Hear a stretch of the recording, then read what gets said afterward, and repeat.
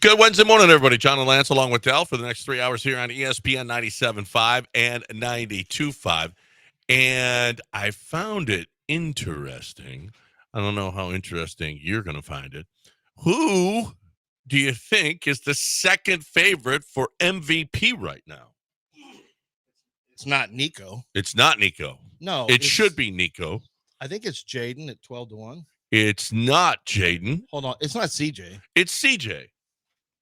Patrick Mahomes 5-2, CJ 13-2, Lamar Jackson 7-1, Josh Allen dropped to 8-1, Jaden Daniels up to 9-1. He was 45-1 last week, and he's 9-1. Huh? CJ. Well, second. I mean, they're 4-1. Yeah, and he's the quarterback. So yeah. And it's not a great year, to tell you the truth. Pat Mahomes is not playing great. He doesn't have the numbers. He's actually playing pretty well. He just doesn't have a lot of touchdown numbers. You know, you think about it, Xavier Worthy has had 2 touchdowns that were runs. He's got 2 running touchdowns in the little jet sweep. Yep. He's gotten, they've given up. They just had a touchdown they scored the other day on a zone read by Travis Kelce. Took the snap and ran a zone read down by the goal line. So some of these touchdowns that used to automatically be touchdowns for Mahomes in his column, he's moving the team down the field. But they're not. But he's not getting the final. It's like he's not getting the home runs. Yeah, it's like a home run total that he's not getting. Nico's not even on the board, and which is a shame because Nico should be ahead of CJ. He should be. Yeah. Nico's played better. Well, but I mean, look at it's here. It's Mahomes, Stroud, Jackson, Allen, Daniels, Darnold, Purdy, Burrow, Prescott, Goff, Cousins, Hurt. You don't find. No, it's a quarterback. It's a quarterback award. Realistically, Saquon Barkley is the first, and then Justin Jefferson the realistically, second. They should be higher. It's 75-1. Then how can then no wide receiver should ever win a Heisman or anything? Of course, quarterbacks are going to have more passing yards. Who has played better relative to expectations? Who has been the best player on the Texans up to this point? The best player has been Nico. Okay. And then he should get the consideration ahead of CJ for MVP. Yeah, that's not going to happen. It doesn't happen, but he really should. Nico's been that good. Oh, yeah. He absolutely has been that good. Comeback player of the year. Right now, it's Kirk Cousins as your leader. Sam Darnold second. Aaron Rodgers has fallen to third. Joe Burrow, DeMar Hamlin. Offensive player of the year. You would think Nico would show up here. Not even on the board. Yeah, it's kind of wild. Yeah. Oh no, Nico is absolutely on the board. He's fifth. Yeah, but he's not top 3. He's not top 3. Derrick Henry, Saquon Barkley, Justin Jefferson, Jamar Chase, Nico Collins. Mm-hmm. Derrick Henry's having himself a hell of a year. I knew he was going to be a good pickup in that offense. I just wondered how they would utilize him because he's a downhill runner. And like one of the things they did was a pitch out. They had him offset. He's over 30 though. I mean, he is an outlier. Oh no, well he's a physical outlier. Everything about him's an outlier. A 250 or 260 pound guy that can run faster than 200-pound guys is an outlier. The ability. But by this time, usually guys are on a decline. He's having a hell of a year. Well, no, And that offensive line, let's not forget, they lost a couple of guys on that offensive line. Yeah. So to figure that he was going to be doing what he's doing now would. Yeah, but Lamar Jackson makes things easier because people have to also scheme for Lamar, so it makes it easier. And I don't know. Last year, when I watched Derrick Henry, his issues were because he couldn't get started. The offensive line was so bad. I didn't see him as like losing a step. I saw it as they were on top of him quick. The Titans are not good, but yeah, Coach of the Year, D'Amico has slid off a little bit, which is kind of crazy. I think Robert Saleh. He slid off. Yeah. Kevin O'Connell's the favorite right now. Yeah, Kevin O'Connell, Dan Quinn, Sean Payton, Mike McDonald, Jim Harbaugh, Raheem Morris, Dan Campbell, D'Amico at 22-1 now. 4-1, and that's where he is. Yeah. Is it not a little strange? Well, I mean, Kevin O'Connell's story. Expectations for the Houston Texans, they can't cover. Yeah. You got to be able to cover the point spread to be Coach of the Year. And they just don't. They just don't cover. They finally got their first cover this week. 1-4 against the spread. And how are you going to win Coach of the Year if you're not covering? No, if you're not. Well, and if you're not exceeding expectations. Well, and we're joking, but the spread is expectations. Yeah, it's expectations. And you're following. Yeah, it's not like a lot is people have high hopes for the Texans, and they're not winning with style points. So that's probably some of it. Robert Saleh really sucked on those 2 throws by Aaron Rodgers. Those I know 2 interceptions. There's a lot of Robert Saleh was terrible there. There's a lot of blowback and pushback to Robert Saleh being fired because, his defense is good. It's the fact is though, the buck stops there. Well, and here's the thing, because Nathaniel Hackett should be out as offensive. Okay, so Ulbrich takes over, and he's got to call the defense now, which Saleh was doing, and he's got to be the head coach. Okay, you might be putting a little bit much on this guy. DeMeco? Yeah, well, but DeMeco at least was calling the defense before. Ulbrich wasn't. Oh, Jeff Ulbrich. Yeah, he's got to call the defense now and be the head coach. Yeah, it's not going to be easy. No. Anytime you fire, people don't understand when you fire a coordinator or head coach in the middle of the year, it is a major, major undertaking to replace them. I mean, their jobs are huge. A coordinator's job is huge. And now you're taking somebody else out of another position group and asking them basically to do 2 jobs. It is a massive undertaking. Or a head coach to do 2 jobs. Yeah, firing coaches puts an incredible burden on a staff. Listen, there's no question. Do you think they should have fired Robert Saleh? No, I don't. I don't think so, but I also am not surprised. I mean, they're disappointing again. And I think wherever Aaron Rodgers goes, he's become a cancer because it's, he and Mike McCarthy didn't get along. They didn't get along for the last 3 or 4 years. Aaron Rodgers was there. It was an issue in their building.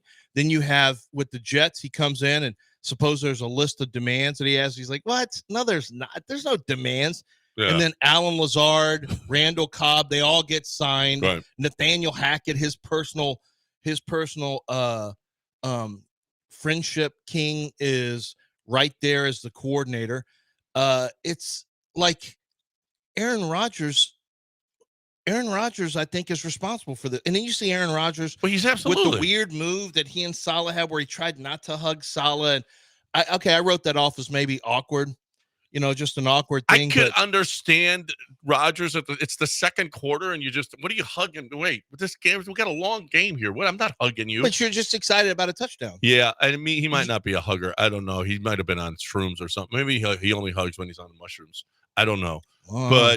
But I listen. This ain't Saleh is 20-36.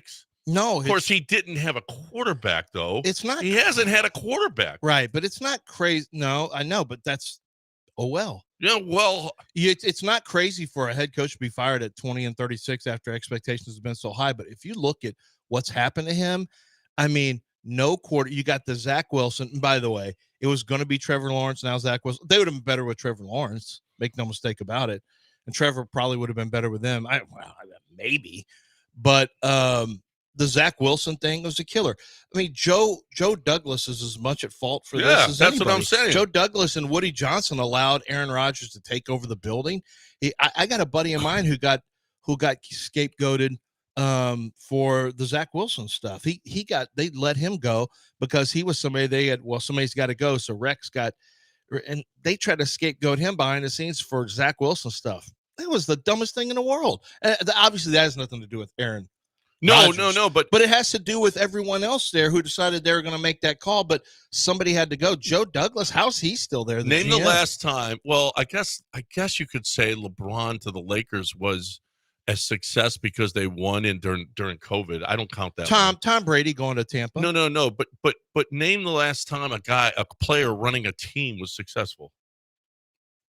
Oh, because Aaron Rodgers is running the team. And LeBron is running the team, and honestly, look at where the Lakers are now, doing everything that LeBron wanted. Yeah, look at where the Rockets ended up doing everything that James Harden wanted. No, yeah, it doesn't work. It doesn't work. It doesn't work. They're not working they're working from a me standpoint and not a team standpoint. They don't know all the ins and outs. They don't know the ins and outs on salary cap. They don't. Yeah, LeBron has been a disaster in terms of the players he's wanted in, the coaches he's had in. Aaron Rodgers bringing in just his friends, just basically saying, I've got leverage. I'm going to get what I want. He's really turned it. It's so hard for me because I really, truly believe he's the most talented quarterback that's ever played the game. But man, oh man, has he hurt his legacy over the last 3 or 4 years. Just all the weird stuff with the COVID. Just say you're you're not vaccinated or whatever, don't lie. The stuff with how he exited Green Bay, the stuff that's been here with the Jets, not showing up in this off season, and he always acts like he's so appalled that, Robert Saleh brought up him not being there in the off season. Aaron's like, whoa, why are you putting our personal business out there? It's a team. You're the quarterback. Yeah. You didn't play last year. He's got to address this stuff. So I don't know. I'm glad we don't have that. Anytime we talk about another team and issues, I'm glad we don't have that. We had the chemistry pours. We're not chemistry pours. We've had James Harden and running things. And Daryl Morey, it was awful. Kowtowing to James. It was atrocious because you knew the wins really didn't matter, that it was always going to be just this nightmare. And ever since James left, he's been trouble wherever he's been. Sometimes small, like with the Nets, and sometimes major issues like with Philadelphia. It's an awful situation to be in. It's awful to have a team that's awful, like the Astros, who previously, were 100 loss. It's like baseball didn't matter in this city at all for several years. It's awful to have a team like the Texans that had the Jack Easterby and Bill O'Brien stuff, where just horrific insolence and incompetence had literally kidnapped an entire organization. And luckily, I think we're out of it. Yeah, we're out of it with all three of them. All of them. Well, we got strong head coaches, Espada notwithstanding. Yeah. With Ime and with D'Amico, and we've got strong GMs in all of them. Dana, I think, is a pretty good, is a pretty strong GM as well, and hopefully he takes the reins and takes it away from people that shouldn't be making decisions.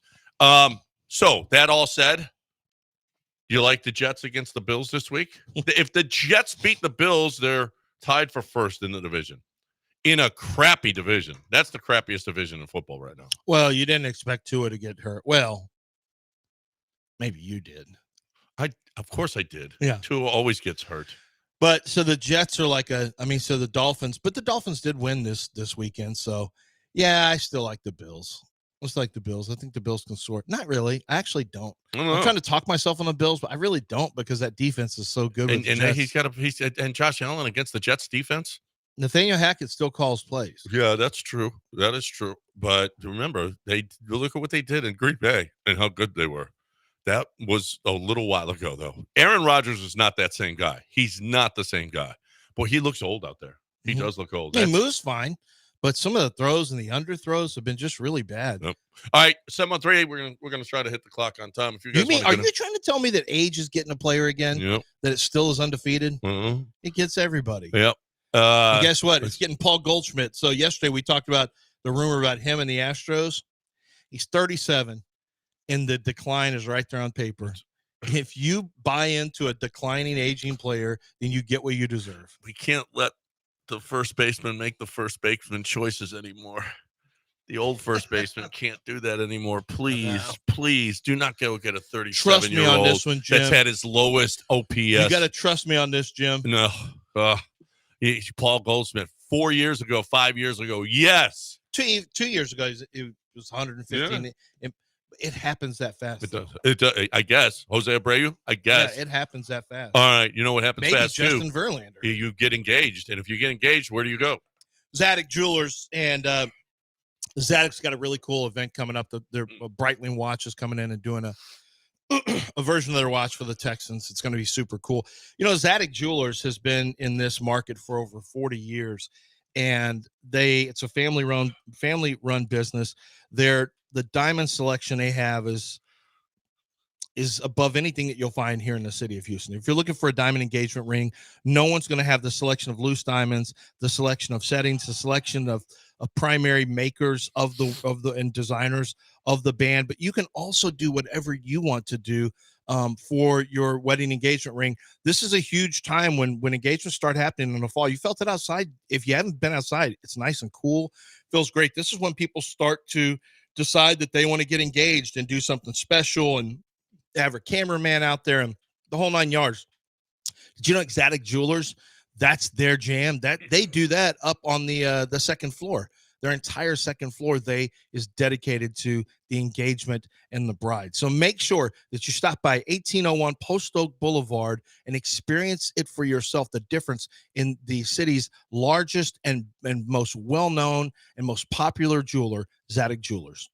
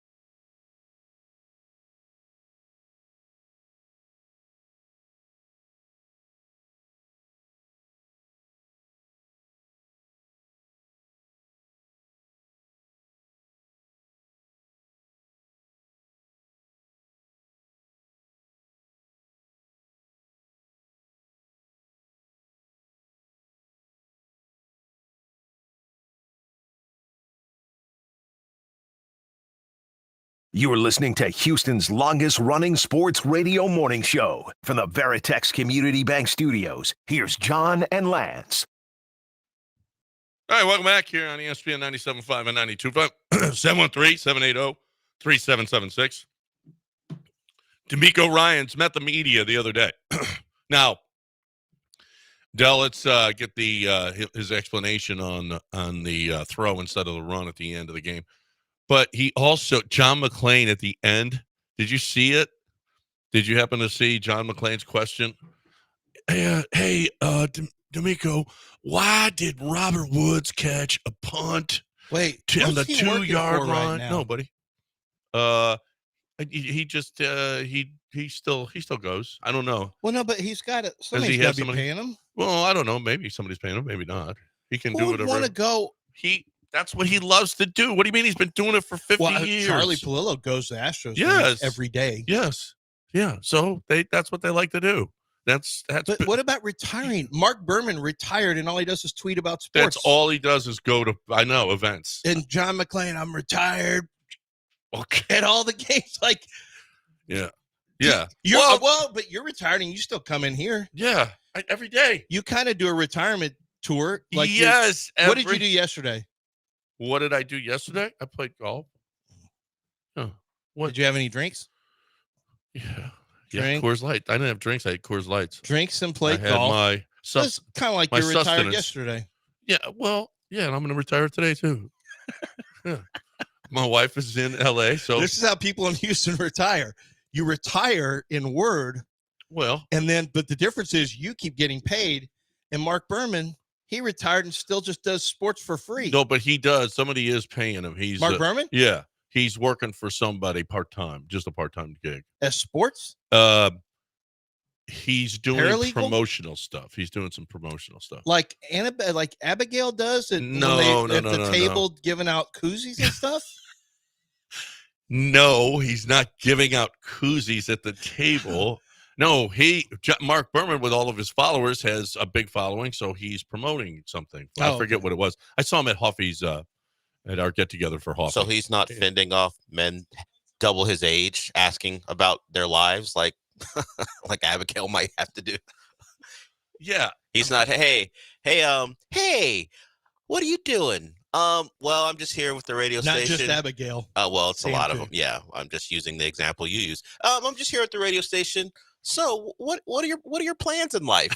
Well, sir, I'm just here to give out shirts if you'd like one. I'm not really here to explain what I like to do. Do you have a boyfriend? Is there a special man in your life? So Mark Berman's not answering questions like that while he's promoting things? well, yeah. Are you married? I don't know, but I don't know if Mark Berman ever gets. Is he that. working for an energy? Are drink you company? married? I don't know what he's. I don't know who he's. I don't know what it is. I just know. I do know that. Yeah, I know he's he doing- retired, and I actually see more tweets from him now Yeah, that he's retired yeah. about sports. Anyway, No, I didn't hear John McClain. so John McClain asked D'Amico, "Hey, I would play it, except it's just so short." D'Amico said, "Yeah, we thought we did a good job on punts," and he laughed and he ran out of ran off the podium. He was like, "Yeah, we did okay with punts." Bye. And he ran. So that was pretty funny. 2-yard line. And Ladies and gentlemen.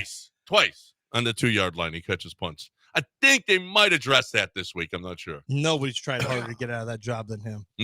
Told you guys on Monday that man was doing his boy a solid. Yeah. Y'all think Steven Sims is so bad? I'll get Watch you this. back, dog. Watch this.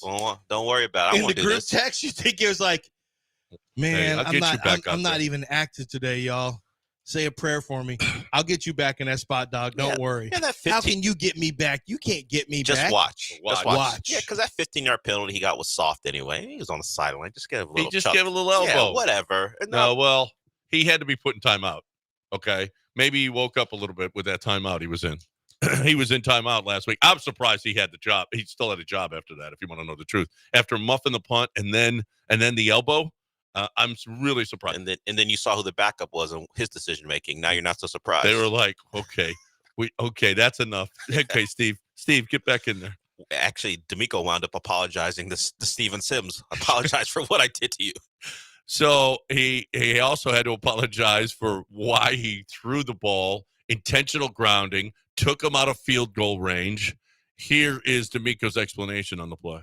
We felt like they would zero pressure us. So, of course, you would like to say run the ball, but not trying to lose yards there. Felt like with the pass, we can get a quick pass there to the side, quick pass to Dalton there, but miscommunication on the route between Tank, Dalton, CJ, miscommunication at a critical moment in the game, not clean enough, not good enough for us offensively. Like in that moment, like we have to be able to execute much better, and that wasn't good enough. Yeah, see, that's interesting. I had heard it yesterday, or day before yesterday, but it was interesting to hear him say that there was a miscommunication by Dalton, Tank, and CJ. Mm-hmm. Like there's no way for us to, unless Bobby Sloak addresses exactly what it was, there's no way to know exactly what should have happened. My guess is, I don't know, Dalton Schultz was running a whip route where you run in one direction, stop suddenly, pivot, and go the other way. I think Tank maybe, I don't know. I don't know what. Well, it's an option read. I mean, he goes down, and if the corner's on his left, he cuts in right, and if the corner's on, he goes out. I mean, it's an option between the quarterback and the receiver, and they botched it. He went in, and he threw it out. I don't know what Tank was. I don't have no idea what Tank's route was on that play, but Dalton Schultz apparently went the wrong way. But Dalton ran a specific route called a whip route. There was not even like, maybe he wasn't supposed to, but I feel like Tank did something. Like, what was Tank? Why did he mention Tank Dell? Yeah, I don't know. Maybe Tank was supposed to stop or whatever, but it looked like he thought Schultz was going out and Schultz went in. Either that, or he just threw the ball away, which is also a possibility. But the fact of the matter is, they shouldn't even have been throwing the ball there. That's the point. No, they shouldn't have been throwing the ball there. No, and that's how much is that on the last play of the game? Could have been a. Of course, it was the fact that you did throw, and then bad mistakes were made by. Well, not necessarily. It's about the same field goal distance that they would have had anyway. It didn't really matter. Matt actually would have been a little closer. So Kaimi Fairbairn, if it's 50 or more, he's going to make it. He's 8 of 9 in 50-yard field goals. They could have run the clock down, last play of the game, kicked the field goal, and won the game like that. Yeah, it may seem like a little thing because you still won. Those things add up. You got to know what you're doing. Oh, no, they could have absolutely lost that game because of that. Yeah, they could have absolutely lost that game because of that. So I watched a long form, just a blowing up Bobby Slowick, and here's why Bobby Slowick sucks. And some video? Yeah. Yeah, I told you, Bobby Slowick right now, people think he's one of the worst coordinators in football. He's calling the bad plays too much instead of calling the good ones. Yeah, right. And it's his fault on all his runs that he cited one example. And again, I mean, it's when, and everything that CJ does is because CJ's good. Everything that CJ does is because CJ's good, and it has nothing to do with Bobby Slowick. So, I mean, we gotta calm down a little bit on the Bobby Slowick. Who was the offensive coordinator for the Longhorns that just got Greg? Who was the Longhorns a while ago when Matt Brown was Greg Davis? Remember how he caught it? Oh yeah. Oh my goodness! And they won a national championship. And it was every day how Greg Davis sucked and how bad Greg Davis was. But the fact of the matter is, well, against the Vikings, they averaged 3rd and 12. Last week, they averaged 3rd and 7. Okay, a 3rd and 7 was the average that they had. That's long. That's not great. Mm-mm. Now, how much of that has to do with the penalties, though? I mean, you're being put, especially against the Vikings. Well, against the Vikings, you weren't good, and you had penalties. Yeah, it didn't help. I do feel like though. At Jacksonville, how many penalties did they have? Yeah, they had a lot. 7 on the offensive line. I think it was 3rd and 8.7 against Jacksonville. 7 on the offensive line. It was 3rd and 12 against the Vikings, and well, they were just terrible. They had a bunch of sacks, and they did nothing offensively against the Vikings.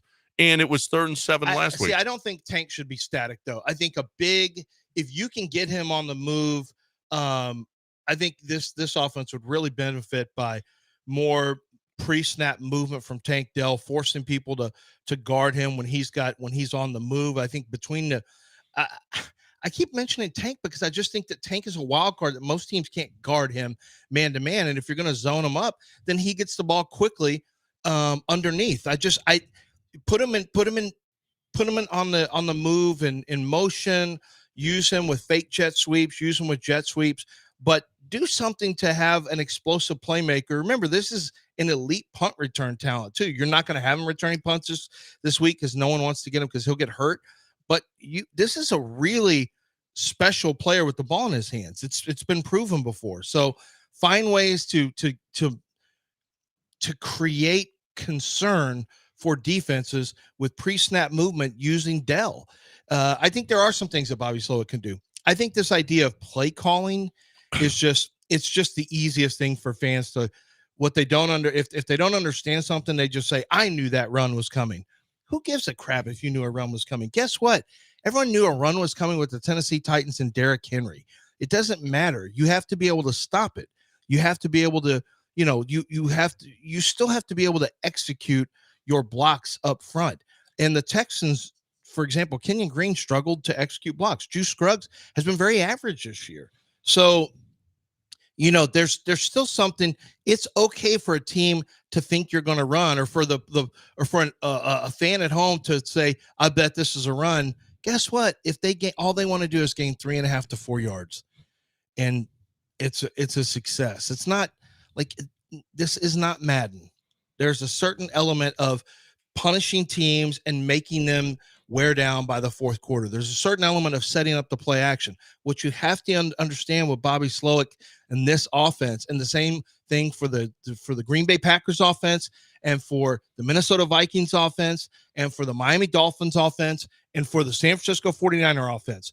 They've got to make you respect the run, because a lot of what they do is based on play action.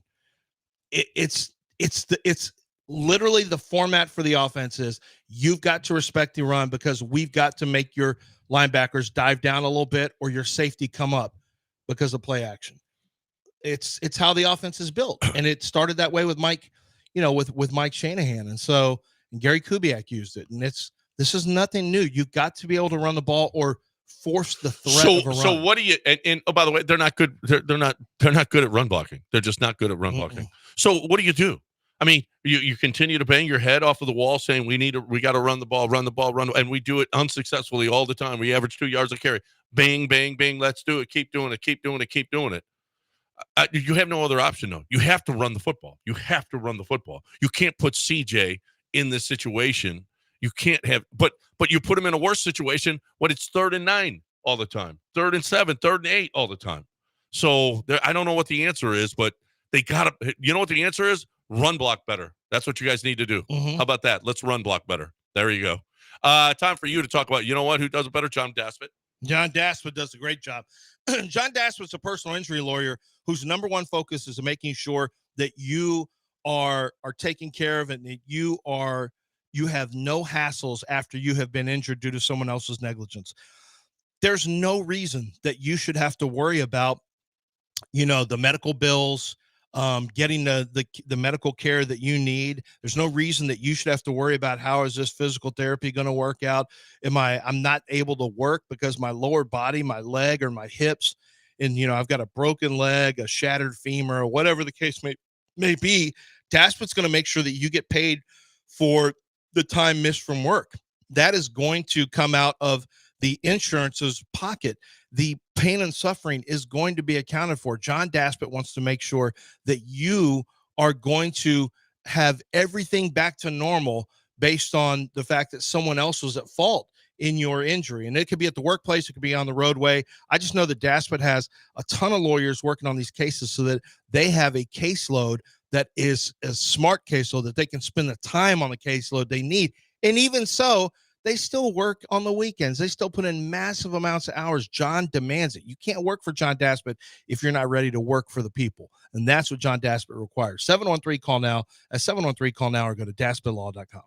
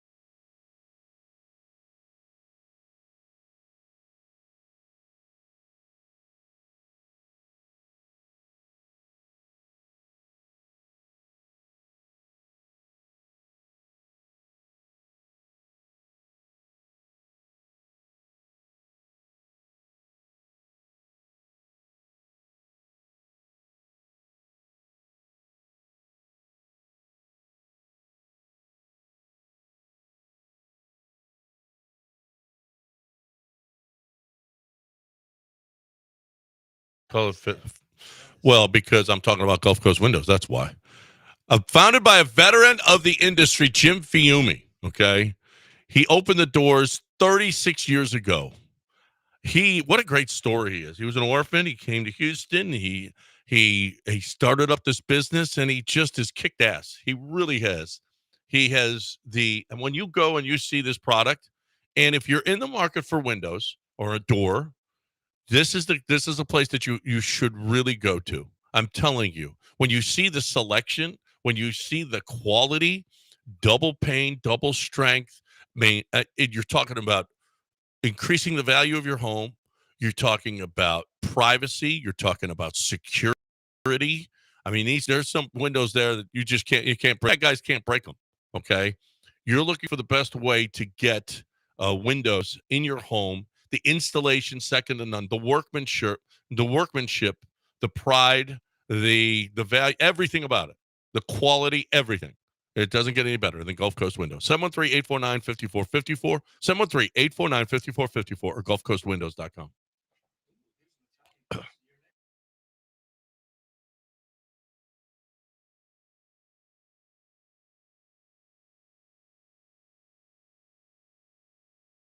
You are listening to Houston's longest running sports radio morning show from the Veritex Community Bank Studios. Here's John and Lance.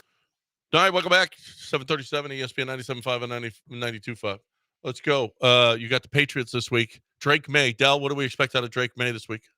You love the selection. Why would you ask one of the generational haters of our time? He really hates him. To ask about I don't hate Drake May. May. You guys continue to get things confused. I hate or dislike the talk around him as if I didn't watch him for several years, and you're going to pretend like what we saw on the football field is not real.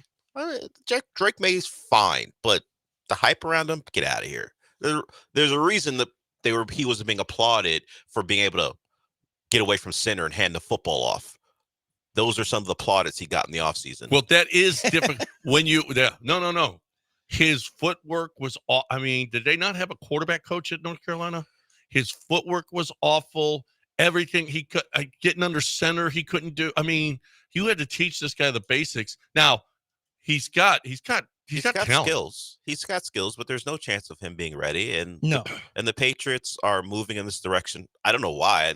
They have to. You're fine, but you're fine with being bad. There's an issue in the locker room with people having any thought that Brissett can lead them to anything. Get a taste of. I know anybody in the organization feels Brissett can lead. No, including he was the head there. coach. He was there as cannon fodder. He was there to take the hits until they figure some things out. So Drake May will be ready. I just don't know why it's happening in week 6. Well, because they couldn't take it anymore. They just couldn't take it anymore. Okay. Because you lose the locker room if you continue to go out there and put up a 10 spot against the Dolphins. Who thinks Drake May is going to put up more than 10 points against the Texans? Nobody. Yeah. So what are you talking? So but at least you know what? At least you give them some hope, and you know what? We start the clock on the future. Well, what I get it was going to happen. I get what the organization is thinking, but the locker room has to go out there and deal with and play with them. Yeah. So if he's bad, but the locker room didn't want Brissett. The locker room's not going to want Drake May. Well, the locker room. Well, once they get a whiff of him, well, they're going to get a whiff. I think they do, but what you do now is you're probably going to get a real scaled down version. So what you're going to see is a lot more Ramondre Stevenson, a lot more Gibson. How much more? All they do is run the football, unless they're put in a situation where they have to throw. But you drafted him. You have to. Dell, you're acting like once he's yours, he's yours. I'm not talking about. You got to develop him. I'm not talking about the future. But if we're talking about the locker room, the locker room has been convinced that Drake May is a better option. The locker room's convinced that Brissett can't do it. Well, they're going to get a taste. Yeah. Well, no, there's a reason that they're going to be the worst. I mean, they're probably they're one of the 3 worst teams in football. There's a reason why they're not ready. I don't know if Drake May is going to be a good pro quarterback or not. I think he's got boom bust potential. But the problem is, you've got to, once you draft him, he's yours, and you have to get completely on board if you're the organization. There's a lot of guys on that team who won't be there in 2 years. Also, so that's why I don't care if the locker room is upset. You guys aren't even going to be here when we want to be good. Well, but I think that everyone in the organization, including the head coach, is on board with, hey, let's see what a different direction can do. And I don't have a problem with it, but you better be careful with how you build. Like, you're only able, I think the thought was maybe you could hold Drake May off for about 8 weeks, and now instead it's going to be about 5 weeks. So this isn't going to be an easy, like the Texans fly around hit. This won't be, D'Amico will show you some different looks. This isn't going to be an easy start for Drake May. This is going to be a challenging start for Drake May. So you're going to have to really keep things simple. But I remember the Pittsburgh Steelers keeping things ultra simple for Ben. I remember the Seattle Seahawks keeping things ultra simple for Russell Wilson. Like, it was wild. And these guys had way more experience than Drake May did. At some point, he has to start and play. You have to start the clock on developing in-game reps. I personally don't have a problem with it, but you do have a job to make sure that you don't put him in harm's way. I mean, he's got to make his mistakes. It's okay for a player to make mistakes. Failure is a positive in many cases. Yeah. It develops, you scab over, you learn. Yeah.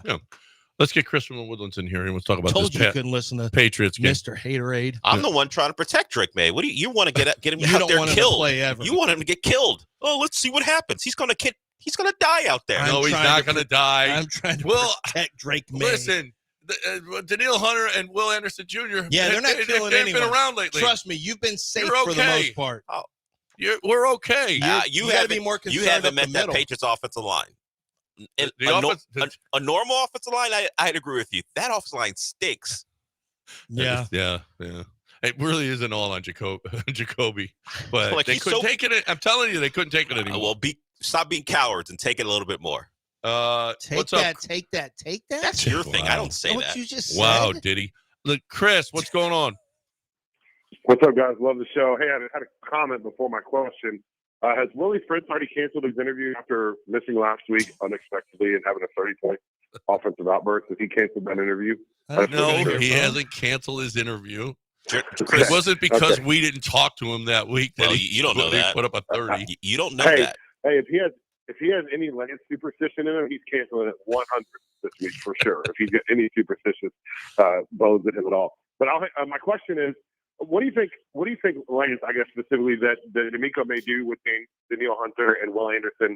I feel like I watched the Chiefs game a lot, and one of the things I think that makes pass rushers really effective, I feel like Will Anderson takes the outside rush a lot, and offensive linemen struggle, I feel like, with stabbing that front foot in, like to come for the inside block. And so maybe if we switch it up a little bit, I feel like those two guys really, really rush hard outside. And then my second question is kind of like a personal question. Like, how does someone get recruited to college football? And I'll be a little more specific now. Hang up and listen. My son plays six-man football, and we played against a team this week in North Houston. And six-man football, everybody's small. Except this kid ran through the tunnel that was 7'350. And I walked up to his parents. He's 16 years old, wears a size 18 shoe. And I said, "Have you guys considered college?" And they go, "Well, we don't know anything about college. This is first year." And this kid's running through people's demise. It's like watching Michael Orr out there. I've never seen anything like it. And I asked his parents, "How do you get, about getting recruited? How does someone get recruited that plays small school, high school football?" Oh, it's easy. I've never You just seen a go kid to like this. I mean, it would blow your mind. Yeah, just go to a camp. Just go to camps. Yeah. Once you go to camps, you get heights and weights into a database. Send your kid to University of Houston camp. Send them to Texas A&M to Texas camp. They trust me. Yep. Once you're at a camp, they see that monster. They'll know. Yeah. Once you're in a camp, that's how you do it. Secondly, you actually are saying something that I noticed this weekend too, is that everything stays on the outside track. I'm not seeing inside spin moves. I'm not seeing the two-way goes where you give them that, where you charge hard on the inside, you charge hard, and then off the outside foot, you push and make the move inside. I think they would benefit from maybe showing a few more inside moves because it seems like they're just being ridden around. And also, when you get to the top of the rush, when a pass rusher is going on the outside and he gets to the top of the rush, top of the rush is where a quarterback, his set point is established after the drop back. Once you get to that top, anything beyond that, you're going to get run around the pocket a lot of times. So that's when you work your way back underneath. That's what TJ Watt is so great at. He never runs past the set point. He always works his way back underneath. So I think there are some things that those guys can do to be a little bit more consistently dangerous, but we'll see. I mean, it's their job to figure it out and get after the quarterback. Drake May's liable to hold on to the ball longer than usual. Rookie quarterbacks usually do, so he'll hang on to it longer. The Texans will get to him. The Texans will sack him at least 4 times. Yeah, I think that, well, it's time for Will. And now Will Anderson almost got to Josh Allen on the last play. And Yeah, he was. It caused this, almost caused the safety, but almost just didn't good enough. Now he did make him. It was a pressure, and Yeah, almost he can had to be get good rid of the enough ball. sometime, yeah. Yeah. Depending. I mean, it made him punt, and then the Texans got the ball back, and they kicked the field goal to win the game. So it was kind of a big deal that Will Anderson Jr. did that. But Will Anderson Jr. and Danielle Hunter have been 2 of the bigger disappointments this season. After a big game in week 1, and well, against the Bears too, in the first couple of weeks, they, it was like, here they go, they're taking off, and then nothing the last 3 games. Really, literally nothing the last 3 weeks. So, I have a feeling they'll have a big game this week against a rookie. I do too. I think they're going to pin their ears back and just come after him hard. 746, ESPN 97.5 and 92.5. Oh, if they get behind the sticks and getting 3rd and longs, that is a major issue. If you are a defensive line coach like Chris, you could call in, or maybe you're a wide receiver coach or a running back coach, or maybe you could coach any guards. coaches. Yes. Any coaches. First of all, coaches go to the front of the line. Always. Women and coaches go to the front of the line on And this show. women coaches, and holy female crap. coaches are immediately Right. I mean, we will stop everything we're talking about. 713, not you, David. Don't do one of your characters. There's a 713-780-3777. There's a story about a female umpire. Have you seen this story? Oh man, it's a when we it's a come nice back, one. why don't you? That's something I've never heard a story like this. It's different. It's different, and we will talk about it on the other side right here on ESPN 97.5 and 92.5. Right now, I'm talking about Chastain Ford. I'm talking about my peeps that I really, really, really respect. I love doing business with them. I've done a lot of business with them already, and I will continue to do business with them because I love the way that they do business. And that's not always the case in the car business. I've seen dealerships that are like, sell, up, mark up, add on. How much did you get for that? Get more. Whatever. Just work that deal as hard as you can. Make as much off that car as you possibly can. Never heard that at Chastain Ford. Matter of fact, it's just the opposite. Let's see how much we can get you off. Let's see what the rebates that we can get you. Let's see. How do you need this car? What are the payments that you have to be at? Not here. This look at this vehicle here. Oh, and it's going to be more, and we're adding this. Oh, and you got to add this, and then by the time you're like, well, that's not what we agreed to. That's not the case at Chastain Ford, man. I'm telling you, you're going to get a square deal. You're going to get the best deal. You're going to get all the rebates. You're going to get no add-ons. You're going to get no markups. You're going to get that vehicle at the price that you need that vehicle to be at, all at ChastainFord.com. You can do it all online, which you can't do at other dealerships because they want you in there and they want to upsell you. That's not the case at Chastain Ford. Or you can go at 610 at Homestead, not Hempstead, just 5 minutes from downtown Chastain Ford.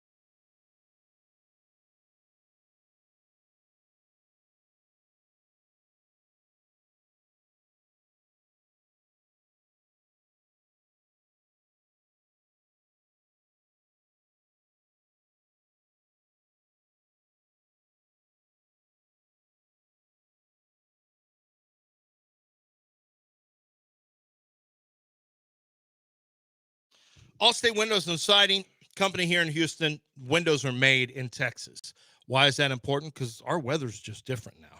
We've got hurricanes, we've got droughts, we've got extreme humidity, we've got blistering heat, we've got, cold fronts that come in at about 12 degrees or 6 degrees or whatever and freeze everything out, and our grid goes down for months or whatever stupid thing is happening.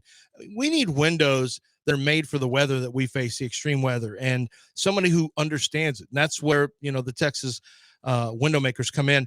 The windows are extremely high quality. They are designed to limit the amount. Well, what they do, the ancillary benefits are they limit the amount of noise that gets in your home. It's properly sealed, so you don't have the dust that gets in or your air conditioning that seeps out.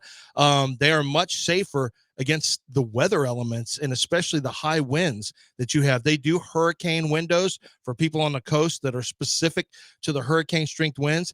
They do it all. Allstate Windows and Sidings have been in business for years, and they are giving big discounts for ESPN 97.5 and 92.5 listeners. Simply reach out to them, let them know you're a listener, and get big discounts on your window installations or complete siding jobs. It's allstatewindowsandsiding.com. That's allstatewindowsandsiding.com.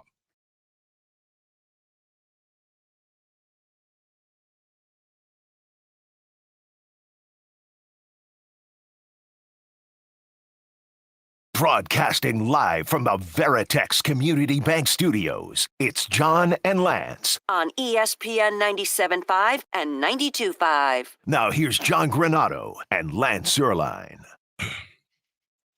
So Gina Quartararo. Gino Quartararo. Sounds like one of my peeps, but I'm not sure. Ooh, and that you know name what? pops up quick on the Google search. Yes. She's an umpire, a minor league umpire. And apparently there are some lawsuits now because of her behavior. A couple of minor league male umpires are suing Major League Baseball because of the behavior of Ms. Quartararo. What could they possibly be suing baseball over? Well, a second minor league umpire has now joined a lawsuit against Major League Baseball, alleging he was fired after he reported he was sexually assaulted by Gina Quartararo. Alexander Laurie was added as an additional plaintiff in a lawsuit by Brandon Cooper, who sued Major League Baseball and an affiliated entity last April in federal court in New York. Laurie said in the suit he was sexually assaulted on March 17th by Gina Quartararo following a charity event. He claims he was terminated in retaliation for reporting the allegation to the Association of Minor League Umpires. Apparently, Ms. Quartararo is aggressive. Okay? That's what's being alleged. That's what's being alleged. Allegedly. We have not seen this. I don't remember seeing this. And we've seen this on the other way, right? Well, here's what it is. Cooper said in the original suit that Quartararo derided him with homophobic slurs and crude remarks because he is male and bisexual. Oh. Well, he also got sexually, the allegation says he was sexually assaulted by her. The Associated Press does not usually identify people who say they've been victims of sexual assault, but Cooper's publicist consented to his name being, in the original suit, Cooper alleged a hostile work environment and wrongful termination and or retaliation because of gender and sexual orientation. That was his original one. Major League Baseball is based in New York. The amended complaint adds an additional claim of violation of Title IX. The suit says, right to say, blah, blah, blah. So we don't find out. I mean, it could be sexual assault can also be touching. Yeah. Too, by the way. Yeah. It doesn't mean that his pants were yeah, we don't know. We don't know what the sexual assault was, alleged sexual assault was. But we've seen this before, only in reverse, where the male and assaults a female, and then the female reports it, and she is ostracized or she kicked out. We saw this at Baylor. We saw this happen. We've seen this happen in multiple instances, but we've never seen it the other way. Well, where men are alleging. Baylor was pretty rough. Baylor was really rough. Baylor was a lot of rape going on. Yes, right, Yeah. right. This may have been because his original lawsuit was sexual orientation. So and then he changed but here's the deal: is he complained? He was a whistleblower to the Umpires Association, and he got fired. And also, that's what he's alleging. That's what he's alleging. And also, Alexander Laurie is alleging the same thing. He got fired because he brought charges against Quartararo, and he also was fired. Boy, they're covering up for Gina Quartararo. If what they're saying is that they're covering up, they're getting fired because they're bringing assault charge. She is apparently, well, by all accounts here, a bit aggressive.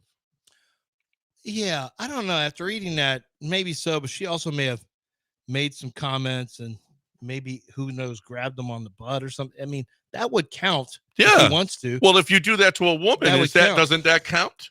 So this is a get back. I see you're spending a lot of time on this because you feel like something's got to, like payback. Well, it's not right. If it was reversed, if a guy went up and was calling her, calling her names, lesbian, whatever the case, and grabbing her, however, no. then we would have issue with it. Okay. All right. I'm assuming, we'll let the legal process take. Well, right, exactly. The legal process will take, obviously will, but this is something seems to be thrown out. It was in the notes in the Houston Chronicle this morning. Well, are you outraged? The baseball notes. I mean, it is. Are you outraged? Huh? Are you outraged? I am outraged by the Umpires Association. Well, I'm outraged by the Umpires Association just firing people because they're making allegations toward an umpire. This is like Eastern League. This is also independent. Yeah. They're suing Major League Baseball over it too. Yeah. Yeah. Yeah, because this is the system. They're in the system.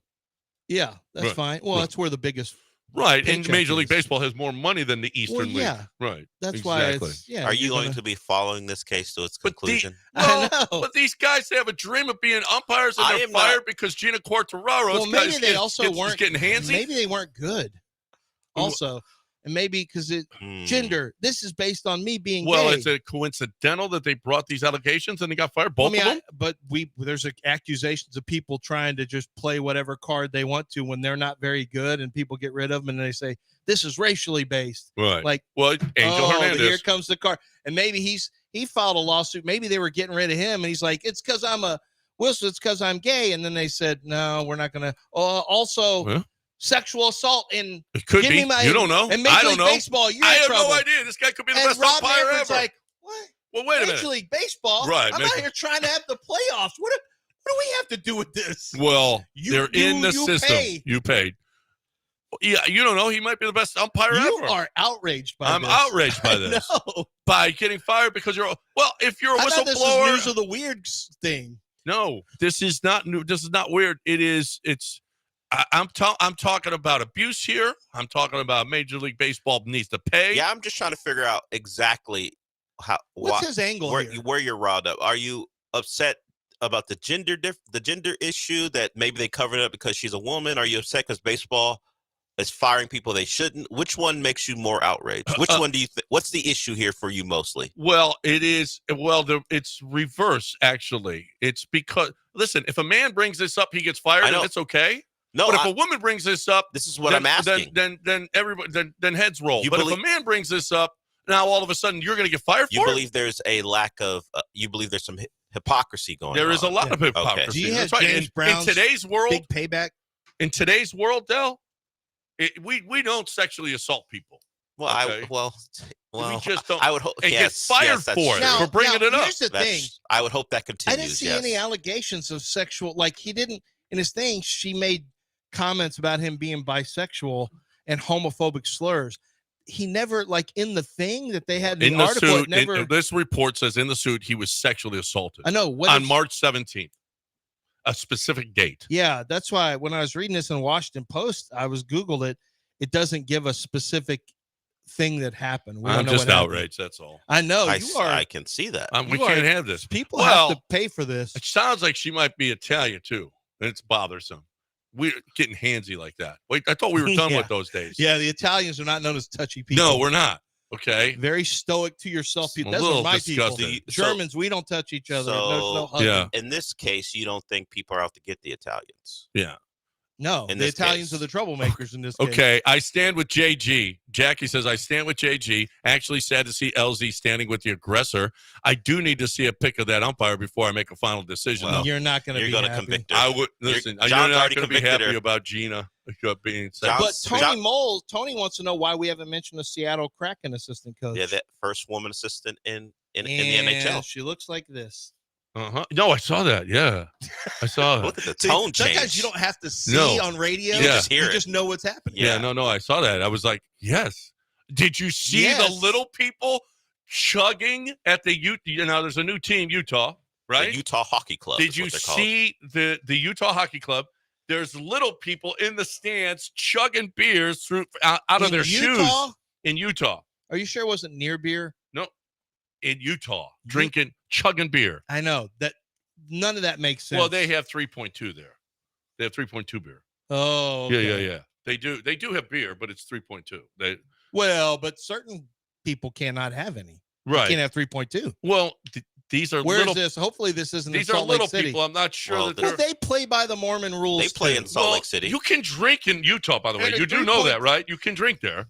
Well, not if you're Mormon. You're not going to. Yeah. Well, but I From a don't know. religious I'm standpoint, guessing they're not, since they were chugging out of their shoes. no. And 3.2 might be able to get a little person messed up. Well, yeah, it could get you. You drink So I'm enough, it'll saying, get you're a, like a big person a messed up. 3.2 is maybe conversion chart in 8.1.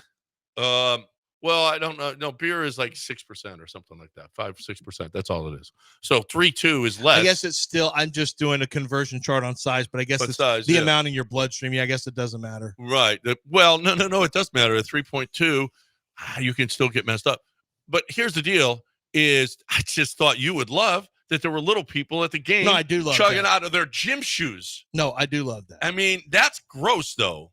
I didn't know little people were gross like that, drinking out of their shoes. Okay. Well, it just They took them off, poured the beer in their shoes, and drank Where's it. your outrage now that they're forcing little people to chug beer for They fun? weren't forcing them. Where they were you- having a good time. No, They so was Gina Quartararo. She was having a good time too. And you're outraged. Well- and now all of a sudden, little people are being forced on a screen to drink beer out of their shoes No. for the amusement of people in the stands. And you're like, yay! Listen, Where's your outrage? it's a thing. It's a thing at all games now. If you get on this big screen, that you chug, and the little people did it. Only they did it out of their shoes. What do I Google to see I'll this? show it. I'll show Just you. tell. No. I want you to tell me what I just wanted you to tell me what I Google. Just tell me. no, Little just tell people, me. Utah Hockey Club. Little people Little people Utah. chugging. How about Little People Utah? Well, I don't know. There's That's a a little town broad. called Little people, Utah. You're going to get a lot of different results. Yeah. Salt Lake City's Hobbitville, aka Allen Park. There's no evidence that little people ever lived in Utah, but there's a neighborhood in Salt Lake City Well- called Allen Park, sometimes referred to as Hobbitville. Okay, Little People Utah Hockey. Now Well, we'll try this. No, yeah, the Utah Hockey Club. Spit and shit. and- Oh, here it is. Yeah. See, And let me see how much. Let me see if I'm outraged by this. you're not going to be outraged. They're not forcing them. They don't have a gun to their head. Chug this beer, little person. Yes, this is a setup.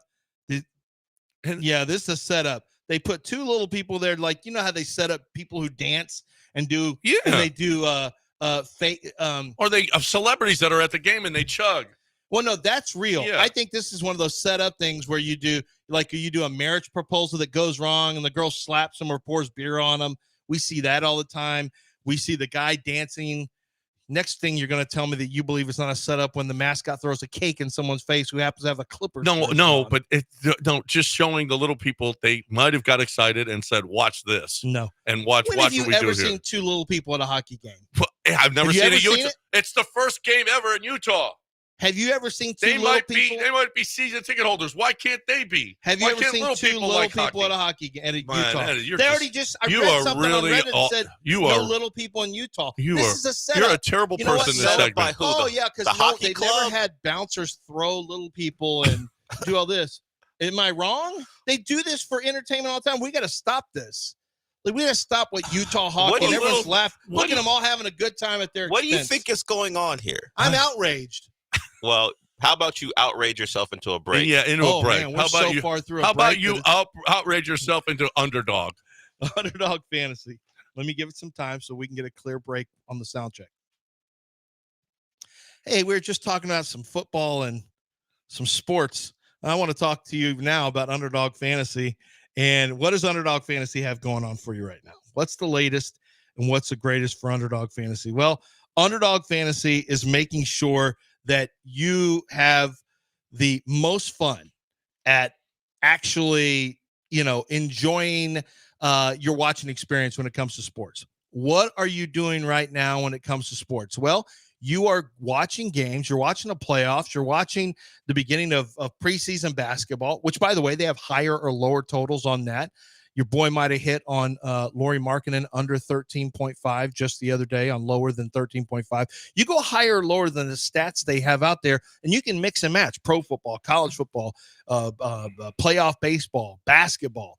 You just have to find the amount that you are looking for between 2 and, well, as many as 8 right now. They have something called the streak, where you try to hit a 10 player high or low streak. You don't have to do it all at once. And if you hit that, you can win like $50,000. Like, they're adding new features to Underdog faster than I can even keep up with it. It's incredible. And there are more ways to win big money than ever before. Pick higher or lower in your cash bonus game, and you've got a chance to make big money. You must go to underdogfantasy.com. Go to Underdog Fantasy and check out or download the app. And what you're going to find is that Underdog Fantasy is very easy to use. It's very easy to download, and you are going to be able to quickly step into the cash prize events that they have there. Use promo code Lance. They're going to give you a gimme first pick, and you're going to get up to $1,000 cash bonus on your first deposit. You must be 18 or older and present in the state where Underdog Fantasy operates. Terms and conditions apply. If you feel like you have a gambling problem, call 1-800-GAMBLER. Go to ncpgambling.org.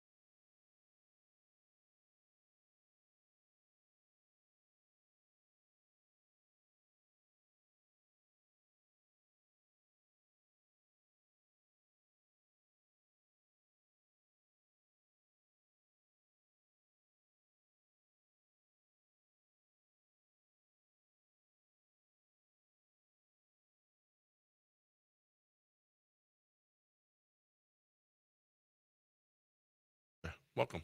It's Salt Lake City. 8:10 on ESPN 97.5 Right, and this is 92.5. like Salt Lake City's heavy Mormon. Heavy. Matt Thomas told me about this. Like, they are not friends with you. No. You're friends from 9 to 5. You're friends at work, but they don't do stuff with people who are not their religion. Once work is over. Right. And it's heavily in Salt Lake City, but like Park City's not. But Salt Lake City is heavily Mormon. How are they? They're going to be beer sales are going to go well there with their hockey team is in Salt Lake City. Yeah. People, you can't just sometimes eat bacon if you're Muslim. You can't just sometimes if you're Christian or if you're Catholic or Christian or whatever. You can't just have sex. Before They've had a pro sometimes. team there. Right? They had the Jazz sell beer. What's that? The Jazz sell beer. The Jazz, like you guys. Yeah, there's sale. I mean, at games Jazz they sell sell beer? beer. They don't sell You have to, they don't buy them. You have to join the club. Can you even? I had to join a club when I went up there for the Rockets, covering the Rockets up there. But a lot of people won't drink beer. Yeah, But they also don't drink No, I caffeine. mean, I would imagine they're going to have the least beer sales in the NHL High Sprite sales. and NBA. Correct. Or, well, I'm not sure that they're crazy about that sugar either. No. Sugar's okay. Okay. It's caffeine. All right. So you can have sugary drinks. Well, I'm not sure. But here's the deal. You don't know. I do know. You can't have caffeine. Okay. So coffee sales are going to be the lowest in the NHL. Yeah. Coke sales are going to be lowest in the NHL. Caffeine-free Diet Coke might be pretty good. Okay. Like I said, Sprite will be They okay. might lead the league in Diet Coke, caffeine-free Diet Coke. Caffeine-free Diet Coke. Caffeine-free Diet Coke. And Sprite, like I said. And Fanta. And they're going, I would imagine they're going to come in last in beer sales. But they still are going to sell them there. They're still selling them there. Yeah, because I wouldn't want to go there. I'd be like 3-2. Well, listen, like the bathroom line is probably not that long at a Utah game because not everybody's just throwing as many beers as they possibly a lot of could. water, actually. Well, yeah, okay, if you hydrate or you just sit there. It's going to be the best place to go get a beer because there's going to be no line. Here's my imitation of the guy walking up with the thing. Water, cold water, caffeine-free Diet Coke, caffeine-free Diet Coke, cold Fanta, ice cold orange Fanta, grape soda, grape soda here. I have a friend who lives in Utah, goes to games. I'm going to ask and see if they respond before the show about beer sales and is there everyone sitting next to them buying beer. She goes to a number of Jazz games. I'm going to find out because you seem to have a very strong opinion on what goes on in that building. Yeah. I'm telling you, well, I'm pretty sure in Utah it's going to be the lowest beer sales in the league. No, I think John I'm going to go out on a limb. I think he's going to end up being right there. But and 3.2 is not getting anyone messed up. You can have. It's just going to be a really expensive. No, it does. I've drank 3.2 before. 3.2 you drink enough, Lance. It's just now if I drink 2, that's 6.4. So I mean, you keep on drinking them, and you got. John, do you get messed up after 2 beers? No, but you have to drink more, is what I'm saying. But I you know. can't get messed up. That's my point. Do you know how costly it's going to be? Well, that's all right. I've done it before. I've been in a place with 3.2, and I still got messed up because the cost doesn't matter. It's the goal. The goal is to get messed up, and you can achieve your goals. You got to drink a lot more beer because the alcohol level is much lower than anything else. That's exactly right. You got to drink a lot of beer. That's right. And that's not going to be easy. 3.2. Your Coors is like Lance, in the high I've done it. I've been in a 3.2 Where have state. you been in a 3.2 place? There are a lot of places that are 3.2. There are a lot of places in the country that some places don't even sell beer. I don't know if you heard. Yeah. But there are places that are 3.2, and you have to, and you know what? You just have to drink more. That's the goal. Drink more. Okay. And it's also pretty good for the distributor because you sell more. Because people have to drink is an more. extremely low. No, it's actually by not. Volume. It's not yes, that low. It is. No, it's not. It's the lowest. You know the alcohol. You know the vodka, and it's like it's in the 12s, 13s. Yes, it's way, and you can have 3 of those drinks. How many beers would you have to have? 10 to get drunk? I'm just saying to get buzzed. 3.2 is low. Coors Light alcohol percentage 4.2. Yeah, yeah, and everyone talks about Coors Light being super weak. It's and guess what? 4.2. I'm able. 3. You drink a high number. And it doesn't take that many more at 3.2, Lance. Okay, it doesn't take that many. How many more. does it take you at 4.2? At 4.2? I don't know, 18, 20. Okay, case is made. What's no that? one's drinking 18 beers at a hockey game. No, that's my whole point. You- You got to have a ton of these things. No, you can. I'm 18. I'm exaggerating. Okay, you can 10? easily 10, 12. Yeah, 10 or 12. Who do you know who's had 10 or 12 beers at a sporting event? absolutely. A lot. Do you ever see the cups that are full, that go through Yes, the crowd? they're by the not way, one I don't person. know if you heard, but people actually drink before the games too. I don't know if you've heard that people go before the No, games they and don't. drink. You drink right there in the stadium only. Oh, that's it? Okay. Yes. All right. Lance apparently has never been to a game in his I've life. been to games before. 3-2. You think 3-2 is going to get you messed up? That is the weakest. You've never tried it. You don't even know. So stop talking I about drank beer before. I drink harder alcohol than 3-2 beer. I know it. You can get stop. This is an idiotic conversation. You know what you should talk about? Maestro Dobel. All right. Okay. Now there. So Maestro Dobel's got a new 2.5. You can drink 5 bottles of it, and you're fine at a hockey game. Okay. And there's no people putting it in there. Maestro Dobel, you're not going to put it in a shoe and drink it at a sporting event. Okay, Maestro Dobel is classy. Maestro Dobel is to be had in an actual glass with maybe 1 ice cube, about a 2 to 2.5 ounce pour, and you sip it. It's a sipping tequila. It's great, but a lot of times people are going to use it for cocktails, which is awesome.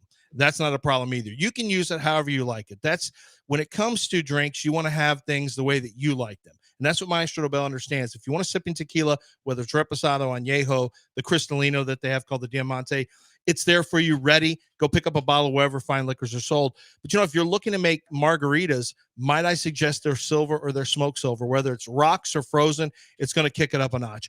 A top shelf tequila at a reasonable price, that's Maestro Dobel. Wherever fine liquors are sold, you will find Maestro Dobel.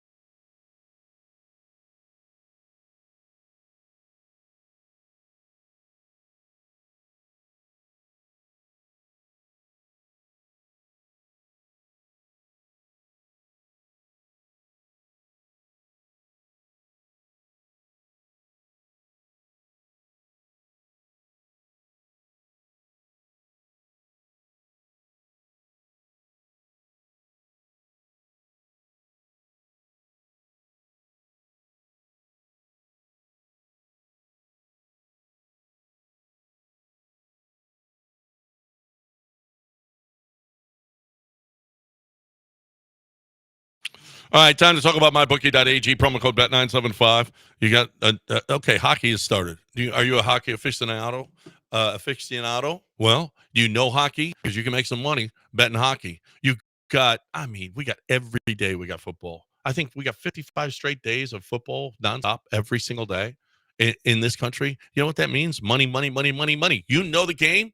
You use your knowledge to go out there and make money with mybookie.ag, promo code BET975. You will double your deposit when you initially sign up or when you deposit it, but you got to put in promo code Bet975 to double your deposit. It's still going on right now, so make sure that you check it out. You got a limit on how much you can that they're going to double, but they will double your deposit at mybookie.ag, promo code Bet975. Tomorrow, you've got a free bet. Every Thursday, you got a free bet through the football season that you can that you don't pay. But if you win, you get paid. How about that? That's awesome. And then you got MyBookie Plus, where the more you play, the bigger giveaways and all kinds of great stuff that they're going to do for you. So you're looking for a great place to play, win, and get paid. MyBookie.ag, promo code Bet975. Bet anything, anytime, anywhere. MyBookie.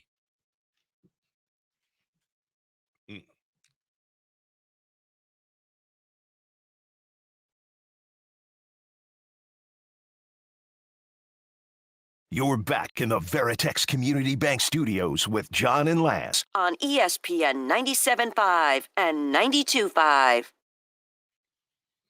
All right, welcome back here on ESPN 97.5 and 92.5. Man, you want to talk about that Padres-Dodgers game last night? The Padres jump out 6-1. Teoscar Hernandez comes up with the bases loaded. Grand slam, 6-5. And the Padres are able to hold them off. And the final was 6-5. Manny Machado made a play yesterday that was, I think they scored them all in the second inning. They scored the 6 runs in the second inning. A ground ball to first. He's on first. He runs into the infield grass. The throw, Freddie Freeman throws it off of his head. It goes into left field. They score the run. Still nobody out. And they put up a 6 spot on the Dodgers, and they lead the series 2 games. It can't be any better than the Dodgers being eliminated again in the division series. It just can't be any better. With all these can't high happen to worse people. If the Yankees and Dodgers can go away early, it's the greatest. Yeah, well, and the Yankees they're tied at a game apiece. If they lose to the Royals. And Aaron Judge does nothing again. Now, Mookie Betts was 0 for 22. Yeah. 0 for his last 22, but he had a couple of hits in his first couple of bats last time. An Altuve going. Yeah. It was bad. And he was going to catch the same Judge stuff, although he did have a couple of hits yesterday. But this is awesome. Detroit is tied at 1. Kansas City's tied with the Yankees at 1. The Padres are up 2-1, and the Mets are up 2-1. All the dogs are coming in. Do you see how high the ratings are for baseball playoffs right now? Is it big? It's sky high. They're setting records. I'll see if I can bring them up. Is it because the Astros are out? I think I saved it. But here it is. MLB ratings are soaring. It's up 41%. Really? Yeah. That's nice. Shohei Ohtani's a big reason. Yeah. Already enjoying the presence of the Dodger superstar Ohtani in the playoffs for the first time. TNT, Fox, and Major League Baseball collectively posted a 41% boost in viewership across the initial 2 days of the division series on Saturday and Sunday. Within that overall boost, Fox averaged 3.64 million viewers. I mean, that's Caitlin Clark territory there. Wow. Caitlin Ohtani. Yeah. The average is the highest such mark through the second day of the playoffs in the playoff round since the network's Fox Sports 1 channel began showing postseason. TNT Sports, meanwhile, generated an average of 2.6 million viewers. So it's really. I'm telling you, I'm interested. I mean, I want the Padres. Of course, I put a little something on the Padres, and the next day, Joe Musgrove as Tommy out. John. Yeah, I'm like, what the bleep? And that rivalry is as good as any rivalry right now. What's the best NFL rivalry right now?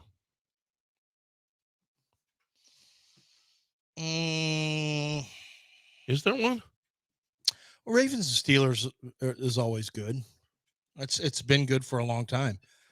I think what could become, Lions, and I think you might want to look at Lions and Packers. Vikings and Packers, still a really good one. Vikings and Lions is going to be a good game this year. Falcons and Saints are a good one. Very quietly, Falcons and Saints, those two fan bases hate each other. No, they hate each other, but it doesn't inspire anyone nationally. No, but they had a good – I guess Philadelphia versus somebody, Dallas.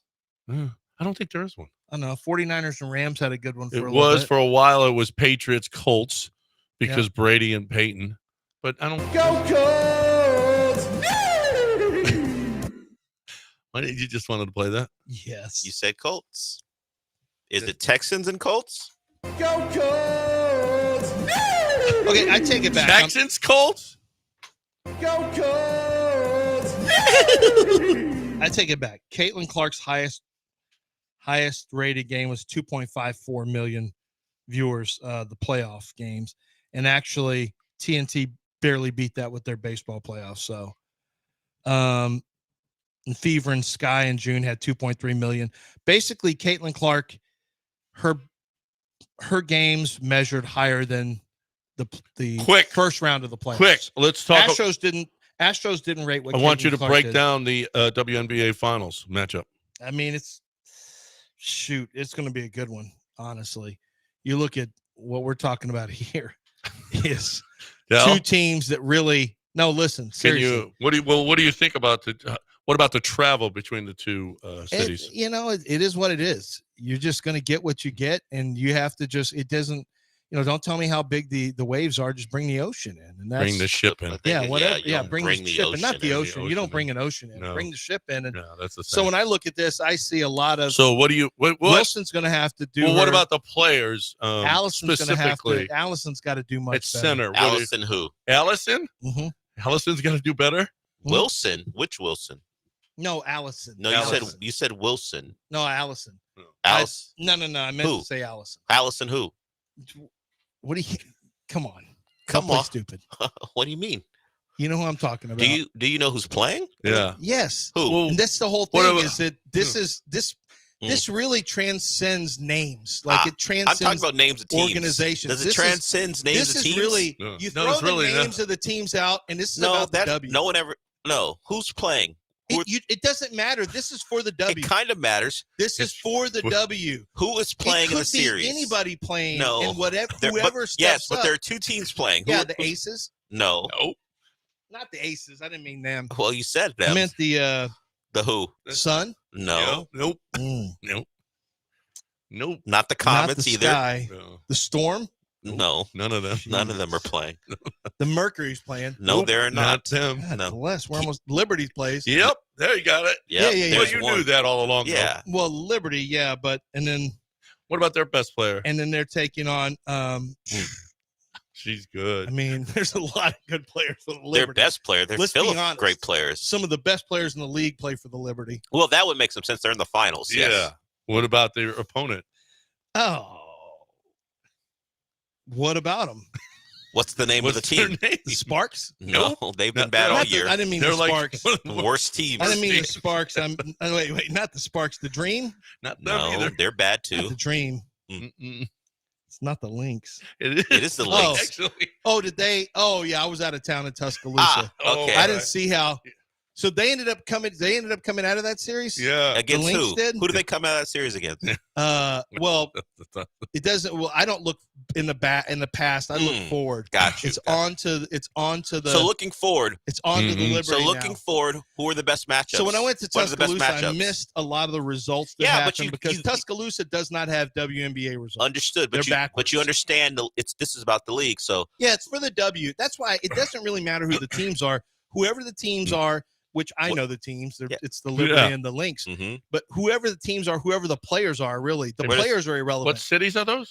Minnesota and New York, Oh, okay. you're going to have to But- do it for the W. but- this Yeah. is for the W. but basketball is a star-driven game. So It doesn't. who are the but stars That's in what the- I'm in the saying. series? Everyone's going to have to step up. everyone. Everyone's going to Mhm. have to step up. Everybody. But if someone doesn't step If up, somebody said, "Oh, Diana Taurasi's got to step up," what would you say? I would say she doesn't play in this game. I would say this. If somebody she's said Caitlin been Clark's going to eliminated, step up, yeah. you know what I'd say? Yeah. She doesn't play here. Brittany Griner, I'd say, "Hey, pull your head out of your ass, dummy.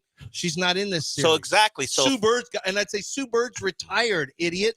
but normally Exactly. Right. That's why you can't rely on this. No, that's Bill. no. You got to rely that's on. not how it works. Aja Wilson's not walking through that door Well, to of save course, the because she series. plays for a different team. But the point is, That's what I'm saying. We normally the best players have to step up if you want to win a Right. title. So who are the best No. players in this series? Everybody's got to step Ah. up. I would argue that the kiss of death. Oh, who's the star there? Was it Aja Wilson? Was it Caitlin Clark? Was it Hakeem? No. It was Mario Ellie. Well, the other and one- he's just well, a lot Angel of people Wilson- don't that's even a know long- who he is. That's a long That has time ago. nothing to do with it. Angel That's my Wilson and point. Caitlin Clark weren't alive. Some of So the biggest shots happened without. Was it LeBron that hit the shot from the corner? No, it was Ray Allen. So who's one of the best shooters in the league that's going to be? Ionescu? Yeah, that's Yeah, absolutely. obvious, I see. but that's the only one that I want to talk about. only one. Okay. You don't want to talk about Breanna Stewart at all. Now she's well, if you want to, but like I said, I like to play down the star aspect. So- I like Okay. to play up. Everyone step So up. name a for role player. W. Name another role player for the Liberty then. Yeah. They're all important to me. I don't like to. I don't like to single out people. It's like Trump's Are Bible you though? verses. Yeah, it's very much like I what's like your them most all. important I like all these players. I like many players on these teams. Mhm. As you know, I love the W and I love all of the players. I don't want to single out an individual player. I want to put shine on all of them as a collective unity without names. I don't want to use names. Let's Oh. just say women. You want Or- to put shine on women. Maybe they, maybe she, her, they, them. That okay. All of that, Well- and then we're going to put some shine on as a collective, all of them. All of them. So yes, I'm excited for the W having a finals, regardless of who's playing. You're just excited. Yeah, I'm excited. You're happy for them. Yes, I'm excited for Sabrina Ionescu and Breanna Stewart and really all of the players, Throughout all the of the whole- top players.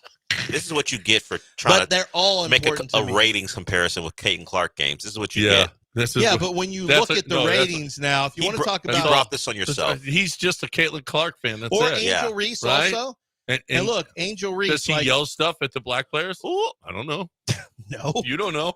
I don't know actually. I know, Do you tweet at them? you know, Do you tweet No. ugly things?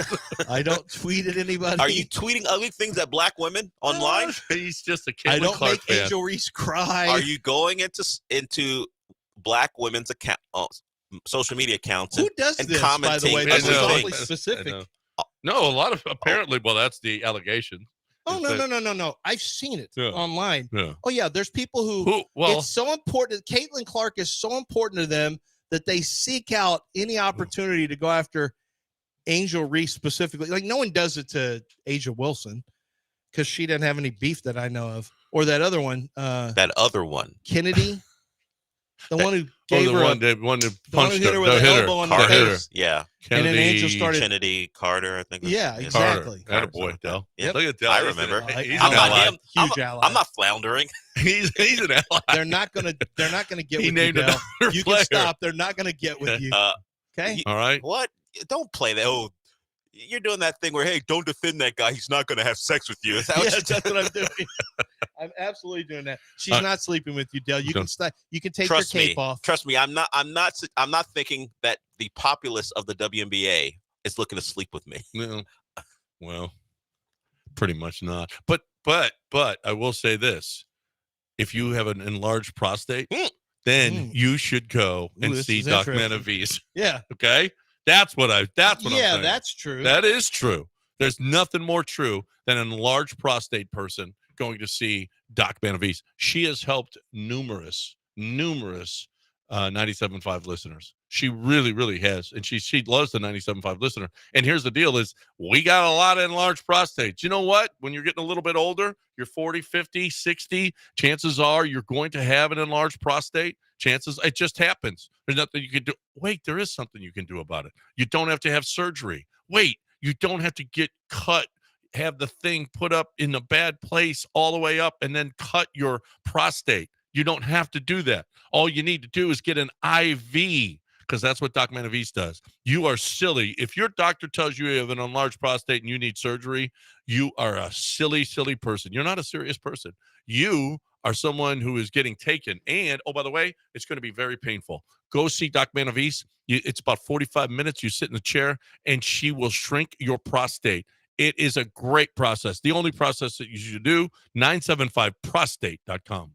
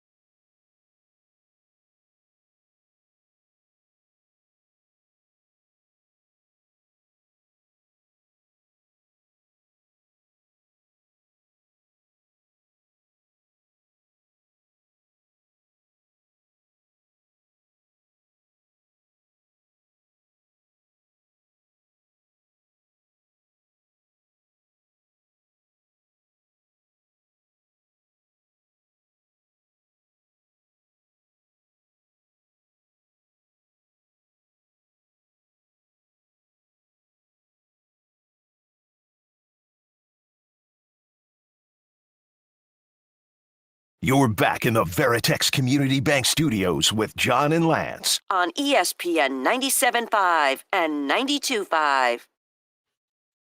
All right, welcome back here. ESPN 97.5 and 92.5. We had Robert Saleh fired yesterday. Players had the day off in the NFL. It's Tuesday's their day off, so no news coming out of the Texans. They'll practice today. We'll see who's injured, who's going to play, who's not going to play. Drake May was named on their day off, was named the starting quarterback for the New England Patriots, and his first encounter will be with your Houston Texans this Sunday. So that'll be interesting to see the Texans. I would imagine they're going to go. I dare you. You just bring the house, right, Adam? Right? Well, you would hope They did that to Caleb. yes, because of how bad that Bears offensive line was. I wonder if that will be the approach initially, or will they try to see if their four-man front can get pressure, because you'd love to see not Danico, he won't be back for another week. You'd love to see Will Anderson and Danielle Hunter just dominate a bad offensive line where you don't even have to bring the pressures. And if that doesn't happen, I don't think the Patriots will score, but it'll be more concerning if you actually have to bring 6 and 7 to get to that offensive line, because they're not good. Well, and it's a rookie quarterback. The Bears' offensive line wasn't good, and you still brought 6 and 7. I understand. He wanted to light. So you just put so much pressure on. He wanted to. Yes, but yes, I'm not saying that won't happen. I just would like. And if the Patriots' offensive line is better, then you want to bring 6 just to I don't know that they're better. Chaotic for them. I don't know that they're better, and it's not saying that D'Amico will simply just rush for 4, but I still would like to see that happen if you get there with 4, because at some point you are going to see quarterbacks who will take advantage of you because all you can do is pressure with big numbers. I would just like to see Danielle Hunter and Will Anderson get off for a game. This is the game to do it. That offensive line stinks. You should not have to depend on 6 and 7 man pressures to affect the quarterback, particularly a rookie. No, I know it's going to come either way. I mean, I think they did with the Bears. I would fully expect them to be, mix it up too. It would be nice if you can get there with 4. He's got absolutely no chance. This is what. But 7 dropping, he's got no chance. D'Amico didn't think I keep messing that up. D'Amico is a guy who wants to rush for 4. If we go back to the San Francisco days, just rush for 4, use that pass rush and drop 7 so you can be sound on the back end. But it may come down to where you may take your chances, but you have a rookie quarterback. They don't have weapons, so you probably are going to be fine with your 6 or 7 man pressures if it comes to that. I was listening to a podcast with Kurt Warner on it yesterday, and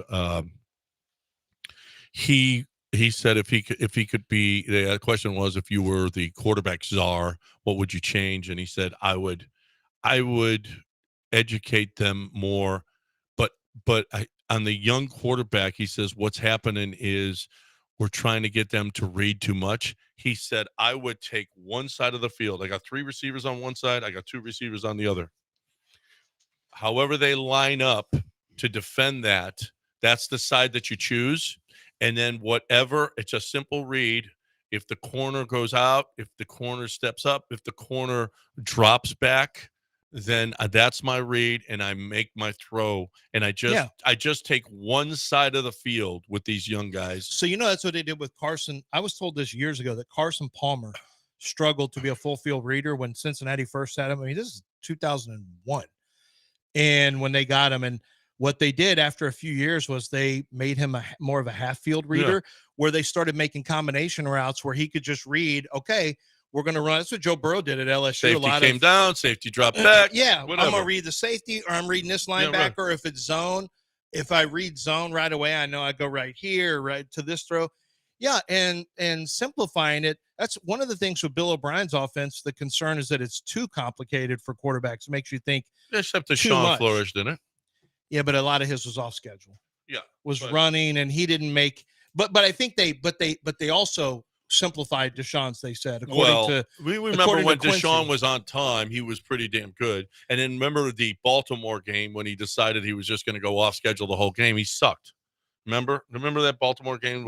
Yeah, it was awful. Well, they did stuff that made him not make quick reads, easy reads. And that's the defense, what they want to do. A lot of defenses now are disguising after the snap, they morph because they don't want you to have an easy read. They want you to think you have an easy read, and they want to make it more challenging for you. But it is true, the fast-paced offenses, college quarterbacks are asked to do less than they ever have been. Tom Brady is old school. He's like, we got to ask these guys to do more, because in his world, the more I have at my disposal, the more I learn how to read, the less you can stop me.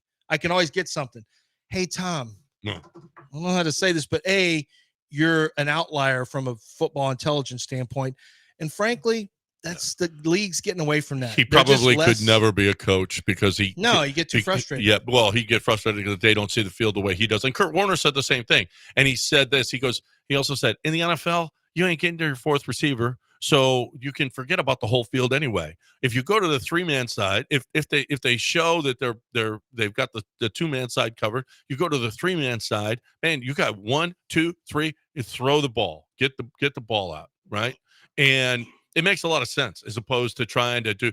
CJ might be an outlier. CJ might be an outlier in how good he is at reading defenses and understanding what to do in certain situations. But even that offense it defines it for the quarterback. That's why I love that offense so much, is because it allows the quarterbacks, it's a levels passing attack. And so you start reading, okay, linebacker, I'm going here, linebacker comes down here, I'm going over to the second level.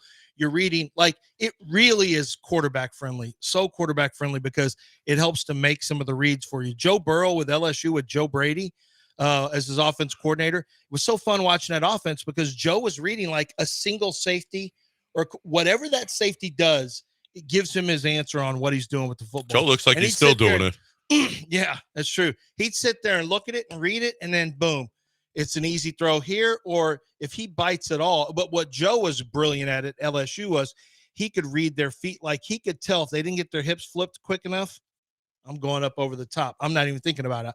I'm trusting my receiver is faster in most cases. With Jamar Chase and Justin Jefferson, they were definitely faster than the defense. But Tom Brady wants it to be complicated. He wants these guys to learn more. Here's the reality. We're never going backwards. It's not going to get more complicated. It's only going to get simpler. But that's not necessarily a bad thing until you get to a point where somebody takes away your options. Until somebody says, okay, we're going to take away your options. Because Bill Belichick could always do that. The best defense coordinators are going to make the simple more difficult. And do you have the ability as a chess player to play chess against a defense coordinator that does that? Some, like Lamar Jackson, they keep it simple for him, but in the playoffs, you'll notice these defense coordinators like Steve Spagnuolo, for example, and Peace. Brent. It wasn't Brent Peace. He was a quarterback. Remember Peace? Who was the coordinator? Wasn't Brent Peace, right? I don't know. Whatever. Well, he was the defense coordinator for the. No, it was. Yeah, I think it is Brent Peace. No. Yeah, maybe it is. Well, whoever the Dean Peace, I think it was, whoever the defense coordinator was for Buffalo when they smoked the Ravens, he basically said, we're taking away this part of the field and we're forcing Lamar to throw outside. And they put him in his most uncomfortable throws, and he was bad. So that's the problem, is you get to some of these simplified quarterbacks, and that's why Tom Brady stands out. That's why Pat Mahomes stands out. What's the one thing you can take this away from them, the middle of the field, and they can't perform anymore? No, they can keep performing. You can't play chess against them. That's why I'm so confident in my quarterback, CJ Stroud. There's not one single thing you can take away from him. He has the ability to throw short, to throw intermediate, to throw deep. He can throw the deep. He can throw the deep sideline throws, which are very, very hard. He can throw in cover 2 buckets. CJ's not really somebody that you can that a defense coordinator we'll just take this away from CJ and he's done. That's not so easy. So, but most of these young quarterbacks are going to be easier to defend.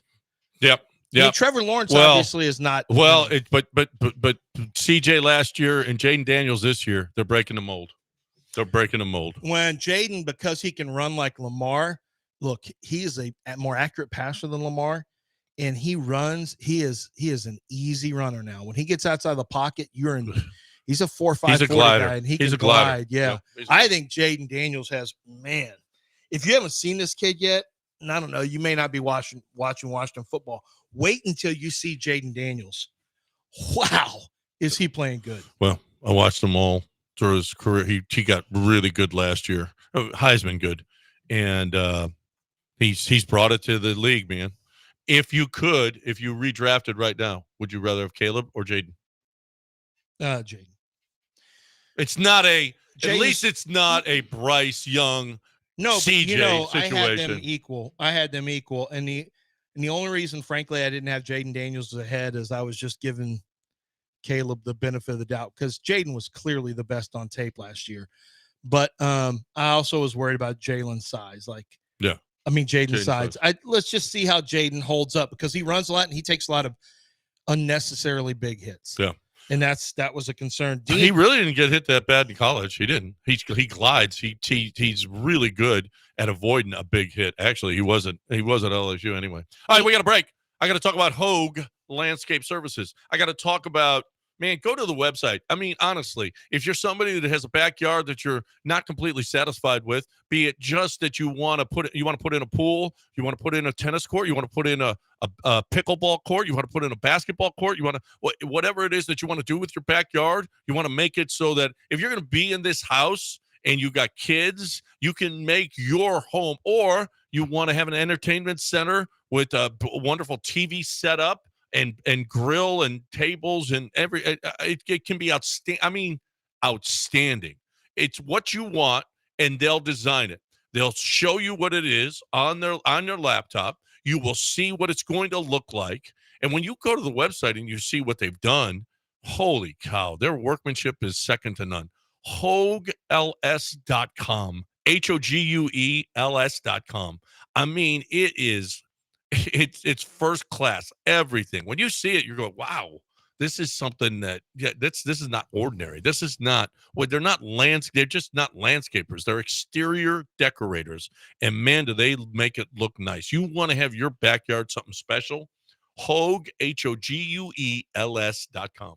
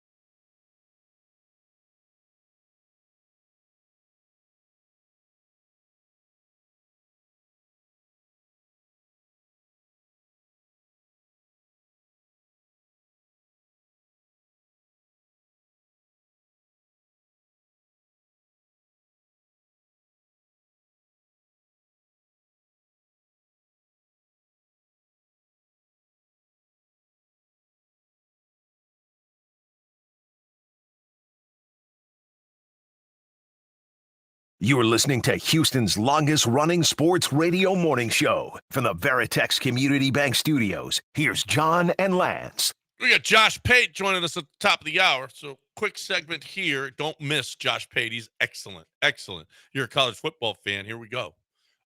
We got Julian wants to talk about the playoffs. What do you say, Julian? Hey, what's up? What it is, Job Turkeys. Happy, Dale. So, two things before we get to the playoffs. I don't think the Texans need to bring pressure because Jacoby Brissett's been pressured under duress 47% of the time he's dropped back. Lance, you talked about them, they, she, her. You got to ask father because Brittany Griner said she's going to be a father. And then Major League playoffs. What's the best thing about the playoffs? No Astros. Woo! Oh, what a jerk. Banned. He's a jerk. I mean, talking about a jerk call. He's probably a fan of the Dodgers. If he was They'll be chicken, he'd be eliminated. jerk chicken. I've noticed who got him. Got him. I've noticed that, Dale, what's wrong in there? Why do you have your hands in your face? I know. You heard what he just said. That was so dad jokey. You know who would have said that? Jim Harbaugh. I just went to the jerk store and they're all out of you. And they're all at you. Easy Costanza. So he's probably a Dodger fan. Most of these. Well, he's a San Fran fan, so maybe he's a Giant fan. He's not Julian. Wait, didn't you say, who was that? That was Julian. Was the same Julian? Yeah. Julian. Oh, yeah. He's probably not a Dodger fan. Giants fan? I don't know. Is he all San Francisco? Yeah, I don't know. Maybe he's one of those fans who roots for teams in different that are spots. good. Yeah, he might. Oh, yeah. So he's probably Yeah. But I don't think you can go LA and San Fran, even if it's two different sports. San I don't Fran, think you can but do that. Don't assault his sexual orientation. What? Yeah. What? He's a San Fran fan. What does that mean? Don't bring it there. That's all I'm saying. I didn't say anything about his orientation. That's all I'm saying. I said nothing. Oh, man. Wow. Every day we dodge.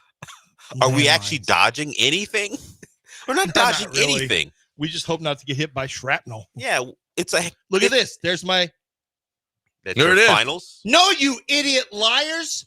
It is the Connecticut Sun. You morons. It's not the Connecticut Sun. They had the Connecticut Sun up on ESPN. They're wrong. ESPN is wrong. It's the Lynx. It's the Lynx that are playing. ESPN is wrong. They had Chip Kelly coaching LSU Yeah, last week. They make mistakes. Are y'all sure? Yes. Yeah, it's the Lynx. It's the Lynx Oh, versus yeah. Liberty tomorrow. No, wait. The Sun played the No. Lynx. Yes. Yeah. How did they do that? It's on their own network, Idiot. too. I wasn't talking about y'all. I was talking to the TV. No, they put the bad graphic up you were there. yelling at us. Stupid you were idiots. yelling they at did. You were yelling at us. Oh, Josh Pate is next here on ESPN 97.5 and 92.5. So Morons. let's break ESPN. Let's break it here, and you don't want to miss Josh Pate. He's awesome. You don't want to miss Coors Lights either. I had me a few yesterday. 4.2% alcohol. What? That's right. And I really enjoyed my alcohol intake yesterday. You will too. If you are a fan of cold, clean, crisp, and refreshing, I don't know. Is that what you want out of your beer? Or do you want it to taste like motor oil? Like some of those dark beers? I mean, come on. No, I want to be refreshed. I want it to taste great. I want it to be I want to know that it's cold because I see it on the can or the bottle. I want to know that it's going to be the same every single time with that wonderful water from Colorado. I love me some Coors Lights. You'll love you some Coors Lights as well. Cold, clean, crisp, refreshing. We're going to play golf again today. And I have a feeling that there may be some Coors Lights involved. If there's not Coors Lights in your life, then you're living it wrong. Cold, clean, crisp, refreshing Coors Light. Climb on, brother.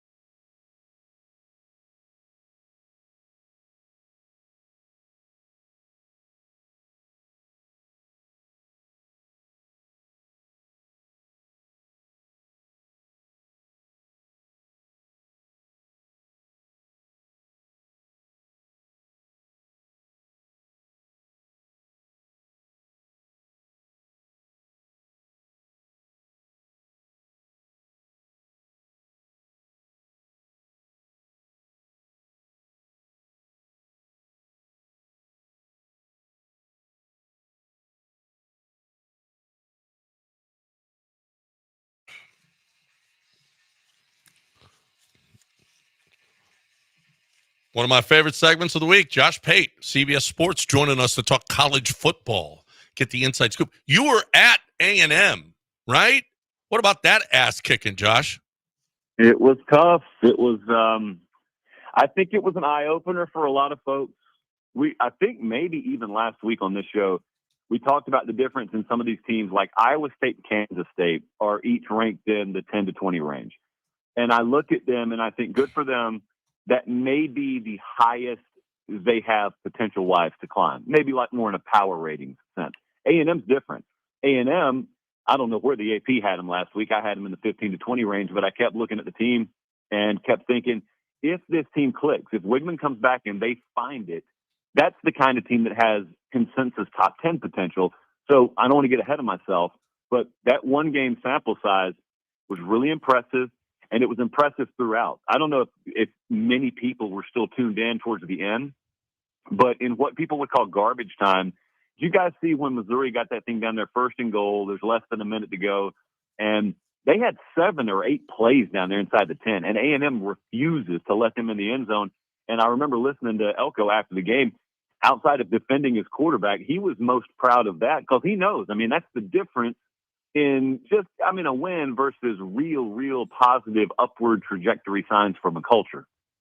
It did. So they were 25th and now they're 15th. They've got a shot at with their schedule, since they only play their toughest games are LSU and Texas at the end of the season. But if they finish with 2 losses, they've got a real shot here. You didn't think it was ballsy at all putting Wegman back in after what the way Reed was playing? I didn't, considering where they thought he was. I talked to Elko a good deal Thursday when we were in town. We got there early enough and met with him Friday. Not Thursday. And it was pretty understood in the building. If he gives us what we want to see Saturday morning, just, checking off the zip from the ball out of his hand, just the minimum baseline stuff, the plan was fully in place for him. They practiced thinking that he was going to start, which is counter to what I think Missouri thought they would get. They trust him, and they trusted him to execute the plan they put in place, and he did. And I think probably to this point in his career, I look at that as the Connor Wigman game, and hopefully he has more down the stretch for him. But I didn't, considering that they had planned for it. Now, if it was truly up in the air, like a lot of us thought it was earlier in the week, then I would have told you absolutely yes. And I would have also told you that because Marcel Reed had come in, and he had also done what it takes to win. So, are we going to replace that and put the guy in who's been a little injury prone and we're not totally sure what we're getting from him? Well, as it turns out, that wasn't the case. They kind of did know what they were getting from him. And then I also think you look for these intangibles. And after the game, Elko was about as effusive and about as defensive as he could be about his quarterback and about the stuff that he's dealt with, not from a criticism of game standpoint, but from a personal and character standpoint. That's the kind of stuff that can galvanize a locker room. That's the kind of stuff you can rally around if you need that little bit of extra in the gas tank. So I don't know one way or the other. That's just something to pay attention to. I think it's interesting that we see this every year. A team kind of is written off early on, and then I'm still not sure I'm totally sold on the Aggies, to be honest with you. But it is interesting after the Notre Dame game, it's like, well, they're done. How stupid is that? We see this every year where no one's done. Especially now with 12 season. teams. I thought Burden quit on the team, and I thought it was a really bad look. After he scored the touchdown and there was a penalty, he was on the sideline in critical situations where they had to get back in the game, and he was so frustrated they kept him on the sideline for a while. It's something you got to watch, man. It is something that, and I'm on the field during the game, and I'm not necessarily realizing that's going on real time.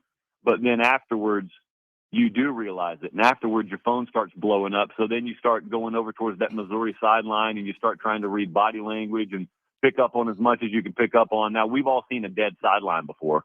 So it's not that it's a full judgment of the character of a team.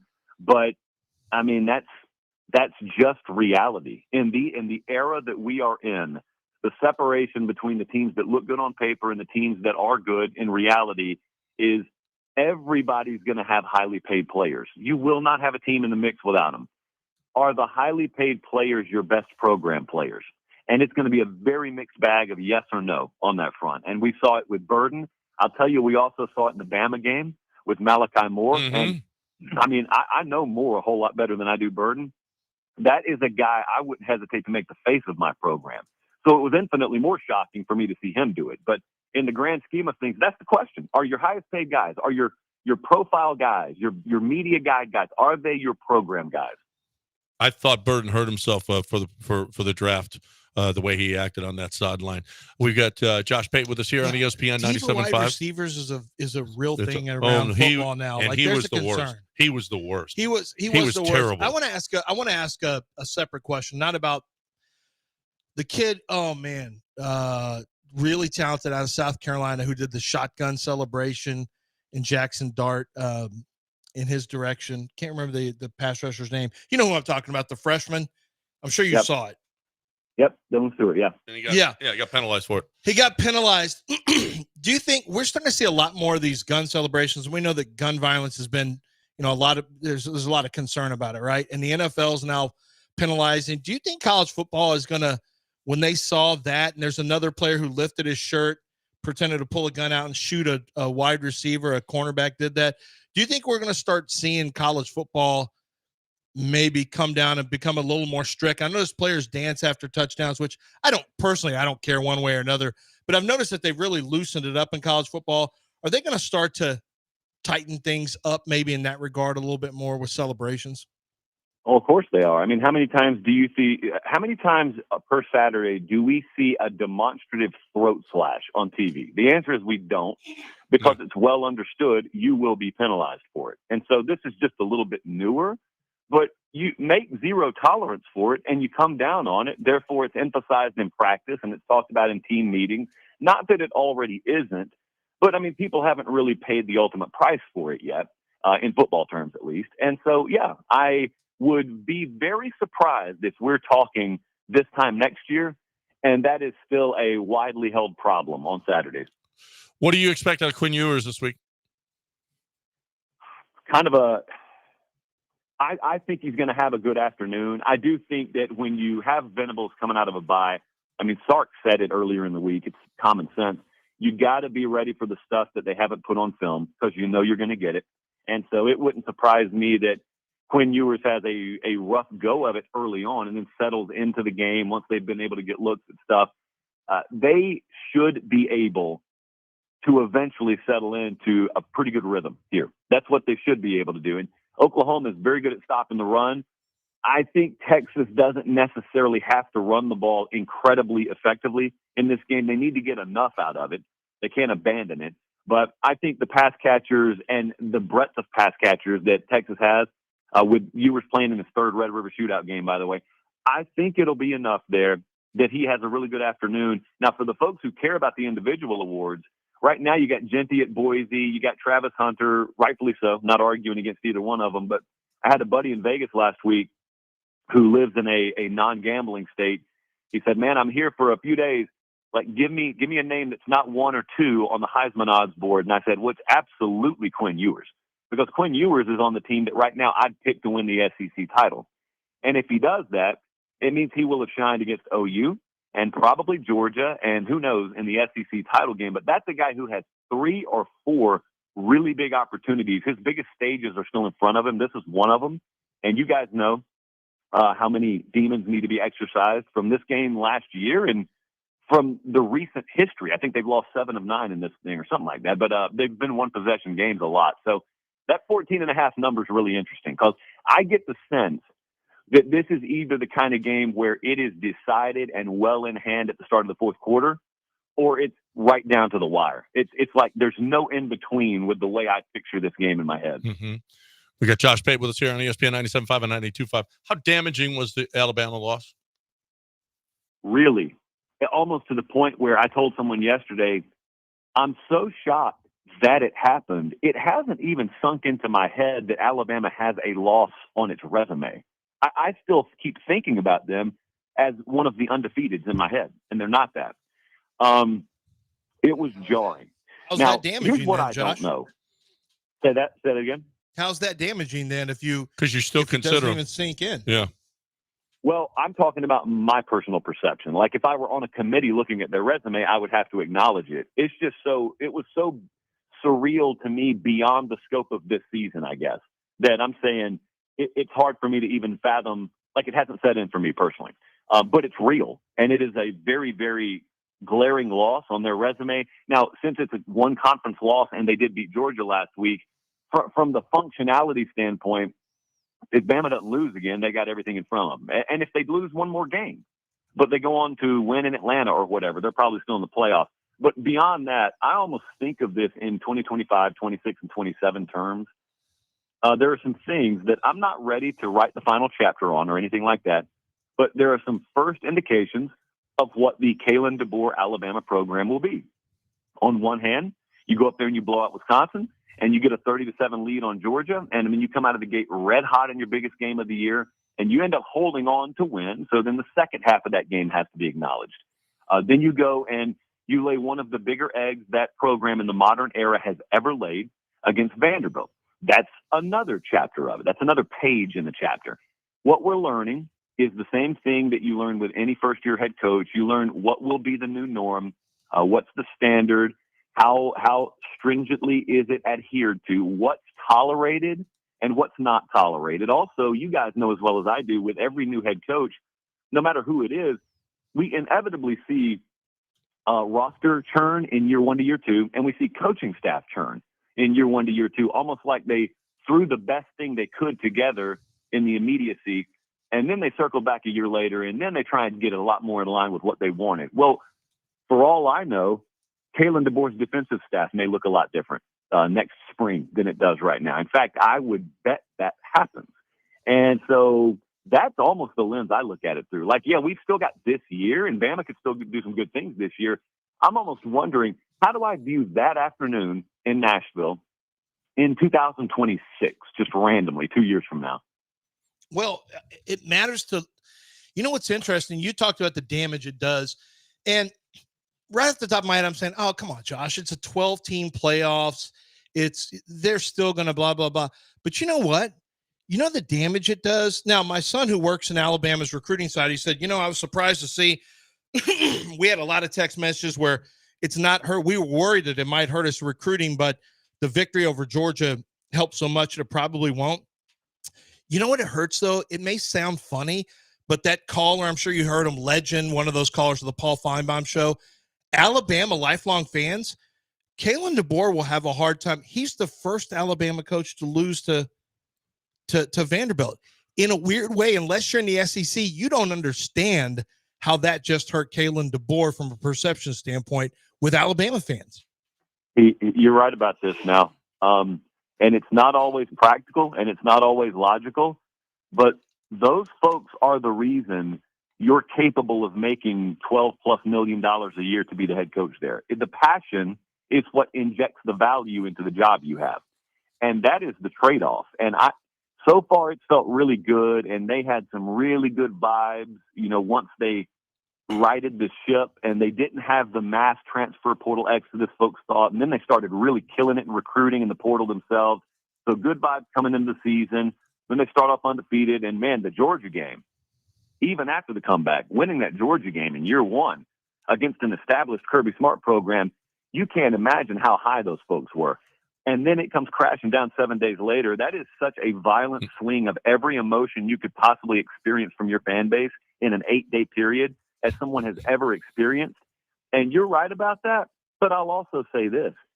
I mean, do you think any of those fans are calling Paul Feinbaum's show the Monday after Alabama wins in Atlanta if they win an SEC title? It's that easy to get that. No, but they'll try to bring that Listen, up on them. But Saban lost to Louisiana Monroe. So, I mean, you really? can come. Yeah, you can bounce back from it. You can bounce. Well, he also you got to win 7 titles, several national championships. Right. Yeah, you got to do that. Hey, is this Georgia program the new Barry Switzer Oklahoma program? Lord, another player arrested. This program is out of control. Well, why don't you say what this one's for? This he was hugging damage to an unborn child. Oh yeah, like he was bear hugging. She was making it. I guess what she's saying is that he was doing things that could have damaged their unborn child. It was a domestic incident, and that it was potentially intentional. Like I just with Georgia, yeah, Barry, you got to go all the way back to that Oklahoma. That team? Oklahoma was out of control. This is now how many instances that this Georgia program They're the has chiefs got. of college football. Man, they really are. So the JP rule here is if they have a driving related offense, wait 24 hours before you draw conclusions. If there is a domestic violence or sexual violence event, wait 48 to 72 and then draw your conclusion. Probably so I'm still in the 48 to 72 window on that. But the broad strokes point you're making is dead on the money. I don't really know what the answer here is, only because I went down there geographically from where I am this spring. Kirby's really brutally honest about this stuff. I sat down with him, and this is right in the midst of them having a bunch of those arrests for, driving related issues. And I mean, he is as brutally honest, like he is as critical to your face off the record kind of as he can be. And he's almost like, we do everything short of killing these guys when they get in trouble. And what his take is that I happen to agree with is he's doing everything he knows to do short of having a zero tolerance policy. And that's what fans always push for, especially rival fans. They say Kirby needs to kick him off the team, first offense. He needs to have a first offense policy. Well, here's the thing. Any coach will tell you, you got to be careful with how many of these strict rules you put in, because it's not always your backups who are going to break the rules. Sometimes your starters are going to break the rules. So are you really, because of past offenses of other guys, going to put in a zero tolerance policy where your starting middle linebacker gets a misdemeanor, and because of some rule you put in, he's never had an offense against him before, a misdemeanor is going to kick him out of your program? No coach would actually put that rule in, and he's not going to put one in. But at the same time, you can't deny this stuff. Like, this is a mountain of issue there. And you can also not be shocked that it coincides with Georgia just feeling like they're off a little bit as a team. Carson Beck looks like he's regressed a little bit as a player. The ferocity defensively doesn't quite look like it's there. And it just so happens, as it does so often, that these things correlate. And that's the way that team sports work a lot of times. Josh Pate, every week right here on ESPN 97.5 and 92.5. Where you going this week? We're headed all the way up to Eugene, Oregon this weekend, my friend. Ooh, that's a trip now. You're coming from oh my gosh. Was it? No. Where did I hear you say that you were, maybe it's on Twitter, you said, oh, I went all the way. I can't remember which game you were at. What game were you at? Oh, yeah. This past weekend, I went right down there. I went to College Station and saw a blowout, and I live one block away from where they were parading the goalposts down Broadway from Vanderbilt Stadium. I could have watched it out of my window. One of the most historic upsets in college football history. And by the way, wait, you didn't see Vanderbilt was at College beating Station with a blowout. Yeah, you didn't see Vanderbilt beating Alabama. Come on, Josh. I did not. I rubbed the crystal ball, but it came back hazy. It did not come back showing me that. How about Diego Pavia, by the way? The quarterback for Vanderbilt now has 3 wins where he has been a 21-point or more underdog, and he has 3 head straight up wins. That is the definition of a college quarterback, Diego Pavia. I mean, running the ball, little throwing the ball. I mean, he no fear. He's going head first into tackles. Looks like Chase Daniel at Missouri. Only Chase played in the NFL for Pavia's more athletic, I think. He runs more. Chase ran. Yeah. Actually, Chase ran a little bit at Missouri. They just didn't have as much zone read stuff back then. But yeah, Pavia is just a pure college quarterback. He's got a girlfriend now. Yesterday, I mean, this weekend's where you wish you didn't have a girlfriend, probably.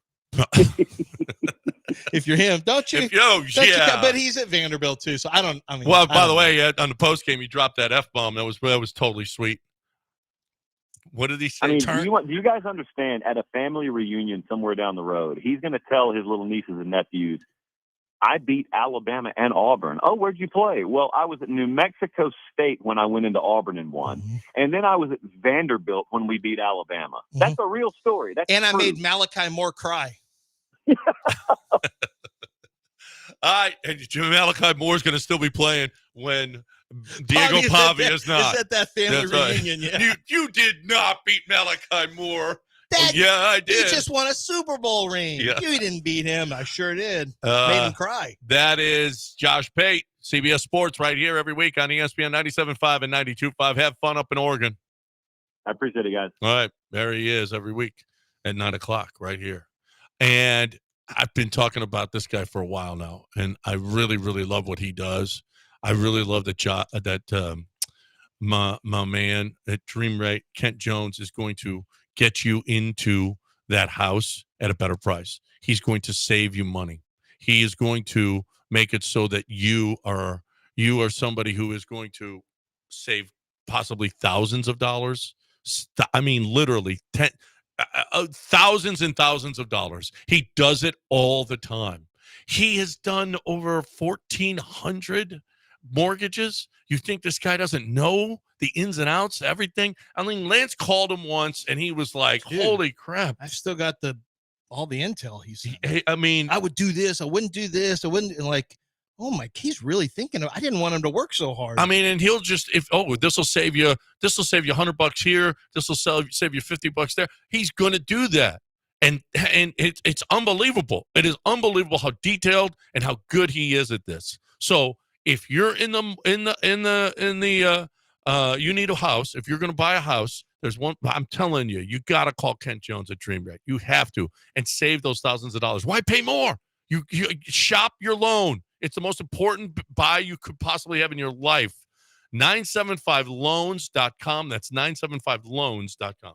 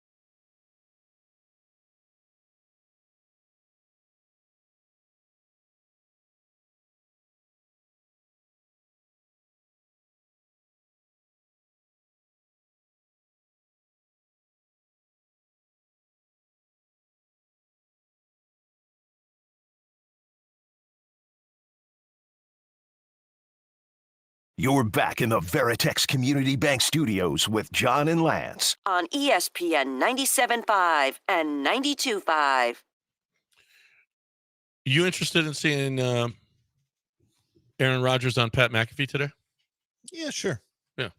Yeah, I mean, I still you find know, him, he's not going to. I find it to be interesting. I think that he's going to deflect and sitting him, and he's fine with Robert Saleh and all that stuff. I'm going to find out, although most of my guys from the Jets have been wiped off that place because they've been scapegoated out of there. But I'm going to try to find out what the real deal is behind the scenes.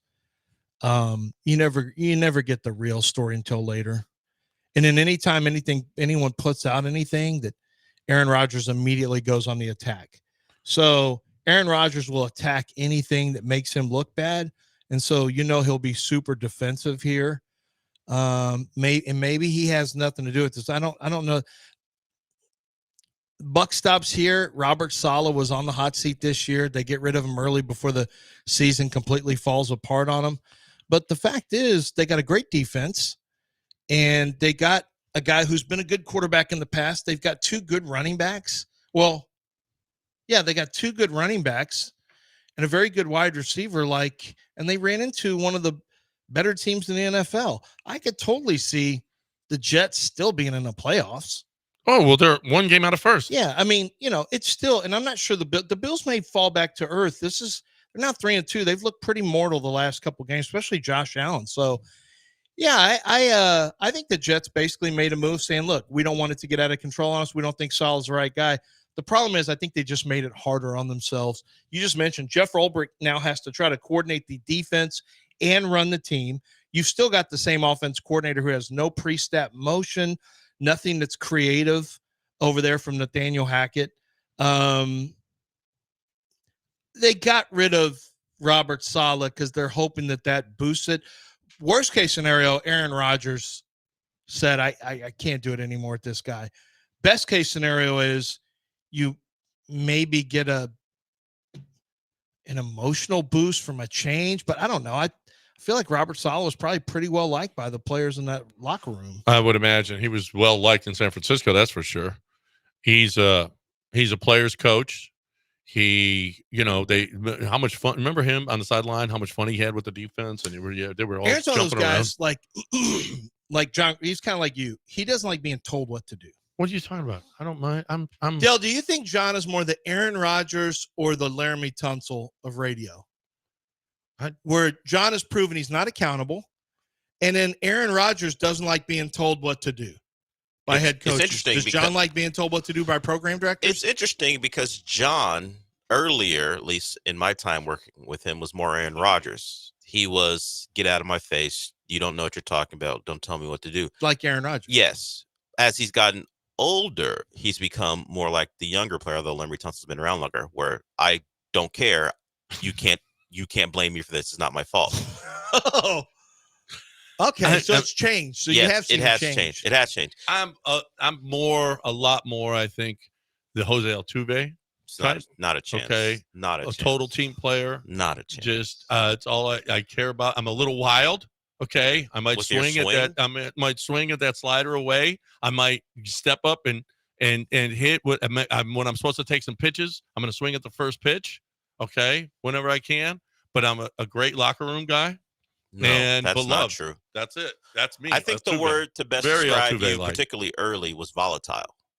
No. John was volatile. For people who didn't do the show every day, who didn't work with him every day, there was a bit of a concern about approaching him.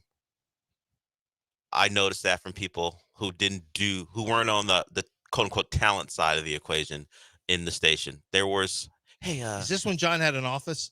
That, and even when maybe someone had to walk in here and maybe inform him about something, that people had to walk on eggshells. Means, but you started laughing, so you know what this means. Yeah, I know. Well, when somebody came in, I just had to tell them get out. No, it's not just get out. I don't want to mention his name, but this was that was when that was when no one was selling There was anything an around account- here. Kings? The Three Kings There was were an here. account exec who walked in here during the show at one point, which obviously was. Was I here still? I don't know if you were I don't know here. if It you might have Because been there was an issue then when I was here he, too. he walked in. Get the He, bleep out of he here and go walked in sell here, something. and I guess he said something to John about something he wanted John to do for a client. I don't know exactly what it was. Something that he was Something about he had radio? something about the show. Oh, something about the show that wasn't helping. Oh, That wasn't wow. his business. Yes, that wasn't helping something. I guess he had comments about the show, and John looked at him and go, "Get the F out here and go effing sell something. Go effing sell something." So That doesn't make him a bad teammate. No, It made him no. he was holding somebody accountable. that's Ah. right. That's right. But I That- understand you can hold someone accountable, but maybe not to humiliate them in front of several people who were there too. Well, that's Maybe maybe they although- shouldn't have stuck their nose in Although there places was they a shouldn't there belong. was a show at that time that said John once got a little liquored up and called and yelled at them about Yes. something that was on I their show. told you he was volatile back then. That- He's less so now. I don't remember ever Stop doing that. effing talking about this. Yeah. No one wants to effing hear it. Like, hey, we're trying to do I a don't show remember here. any of that. No, I don't know. John, Of course, I was a little liquored up, probably. yeah, and It was like Probably. 4:30 in the Yeah. afternoon. And John had more of a hand, if I remember correctly, in the creative process of even just programming at that point. He had more of a say, and he decided to exert that power during the middle of their show by calling them. Well, He is, as I said, less So violent. he was the Nick Saban well, of no, radio? the prof, do no, it right. Nick Saban. My pep talk before every show with Sean and John was, "Don't suck today." See, Nick. That sounds like something Nick Saban would say. Well, actually, Nick Saban has a reputation of actually bringing the kid in when things go poorly. He's usually yelling at you when things are going I well. didn't think things were going poorly for them. I just said, "Don't suck today." he That's didn't all. want things to go poorly. That's all. That's all. So he is more Larry Tunsil now. We don't get a lot of outbursts like that from John now. No, don't. No, I told you, doesn't care. You can, whatever. Hey, you know it's a great place to go, Damaris Barbecue, to go watch your games today. You know there's 4 baseball games today. They'll all be on, and you go over to Damaris, great bar and great wings. So grab a few cocktails, eat some wings, get some barbacoa. It's awesome. All right, and watch some sports over at the bar at Damaris. It's at 18th Street and 610. That exit right there. So it's a great place to go get your game on. We do it quite often. Someone brings up a good point. This comes from not Lance Erline on Twitter. John, Not going to be a good point. John, the team player. Remind me, how did he meet Wendy again? Wasn't there something wrong with the teleprompter? And if Wendy do didn't, your job. and if Wendy you didn't, know what? I made her accountable. yeah, if Wendy didn't look like Wendy, that would have gone a different way. I made her accountable. Yeah. Now she's making you accountable for the last how many years? Oh, Two Yeah, don't 2+ trust me decades every now. day. Yeah. 932 ESPN 97.5 and 92.5. We got to break it. If you want to get in here quickly, do it, because we got news of the weird. In the next segment, we wrap up this show next. Don't go anywhere.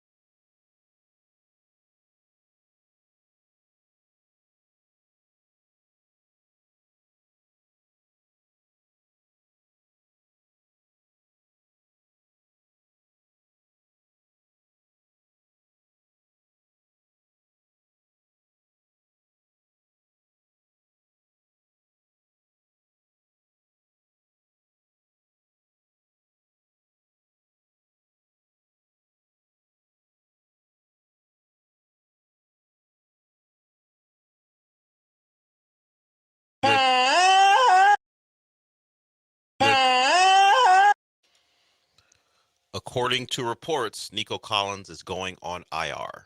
He will miss at least the next 4 games with his hamstring injury. Nico? Yes. Oh my God. Why does God hate us?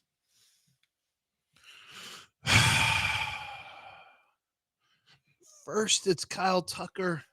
What Kyle Tucker? Oh, what's the difference? He's not going to hit in the postseason anyway. Nico shows up in big games. And then Lance McCullers, another out for the year. What? Lance McCullers? Why are we being Why punished? don't compare Nico's hamstring to Lance McCullers? Why are we being punished? Nico Collins out at least 4 Hamstring is weeks. the Yes. Tommy John of football. And this is a weird thing from Ian Rappaport. While hamstrings can be tricky, the belief is that Nico Collins will be back sooner rather than later. No, he's out at least for 4 weeks. What do you mean? 4 weeks is Sooner rather than later. He's at least out for 4. And this was originally positioned as day to day. Then it got pushed to week. Never day to day. Yeah, it was never. Hamstrings, that doesn't make any sense. Now, And now it's 4. I expected minimum 2 games, though. And now it'll be 4 at a minimum. Jimmy Ward got hurt. Isn't there somebody else? Well, Brooks went on IR. He's out for the year. Yeah, with the knee injury. Brooks was put on the injured list, and Kadar Holman is a cornerback who got put on the active roster. He was signed off the Ravens practice squad, so he has to stay on the active roster the rest of the year. If you want to look at it, okay, glass half full. I've got Stephon Diggs on my fantasy team, so he probably get more That's targets. a very selfish way to look at it. but No, sure. actually, it benefits you in that regard. In that regard, Because and Eddie you know who else 5-0 had Nico Collins. Yeah, how about that? How about for Tank Dell? What this is going to mean? More targets? Yeah. This is a good thing for Tank. Like, there's a silver lining to this. Yeah. Many people's fantasy teams will be better.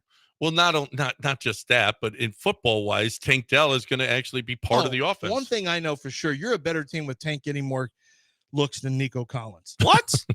No, no way. but not on good. the bright side, On the Tank bright is side- actually going to be a part of the There's team no now. bright side to losing your bright number side to one. losing the best offensive player in the You're For football. Tank, it is. You just He's lost the actually going to MVP. get some looks. You just lost the MVP. At least one of the favorites for offensive player of the year. Yeah. There's no bright side. Well, no. I mean, no. Do we want Nico on the IR? No. But if he is on the IR, Tank has got to step up. His hamstring injury is killing me. There is no Mr. Brightside over here. It's nothing but negative. It's all bad. No, it's not all bad. Except for fantasy owners. No, it's not all bad. Tank is going to step up. It's not. No. Yeah, he is. You don't lose the How number much one. is Nico and find Collins worth on silver point linings. spread? Is Nico worth a point on the point Well, spread? what was the line yesterday? Well, he wasn't going to play anyway, so you knew. Oh, that's true. Yeah. What do you think? Would you say Nico? I think Nico's worth a full point. Yeah, probably. It's the top. If you lost CeeDee Lamb, Yeah. would that be worth Oh a no, point? well they don't have anybody else. Well, that's the the problem. bright side with the Texans is that you do have other Some guys. would look at Tank's 134 yards receiving so far and say, "Yeah, you only have Stephon Diggs." And it's Well, not Tank's fault. I'm not saying it's No. Tank's fault. I'm saying the offense has not, and CJ has not been able to. They're 4-1, mhm. so that's first and foremost win. Just win, baby. Where are the Um, explosive plays going to come from? That's what I'm worried about because Tank? Stephon Diggs is not an explosive play guy. Well, Tank is Oh, there's going to be a lot more 12 and 13 play drives. Robert Woods. A lot more 52-yard field goals. They're in our future. How can there be more 52-yard field goals? Load That is up true. because Kaimi Fairbairn is going to, as soon as we get to the 40, well, we can just play it conservative. We got a 57-yarder from here. Well, what do you did you know what the line is? If I had to guess, so it's you got New England here, right? Yep. It's not there, is it? I would No, say, New England there. oh, it's New England there. Hold on. I would say here, let's see. I would say here, Houston would be 12 and a half. We'll subtract 3, 6. I'll say Houston 5.5. 7. Okay. 7. Mm. And Well- under over 38. Which Drake May has a lot to do with that. You don't see a big point spread like that, Their defense- 7, and it over no under Nico 38. Collins? Ooh, yeah, you're right. I mean, the disparity in Yep, points and yep. point spread, but I think I'm not sure I'd go over that. I think I'd stay under. I don't know. I think I'd say under 2. I don't think it's going to be a high-scoring game, that's for sure, especially with that New England defense and Drake May on the other side. No, I think 38 might be a little high. I think they're going to get bombarded with underplay there. I don't know. I guess I like the Texans -7, even without Nico, right? I mean, there's no way. It's all you got to do is score two scores and you cover. Xavier Hutchinson finna go off, dog. Let's see. That's what Allert just said. Oh, is that what he said? He's not finna go off. Finna go off? Okay.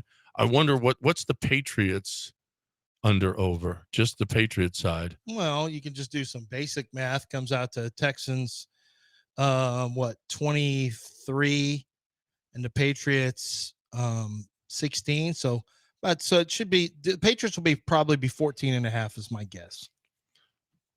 Patriots under over 14.5? It's my guess. And the Texans will probably be 23.5. Oh, okay. Yeah. I would. You got to go under Patriots because they're going to do a key number. They're not going to say 22.5. Really, legitimately, it should be 22 and 15, or how the numbers come out. 23 and 15, maybe. No, 22 and 15. I would imagine it's going to be 14.5. So you say 14.5, and then you bump the Texans up. You go 23.5 under minus 140.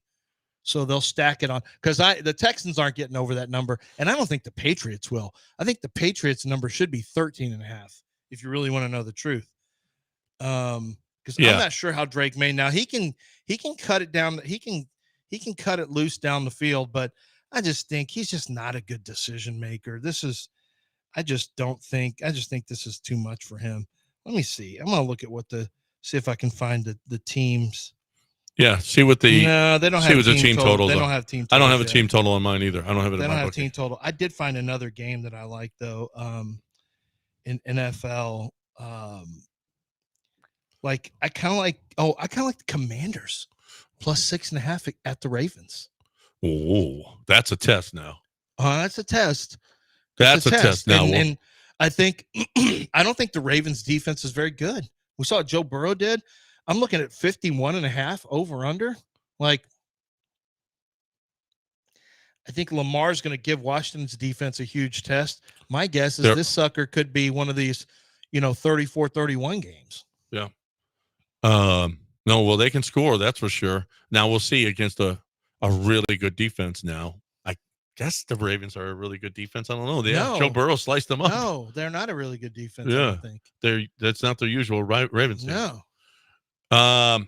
Wow. Nico out at least 4 weeks on the IR. If you had told me 2 and maybe 3, to say at least 4 is just Dell being a doomsday predictor. No, that is what this is IR. Classic.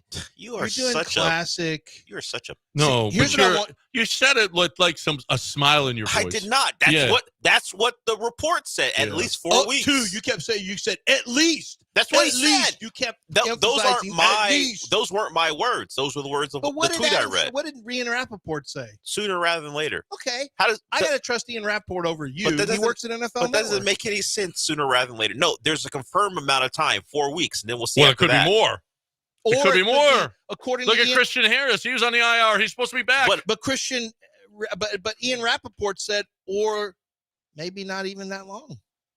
Maybe no, he did not. It can't be. It has to be that long. It has to be 4 He's on weeks. the IR because you got to go stay out 4 weeks or sooner.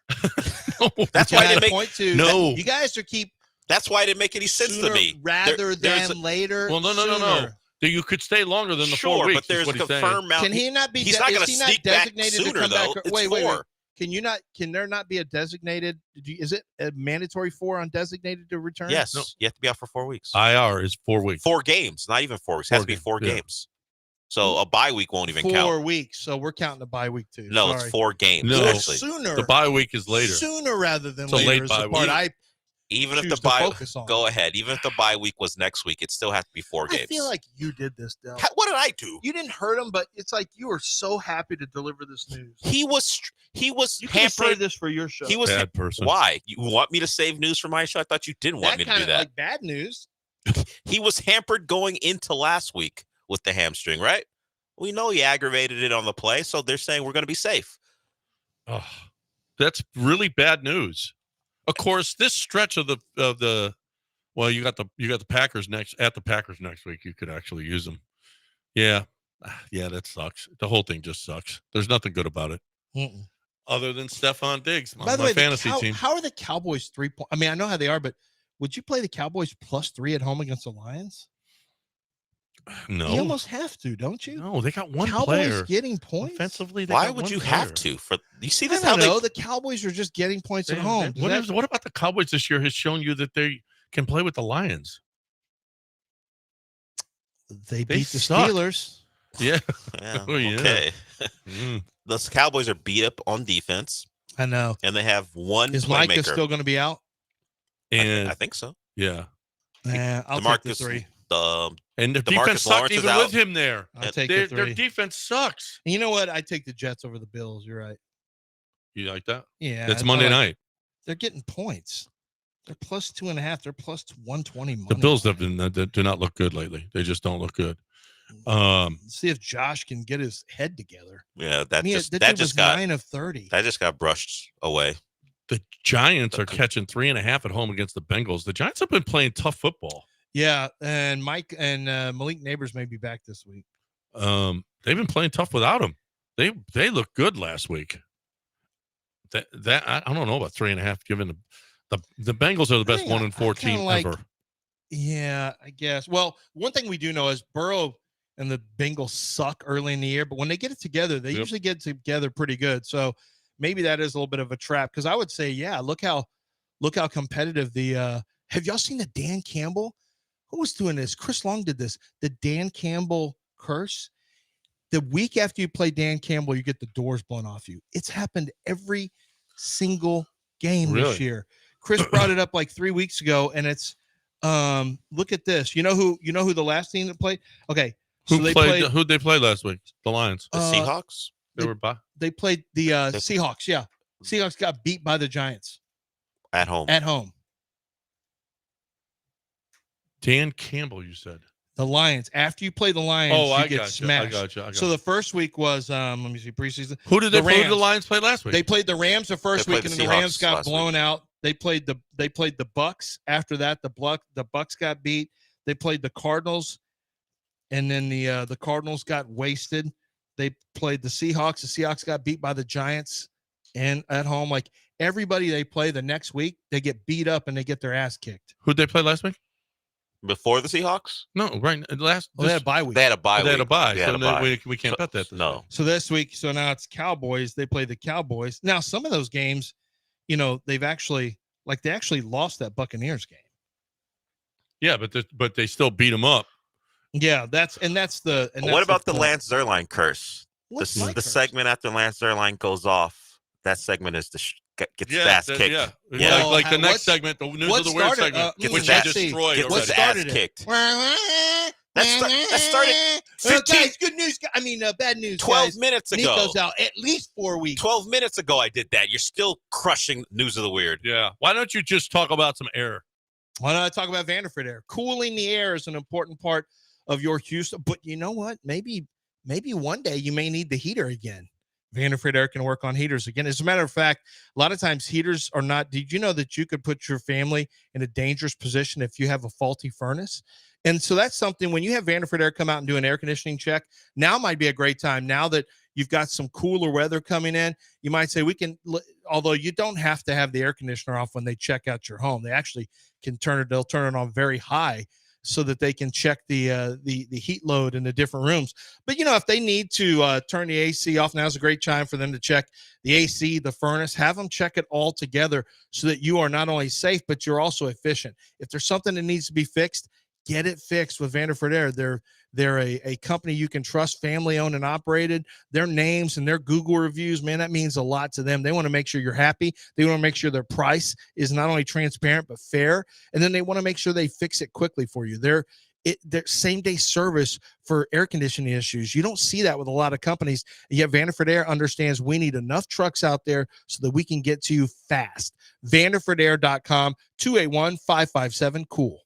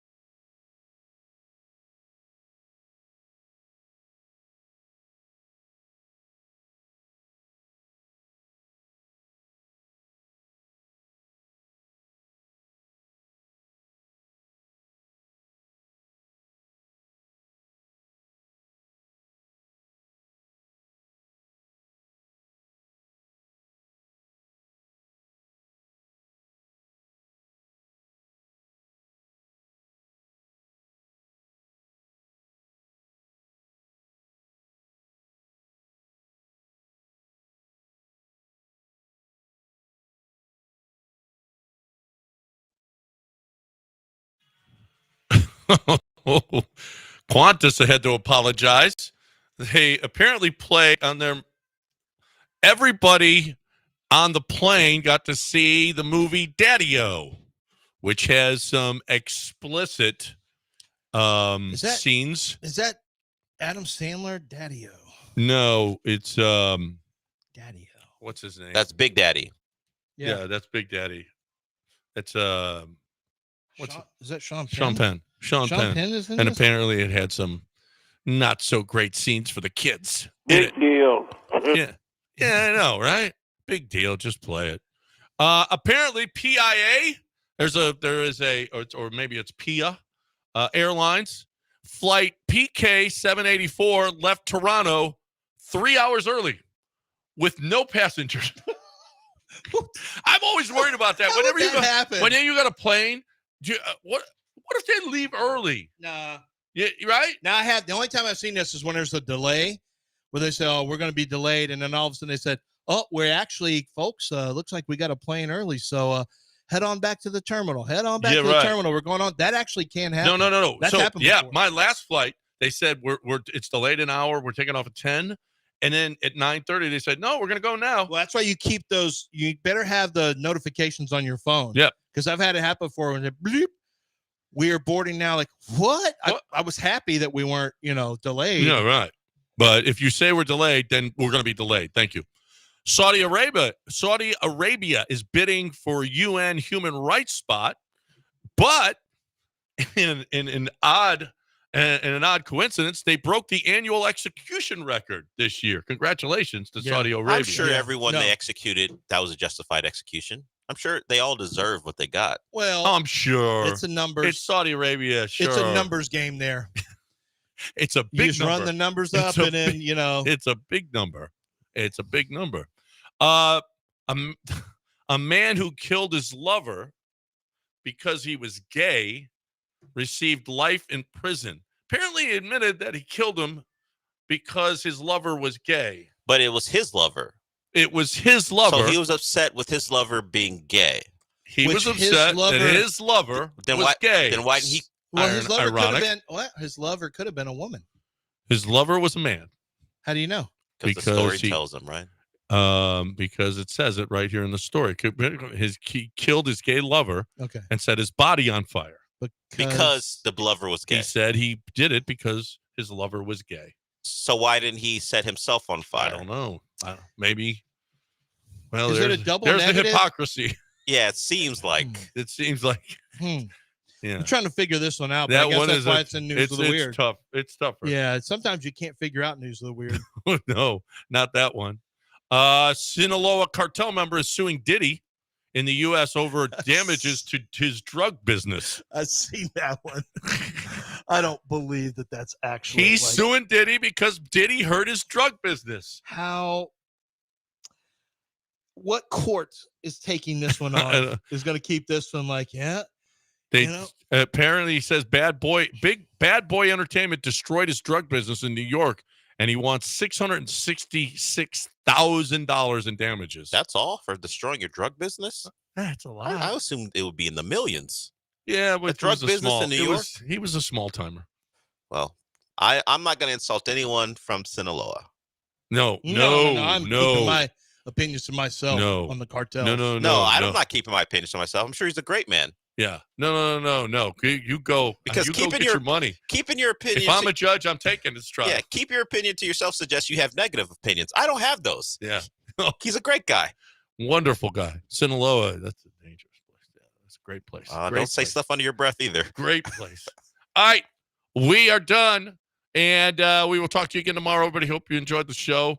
Mopey and Mapes next right here on ESPN 97.5 and 92.5. Right now, I'm talking about HRP. My people. I call him Herp. Don't call him Herp. That's bad. So everybody who works there. You say Herp? Everybody who works there is Herpy? No, you just say Herp. Oh. It's kind of like Herp. I think they prefer HRP. HRP, so not like. See, it's HR, so it's not an acronym, which is human resources. It is an acronym. But sometimes you and say. P is payroll. DARE. What did DARE used to stand for? Drunks Against. No, wasn't it when moms drugs, right? Not no, mad that's or mad. It was a drug thing. Drugs. Yeah. And then isn't it HERP? MAD is Moms Against Drugs. HERP. No, it's really HRP. Stop It's saying that. What does H stand for? Human Yeah. Resources and Payroll. Yeah. And if it had an A, human and resources, HARP. payroll, they'd say, you could say, call it HARP. HARP. Why can't we have to have a vowel? Can't we just say HARP? Okay. We You should really run want that to by talk my about what colleague. they do for your Run business. that by my colleague and see what he thinks. Just Yeah. ask. Just I'll ask him. Just check. Okay. Can you want us to call you HERP? For brevity's don't sake. say HERP. For It's- brevity's sake, can we say herp? No, don't say HERP. Just go HERP. You have to. We'll H probably to the just R. talk about how great they are Yeah. and what they can do for your Herp. business. It's great. And if you really Doesn't everyone need want herp? somebody to do your payroll because it's That's the getting way too you're much saying for it. you, hrp.net, 281-880-6525 or hrp.net. That's a make good.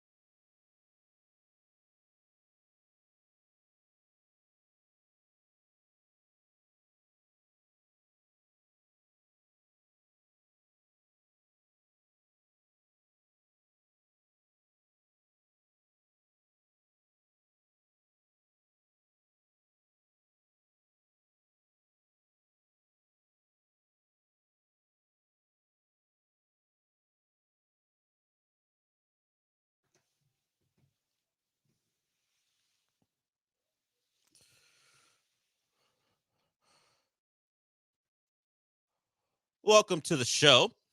And some not so great news broke in the last 35 minutes. If you missed the end of the John Land show, maybe you were out away from your radio or your phone, however you listen, and you're back.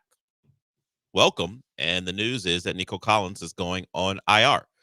That means at least 4 weeks without Nico Collins, and that's my laptop. At least 4 games, but the Texans bye week occurs later, so it won't be. It'll just be the four games, and then he can come back. There's no guarantee that he will come back, but at a minimum, the Texans will be without their star wide receiver for the next 4 weeks, which sucks. And my immediate thought was, where will the explosive plays in the passing game come from, particularly down the field? Some run after catch stuff can happen with Tank Dell. He's certainly capable of that. We saw last year he's capable of the downfield stuff, but this year exclusively, Nico Collins has been that guy. He's a guy who builds up speed, but he can run by people. We saw that in his last action for the foreseeable future. The last play was a touchdown, a long one where he ran by a corner as the Bills safety was stuck with his eyes in the backfield, and Nico took advantage. Now we won't see him for 4 weeks. So does that automatically mean Tank Dell reverts back to his role from last year, where he felt like the guy CJ was counting on for the first half of the year until his injury took him out for the year, and Nico exploded and became a guy where the Texans were like, yeah, we'd love to give you some money, and they gave him that money on what looks like now a team-friendly deal. And certainly at this point, you could say Nico's underpaid, being the best receiver in football, at least statistically. I think it has to come from Tank. There's not really another viable candidate. That's not what Steph Diggs does. Not anymore.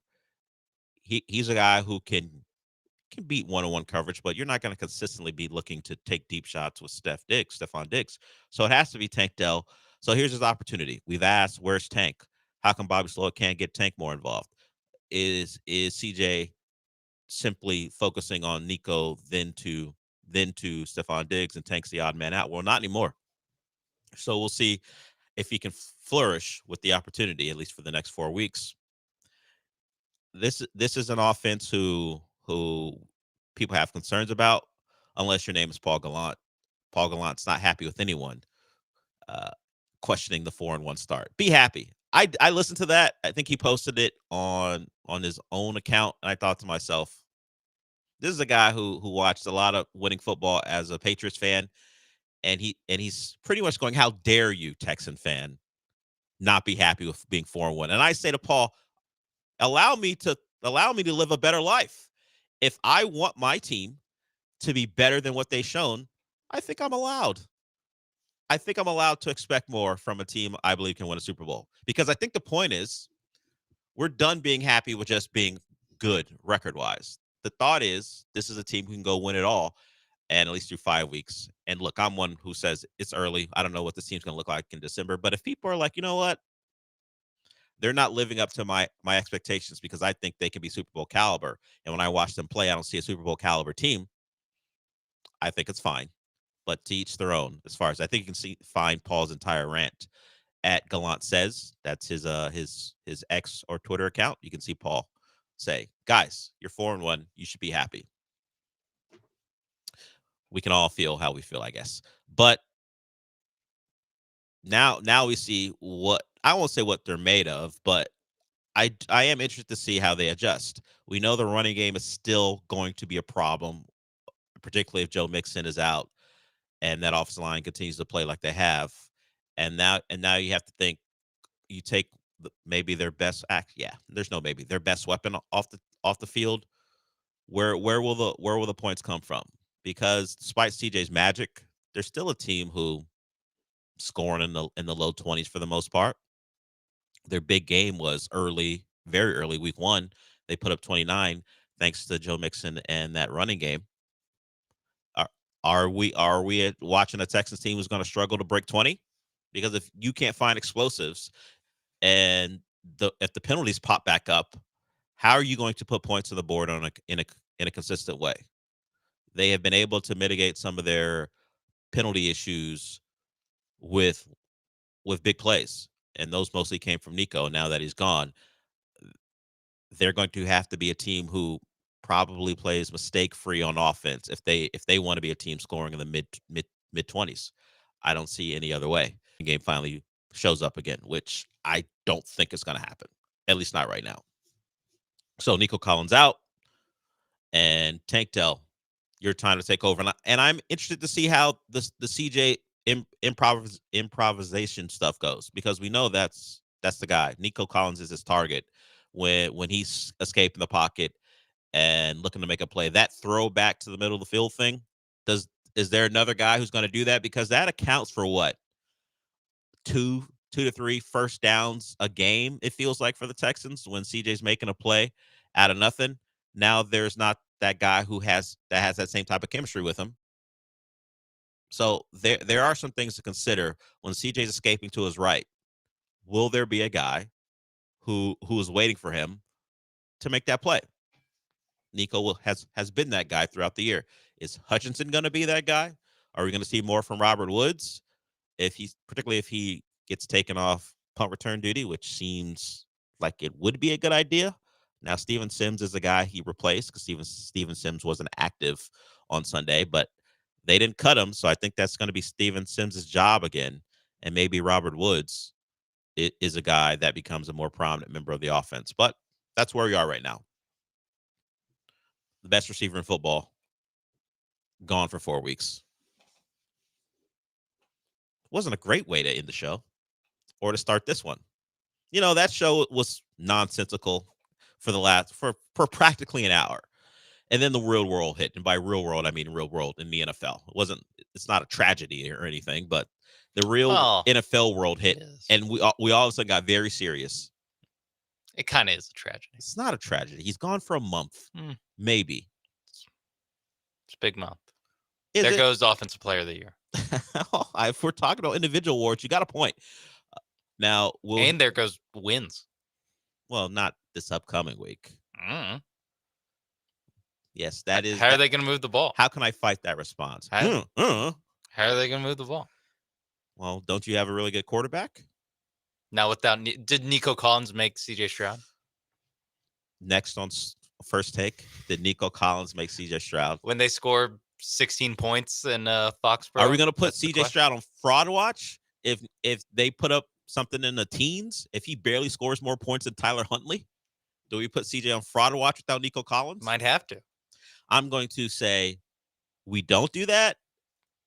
I'm not saying it can't happen. I'm not saying they will score over 20 on the road, but I'm not going to put CJ on fraud watch after one game, because if I was doing that, I could go reach back to the Jets game from last year, the Panthers game from last year, the Falcons game from last year, and go, A lot of games where he looks like a fraud. That's what I'm hearing. Yeah, yes, that's what I was leading to. There's so many games I could pick from. He's been more fraudulent than you think. So how many fraudulent games can he put out there before we just call him a fraud? Probably another 15, which I don't think is possible. It'll be one game, a very small sample size, but there is a clear number one as far as best wide receiver on the team, which we weren't sure was going to be the case coming into the year. It is Nico, and he's now gone. And it's up to CJ and Bobby Slowick to figure that out. And God forbid, Bobby Slowick, your team struggles without Nico Collins. If you thought people didn't believe in you before, just wait. Oh, you're not propped up by the best receiver in football. Look at you. They got to find a way. And I think they'll be okay, at least this week. They have enough. Because how much would it take to beat the Patriots? By the way, there's news there that we thought was going to happen, and we'll get to it when we come back. The Patriots made it official. So we'll talk about that and what might be facing their new quarterback, because there's some numbers about the type of havoc the Texans have created, and they're high up there in terms of the rankings in the NFL. So I think 20 points. 20 points is what you need. Maybe. To win. A guaranteed win, yeah. Yes. 20. 24 to cover. and to not have people be like, ugh, 5-1, but whatever. 5-1, but whatever is an interesting approach to us this season. That's kind of what people are doing with 4-1, but okay. I think now, as I said earlier, we talked about this before. The expectations are affecting the way people approach this season, and simply winning games isn't enough anymore. But I would say that no team in the AFC like looks good. Like every fan base with Super Bowl aspirations can be like, okay, whatever. There are questions. Like even the Chiefs, like they played one good game on Monday. Yeah, there are questions about, is there anyone who's dominant in the league anymore? Is there a real dominant football team right now? And outside of our preconceived notions of what the teams are going to be coming into the season, you can't tell me that there is a clear number one in either conference. You want to tell me the Lions are clearly the best team of football in the NFC? I would say you could tell me that. I'm not sure I agree. And you can go around, go pick a team and say, okay, I've seen them play a couple subpar games. It's just how the league is right now. And the Texans are squarely in it. They just happen to be one of the teams who has navigated kind of this mud that is the top of the conferences the best. They're 4-1. And at 4-1, they are, as if it matters, a top seed. In fact, I think they're the 2 seed behind the undefeated Chiefs. So that's where we stand right now. Nico Collins won't be available for the foreseeable future, and the Texans have to adjust. They likely will have the benefit of winning games while still trying to find their way, thanks to some of this upcoming schedule. The Patriots up next, and they do have to go to Green Bay. So that'll be the first one where we're like, okay, we'll see what their offense looks like in a hostile environment without their best offensive weapon. So we'll continue to talk about that. Anyone else want to get in? 713-780-3776. We'll get to the news coming out of New England, because apparently a mutiny has been averted. The mutineers have been satisfied. The captain has listened, and he's made a change. So we'll get to that. Not that it will mean anything as far as success for the Patriots, but a change has been made there. So we'll get to that when we come back. But first, I want to talk about Aqueduct Plumbing Company. Aqueduct Plumbing Company is the place you go to if you need a change, particularly if there's a leak in your home. Leaks, you can't fix them, but there's something wrong. You have one place to go, and that's Aqueduct Plumbing Company. And just go to aqueductplumbingcompany.com to check out all the services they provide. So a leak can be small, something that's fixed pretty quickly, or it can be something that causes great damage to your home, and you wanted to get that taken care of as quickly as possible.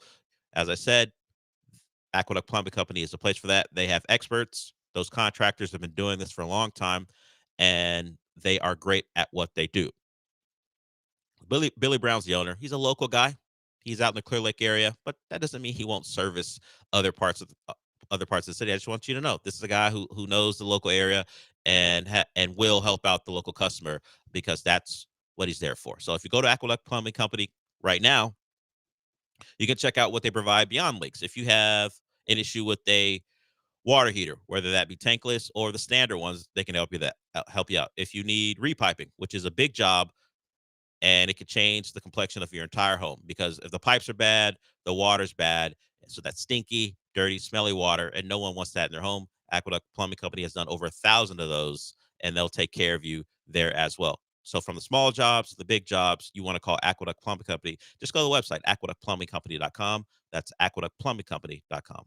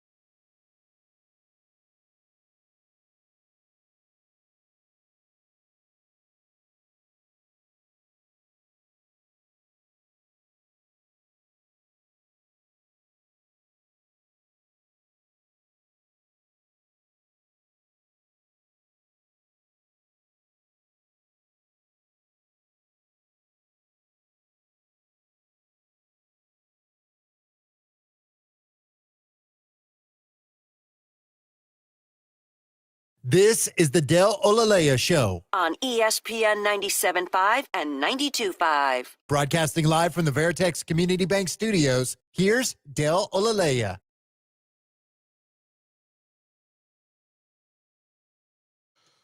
So the news out of New England is that Drake May will start for them. That's official now. He'll get his first start against the Houston Texans. And beyond some of the unpredictability of what Drake May might provide, just because we haven't seen him play in a regular season game, I expect he's going to have a bad day. We were discussing how the Texans probably needed to score 20 to win that game, if that, and maybe 24, so Sean wouldn't call Bobby Sloak a fraud, and CJ as well. Yeah, just to get the people going. You gotta, because that was my point on when Paul was talking about how people are tepid about the 4-1 start from the Texans. I said that if you just add 10 points to both teams' score, like the results stay the exact same. There's just 10 extra points in every game, or 20 extra points in every game. Like last game was 33-30. Yeah, people would just be happier about it. Yeah, because like that's all that's it true. is people just want more like half the field goals to be touchdowns. That's all they want. Less 50-something yard field goals, more touchdowns. Yes, just swap one out. It doesn't even have to be like 10. Just swap a 55-yarder for a touchdown. People would feel better. Pretty simple. Like I think people would not just better. People would feel like good about like everyone would be like, hell yeah, the Texans. Yeah, they're living up to the hype. And there's a belief they need to score more. Yeah, there's a belief that they're supposed to be an explosive offense, and we haven't seen that. But that could come at the expense of their like the other team will also score 10 more points, and people would not care. No, because the defense got stops when they needed them. Exactly. Yes. Exactly. But the key offense stops. key stops is what they needed while the offense was putting on a show. Sure. I'm sure perception is part of it, and just the way the games are going, it's just bothering people. It's just having like 7 straight punts in the second half of a Jacksonville Jaguars game. That's what people don't like. The second half of the Bears game. That's what people really don't like. Yeah, it's a product of who your quarterback is, and the acquisitions in the offseason. And people are probably going to have to look around the league and go, "This is what's happening around the league." It's not a CJ problem. It's not a Slowick problem. It's the way the league is taking on offenses. Defenses are doing a better job of stopping explosives. The Texans have been able to take advantage of Nico with his ability to get open, and now they have to adjust. But for the Texans defense, they'll see a rookie quarterback. We know how they treated the last rookie quarterback they saw. They made it an awful night for Caleb Williams, so much so that he got big broed by CJ Stroud, which CJ had to explain away in a presser a little bit later. Oh, in the week. is he gonna big bro Drake May? He's 100% big broing Drake May. Or has he learned his lesson and he won't do it? Lesson is in quotes, by the way. I'm not serious about that. But is he going to avoid the whole, hey, or just say, don't mic me up? He can. That's probably the way you get around it. And don't get mic'd up. A Texans Patriots game that's kicking off at noon, and I'm assuming Andrew Catalong's going to be on the call. I don't know how many players are going to be mic'd up. It's not exactly like Sunday Night Football.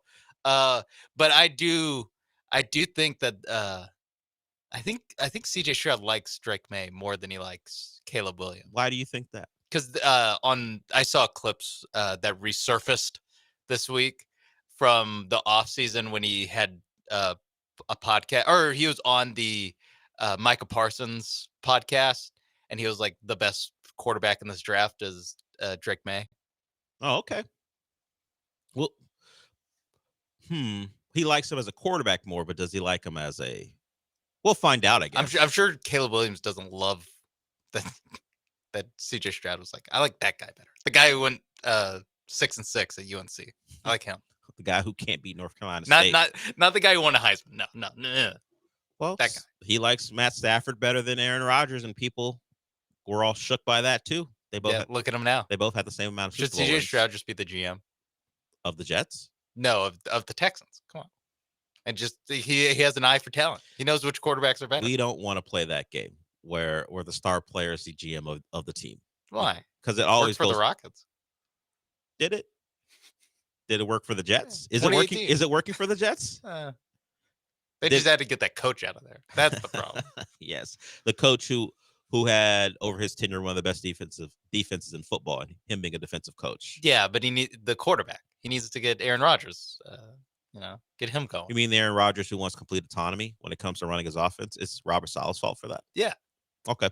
Well, I would say this: if you have relegated your coach to cheerleader when it comes to the offensive side of the ball, he has no say in anything, then you probably should fire him, because what's he there for if he can only have a say in one half of the team or 1/3 of the team, since we know how important special teams is. This city definitely does, watching Kyrie Fairbairn save their ass over and over again. Now he's the best Texan. He's the best active Texan. He is not. He so far in 2024. He has been a very important member of this team. Second most impactful Texan. Active Texan, because Nico's on IR. I will agree with you there. Second most impactful Texan, currently active on the roster. You could talk me into number one. One more CJ game where where Kaimi has to kick 3 50-yard field goals. Where can I find a quarterback that throws 200 yards and 1 touchdown to the best wide receiver core in the NFL? Where can I find that? Wow, this is a strong lean to the left as far as how people feel about CJ. Where you are suggesting that he's a bus rider for this team. I don't know. I see what Sam Darnold's doing. I see what Baker Mayfield's doing. Geno Smith. I see what Geno Smith is doing. There's a lot of guys doing what CJ's doing right now. I honestly think that's kind of, if I was a team that needed a quarterback, I think I would just draft Travis Hunter or whoever, and then just pick up some journeyman quarterback and try to figure it out. I don't know, man. All the clips that pop out of CJ from the All-22, everyone is complimenting him on what he's doing, and you are leaning the other way, saying, I can find that social media quarterback, Justin Herbert. Sean Mapes are Emmanuel Acho. I like this. You want to be the dissenting voice in Houston, telling everyone that CJ isn't what you think he is. He's no Andy Dalton. Well, Andy Dalton had like a game and a half this year, and now he's back to the guy everyone realizes should not be starting. Yeah, Joe Flacco. Joe Flacco's good, man. I saw like the last however many games he played last year plus the 2 he played this year, and his numbers are actually like pretty insane. Yeah, it's like it's a ton of yards and touchdowns. I mean, he was bad in the playoff game through what, 2 pick sixes. Yeah, but as far it's not all his fault. Kevin, who you blaming? Kevin Stefanski? Yeah. So you're a Joe Flacco stan and a CJ Stroud doubter? Is that where you're? This is where you are right now? Yeah. This segment really I got away from you. This is one where you're gonna have to reevaluate your position. Yeah, we'll have to look back on the tape. Maybe even have a written apology. I'm sure if you typed out all the things I said and show it to me on Friday, I'll be like, what? Yeah, throughout the week while you're just in your bag. I understand. Well, just having an ombudsman looking at what you've done throughout the week and go, oh man, Sean, you want to read over this? Sean's like, no, I don't see any of what I said. In fact, I don't know what I'm saying in this radio fever dream that I do for 5 hours every day. I wouldn't hold Sean to what he's saying. No, I actually think CJ Stroud's been pretty good this year. Even pretty good sounds like an insult coming from you right now. He's been pretty good. Okay, that's fine. Well, he will be on the other side of a rookie quarterback next week, and that rookie quarterback will be facing a Texans defense who ranks 8th in havoc rate. That's from like a number of different things, whether it be pressures, hits, turnovers, caused. Warren Sharp did got all the stats and put them together.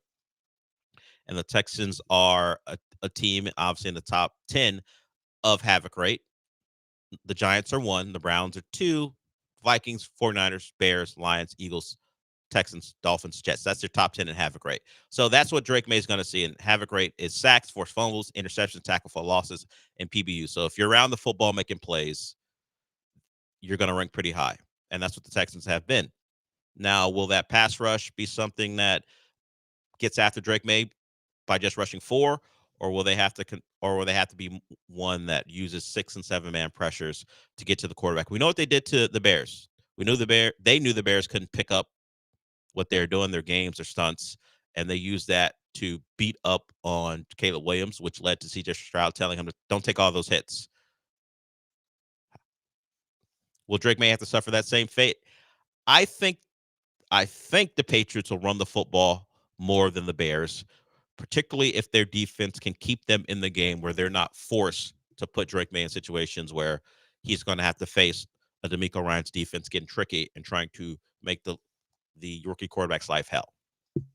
But that's for Sunday. Right now, I don't think it'll matter how they get after him, whether it be with 4 or a heavy blitz rate. That Patriots offensive line is not good. Jacoby Brissett was cannon fodder because they did not want to put Drake May in a position where he would have to go against defenses who would overwhelm the offensive line and him as a young quarterback. Well, I guess after 5 weeks of Jacoby Brissett, they're like, we can't take this anymore. Like it was, I won't call it brave, but it was commendable that they were doing this.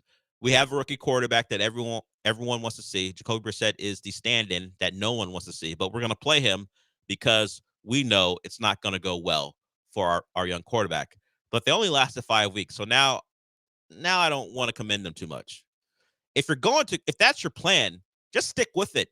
No one thinks you're going to be good. No one expects you to be good. I don't care about a mutiny. I don't care about what the players in the locker room are saying. A lot of those guys aren't going to be around when you think Drake May's ready anyway.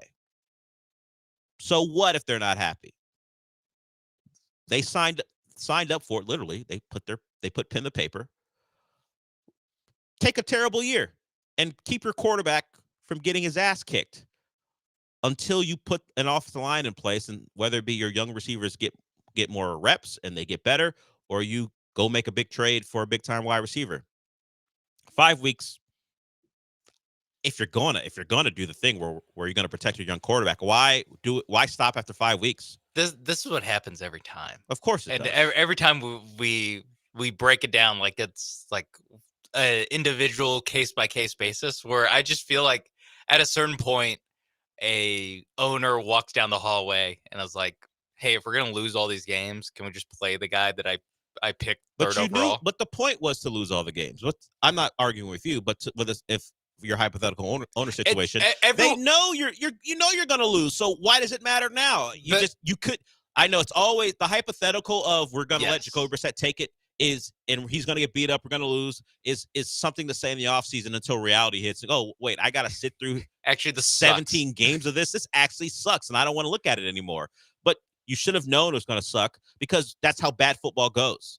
Yeah. Everyone goes, Aaron Rodgers sat behind Brett Favre, Pat Mahomes sat, Alex Smith, or Jordan Love sat. It's like they sat because those teams were good. They were able to sit. Those teams, I think all those teams made the playoffs. Yeah, when that rookie quarterback was sitting. No one does we're going to pick third in the draft, and we're going to pick a quarterback third in the draft, and then we're also going to stink for a year and not play the guy. Yeah, no one does that. No one actually does that. The Hunt family was okay with Patrick Mahomes sitting because they're on the way to the playoffs. Yes. The Green Bay, they did it because both the guys they picked, Rodgers was picked like 25, Love was picked 20. Yeah. Like that's they were in a position to win games. That's why they do that, is because they're late round, first round picks going to good teams. I wish they would acknowledge that this was always going to happen.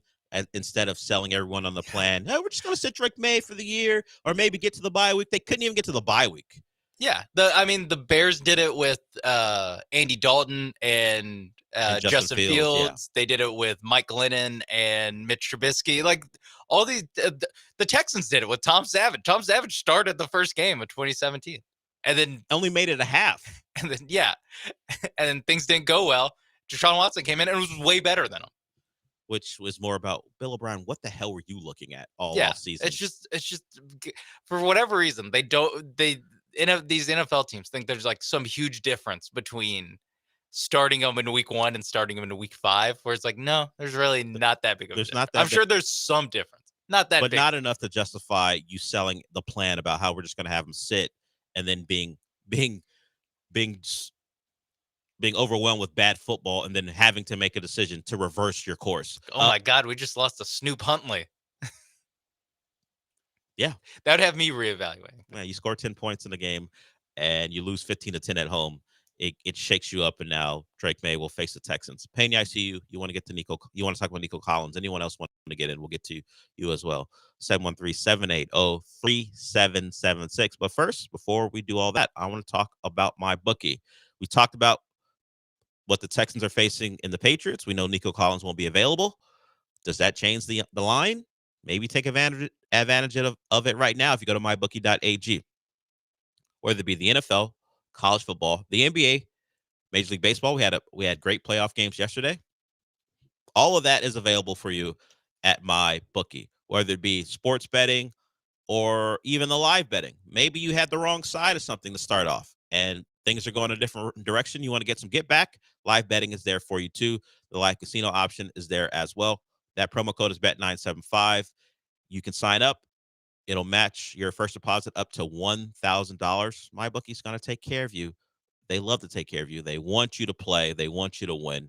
MyBookie.ag. Also, remember, they have the MyBookie Plus, which is their loyalty program, where the more you bet and play, the more chances you have to get prizes and rewards for going up the tiers in the loyalty program. That's MyBookie Plus. Just go to MyBookie.ag. Remember, you can bet on anything, anywhere, anytime with MyBookie.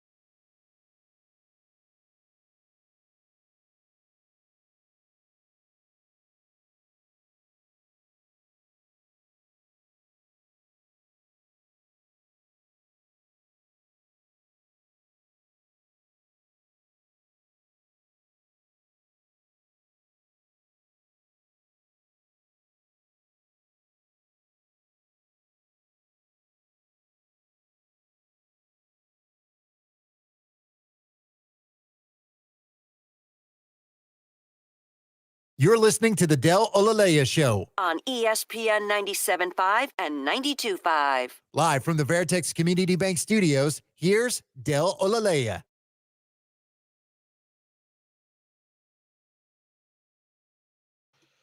Let's get to Pena here. He wants to talk about Nico Collins. What's up, Pena? Yo, what up, Big Dale? Hey, man. So Diggs is gonna have to step it up, man, and they're gonna have to get Dale more involved into this. But is there any way I can give my hamstring up and give it to Nico Collins? Thank you. Have a great day. Yeah, I don't know if he's looking for a donation of a hamstring. I'm not sure. I'm sure donating hamstrings isn't a thing medical professionals would recommend. Nico is a highly trained athlete. I don't know what you look like, Pena, but at one point during the Raheel era, he used to refer to you as Fat Boy. Not because he saw you, it's because one time you called in, we asked Pena about, how come you always call in at this time of day? And he goes, well, I'm always going to lunch. And Raheel was like, it's like 10:30. What are you doing, Fat Boy? And that's how it stuck. Okay. So I don't know what Pena looks like. That's just what the lore is about Pena. No, you can't donate a hamstring. It's not going to save him. He's looking for a more athletic hamstring, I think. Yeah, I would guess. And I mean, I don't know how tall you are, but Nico Collins kind of tall. I'm sure that plays a factor. I've always thought when people say things like this. Ooh, sorry, he mentioned Stephon Diggs, and I looked him up, and there is an ugly story out about him right now, and it's not the Cardi B story. Oh, okay. It's a different story. I always thought that the whole take my hamstring instead, take my ACL, take my Achilles instead. I always thought especially with the hamstring, I feel like that would take you out longer than a hamstring transplant would take you out longer than just rehabbing the hamstring you have. I feel like a transplant of a hamstring is much more invasive than just letting it heal naturally. But that's just yeah. Right now, Aaron Wilson is doing some reporting on the Nico Collins injury, and he said that once the Texans reevaluated the hamstring, it was noted that at a minimum, or it looked like it was going to be a 3 to 4 week thing. So that's why they put him on IR. He was not going to be available in the next couple weeks. So they're not even really being safe with it.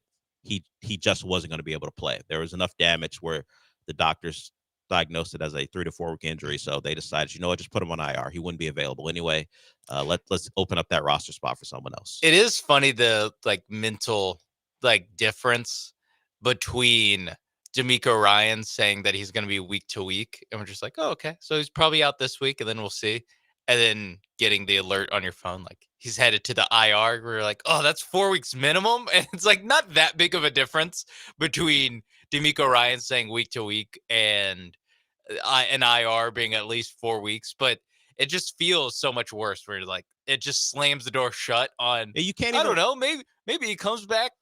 Comes back, maybe not against the Patriots, but he comes back the next game. Yeah, no. It removes any possibility of some remarkable recovery where he's out after just missing a game.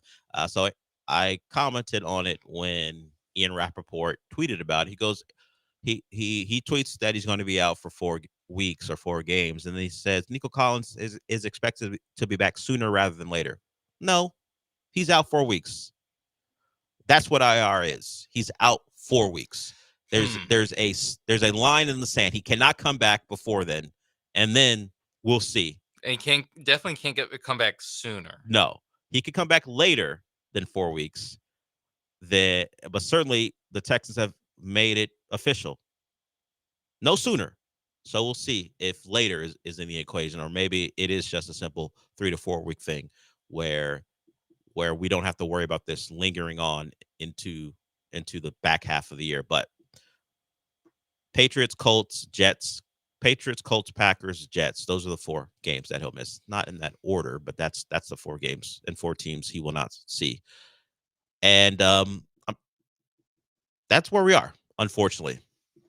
And as you heard Pena before he tried to donate his hamstring, he mentioned Stephon Diggs needs to step up. I don't have any doubts that Stephon Diggs will be a bigger part of the offense, that he'll get more targets, he'll make more plays. But will the Texans become a team, and they're capable of this, but will they become a team who has to go 9, 10, 11 plays down the field to score touchdowns? Or will they find someone to create some explosives for them? We know they're not coming on the running game right now. They did transition more to some gap scheme. We think of the 49er offense as a zone scheme, but they ran some more gap stuff, and Cam Akers had a little bit of success doing that.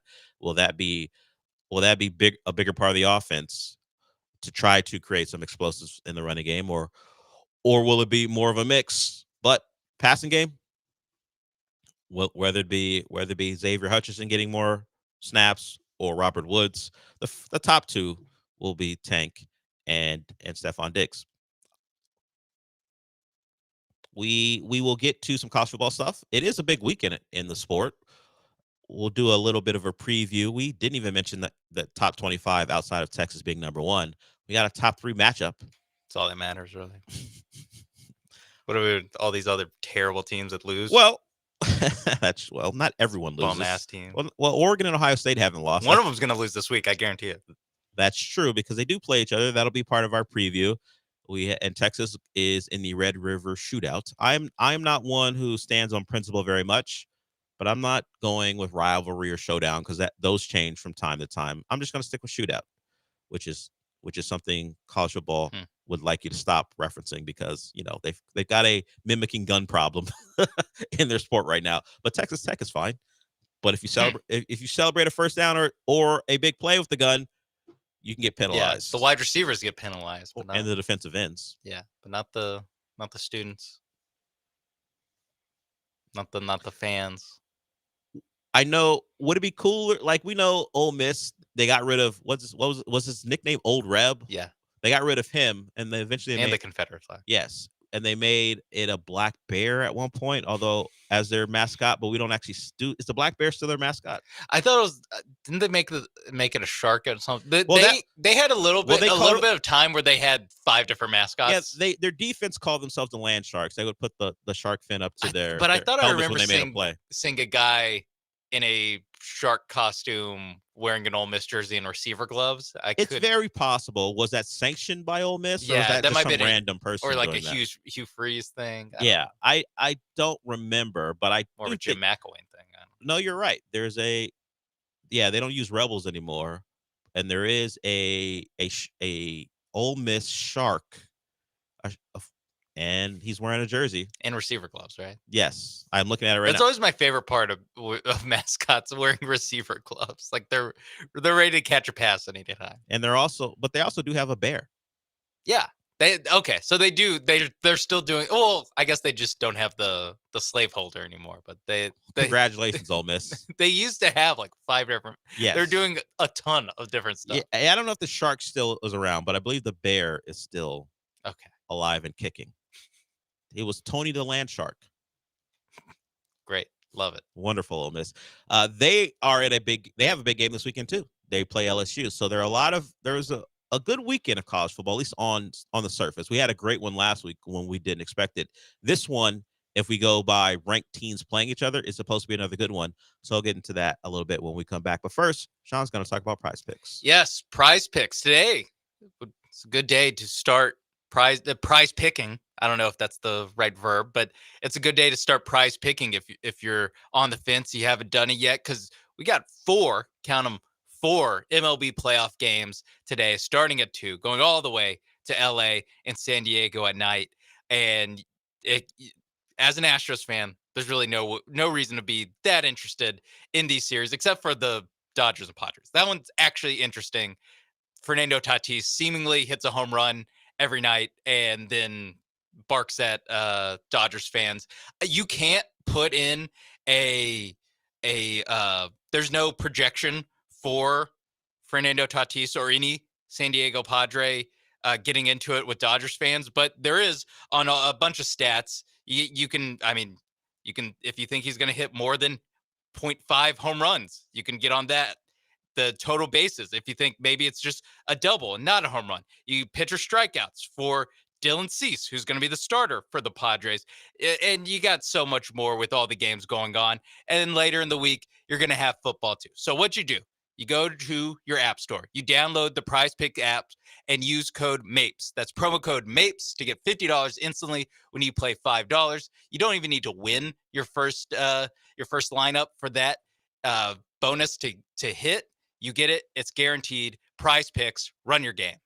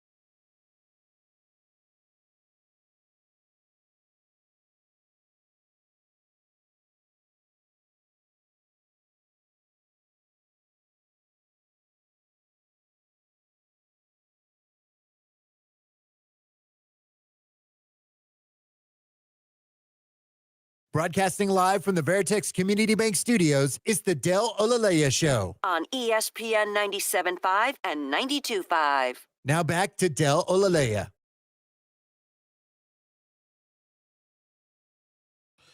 We'll get to the college football stuff on the other side because we should already be heading towards a break. Just to put into perspective what Drake May is going to face with the Texans, I mentioned the havoc rate for the Texans. They rank 8th, but the Patriots' offensive line is rated 31st when it comes to multiple companies who grade them.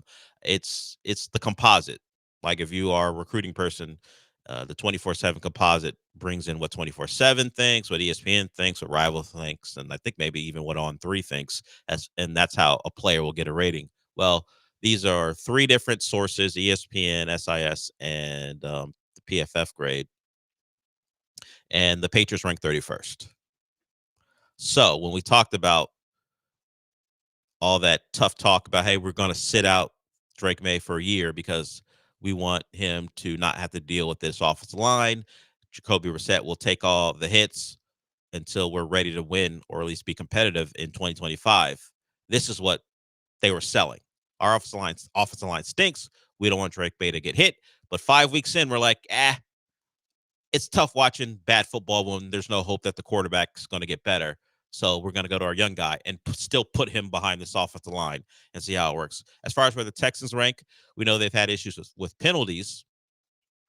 But beyond the penalties, they are ranked 8th in this composite. So they are an upper echelon offensive line. Despite their issues handling games, and, CJ's made a number of plays outside the pocket when he's been flushed, they're still one of the better offensive lines in the league when you look at pass block win rate and their PFF grade and their blown block percentage all put together. They still rank 8th. So not bad. The eye test would suggest it's worse than that, but the numbers say not too bad. They'll face a Patriots front that's okay. They don't have a legitimate pass rusher, elite pass rusher, or even maybe an established good one right now. But they're not an awful defense, so there will be a challenge. And Christian Gonzalez is a good corner, good young corner. That he won't travel, but Tank and Stephon Diggs will have a bit of a test with him. But once again, 20 points should be enough. Yes, and the Nico Collins injury, this is why you go out and trade for Stephon Diggs, is so when one of the 3 go down, it's not, oh my God, it's all on Tank Dell now, or oh my God, it's all on one of these guys. They still have 2 good receivers, and they should be able to figure this out because their defense is just going to keep giving them opportunities. Because I have a hard time seeing how the Patriots the Patriots offense goes any better than what we saw the Bears offense doing in week 2. I mean, just maybe this is oversimplification, but it seems like it's a rookie quarterback making his first start versus Caleb's second start behind a terrible offensive line, and this time with worse weapons.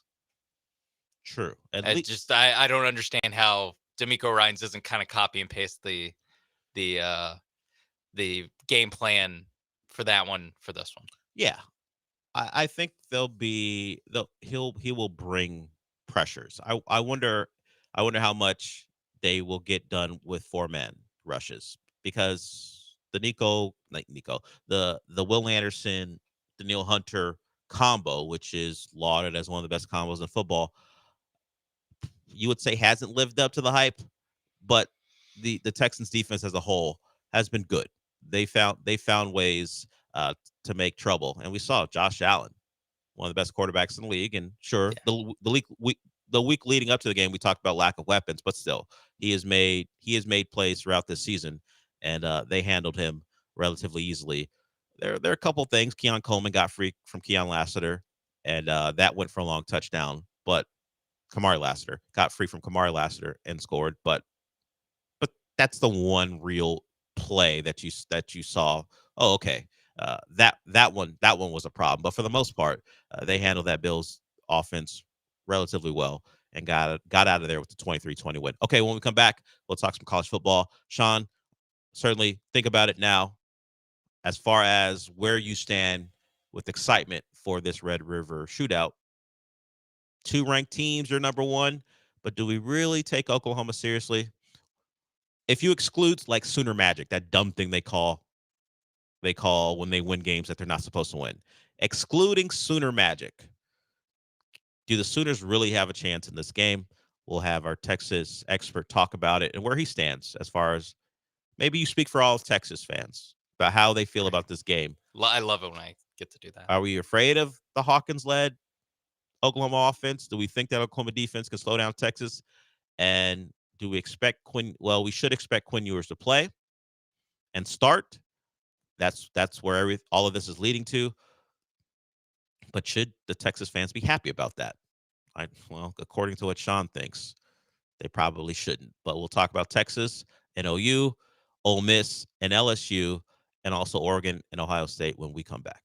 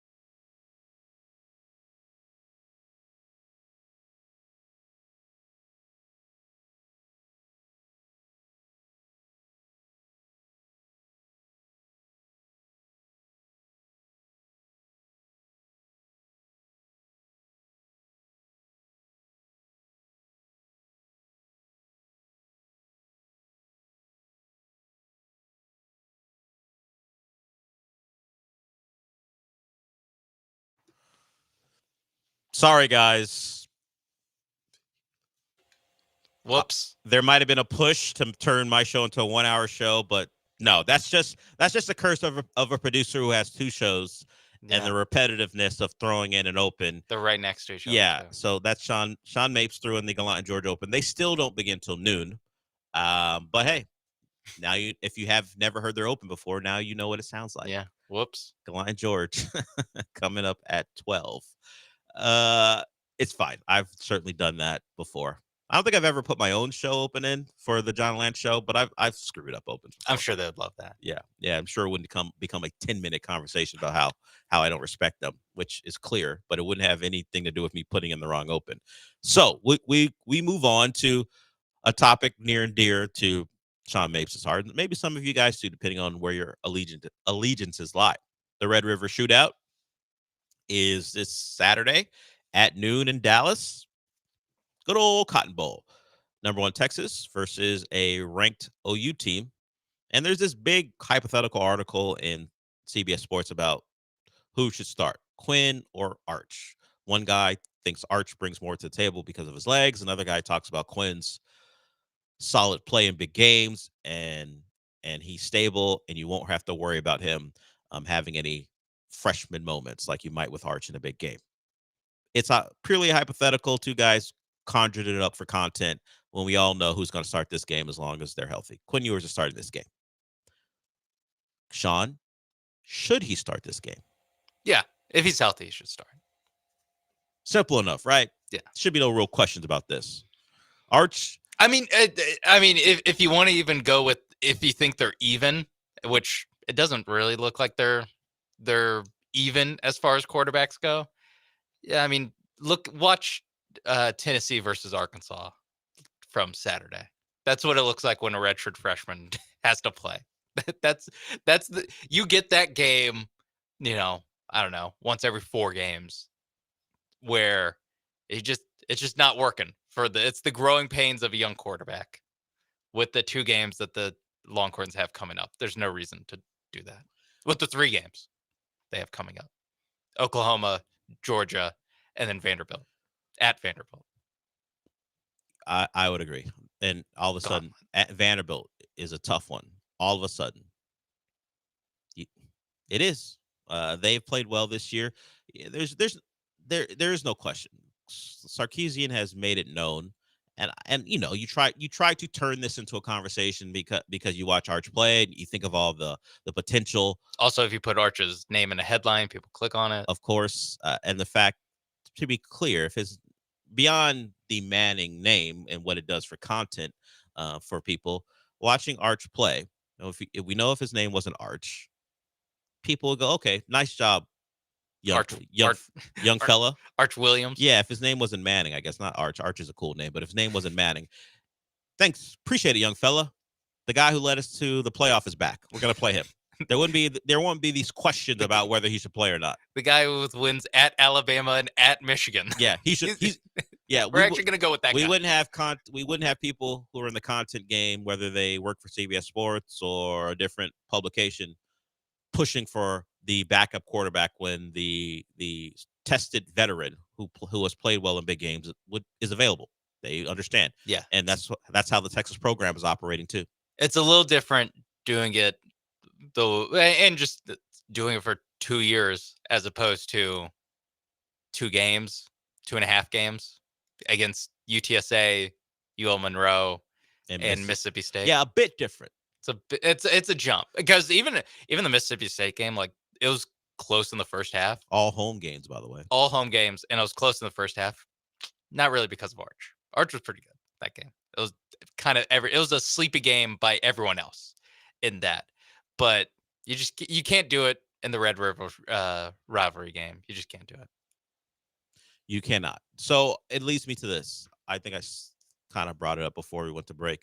Level of concern. You've watched Oklahoma play all year, and excluding, as I said, their dumb Sooner Magic thing. Yeah. Is there any real concern about this game from a Texas perspective for you and the people you talk to about this game? So Oklahoma is not that good. They're like pretty good. The they're a type of team that always gets underrated because they suck on offense, but they actually have a good defense. And if you just suck on offense, people are quicker to throw you in the trash. And they actually do have a good defense. Their offense, not good at all.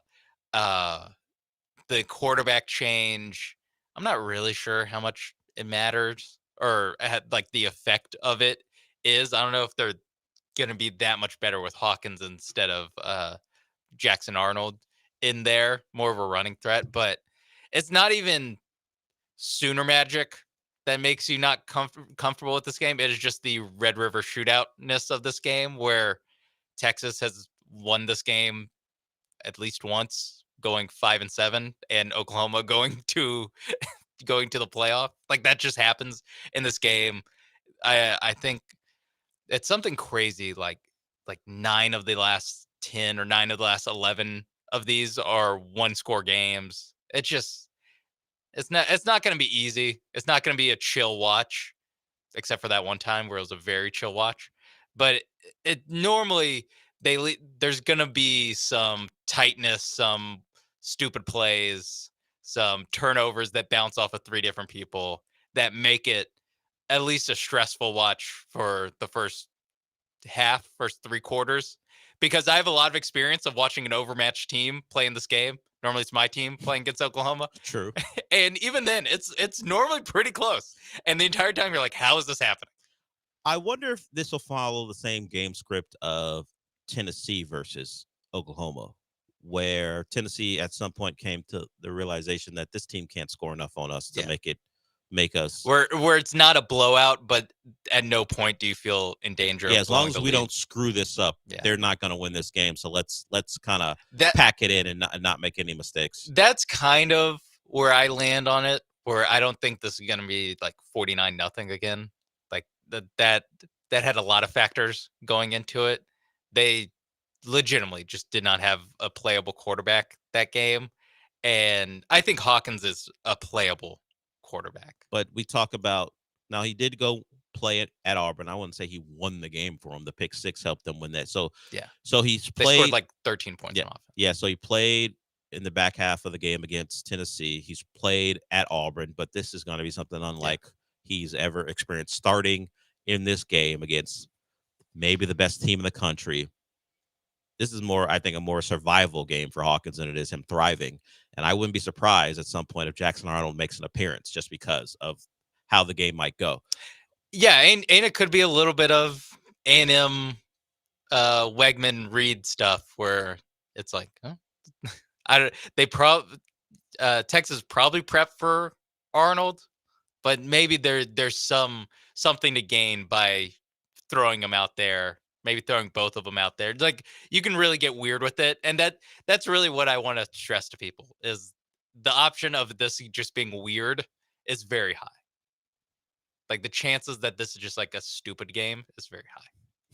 If you're looking for stupid, tune in at 11 a.m. on Fox. It'll be like well played. It'll be interesting. It's on ABC. Oh, it's on ABC this at year? 2:30. Yeah. Oh, yeah. And SEC, I forgot. Yeah. Yes.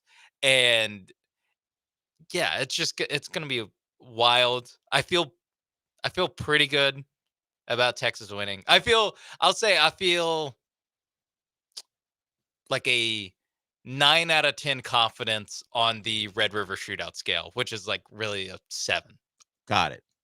It should go Texas's way. Just history suggests it could go anyway. And I just know for an hour and a half I'm gonna want to kill myself. Like I just know that that's what happens. It's gonna be miserable. It's just not gonna be fun. Yeah, because stupid things are happening that make no sense when you try to analyze the game, and all of a sudden Oklahoma's in this game because of dumb stuff. Literally, I think only 2022 is the only like fun, stress-free Red River game I can remember watching. And as you pointed out, it's because they didn't have a quarterback who could play. Dylan Gabriel couldn't play, and all their other ones weren't good either. So we'll see how that plays out. Oklahoma, Texas. I'm not even just leaning Texas. I just expect Texas to win, but I don't think blowout. I think it'll be something like where, as I said, they become very aware that the only way they're losing this game is if they screw it up. So they figure out a way not to screw it up. And they beat Oklahoma. They're 15-point favorites. Yeah. I would take the points. I think maybe we're talking like a 10-point win or something like that. If it goes a different way where Texas does blow them out, credit to them, because it'd be fighting against everything that history suggests would be the result in this game. Yeah, you need a couple turnovers. I mean, I think for Texas to blow out Oklahoma, you're going to need a couple turnovers from the Sooners offense. And it's possible. That young offense. Yeah, and for the Sooners to win, you probably are going to need turnovers from the Texas offense for them to win. To win the game. Yeah. Yeah. I would probably call it a CFP eliminator game between Ole Miss and LSU. Yeah. Two teams that you would say are Get them out of my face. Get the loser out of my face. The second to third tier of the SEC right now. If maybe you put Texas by themselves at the top tier, Georgia, Alabama as your 2, throw Tennessee up there as well, and then you have LSU, Ole Miss, and A&M as your third tier possibly. So maybe this is a third tier game. Mizzou, only one loss. Only because they're only we've seen how Mizzou has played. Yeah. Okay. I'm not comfortable putting them in the same tier as A&M. No, yeah. Imagine that after what happened on Saturday. It's not comfortable. Yeah, probably wouldn't be a great idea. We have LSU, Ole Miss. That's a game where, sure, I'm glad Jackson Dart's okay after getting fake shot on the field. So I'm glad he's going to be able to play. I'm glad to see that. I don't know where I stand on this game. I feel like the last time I saw Ole Miss against anyone competent, and that means I'm talking about Kentucky, that offense looked very stifled. I don't buy an Ole Miss. I'll say that. I don't buy it. Yeah. I look at them and I watch them play, and you put up big numbers against some bad football teams early, and you were already ranked really high, and people evaluated you in a certain way. But when I saw you against not even top-tier SEC athletes, but mid-tier SEC athletes who were coached by a good coach, I saw what they did to your offense. So in their 4 non-conference games, Ole Miss scored 76 against Furman. They scored 52 against Middle Tennessee, 40 against Wake, 52 against Georgia Southern. In their 2 SEC games, they lost to Kentucky, scoring 17 points, and then they beat South Carolina, scoring 27 points. So that is a big drop off between what they do against Group of 5 teams and Wake Forest versus what they do, like you said, against SEC athletes. Now, LSU's defense, not good. Wouldn't call it amazing. No, but they have SEC athletes on that defense. I would not say they have a good SEC defense. No, but that's a Saturday night game in Death Valley. We know what that's supposed to mean. And didn't they both had the week off, right? No, LSU had the week off. Yeah, Ole Miss obviously was avoiding gunfire at South Carolina. I like LSU here. I do think this sets up for them to have a big day. Nussmeier, he's obviously not Daniels, but he's been okay this year, and I like LSU mostly because I think Ole Miss is a little fraudulent. Yeah, I fall in line with that, where especially Ole Miss is 3.5-point favorites. Like that to me is pretty crazy. I think this is going to come down to the wire, no matter what. I think it's going to be a shootout. But was it last year that they played, where it was like 63-56, and it was just whoever had the ball last was going to win? That's a similar vibe I get from this game. Probably a little bit less scoring because LSU won't have the Heisman winner and 2 first-round wide receivers on the field. Probably a little less scoring, yeah. But I think that it's going to be another close one, and yeah, I think there's a little bit of Death Valley at night sprinkled on top that makes me lean Tigers. Yes, home dog, your LSU. You got a shot to after a week off. Whatever you had in store for Ole Miss, whatever you might have been holding back the last couple of weeks as you played South Alabama and UCLA, you can kind of spring on Ole Miss here. I like LSU on the spot. Mike, I see you. You want to talk some college football? We can get to you when we come back. Anyone else want to get in on anything they like? 713-780-3776. We will be back.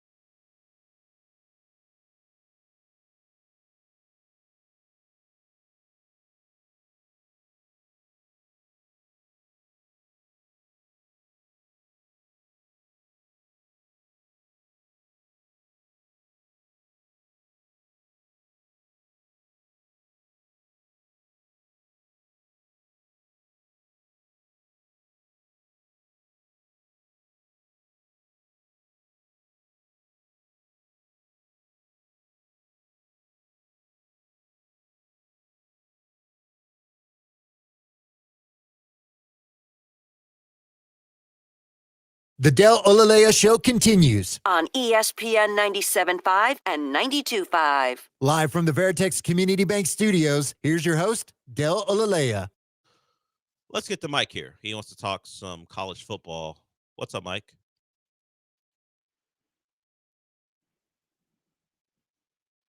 Hey, Dale. Hey, I had a couple questions.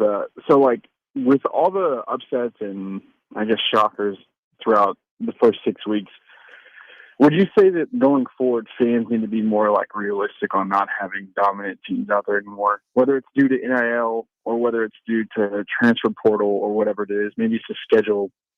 Instead of throwing everyone from the West Coast over to the Big Ten, is it possible that there's no longer going to be any dominance in any division or anything or any conference, anything like that?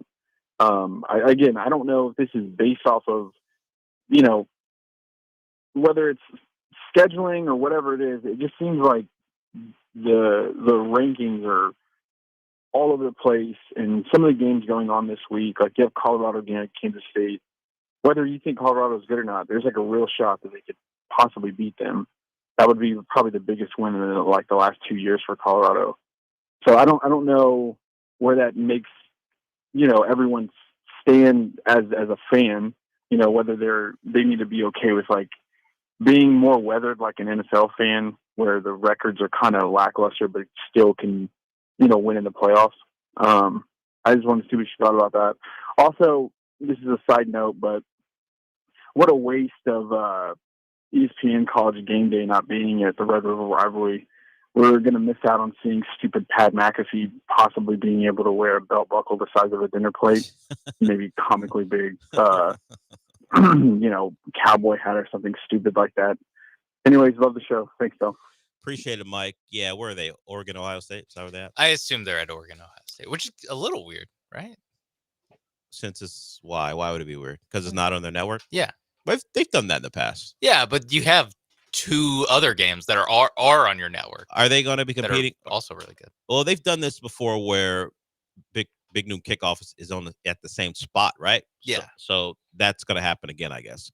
That part's not as weird, but it's just I just found it interesting. Yeah. Wait, Big Noon might not be there because it's an NBC game. I just realized.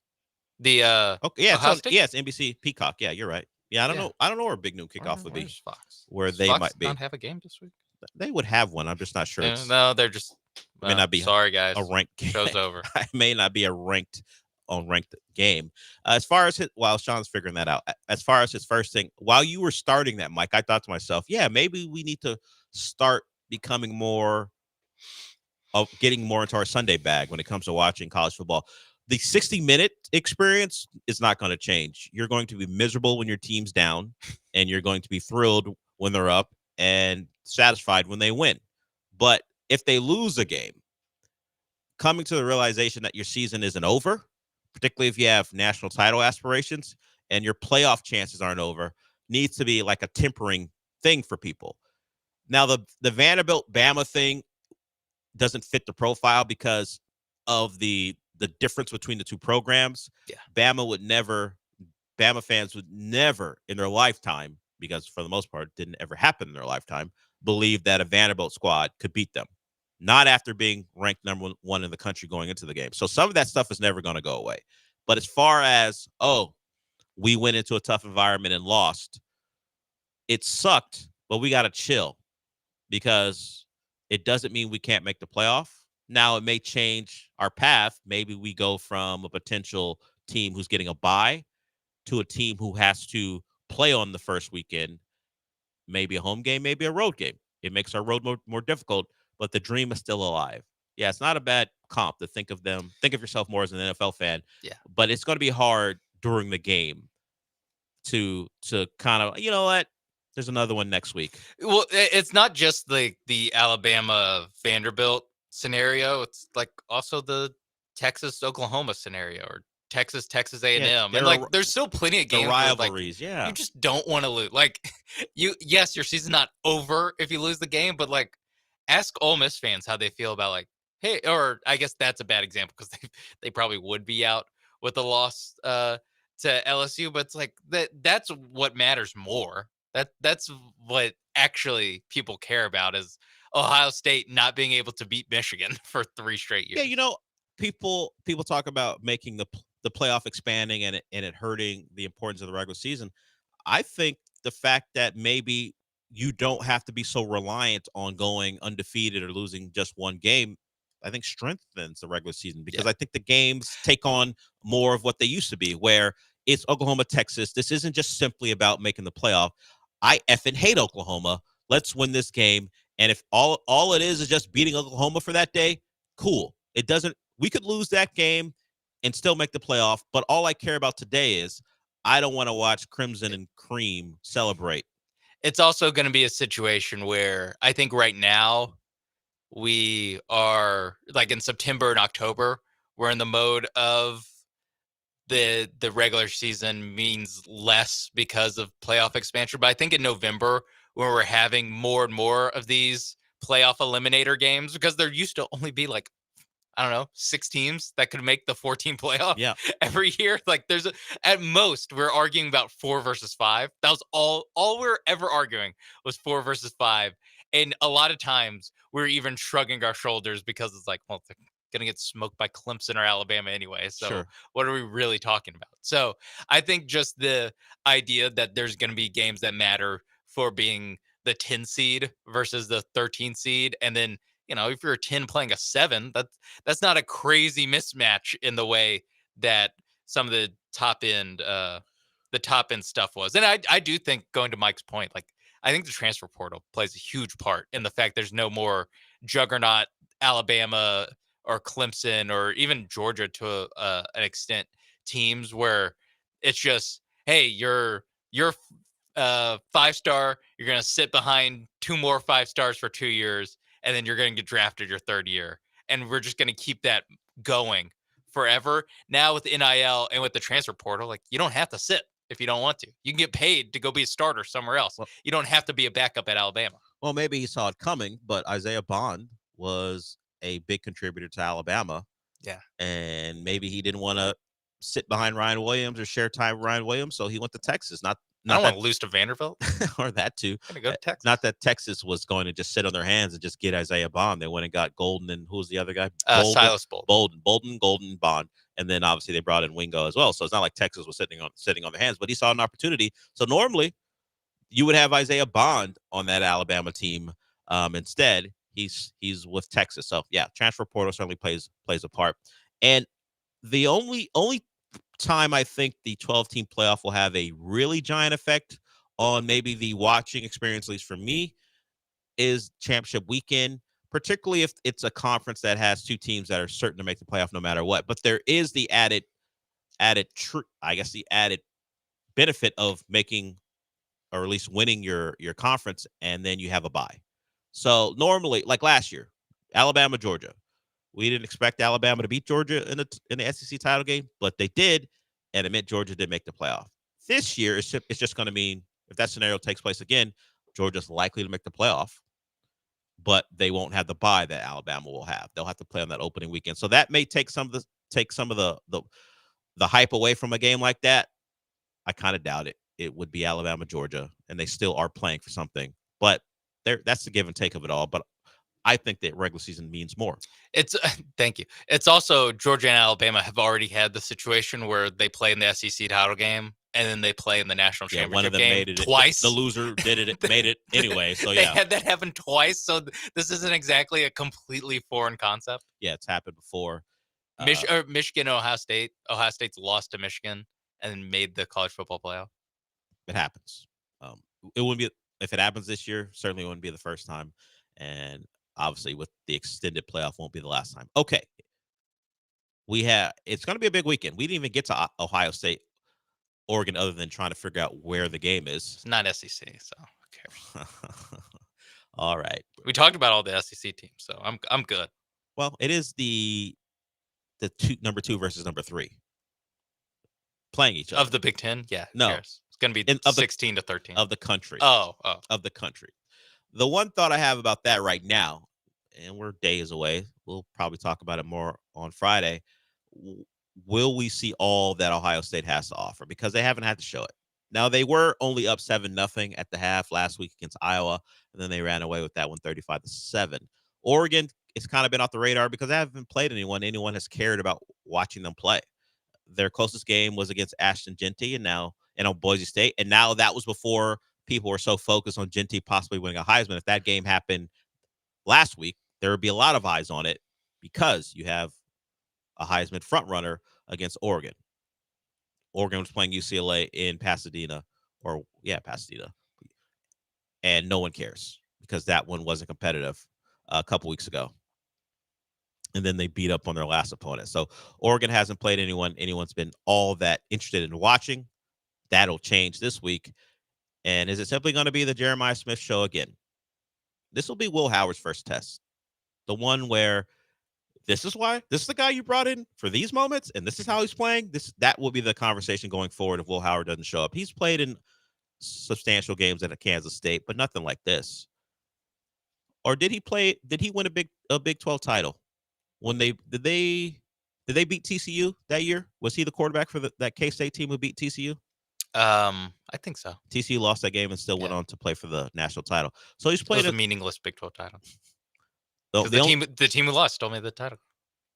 It wasn't meaningful. It wasn't meaningless for Kansas State. So Will Howard has played in big games, but this is certainly the biggest test he'll face as an Ohio State Buckeye. So that's something to look forward to. Nice weekend, and you can go around the country and find other games. We'll get to more college football, as I said, later in the week. We will come back with some Astros news. It doesn't have any real impact on the season unless a torn ligament in your hand keeps you out for an entire year, which would be the case if it was an Astros pitcher, but this is an everyday player. So we probably shouldn't be too concerned, but we'll give you an update on that player, and we'll get to a potential signing for the Astros. At least there are some rumors about this player and the Astros being interested or should be interested in him, and we'll discuss that when we come back.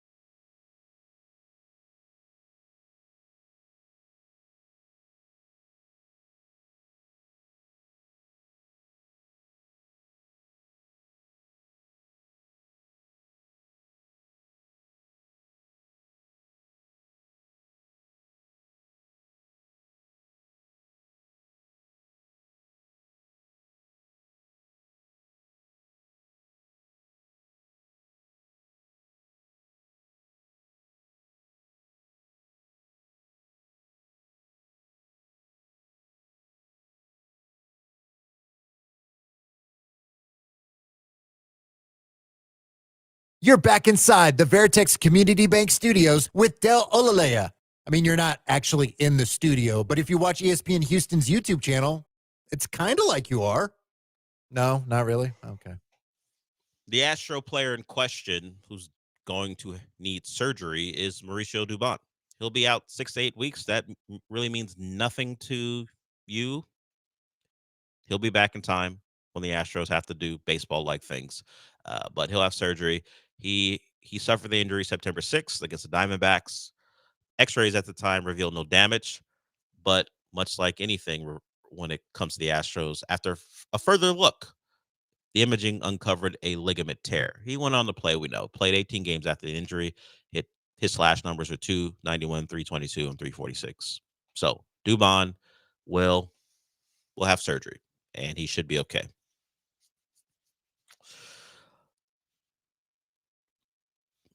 It is what it is. It's an off-season surgery for a everyday player.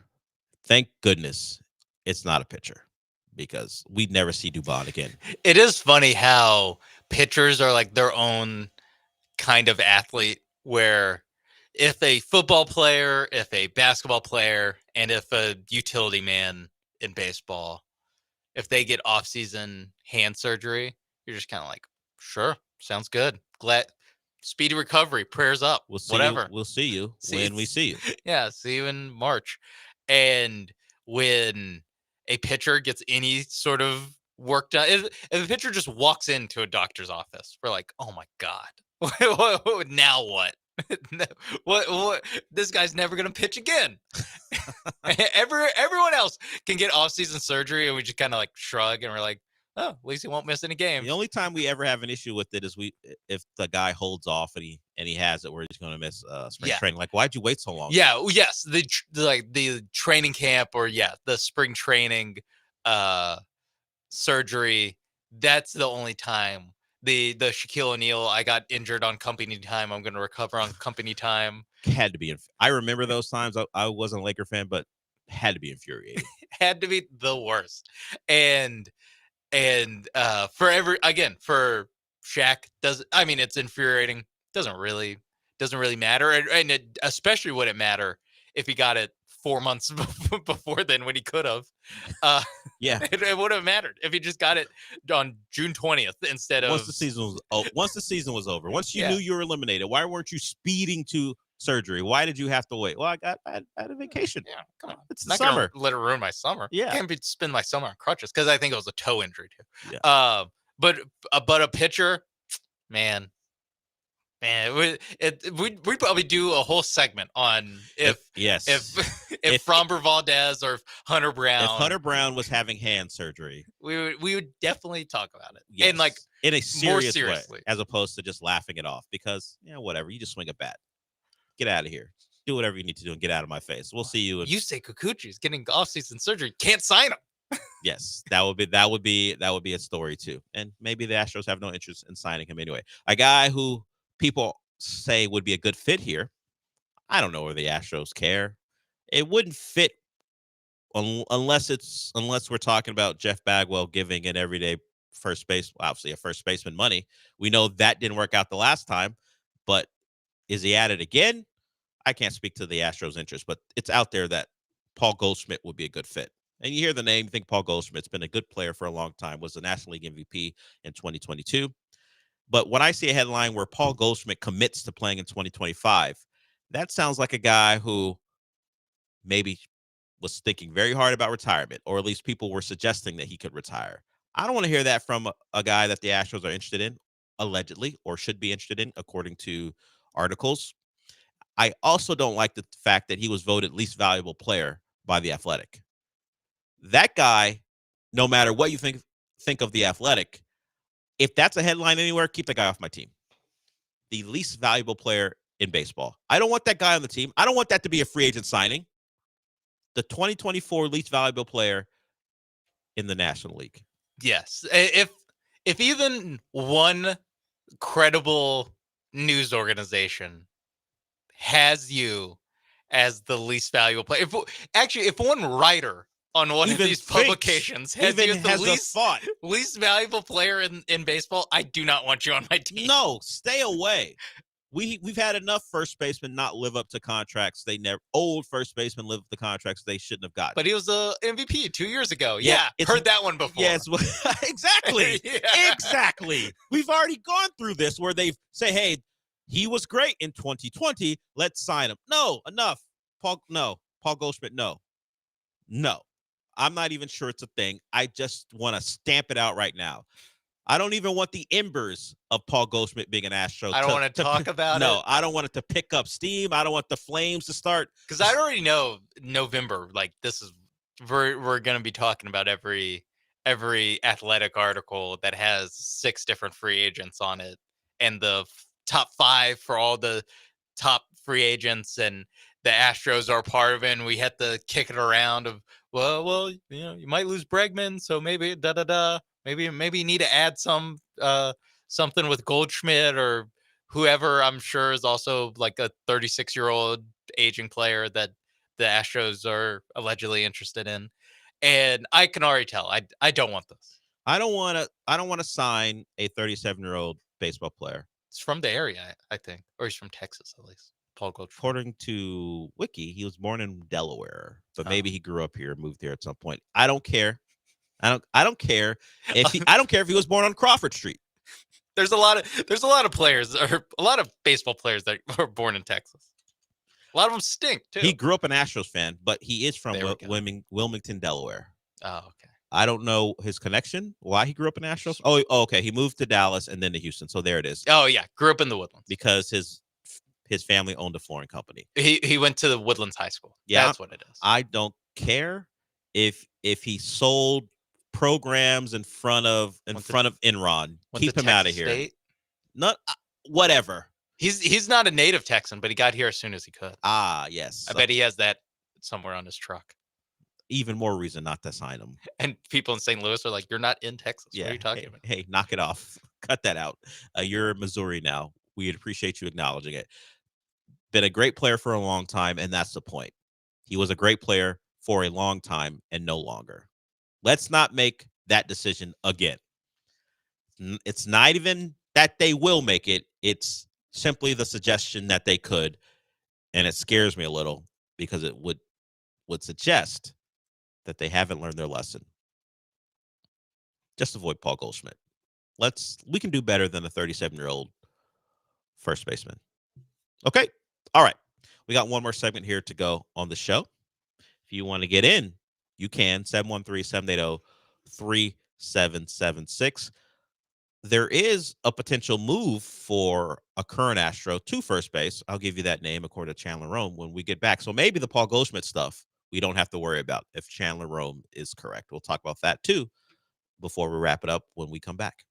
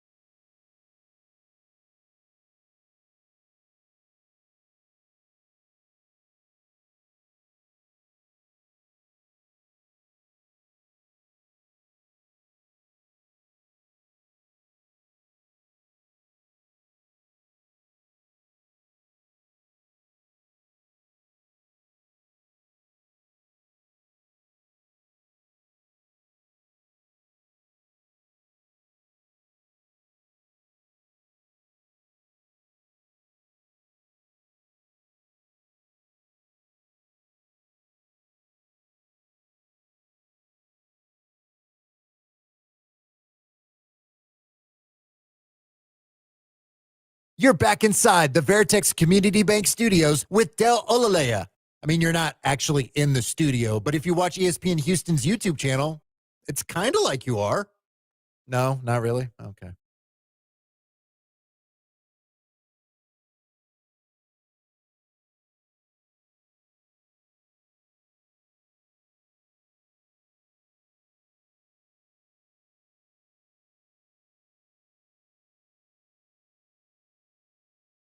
Final segment of the show. And while some muckrakers are trying to torture us with the thought of Paul Goldschmidt being here, Chandler Rome, reliable, covers the team on a daily basis, suggests that Zach DeCenzo could move over to first base. That could be a move in play. He could become your everyday first baseman. So what would it be if Bregman doesn't come back? The infield would be Whitcomb, Pena, Altuve, and DeCenzo. And then maybe Bryce Matthews at some point. And Dubon would get some reps. He's your utility every man who can do a lot of different things. Yeah, you really sold that as if it was going to be, Who else could it have been? I don't know. Yainer Diaz? I don't know. No. When you go, there's better news than Paul Goldschmidt. Well, Zach DeCenzo might move to first base. I'm in the mode of anything is better than Paul Goldschmidt. Yeah, I mean, if paying him whatever, if they give Paul Goldschmidt's going to command, if they give him an Abreu type contract, yeah. Well, let me pull up some Goldschmidt numbers. Yeah, he's not. I mean, he's better than DeCenzo. Yes, he is better than, but for what it might cost. Yeah, he's not like $15 million more valuable. You would hope it's only 15 more as far as what they would pay him. DeCenzo's not making a lot of money. You think Goldschmidt's coming here for what? 17 a year? Yeah, people called him the least valuable player in baseball. You think he's going to allow that to determine what type of contract he wants? And I don't think he would get a multi-year deal. I would hope the Astros wouldn't do that if they were interested in him. I think it would be on a year-to-year basis if he still wants to play, which he has said he wants to. I don't want to deal with it, honestly. I don't want to deal. I don't want to hear about Bagwell Lytics again. 37? Yeah, well, he's 37 years old. I understand hopping on a chance to get a veteran to bolster your roster, but this isn't just, hey, he's a bat we're going to use occasionally. If you sign Goldschmidt, he's playing as long as he's healthy every day. Yeah, and you're also, you still have the Abreu money on your books. Well, yes, that I honestly think that's the biggest, I guess, hurdle for the Astros, or the biggest reason why the Astros aren't going to be spending, or I don't expect the Astros to be spending top level money, is just because they're paying someone they already made their acquisition and it went so poorly that they cut them. Like, that money is already being spent. Yes. Like, they can't. It's true. You then have to ask, is Paul Goldschmidt worth what, 19 plus? Let's just say, are you willing to 16? So at this just point, make it easy. Are you willing to let's say Paul Goldschmidt gets 18. Are you willing to put $35 million into first base? No. Not for Paul Goldschmidt. Not for the first baseman to be Paul Goldschmidt at the end of that. No. At the end of all that, at the end of the equation. Yeah, $35 million to first base. Yeah. Am I getting Albert Pujols? Nope, you're not. No, you're getting the last vestige of Paul Goldschmidt's career. That's what you're getting. Yeah, you're getting, plus maybe, you're paying Abreu. You're getting Angels Albert Pujols. Ugh, no, maybe. Actually, Pujols had a couple good years for the Angels. You're getting the version of Albert Pujols who went to be a Cardinal, or was it a Dodger? Did he become a Dodger at the very end? Where did he go? He retired as a Cardinal, but I think he was a Dodger for. You're getting that version maybe? of Albert Pujols. Yeah, he played for the Dodgers for a little bit. Yeah, we don't want that version. No thanks. So, if you're going young at the corners, where is this money going? In the example where Whitcomb's playing third and DeCenzo's playing first, where's the money going? Who are you signing? Abreu and Montero. No, Ryan to improve the team. Where's the money going to improve the team? Then? Josh Hader. He's already on the roster. That's what I'm saying. Is I don't know. I know what you're saying. I just don't like what you're saying. Kikuchi? What about everyday players? Because that's the problem for the Caratini back? The everyday lineup. It doesn't look that great on paper if Bregman's not here. And if one guy misses time, one of the guys that will remain, if one of Alvarez, Tucker, Altuve, and Diaz, if one of them is out, then it's all of a sudden like, oh my God. You say you're thankful for Hunter Brown, you're thankful for Fromber, and you hope that Christian Javier comes back. And whoever knows, whatever happens for Luis Garcia, I'm not even mentioning the other guy. Let's not pretend like that's a real thing until it actually is a thing. Arrighetti? No, he's healthy. I'm talking about the guys who don't pitch for the Astros anymore, despite their contracts suggesting they really should pitch for them. No, even him, I would expect to come back at some point. There's one, we all know who it is, that we don't mention by name. I won't put him in the Voldemort position, but there really is no point in mentioning his name. You can guess. I don't know. If it's first and third young guys who will need to prove that they can play at a high level for this team to get where they want to go, I don't feel great. That's why the Bregman thing seems so important. I'll take one of Whitcomb and DeCenzo playing a lot of games, not both. Yes. If I would be more okay with DeCenzo every day first baseman, Zach DeCenzo, if Bregman's playing third base. Yeah. I think if your corner infielders are Whitcomb and DeCenzo, and Todd Callis has to go, Whitcomb makes a great play, and DeCenzo makes a pick at first, I am not encouraged. I'm not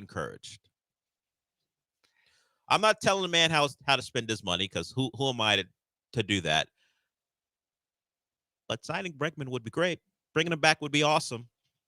Yeah. You're the best player in Astros history is practically begging you to do it, being very vocal about it as the season was coming to an end. Are we looking to disappoint Jose Altuve?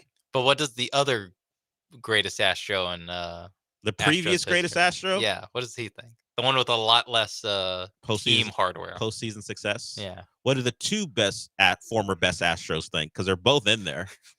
What do Biggio and Bagwell think about the prospects? You would think as baseball guys, they would say, hey, give them all the money. We know Bagwell's not shy about giving money to guys. Yeah, he loves giving money to guys that are 30 plus. Yeah, why not? If anything, Bregman's too young. If anything, you think Bagwell would be on his side. Yeah, he's like, I don't know. Can we give Scott Rowland some money? The analytics would say, which they have followed less and less, the analytics would say, don't give Bregman the deal on his money. The baseball guy should be like, yeah, give the 30-year-old whatever he wants for the most part. We'll see who wins that. This is a time where I want Jim Crane, if Bagwell is saying yes to Bregman, to listen to Bagwell. It's very rare I'm going to say that, but this time, listen to Bagwell, if that's what he's saying. I want a Bagwell move, not a click move. Yeah, in this instance. Rarely. Hey, Dana Brown, hush up. Mute up. Listen to Jeff on this one. I kind of think that's just what Dana Brown does. I'll see. We were just making jokes here. Now you got to bring back reality. I don't know how often they're going, we're kind of split on this. Dana, what do you think? How should I spend $30 million a year? If they have a strong opinion on something, I am not under the impression that they go to Dana for the tiebreaker. That's just me. I do think they lean on him for things they don't have strong opinions on. Yeah, find us another Arrighetti, please. Yeah. That's boring. We don't want to do that. We need a guy who would be fourth in rotation. Go find someone. He got Kikuchi. Applause, plaudits for Dana Brown. But when they feel like they want to be involved, I don't know that he's a big part of the equation. All right, we are done for the day on this show. Sean will be here with you for Gallant George, and then the Killer Bees will follow them. Since we are done, what does that mean? We did it! We're gonna say shred 'em Shroud for tomorrow. We didn't do any Stroud stuff, so we didn't have to play it. But we'll get to that at some point. That's gonna be part of the rotation. Trust me. I'll talk to you tomorrow.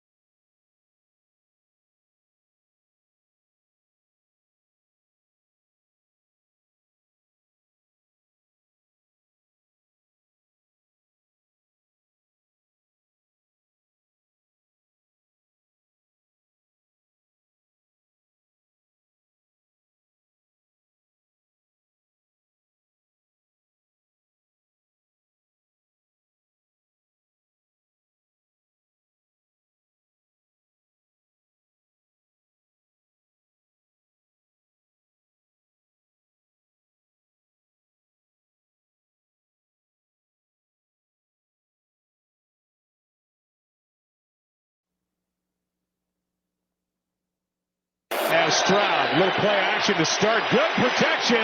Airs it out for Collins. He's got it. One play. Touchdown, Texans.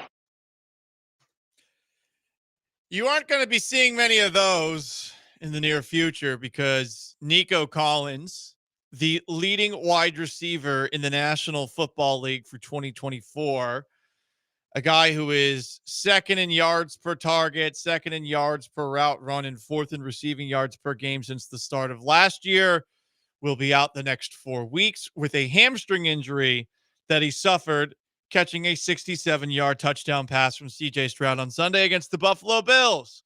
Some adversity for the Houston Texans. Hello, it is Gallant George on Wednesday, October 9th, 2024. Not good news, Joe, for the Houston Texans. It's not, and one of the reasons why it's not good news is because 4 weeks also might be optimistic. He's on the 4-week injured reserve, but it's a hammy. And as we've seen with other players in the past, sometimes these injuries can linger. And I know D'Amico, the second time he spoke after the injury, was a little more optimistic about the Nico Collins, and so maybe it only is 4 weeks. Like maybe this is the ultimate precaution, but it's a fingers crossed for me that it's only 4 weeks. It cost Justin Jefferson 7 weeks last year. Every injury is different, but hamstring injuries are also injuries that re-aggravate themselves. It sucked to see this news pop up. However, and I know we live in a city where 4-1 isn't good enough for the local football team, which is, I think, off to a significantly better start than the baseball team was here in town. And yet people bought in with a lineup featuring Jose Abreu, yada, yada, yada, whatever. I get it. Rings, all that crap. I'm looking at this team, and I believe that if CJ Stroud is as good as I say he is, and I do believe that, this is not going to be the issue that people are already making it out to be. And I know that they have been through some very sluggish moments offensively without Collins. Not that much time without Collins, but he has missed some time every single year. He missed a couple of games last year. He now will miss the next 4. When you got a guy like Stroud, he's going to elevate the level of play for all the receivers around him. He's going to make life better for the offensive line in front of him. That's just what a guy like that does. So, not an acceptable excuse over the next 4 games for the Houston Texans. And those next 4 games are against the Patriots on Sunday. Worst team in the NFL, would have the number 1 draft pick if the season were to end today. At the Packers, who have Jordan Love back. A home game against the Colts, and at the New York Jets in Thursday Night Football, who just fired their head coach, Robert Saleh. They should at the very least go 2-2 over that stretch without Nico Collins. I feel like 3-1 is in the cards. The Packers game is the only one I'm really looking at with a side eye. Stroud's able to make up for the fact that they will be without Collins. I mean, he should be. That's the standard we hold him to. Look, if you talked about any other quarterback that we put on this level, we would be saying the same thing. We talked about Patrick Mahomes. He's lost Rashee Rice. He's lost Isaiah Pacheco. Yes, he has Travis Kelce, who's obviously the best player on his team, but they keep losing guys, and he finds a way to make it work with Juju Smith-Schuster and Kareem Hunt. If Joe Burrow had a wide receiver be out, we would hold him to the same standard. So I'm with you. It's not an excuse. This is where Bobby Slowick and CJ Stroud have to prove how good they truly are. Because we saw last year, how much they struggled with Tank Dell off the field. And when it was really just Schultz and Nico, it did look like a different team offensively towards the end of the season until they got to the playoff game. That's part of the reason, like DJ Bieniemy said yesterday when he was on with us, that's why it was a shrewd move to bring in Stephon Diggs. You're Stephon Diggs and Tank Dell and Dalton Schultz. If you pretended like Nico Collins didn't exist, you'd be happy with that wide receiver core. Those guys catching passes from CJ Stroud. We like Xavier Hutchinson. He's shown splashes of being really talented. Robert Woods is still a good wide receiver. He's not great, but he's good. So it's not an excuse for me either. It is adversity that they have to overcome. But as you said, if CJ Stroud is the quarterback that we've put him in this category of being of top 5, they should be able to go overcome this. You brought in Stephon Diggs. You have Tank Dell. Make it work. No excuses allowed here. And really, this, I think, falls on Bobby Slowick. You can't have an offense that's based on one wide receiver. And it does feel like at times last year, this was an offense based off of one wide receiver. Okay, it's CJ Stroud's rookie year. He's got his whoopee. He's got his little blankie that he's going to go to over and over and over again, especially after Tank Dell goes down. But time for Tank Dell to step up, actually catch the ball when it's thrown to him. Time for Stephon Diggs to step up a little bit more in a big role like this. And of course, in a contract year, you know he's going to want to get fed the football. They're not going to be able to stretch the field in the same way that they maybe were just by default, because Collins can run by everybody the first couple of games of the year, but not an excuse. This 4-1 team is capable of winning, especially against a bunch of teams that aren't very good, without Nico Collins. This should not be a gut punch, though it does feel, based off of the reactions of many, Joe, that it is a gut punch. Some of that I view it as just how good he's been. It's not necessarily the gut punch of that the Texans are screwed, but it's the fact that he leads the NFL in receiving yards. That after only playing, what was it, a possession in the last game, that he still leads the NFL in receiving yards by almost 100 yards, I think. So it's a gut punch of it's a bummer. It's a bummer that it's Nico certainly Collins a bummer. I'm not going to be out there. And you mentioned Diggs. This is his moment to earn a $25 to $30 million a year contract from another team, to go out there and be a dog and show who he is as a number one guy still in the NFL without Nico Collins. So this should be major motivation for Stephon Diggs. He's got to be seeing green right now with Nico Collins not on the field. A lot of other teams would be effed in this situation if they lost their number one guy. They're not. And I feel like they're going to end up being okay through it all. Fine. Not good necessarily. Things are definitely going to take a step back. The team needs to figure out how to run the ball. Again, Bobby Slowick. All eyes on you. But I do think Stroud is capable of raising the level of everybody around him. And while this does stink and maybe makes the idea of adding a wide receiver something that many of the greedy fantasy football types are going to start pushing for, Devontae Adams. Oh, straight for him. But we need to give him a 3rd round pick. Yeah, I mean, maybe a 3rd and a 5th. Yeah. Just take the call. Make them say no. Yeah. That's what I'm saying. Call him for a 7th. Randy Moss got traded for a 7th round pick once. You never know. Yeah. Raiders do that all the time. It was from the Raiders.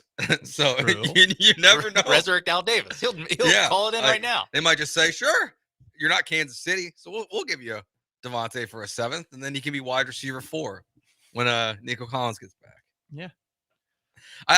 You said 2-2 over the next 4 games? At least 2-2. I'm with you. I feel like 3-1 is a possibility. There will either be a loss to the Packers or a random loss that we don't see coming. Yeah, the Patriots are not good. The Packers are good. Jordan Love's been really like a roller coaster since he came back. He is very, very gunslinger. Yeah. It's like he is the new Brett Favre. He wore his jersey the other day. So, And it just minus took him over. He was now, we don't know that he's stealing money from the government of Mississippi or sending little wiener pics to team reporters. We don't know if he's doing it or not. We don't believe he is doing that on top of that. But we do know he is throwing lots of interceptions. He's being rather reckless with the football. On the field, he's like Brett Favre. Mm-hmm. We don't know. We don't know off the field. We hope off the field. We hope he's not off the field. Right. But we don't know. Joe wants him to be off the field because he's a Packer quarterback, I would imagine. Yeah, pretty much. And then you play Joe Flacco. Loss. Yeah, also, but if it's going to happen to Jordan Love to be like that, could happen during his career, not after. Because if it happens after, it really doesn't. You want the financial crimes to ruin his career. It doesn't really matter. He was joking at first, and he's like, you know what? Actually this is it doesn't great. really. If it happens after he retires or he's a Minnesota Viking, who cares? Gets sent to federal prison. We have Caleb now. We had Joe Flacco most likely the week after, because I just don't know if Anthony Richardson gets that job back this year. And then you play the Jets. 3-1 is definitely obtainable. I believe in CJ Stroud. Yeah. I feel like more people in this town should believe in CJ Stroud. But again, this town, nothing's good enough for you from a football perspective. Nothing's good enough. You know, you suffered through this brutal Astros season and still have high standards. And you know what? Shout out to you, because you never want to settle in life. But you could end up being a 35-year-old man who's going gray very quickly, who is single AF. Okay? Could be that. So appreciate what you got. That does feel like an update, like a low-key update. Oh, yeah. I just got ghosted for sure. Oh, okay. For sure. Gotcha. Yeah. No explanation. I am baffled. But hey, guess what? Else is baffling. how bad things are for the New England Patriots, am I right? And it makes you wonder, will the Texans be able to avoid the rat poison? Will they be able to avoid it? There is so much this week. Holy crap. Gallant and George, ESPN 97.5 and 92.5. Stay put.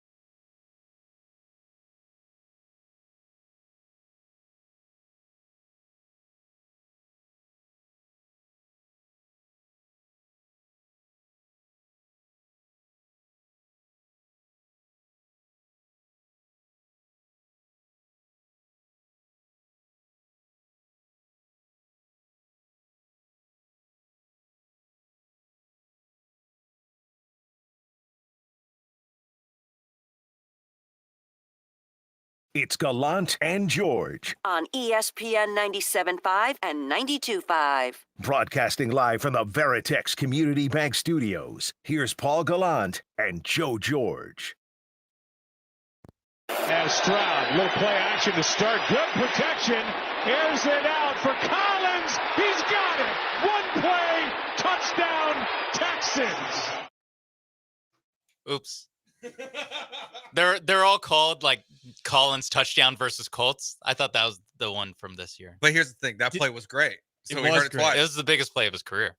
Got to hear it again. One more time?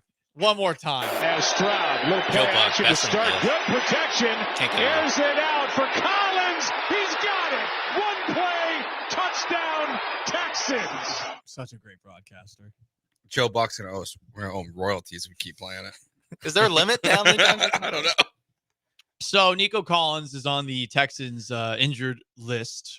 My bad. Injured reserve. Keep on getting confused with the bad sport. Yeah, he is going to be out for at least the next 4 weeks. A couple of texts from the 281 should expose Bobby Slowick as either really good or bad. Okay, I agree with that, but I feel like we're already sort of seeing Bobby Slowick's limitations as an offensive coordinator. Another text. This is from Ocho Textile. Paul, never fear. The Texans still have an explosive big body receiver in Brian Thomas Jr. to replace Nico. Oh, wait. Diggs is solid, but he's not a big body speedster like Nico and the receiver. They should have drafted a pick number 23, Brian Thomas Jr. They shouldn't have drafted a wide receiver. I'm so done with people saying that they need more wide receivers. They have enough. They had enough before. They would have been okay, I feel like, without Nico Collins and without Stephon Diggs, potentially. I don't think that this idea that you can't do an effing thing on offense is true if you lose a receiver when you have Nico Collins. Or excuse me, when you have CJ Stroud. When you have CJ Stroud, I'm sorry, not an issue anymore. Not an issue. It's weird how people feel like you need to have all these receivers when you have a great quarterback. No, you should spread the wealth to other parts of the roster that need help. Yeah, maybe like a left guard who doesn't, run down the field on every single screen pass would be great. I guess your left tackle makes a lot of money and just jumps up, has a bunch of false starts. I'm with you. They didn't even draft a wide receiver this year. They had the Diggs move. I like the move then. I like the move now. And this is why you made it. And you have CJ Stroud. So figure it out. And the texter before was right about Bobby Slowick. So you might have to get more creative on how you're going to get these guys open. If they're not going to give you the deep shot and you're going to lose the ability to throw it deep down the field, well, you have to find a way to move the ball past the 45-yard line so Kyrie Fairbairn doesn't have to keep kicking 50-plus yard field goals. You have to find a way. That's what good teams do. Good teams find a way. Mm-hmm. So prove you're a good team. Put your big boy pants on. And CJ Stroud, show us you're really a top 5 quarterback. Because this is when you really find out. This is when you really find out what your quarterback is made of, is when he loses his best weapon. All the quarterbacks throughout time have lost their best wide receiver, and the great ones figure it out. Mm-hmm. And that's what he has to do. You're putting big boy pants, because you put on big boy pants Sunday after beating the Bills. You're putting big boy pants on top of your big boy pants. You might sweat a little bit. If it's tight pair of pants, then your stuff might be scrunched up, might not be comfortable. A lot of swass going on. Doesn't matter. Another pair of big boy pants. Put them on top of the big boy pants because you need to have double big boy pants. So this is going to be a very interesting week for the Texans. I'm already seeing it on YouTube. Texans are going to lose from Jesus Avalos at ESPN Houston on YouTube. Phillips 68. Could the Patriots be a trap game? That's on the text line. Junior Broncos, not even trying to troll here. He said on the Twitch at ESPN 975. But the Texans losing to the Patriots this week seems very on brand. Huh. Okay. Yes. It does seem on brand. It does? For the old Texans. Okay. And last year, you lost to teams like the Carolina Panthers. Mm-hmm. Expectations for the season is that you should win this game by 20 points. They're a bad football team. They're one of the worst teams in the NFL. They have an awful offensive line. For some reason, they told you like morons, they're starting a rookie quarterback. They didn't need to do that. The Texans could have spent the whole week prepping for 2 quarterbacks. Instead, they know who it is. It's Drake May. This should not be. Well, I mean, it should not be a good football game. Preparing for Jacoby Brissett is we can line the entire defense on the line of scrimmage, and he probably won't do anything. What, Titus Howard? Is that who your scout team quarterback would have been for Jacoby Brissett? No, because I bet Titus Howard could throw the football further than 10 yards. So there's a lot leading up to this where I think a lot of people, even though the Patriots look terrible, feel like the Texans could biff this. This is an interaction on Monday between Landry Locker and D'Amico Ryans talking about the idea of rat poison, which D'Amico has discussed a couple of times in his tenure as Texans head coach. This, and I like to bring this up, rat poison. Every week. Hey. I got it's your fault. You can save it, so I'm blaming you. You just beat one of the best teams in the league. You held Josh Allen to 9-30, 130 yards, and you're going to face New England, who you're a big favorite against. Is this kind of like a rat poison danger zone? No, it is not. I don't want to go too much there. No, I don't.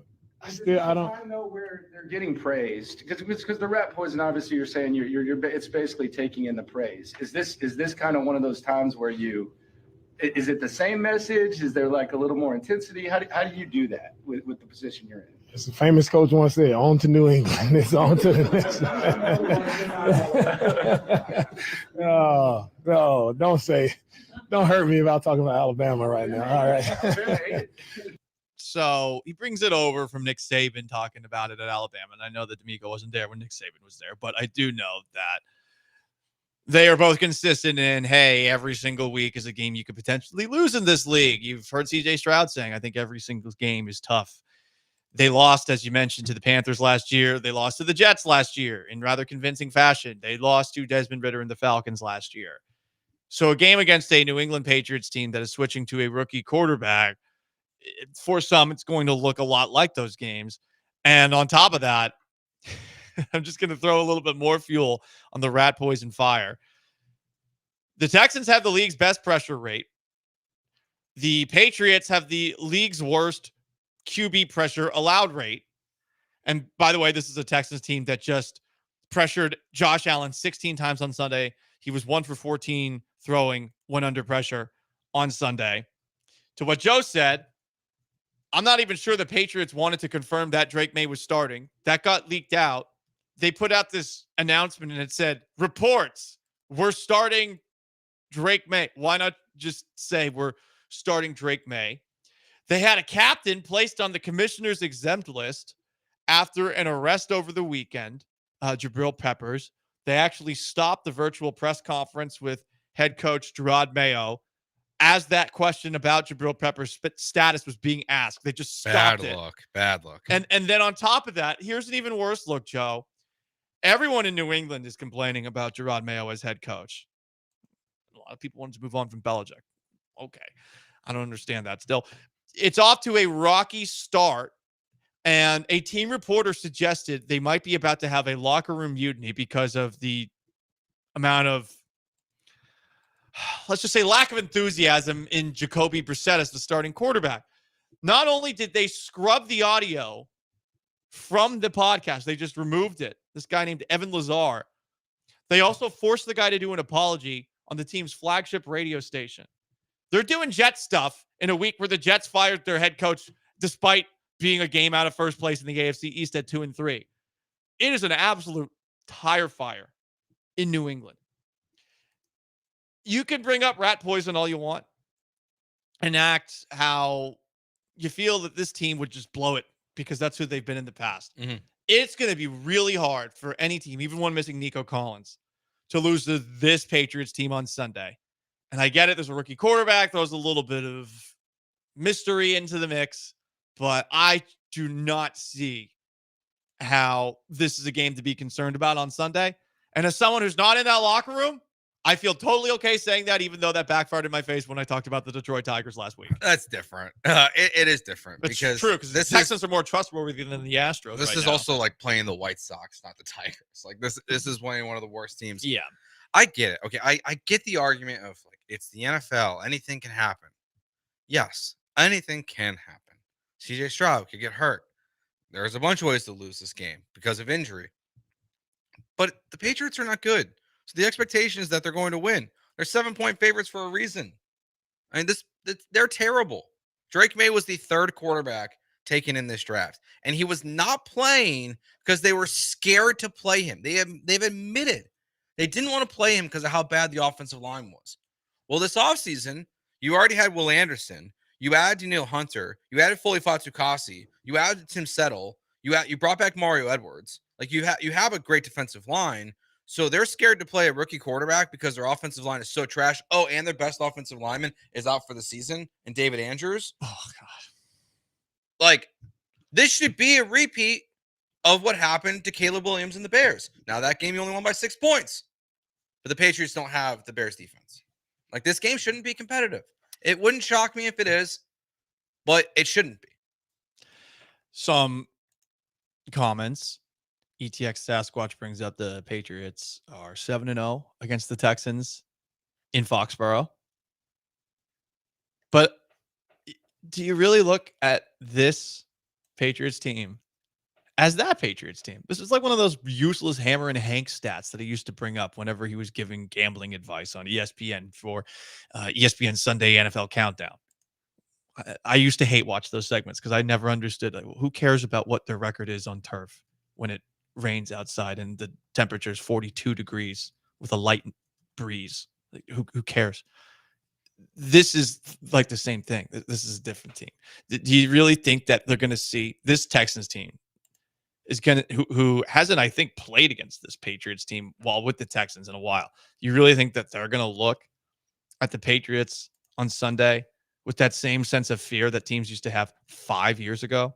I mean, it's been a while since people looked at this team with any, I think, nerves. And that was when Tom Brady was there.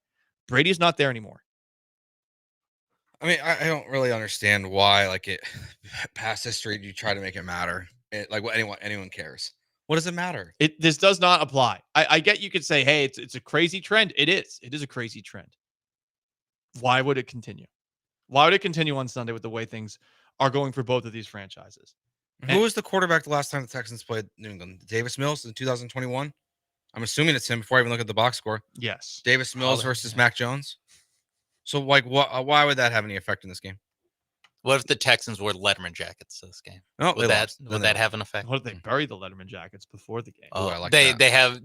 they have JJ Watt come back. They have Connor Barwin come back and like officially lay the Letterman jackets to rest before the game as a motivational tactic. A sacrificial funeral pyre for those Letterman jackets. Just burn it in the parking lot outside Gillette Stadium. They're dressed like it's a funeral. Yeah, I mean, there's not going to be anyone there, so set a fire to the Patriots parking lot. No one goes. No one wants to go to Foxborough, Massachusetts, to watch a game for that god awful team. They suck. They suck right now. D'Amico wasn't a player on that team, right? The Letterman jacket team. No, he was gone. Okay. It was the year before, was his last right? year. Okay. Yeah, I would say maybe if he had his, like, that'd be really like have him burn his. I guess JJ Watt, who's all over the place, could bring his. Yeah, maybe. I'm sure JJ Watt still has his. Ooh, I don't know. I think he still. That did not go well. Famously, that did not go well. I know, for him. but he's moved a couple times, probably. Just you think he lost it? yeah, like no, I can't find it. Once his wife moved in, she's like, "What? You're not keeping this box full of a fake Letterman jacket, honey. Where did it go? Oh no, you lost it. Yeah, oh man, that's actually probably what happened. Yeah, you probably told her to lose it for him. I would too. It did, or he just keeps it in the rustic cabin. You know. Oh yeah, for a cold night. In the Yeah. rustic cabin. I like that. All right, it's Gallant and George, ESPN 97.5 and 92.5. Any possibility of rat poison for Texans Patriots? I don't see it. I get it. It's the NFL. Anything can happen. And last year, this team did lose to Bryce Young and did lose to Zach Wilson. Still, don't see it happening. I just don't. This Patriots team is an absolute mess. At least the Jets had a good defense. At least the Panthers. Well, I really have nothing for the Bryce Young one. I really do have nothing for the Bryce Young one. That's a tough one. I mean, at least it was close. I don't know. What do you want from me? But what I will say is I'm not buying into the idea of rat poison, even with Nico Collins out for 4 weeks. That's the breaking news today. Up next, we do a little segment called Soft Boys. My God, the Dodgers. What pussies! We'll talk about them and more. Stick around.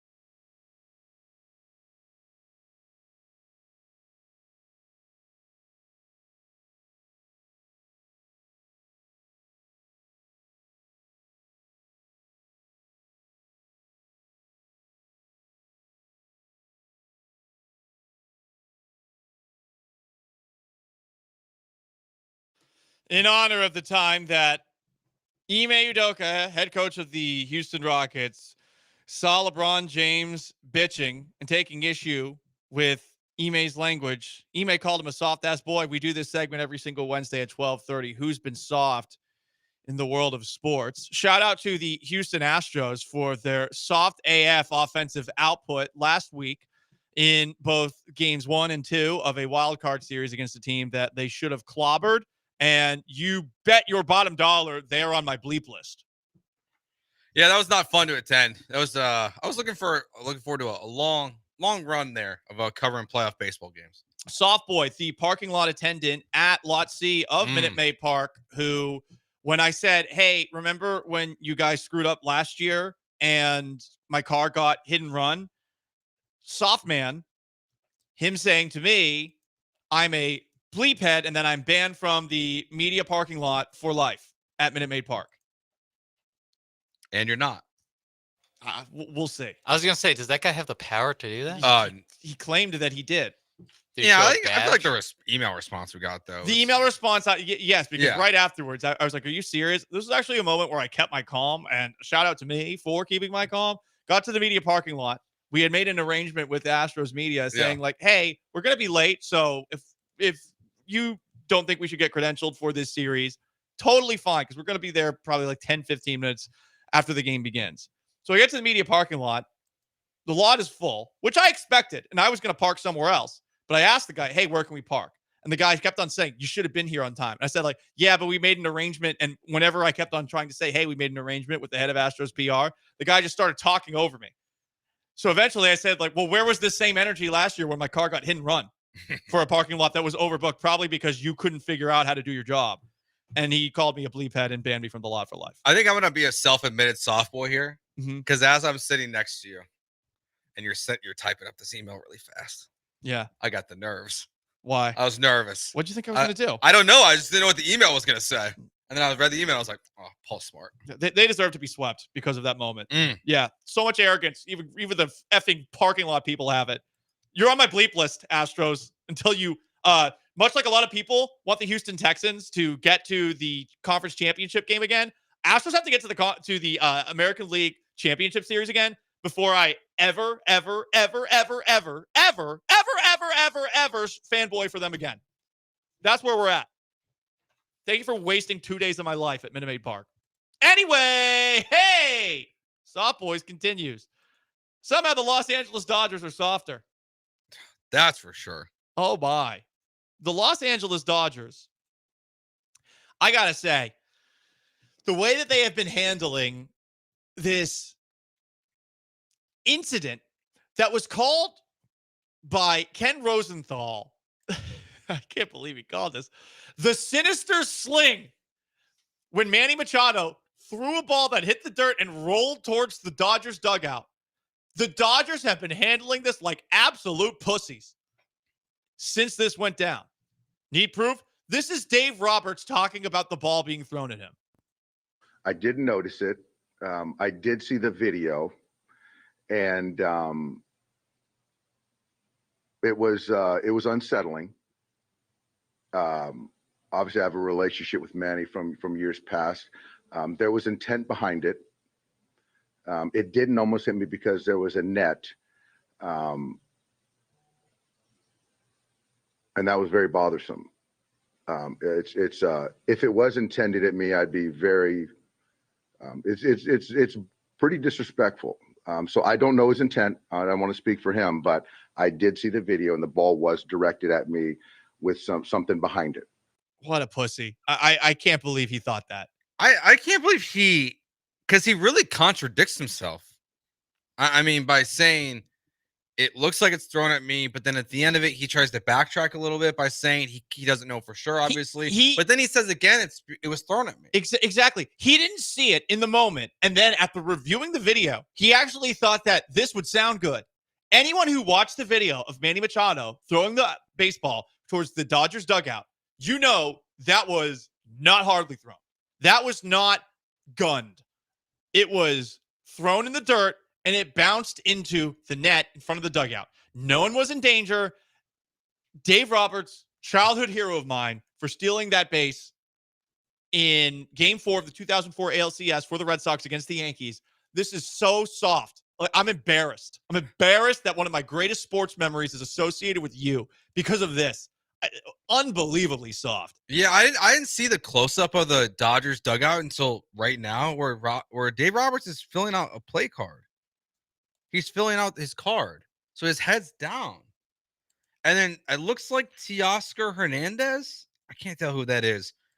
He is slowly walking up the stairs, sees the ball bounce, and then he's the one who starts like chirping at Machado, and then Roberts gets involved. Where this is, I mean, you know what? Baseball needs this. Like, they need it. Like, this is good for, like, this is the only way to get me watched this baseball series. needs it. Baseball needs there to be vitriol and anger between the Padres and the Dodgers, and then the Mets and the Phillies, and because like it lacks sometimes the standard drama that pulls people in. So like, give me some anger and hate amongst these teams. Yeah, this is the best series so far of the playoffs, and it's not just the on the field stuff and Jerks and Profar faking out every home run that gets hit near him to where we don't know if he caught it or not until 10 seconds afterwards. And some of this juice, like, this does help it, but it also, I'm very glad that it's the Dodgers that are being the soft boys and not the Padres. Much easier for me to digest that. Well, Dave Roberts not the only one. Here's Dodgers third baseman Max Muncy talking about how the Padres try to get under their skin. I don't know about leveling the playing field, but I think that's definitely part of their game. Is they try to, you know, as I've said, they play off the emotion. The atmosphere here plays off their emotion, and you know, we've seen that for the last several years, even in regular season games. You know, just something as simple as a single, and you see the guy throwing the bat 30 feet in the air, that really gets the crowd going here. And I know that's just that is kind of part of their game, is trying to get under your skin and trying to have the emotion come out and get you to do something that you're not normally doing. And you know, just for example, if you're a pitcher and you see a guy doing that, and all of a sudden you want to throw harder, and now you're missing balls right over the plate, and that's when their guys are doing the damage. So you just can't. It's easier said than done, obviously, but yeah, you just can't let that happen. They're bat flipping to get under your skin, dude. And what did Shohei do? Yeah, Shohei, like the Padres, as much as the Dodgers want to talk about a baseball being thrown in the dugout, if the Padres wanted to be like, Shohei Ohtani threw a baseball bat like a frisbee towards our dugout, could have killed someone, they could have the same response. This is stupid. Baseball players are so soft because they all want to have fun and bat flip and do all these cool things, and then they lose a baseball game, and it happens against them, and they'll cry. That's all it is. It's just like they lose and then they whine about the unwritten rules. Like that, you see it with the Mets with who's the Winker guy who scored Jesse like Winker. Yeah, he scored a run, and he just like full on just spikes his helmet on home plate. And then like a couple weeks ago, like obviously the Brewers fans were upset about this, and they pulled up a video of Jesse Winker getting mad and talking about playing the game the right way. And they're like, is this the same guy? It's like, that's all these baseball players do, is they want to bat flip and they don't want you to bat flip on them. That's all it is. 100%. I'm just glad the Dodgers are making it so easy for us to stay hating them. Yes, that's what adds to the series, is that it's the Dodgers are going out like absolute bitches right now. And their fans are just absolute trash. I mean, it's just all there. By the way, Ken Rosenthal seems to still be doing the bidding of anyone who would dare get in the Dodgers' way. Did you see that my column he wrote for The Athletic, where, as I said before, he called Manny Machado throwing that ball at the Dodgers dugout the sinister sling. Capital S sinister, capital S sling. Like he's the Green Goblin or something. I mean, what? Is this going to be an infamous moment in baseball lore? No. The sinister sling? I guarantee you it won't. Like, this is something people will forget in 3 years. Honestly, I kind of want to make t-shirts right now and trademark it. This might be, and steal it from Ken's little corner with his little bow tie collection. It might just live a little bit because he's getting crushed for this. Did you guys know that this offseason he wrote an article and all these Padres fans are bringing it up now, where he compared the actions of Fernando Tatis, who got into a motorcycle accident, to Wander Franco, who's being on trial for being a pedophile. Like, he compared their actions. It's like two guys that can't get out of their own way. And it's like one guy's a pedophile. The other guy crashed his motorcycle. Yeah. And then, so he's getting roasted. Yeah. For this article. Understandably so. As Astros fans, I feel like we have to, we understand what it's like to pick a national baseball person and be like, F you, buddy. He also did a sideline report after my column about the sinister sling, and the Padres wouldn't let him in, so he had to do it from the Dodger side of the field. And love that. While he's doing this stand-up, he talks about the war of words subsiding. Mother bleeper, you created it by calling this incident the sinister sling. You literally used the words. Sinister sling. Shout out to you, Ken. I'm still convinced that part of the reason why baseball has never grown and can't keep its popularity it once had is because of these white losers who write about baseball and just I think it is important to mention his race there. I'm not even kidding. Like crap on Fernando Tatis for his actions. Yeah. And it's like all these guys. Tatis and Machado, to a lesser extent Machado, but mostly like Tatis. Like, that's the fun stuff. That's the stuff we should be leaning into. I mentioned even Ohtani flinging his bat. Like, that's what we should be leaning into. I think the reason that I dislike baseball the way that I do is because, as Joe brought up, I can't stand so many of the people who cover the game. They're just joyless, miserable people. And the people who made thousands hundreds of thousands of dollars at the peak of baseball's popularity for writing, for doing radio, whatever. Yeah, you get and to then travel the country for Yeah. a living while watching a sport for a living. And these people are the most miserable people on the planet. Yeah. And it carries over into their coverage. And I'll apologize today because I know I know I'm sounding like a little bitch today. And I apologize for that. But I feel like with these people, it's incredible how they're just massive Debbie Downers for a sport that needs people to be exactly the opposite of that, Joe. It's because it's like I'll always go back to 98, 99, the steroid era. They all profited off of it. They all became famous because of it. It's the reason why anyone knows about most of these baseball writers and media members.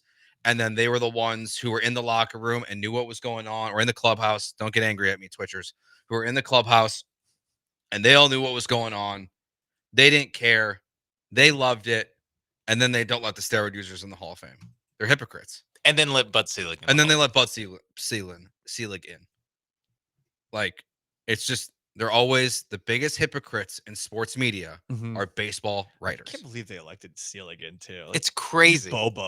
You bobos. It's great because like the whole thing of if the steroid era was this terrible pox on the league, this terrible thing that is an unforgivable sin, the guy who oversaw it shouldn't be in. Yeah, it'd be like electing Kamala Harris based off of her immigration policy. I mean, it's the exact same thing. Anyway, whatever. That's life. Continuing, soft boys. Did you see that there's a war against finger gun violence across football? Yeah. We're not just talking at the college level where I almost get it, but I still don't. Minnesota USC had a moment. Did anyone see a couple of Minnesota players being asked about this call after the game? First off, here's the referee just explaining why he flagged a Minnesota football player. Unsportsmanlike conduct, defense, or simulating brandishing a weapon. 15-yard penalty, automatic first down. I mean, I get some of them. Simulating brandishing a weapon. I mean, some of them make sense. What about the archer? What about every person with the bow and arrow? You can kill someone with that. Longbowmen were killing Irishmen by the thousands back in the 1000s. Brandon Cooks, if he ever gets back from his infection caused by the Dallas Cowboys doctors, Cancel. He's screwed. Yeah. I think we've gone out of hand with the gun stuff, where people are doing finger guns for first downs and getting caught. Like, I get the South Carolina guy. Who took a machine gun and just to a guy's chest. He did gun him down, though. And it's like, okay. And the LSU receiver who put a shotgun to the side of a USC player's head. Like, yeah, get those. If you're gonna legislate this, which I don't really know what the point of doing it is, but if you're gonna do it, fine. But a guy because the brandishing a weapon was him lifting up his jersey a little bit, like, hey, I got one in my waistband, is basically the penalty he got called for, which is crazy.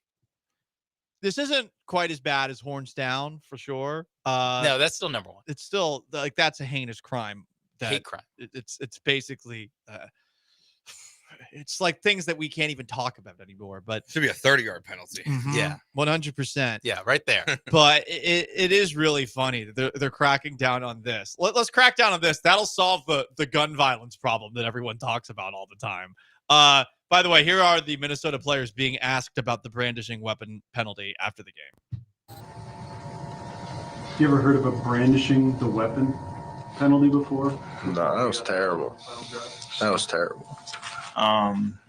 We can't control what the refs say. Oh yeah. I love that guy. I love that. That's terrible. And then his teammate says, you can't control it. We can't control. Oh yeah. Yeah, he looks sure. down as Whatever. he says it. Oh, it's just I get what they're trying to accomplish. Again, shotgun blast to the face. It's like, I get it.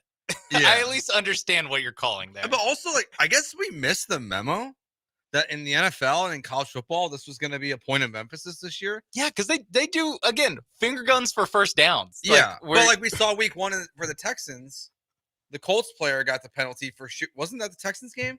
Got the penalty for shooting T-shirt cannon.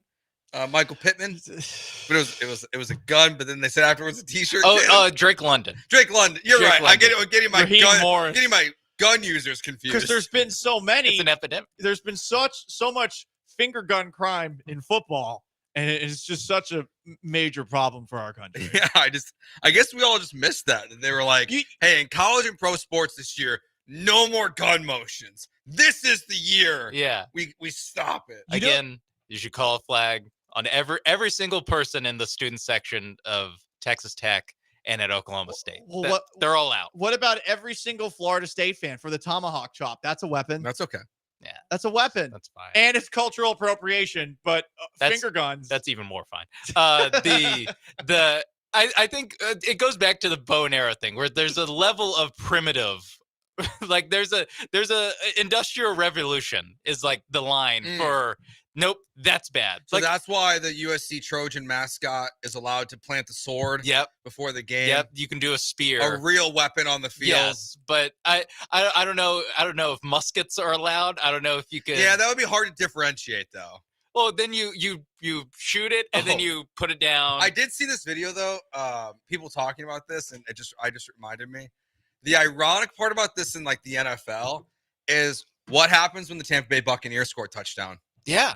Fire the cannon! Oh, cannons go off. But you said that's pre-industrial war. Yes, revolution. Okay. That's why the Patriots can get away with it. It's a musket. So if you simulate firing a musket, you'll be okay. You reload it, stick the thing in. Yeah. So if you want, it's like Tank Dell wants to get not penalty. He's got to. I don't want to do that. I'm not doing that on video. Tank Dell should not do a gun celebration. I will say that. If a cowboy uses a pistol or something like that in celebration, a Dallas Cowboy, that is acceptable. A revolver, a revolver is acceptable. It's the automatic gun. But he has to spin the revolver. He has to make it clear that this is not a Desert Eagle here. Okay, I have one more clarification here. Then, what about the grenade celebration with the football, where the player who scores throws the football up into the air, it lands, it explodes, and all his teammates follow? That is too much. Okay, I think that's out of bounds. But what if it's like a World War I grenade? Is that early enough for me? No. The Industrial Revolution was in the 1800s. That's post. That's still post.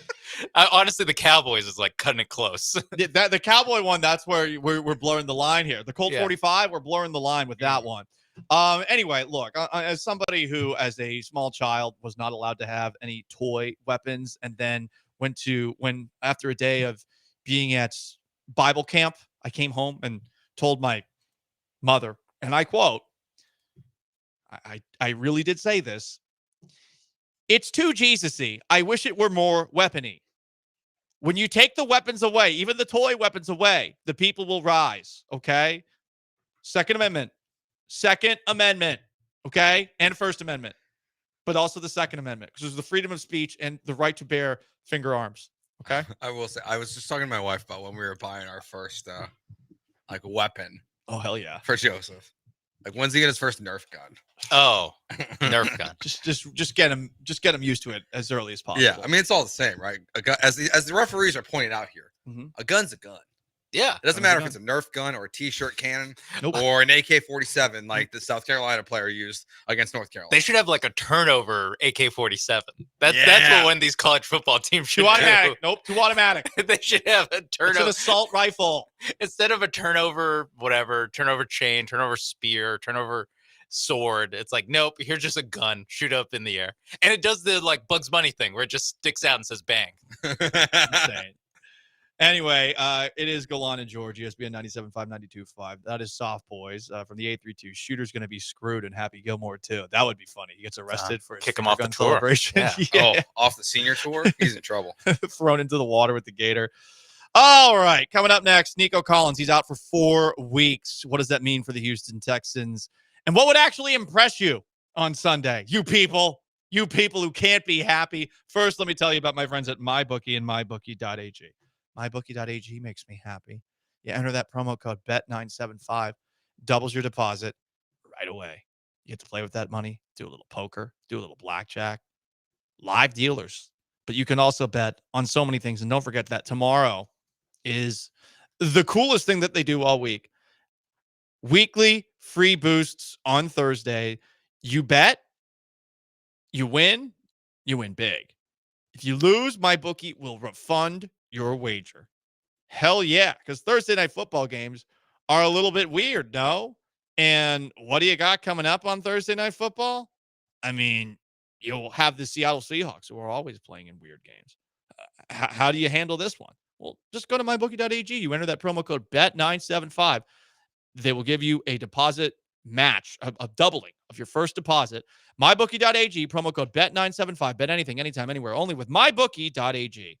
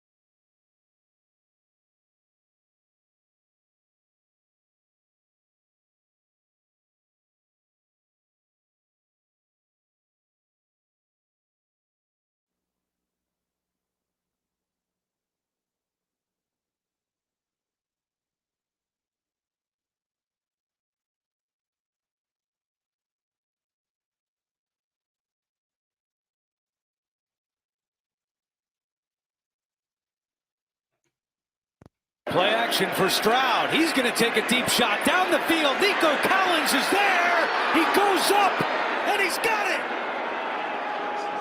What a catch by Nico Collins. A 57-yard gain. That was a huge catch by Nico Collins against the Colts in week 1 of this year. CJ Stroud and Nico Collins have been borderline unstoppable to kick off this season. And Nico Collins, even with an injury that saw him leave Sunday's game after that 67-yard touchdown catch he had against the Bills, he still leads the NFL in receiving yards. He also, since last year, is 4th in receiving yards a game, 2nd in yards per route run, 2nd in yards per target. And now the Texans are going to be without him for the next 4 weeks against the Patriots, against the Packers, against the Colts, and against the Jets after further testing of his right hamstring revealed enough damage that timetable for the healing process is estimated to now be 3 to 4 weeks. That's why they put him on injured reserve per Aaron Wilson of Channel 2 KPRC. It's just like it's like a slight tear, right? It's not. They just don't call it that. Doesn't it feel like all hamstring injuries are like that at this point? I don't know because I'm not a doctor, but I do not want to throw Astros voodoo magic or whatever they do with their players. No, because if this was the Astros, they would not put Nico Collins on the injured reserve, and they would just wait 3 weeks to do it, and then they would put him on the injured reserve. No, they would keep saying that he's going to play the next game and then scratch him on game day. Except for it would be for 12 games because it's 3 months with Kyle Tucker. Yeah. As opposed to 3 games. It's just the length because of baseball versus football. But yeah, the per capita, he's missing just as much time. It's going to be all right. I agree. It is going to be all right. CJ Stroud raises the level of play around. That's what you get with a great quarterback. You have a guy who is going to elevate everybody. And you traded for Stephon Diggs this offseason. Tank Dell is healthy. You should be fine here. Here is CJ Stroud on the Pat McAfee show yesterday talking about how he can help this team overcome injuries. What I learned last year is you don't really get to play with your starters all the time. You know, you have to find ways to win in this league, you know, sometimes without some of your best guys. And I mean, I think that's a testament to like who you are as a quarterback or who you are as a player. And I challenge myself when that happens to just, you know, how good can I be today to take a little bit of slack or take a little bit of pressure off the guy who's filling in the starter's position to, you know, get another win. I don't think he's going to have to press to make this offense work without Nico. I don't. It's going to be a little bit difficult to stretch the field, and they're going to have to be better, Joe, about running the football, and that's on Bobby Slowick. But they're going to be okay. There are worse wide receiver situations in the NFL without Nico Collins. That's why the Texans added Stephon Diggs this offseason, is because of how they looked without Tank Dell. And on top of that, there are so many quarterbacks who are worse than CJ Stroud in this league. At least 25 of them are worse than Stroud. At least. Yeah. And then we can really get into serious conversations about, is he what, the third best, fourth best, fifth best, sixth best, or something like that. Fair conversations to have. And because you have a guy like that, time for him to prove it. I feel like he will prove it. These next 4 games, they're not that tough. They're not that tough. You should go 3-1, at the very least 2-2. Well, hopefully, now Joe Mixon not practicing today, but Dameon Pierce is practicing today. So hopefully Dameon Pierce will make a return this weekend because he does give you a better option on first and second down than Dario Gumbawale does and Cam Akers. He's a more talented runner, and Akers has been surprisingly effective when used, but I don't want Akers as the first running back. Yeah, he's like a changeup guy, right? Like or use him sparingly. I think he's more just one-dimensional. I don't really think you can use him on passing downs in the way that you can with a Dario Gumbawale, which is why they had him in as much. Because Akers is not as good as a pass protector, but I think like 8 carries a game for someone like Akers, that's okay. You can do that, and maybe you give Pierce 12, 13 or something like that if you're trying to run the football 20 times. Whatever the case, the split doesn't matter. Stroud should be able to elevate the Texans over this no Nico Collins problem. He should. I think, it's just there's so much talent on this roster. It's not that it's not gonna hurt you. It's gonna hurt you. But it's not just that you have CJ Stroud. It's the talent you have out there. It's Diggs, it's Dell, it's Woods, it's Hutchinson, it's Mechie, it's Schultz. It's Cade Stover. Like, we've seen him have, he has one really positive play a game. Maybe we've seen increased role in him in this offense now. So I think asking for 2-2 without Nico Collins, who is the best player in your offense right now, not named CJ Stroud, is reasonable. But 3-1 is totally possible, and going 1-3 is not acceptable. It's just not. I mean, No, this definitely stretch is not. Especially if it's only this week when you beat the Patriots and then you follow that up with losses to the Packers, Colts, and Jets. I mean, that's when your schedule gets tough. You play the Lions and the Cowboys right after that, and there's a chance he's not there for those games. I mean, they play 3 straight primetime games, so their schedule gets a little wonky again between Halloween and November 18th. But you have 10 days off between the Jets game and the Lions game. That, to me, is after your 4 weeks. Then he has 10 days to get ready for Sunday Night Football against the Lions here in Houston. That does feel like, hopefully that's obtainable. And this is not something that's going to linger past that. So, and at least it's not happening to the Ravens and Chiefs set of games. So positive thinking, Paul. Positive thinking. Now, what would actually impress Texans fans on Sunday? What would actually get them to be wooed the way that Shania Twain so badly wants to be wooed in that song? That don't impress me much. What will get her to actually say, you know what? So you're Brad Pitt. That does impress me much. Let me lick your body. The Patriots are so bad. Well, there's no Nico Collins now. Now if they win, I mean, a little more impressive. Yeah, little adds the degree of difficulty a little 30 bit. points as a team without Nico still feels very obtainable against the Patriots. 31-13. Does that impress people? Yeah. Yes, in the NFL. 3 scores. And perhaps 7 points over the Patriots. You have to win. Yeah, you have to win. You have to cover. That I think that goes without saying. You can't beat the Patriots by 7 and people be like, great win. No, love it. If they don't cover, people are going to act like the sky's falling. And I also 5-1, even if they were to not cover and win. I also don't think I'm going to pick them to cover for pick 6. No? Yeah. You don't think so? More on that later. Okay. But later in the week. What a tease.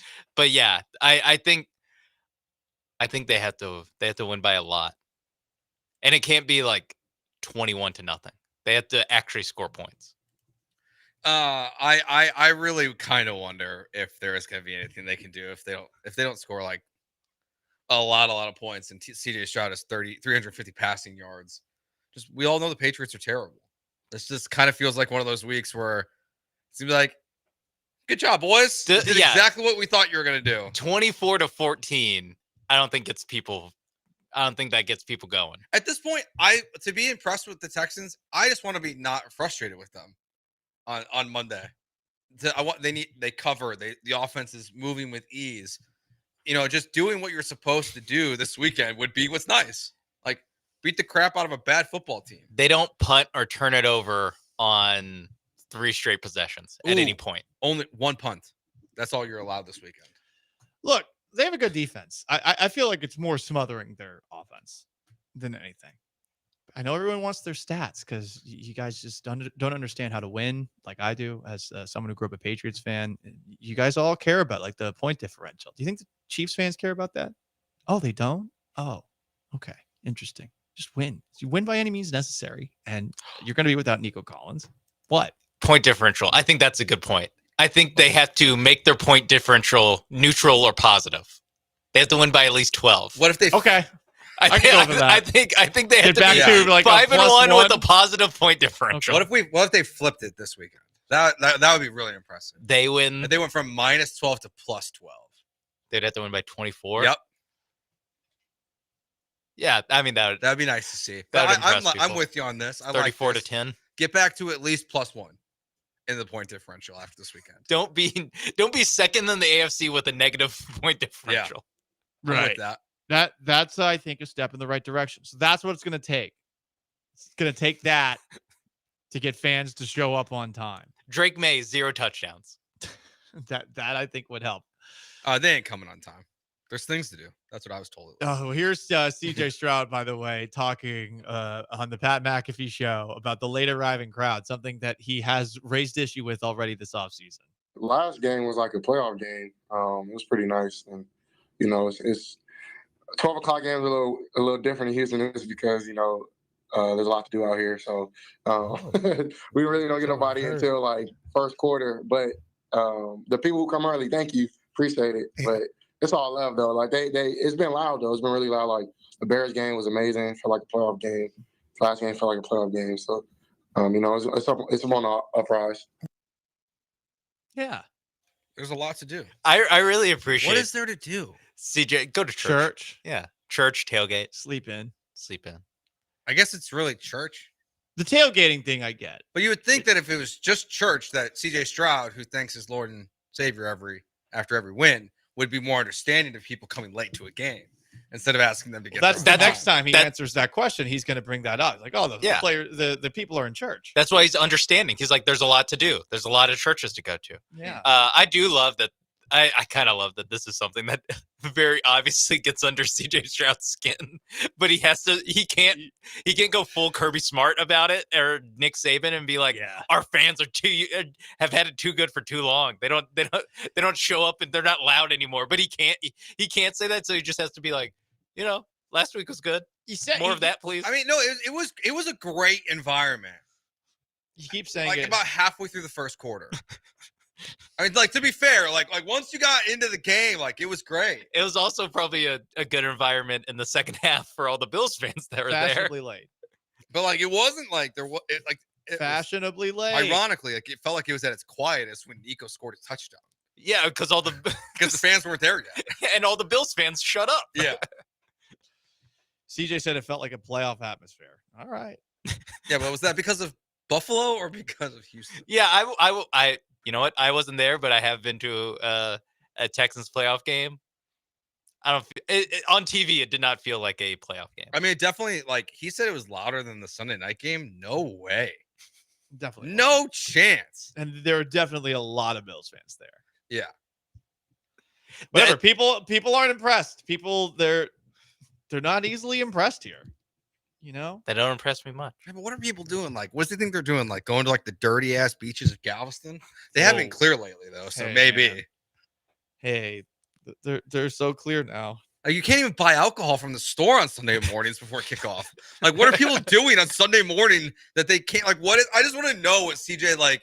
I know what he's. What do you doing. think they're saying? What do you think like they're doing? what he thinks they're doing? Like, what is the PR staff telling CJ of why the Texans fans are not there? No, I think it is just copying pasting like what people say about when the Rockets and Astros have playoff games and people aren't there on time. That one's like traffic, a lot of things to do, and he's like, yeah, there's a lot of things to do. Not thinking that, you know, like those games happen at 7 o'clock at night, not 11 o'clock on a Sunday. There's a lot of things to do though. I mean, brunch. It really conflicts with brunch. I mean, Sean, brunch is elite. I keep on leaving for these games later than I want, and I'm still getting in on time. I mean, this past game, I realized I didn't have any gas left in my car, so stopped at a gas station. Could not figure out which of the pumps was working, so I stopped at 3 different ones, filled the whole tank up, thinking, oh man, I'm probably going to be 5 minutes late. Got there in 15 minutes. It normally takes me 26 minutes to get there. So it's not even like there was traffic around the stadium. Do people think the game starts at 1? Is that it? Do they think we're on East Coast time or something? Oh, that could be it. No, really. That could be it. It's confusing. Daylight savings time. People forgot to change their clocks. But that's 2 weeks from now, right? Like a month from now. Yeah. I mean, like they never changed it from last year. Maybe. They never From sprung March? forward. Yeah. Yeah, there's no one ever sprung forward. It's bizarre. There's no defense for it. It is kind of funny that it keeps happening, especially because it does bother, as Sean said, CJ. It clearly does. He is like so positive about everything, and the one thing that he's like, it'd be great if guys showed up on time. I did see a couple photos from this weekend of like when the game started, and it seems like what's part of what's happening is all the tailgaters are then trying to get in the game at the same time. Yeah. So the tailgate scene is too good. That's what I'm hearing. That's the spin. And then the people running the gates are too slow at scanning. Yeah. It's because we don't use handheld tickets anymore. So that they're having to scan the tickets. On the app. It's taking people don't have their apps ready. Yeah. So the spin going forward for why the Texans have an awesome atmosphere starting with 10 minutes left in the second quarter is tailgating is too good. People are having too good of a time tailgating. Brisket, yeah. And the security is too good. The NRG security, nothing's getting past them. They're checking every bag. No one's getting in there fast. I like that. That CJ Stroud, that's where you go with going forward. Not there's a lot of things to do at 12 o'clock on a Sunday. And they do use the clear bags though. So nothing's getting in. Let's just keep on going through to 24 here. The New York Jets continue to unravel. And I really am enjoying every single new tidbit about the Jets that I've learned over the past 24 hours. So first, Jets owner Woody Johnson spoke to Aaron Rodgers on Monday night before firing Robert Saleh on Tuesday morning. But they did not talk about Robert Saleh's imminent firing. Do we believe that? No. What could they possibly have been talking about that doesn't involve firing the coach? Unless it was the story about Robert Saleh wanting to fire Nathaniel Hackett, and Rodgers made the phone call and was like, "Hey, man, this can't happen." I don't think that happened. The only thing that I feel like they might have discussed that was not Robert Saleh would have been Donald Trump's upcoming rally at Madison Square Garden. That's really all I can think about. I don't even know what Woody Johnson leans towards. All I know is I feel like that is something they would have had a conversation about, because here's what Aaron Rodgers said through Jordan Schultz about Woody Johnson. He was blindsided by the news of Robert Saleh's firing, even though, per Diana Rossini, Aaron Rodgers knew Woody Johnson was contemplating firing Robert Saleh. He was blindsided. People use the word blindsided too much. Jordan Schultz being a useful idiot to relay the information that Rodgers was blindsided, not surprising. Rossini knowing that Rodgers knew, Woody knew, he was thinking about firing Robert Saleh, that is believable. Yeah. I don't believe Jordan Schultz. I believe the Rossini timeline much more than, or the account of the events much more than the Jordan Schultz. But hey, maybe he was telling, maybe he's going to say, I can't work Halloween. It's 5 days before the election. He's going to, hey guys, like, I know it's prime time. Texans are coming to town. I got to take a PTO day. This is why Robert Saleh and I got off on bad foot. I wanted to be in Egypt. He said it's not okay. Yeah. I got to run for president last second. Or he was like late Monday night, Rodgers reading the news. I don't know where he's reading the news, but he's reading the news. And he's like, you know what? Let me call up Woody Johnson. I have a question for him. Calls up Mr. Johnson. Be honest. Are you guys controlling the weather? Oh, man. Be honest. I got very depressed. I went down a rabbit hole last night of the amount of people that believe the government controls the weather. And I'm like, wow, do we have this many people with tinfoil hats on? And I feel like Aaron Rodgers is one of those people who would be sitting with all those people and be like, well, they could. He's definitely read some tweets about it. For sure. More on the firing of Robert Saleh before we try to localize this. Saleh was fired 5 minutes after demoting Nathaniel Hackett from calling plays and giving it to Todd Downing. And Rodgers knew nothing about this. His buddy not getting fired, just demoted from calling plays. That's it. That's literally now in my mind. What I think is Saleh tells Hackett texts Rodgers.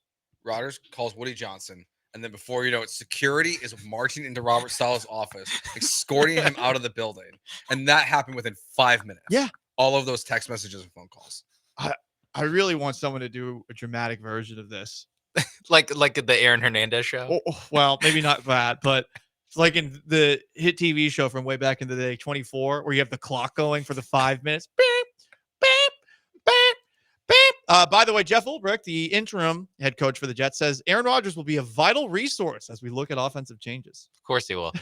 Did he also say that Nathaniel Hackett will be calling play? Like they undo Robert Saleh's dying wish? He said no offensive changes this week. But we're monitoring. We're keeping an eye on. Apparently, Ulbrich was thinking of the same thing. But hey, they're going to stick with Nathaniel Hackett calling plays for now. The defense, by the way, which was Robert Saleh's specialty, 5th, and the offense 22nd. But hey, let's fire the defensive coach. That'll work great. At least they promoted the defensive But coordinator. have you guys seen photos of this guy? Like, there's No. this photo going around of him, in his 49ers game, where he's got a mohawk and it's bleach blonde. Oh, and he looks like a 1990s. I guess he played from the NFL from 2000, 2009. He looks like a WWE wrestler. Oh, okay. I like that. okay. I'm like, oh, okay. Like, They hired Bill Goldberg as their head coach. Yeah. I'm like, I think I'm in on this guy. Okay. Just the Super Bowl. Lean into the clownage.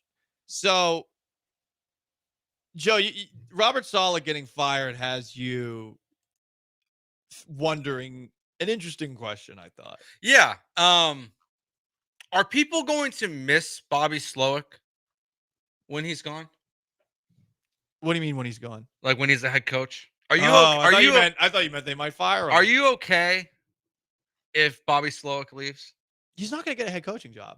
You don't think so? No. Why? Why would he? Oh, I don't agree with that. What has he done? What has he done? I didn't understand it going into this offseason. It's like, wow, he was here for CJ Stroud. Cool. I hear you on that because like you always bring up the like the touch by McVay basically, where like if you're a McVay coach or a Shanahan coach, like you just keep moving up in the thing in the world. They're not all going to work. Zach Taylor, look at him. But like I think Bobby Slowick will be head coach next year for sure. Why? Because who would hire him? People are going to look at. I want to agree with you. They're not going to ask Texans fans for a reference. I'll tell you that. They're going to look at what CJ Stroud did his rookie year and how it's looking this year. When I look at what CJ Stroud did, you know who I'm looking at? Because he's doing it? CJ Stroud. I know. But that's not how the teams view it. I truly would not understand it. Gerard Johnson would make way more sense. So do you want Bobby Slowick to get a head coaching job? Because I do. You want him gone. I want him gone. Okay. I want Bobby Slowick to leave. Then just fire. You want him fired. No, you don't want him fired. Well, the problem is I know that can't happen. So I'm not going to ask for it. Why can't it happen? No chance. I feel like it should be just as likely that after this year, Bobby Slowick is perhaps either pushed out as there is that he gets a head coaching gig elsewhere. Interesting. Because you have Gerard Johnson. It's not like there's nobody waiting in the wings who you don't feel like has huge upside. Gerard Johnson has huge upside. He's going to be I think there's a very good chance that Johnson is a offensive coordinator next year somewhere. Where? I do not know. Oh, whether it's in the NFL or in college, if he's open to it, like it would not. I would be shocked if he's not an OC somewhere next year. Even Davis Mills looks better. Yeah. Under Gerard Johnson. Yeah. Bobby Slowick really needs to turn things around. Not really needs to turn things around, but to get a head coaching job, he needs to have a good October, November, December. I really just think if the Texans make the playoffs, part of it always depends on how many jobs open, right? Like if there's only, if Saleh's one of 3 coaches to get fired this offseason, when you have Bill Belichick and Pete Carroll and Ben Johnson sitting out there, like it's a little bit different of a math, but there's been 6+ head coaches fired every year, the last 4 years, I think it is.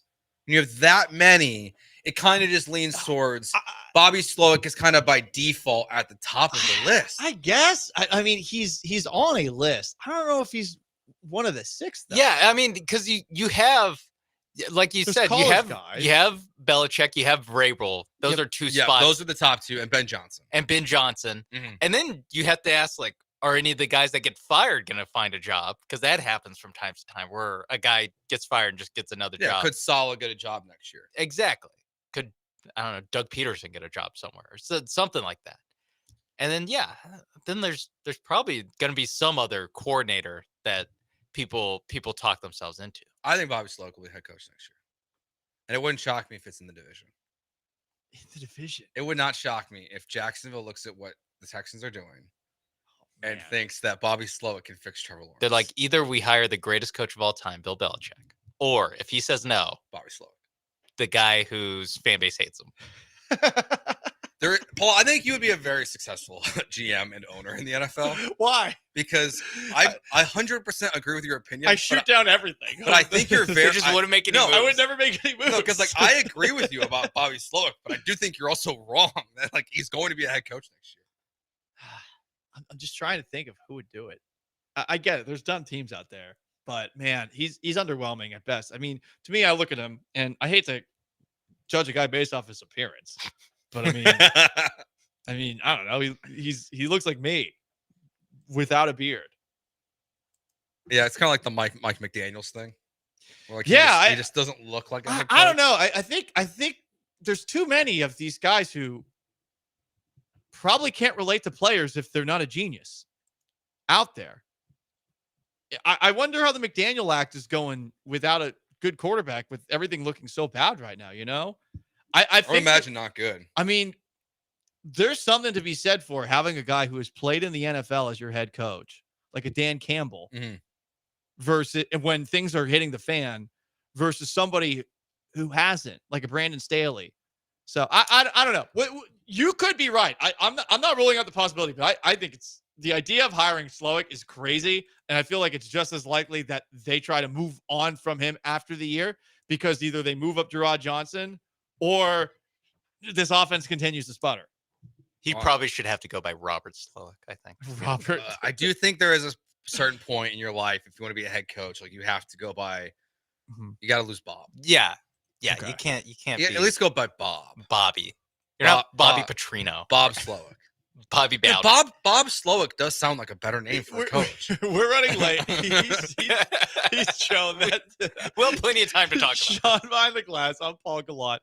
It's Gallant and George. Stay put. Want to talk about O Athletic, oathletic.com, 767 North Shepherd in the Heights. O Athletic on Instagram. They offer over 100 classes per week early in the morning. You can get in there before you go to work to take a small break during the day. Classes pick back up around 4:30, so you can hit the gym, get a class in, get home, be with your family or your cat or your dog, whatever you're going to do for the day. You can do it at O Athletic. You can get a personal trainer as well, and that will work to your schedule and to whatever you're willing to sign up for, whether it's 1 day a week to 5 days a week. It's the gym for me. It should be the gym for you, and don't wait till 2025 to start working on your goals. Work on them now at O Athletic and oathletic.com.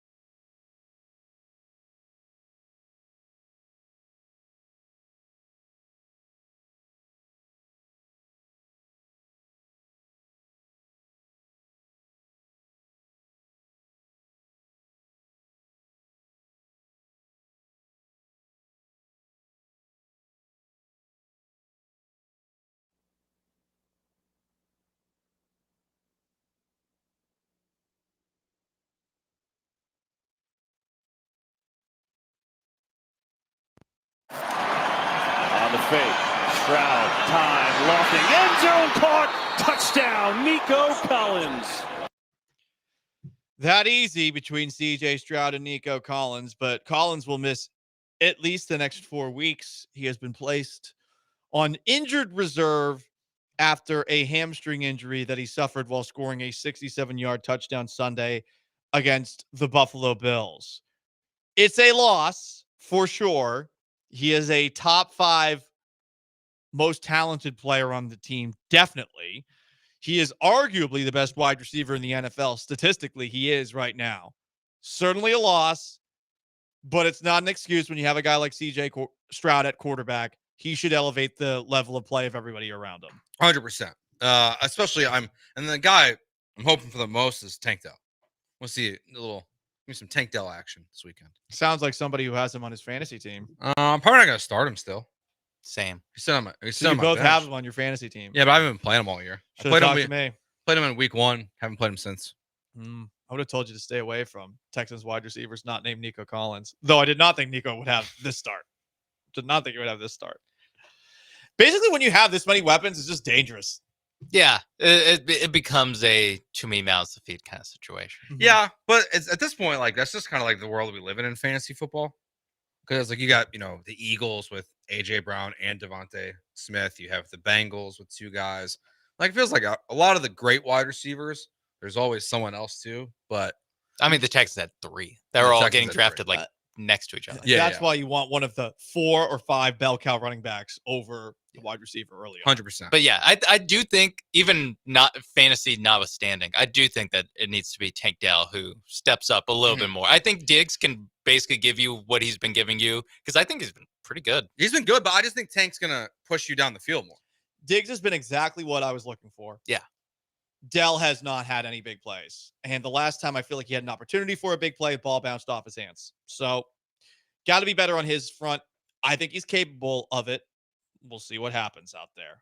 We saw him splash in that preseason game against the Steelers. He's definitely capable. He's not, I think, affected by injury, no matter what that chest injury was. Anyway, another Texans tidbit. Kaimi Fairbairn, AFC Special Teams Player of the Week again, after a 59-yard field goal to win the game. He has hit 8 field goals from at least 50 yards. That's the most in a single season in franchise history. It's also the most in NFL history through the first 5 games of a year. 9 field goal attempts from 50 plus. He's been great. And he is the most reliable kicker possibly in the AFC this year. Look, just put his name up next to JJ Watts already, okay? In the Ring of Honor. Yep. Is he the second, now that Nico Collins is out, is he the second most impactful Texan? I think that will play. We talked about this yesterday. They lose 2 games without him this year. Yeah, I think he's number 1. He's been number 1. I don't know about number 1. Nico Collins led the league in reception. And you have the quarterback and CJ Stroud. Kaimi is the all-time points leader, okay? Yeah, don't tell me what you used to do. I'm talking about this year. Yeah, this year he's kicked 8 50-plus yard field goals. That is true. Paul just said it. It's insane. I wasn't listening. I was reading this press the press release that's in the document, and I was looking at the last part of it where it says this is a 4th career one, 2nd of the season. Not surprising. 59th Texan to be named a player of the week, and the 19th time it's been a special teams player. That seems absurdly high. What is that, Leckler, Jacoby Jones. Jacoby makes a lot of sense. Maybe Trendon Holiday. I mean, we're really going deep with some returners. Fat now. Randy had some success at one point. I don't know if Randy Bullock ever got it. I don't know if he was special team player. I don't like calling Randy Bullock Fat Randy. I feel bad for him. Yeah. I'm allowed to. You are allowed to? Okay, fair enough. As an Aggie? Because while I'm going to O Athletic, I'm still fat. Slim it down a little bit though. Yeah, but we're not there just yet. Okay. So for maybe another couple months, I can still call him Fat Randy. You still have your fat pass? Yeah, we got to figure out when the fat pass goes away. I don't know. I feel like it's the other way around. Like I feel like if you're fat, you can't call somebody else fat. No, it's like I can make short jokes. No, I think it's different when it's I can make white jokes. It's like real recognize real, fat recognize fat. Yeah, but short you can't control. You can control fat. Yeah, but so can he. True. And he's an NFL player, or was. Oh, he's a special teamer. Okay. Still, I'm closer to an NFL Ki- player than him. Whoa! no. Bullock's been in the league for like 10 years. He's getting a pension. I want a pension. That's true. I'd love one. Must be nice to get a kicker with a pension. What a life. All right, let's continue to go around the NFL. Rashee Rice officially done for the year for the Chiefs. It was weird. Seemed like he was done for the year when we first heard the news, but took a week plus for us to figure out he tore his LCL. I guess they thought it might be a much more serious injury, but the way this injury has been reported, a tad confusing. Whatever the case, Patrick Mahomes is now down his best wide receiver. Yeah, I guess like they just were hoping that it like they thought since it wasn't an ACL or the tests weren't saying it was an ACL, maybe he was going to get lucky. And it was going to be that. But then one of the reports was like, well, at first they thought it could be the ACL, LCL, and the meniscus. I'm like, well, that would have been bad. That sounds bad. But regardless, it seemed like the end result was him being out for the year. Yes. And back next Yeah, season. did they not know until they opened Like, them up? that's what I'm like. It's like, it always felt like that was the end result was he's out for the year. We saw it happen. Mahomes thought it was terrible when he hit Rashee Rice for that to happen. Andy Reid thought it didn't look good right away. Yeah. I mean, if we're Chiefs fans, we would be so upset about this because it's like the glimmer of hope that he actually might come back in 6 I mean, weeks. look, you got a bad teammate that took out his own player, okay?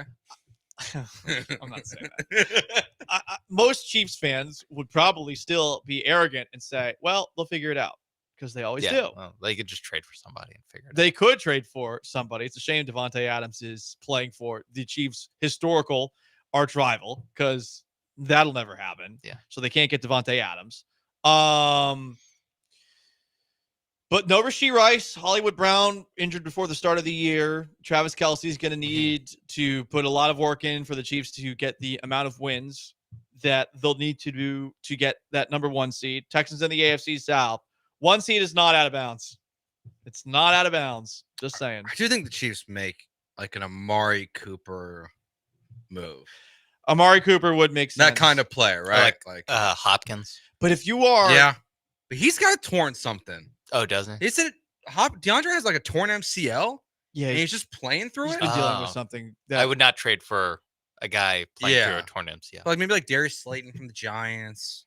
Ugh. Like they're playing in the margins. Kadarius Toney probably doesn't have a job. Is Mecole Hardman around? Yeah. I think isn't Mecole Hardman still on the team? Oh, okay. Yeah, I think he's back on the Then Chiefs actually. your now. time to shine, buddy.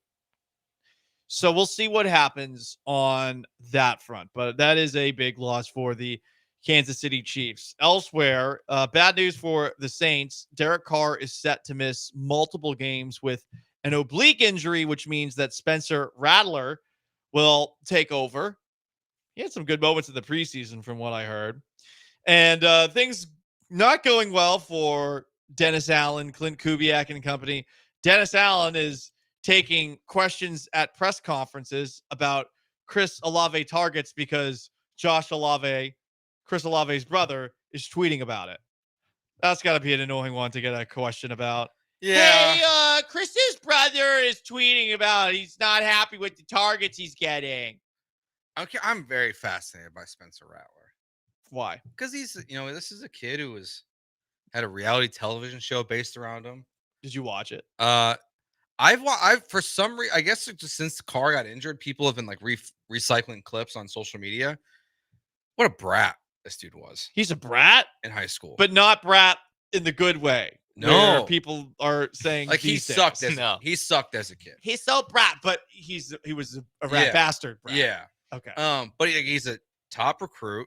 He was a big time college prospect, and he had moments at Oklahoma. Yeah, where he was looked good. Like, He was I mean, good for going into the year that he got benched, every next year mock draft, Spencer Rattler, first overall pick, and then he got benched, had to transfer. So like, I'm just curious, like if there's any chance that he's a surprise. He had a good preseason. I suppose anything's possible, especially with Clint Kubiak running the offense. But it does seem like the Saints have turned back into a pumpkin after 2 fun weeks to open the year. Yeah, it really goes to show you how much we overreact in football. And there's still plenty of time for the Saints offense to get back on track. But we're talking about like Clint Kubiak, obvious head coach in the NFL. They scored 91 points in 2 weeks. I mean, it was absurd. But then they turned around and they scored 9 9 or 10 against the Eagles. Kamara had 2 yards a carry or so on Sunday. Yeah. It's come back. Chiefs have a good defense, but still, life comes at you quick. You have the wide receiver's brother tweeting. Life comes at you quick in the NFL. It does. When's Gary gonna start tweeting? I mean, Wade Phillips. Wade Phillips. Yeah, Wade Phillips is. Yeah, well, he's tweeting about his son too. Wes Phillips. Well, he also tweeted like, I remember when back in 2012 when the Texans were 5-0. That's true. Gary Kubiak should retweet that. Continuing to go around the NFL 10-minute drill, the Raiders have not announced who's going to be their starting quarterback on Sunday. They're saying it's going to be determined by practice competition between Gardner Minshew and Aiden O'Connell. Always good to determine who's starting on Sunday by practice reps. We'll see how that goes for the Raiders. You guys remember, like in the original, I still, because I don't have a new PS5 yet. Haven't got the new NCAA football game. But I remember back in the day when you would like do like all the mini camp games to compete for a starting job. Yeah. Like, is that how they're determining this? Where they have like little gun shooting balls at you, and you have to stay in the pocket and move around. Or like, throw like who can throw the ball through the tire the most? Yeah, through the ring. That. Like what's the most ridiculous way you can, which one, who can throw?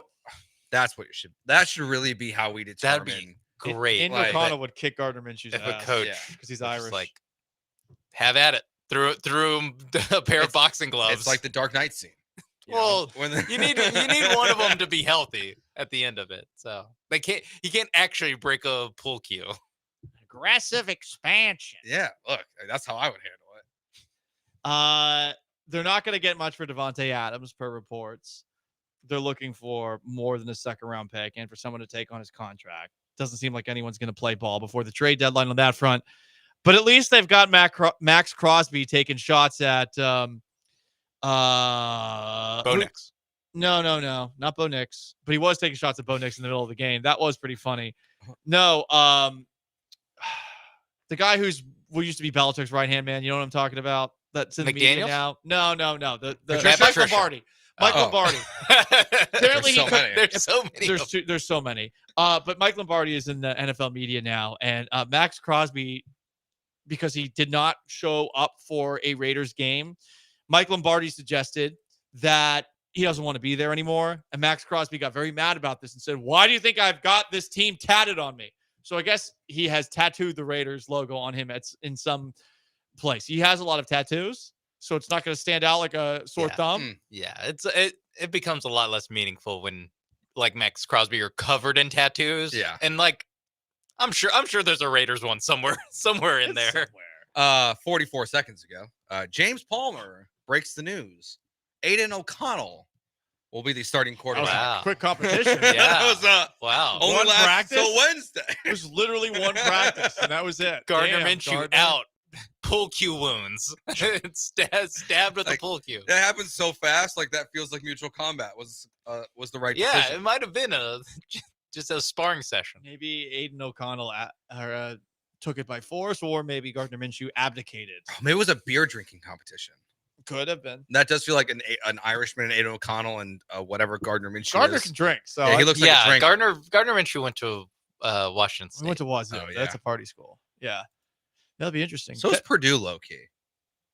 Is it really? Yeah, I thought it was a nerd school. there's a good party section. Is that where O'Connell went? Yeah. Okay. Right? Yeah. He went there for 25 years. Oh, yeah, the Case Keenum career. Yeah. Well, okay, maybe he's got some high tolerance, Van Wilder-esque. Couple of NFL stats before we wrap up the 10-minute drill. Guess how many kickoffs have been touchbacks this year? 80%? 67.1%. Last year, 73%. So this rule has provided zero change. And I would like to laugh very hard in the face of everybody who thought this was going to revolutionize the NFL kickoffs. I think kickoffs are gone after this year. Yeah, I feel like this was the attempt to, like, hey, let's not get rid of this play. I think they're going to move the touchbacks to the 35, and it's still not going to change. But then they have to change the onside kick. Or I don't. It's so terrible. I don't get why. So the kicker doesn't kick it from where the coverage team is. He's farther back from where Why don't they just move the kicker back to make it harder to touch back? Because I don't know if they know how far to move it back. Because it really might not matter. I mean, some of these guys are they're kicking it through the uprights. on kickoffs. So like how far back do you have to move it to get to the 1 yard line, basically? Maybe the 10. Yeah, It's 20. It's and a at that great point, question. just get rid of it. Like, just get rid of it. I think you're right. Get rid of it. I like it, I was pro this because it was like, hey, it's either this or get rid of it, and this didn't work, so get rid of it. Also from the NFL, a fun stat: arrests down, quote, by half since Ray Rice in the elevator. Congrats. Nice job, So guys. 10 years? Nice job. This 10 is years. like the 10-year anniversary. Arrests are down by half, whatever that means. Well, but hopefully these Georgia players don't make it to the NFL then, because hey, those numbers don't get Roger Goodell's. Those numbers don't I'm just count. saying how. Okay. Whatever Jalen Carter did before he walked across that stage is not our problem. Since Ray Rice arrested, how many of the Urban Meyer players at Florida have left the NFL? All of them. Yeah, all of them. Well, here come all the Georgia players who keep getting arrested. So that number might be up for a spike again here soon. Okay? Just got to keep an eye out on that one. There you go. The 10-minute drill. Football, it's so good. It's the best sport. Let's talk about baseball with another rousing edition of Baseball Today this afternoon, this week.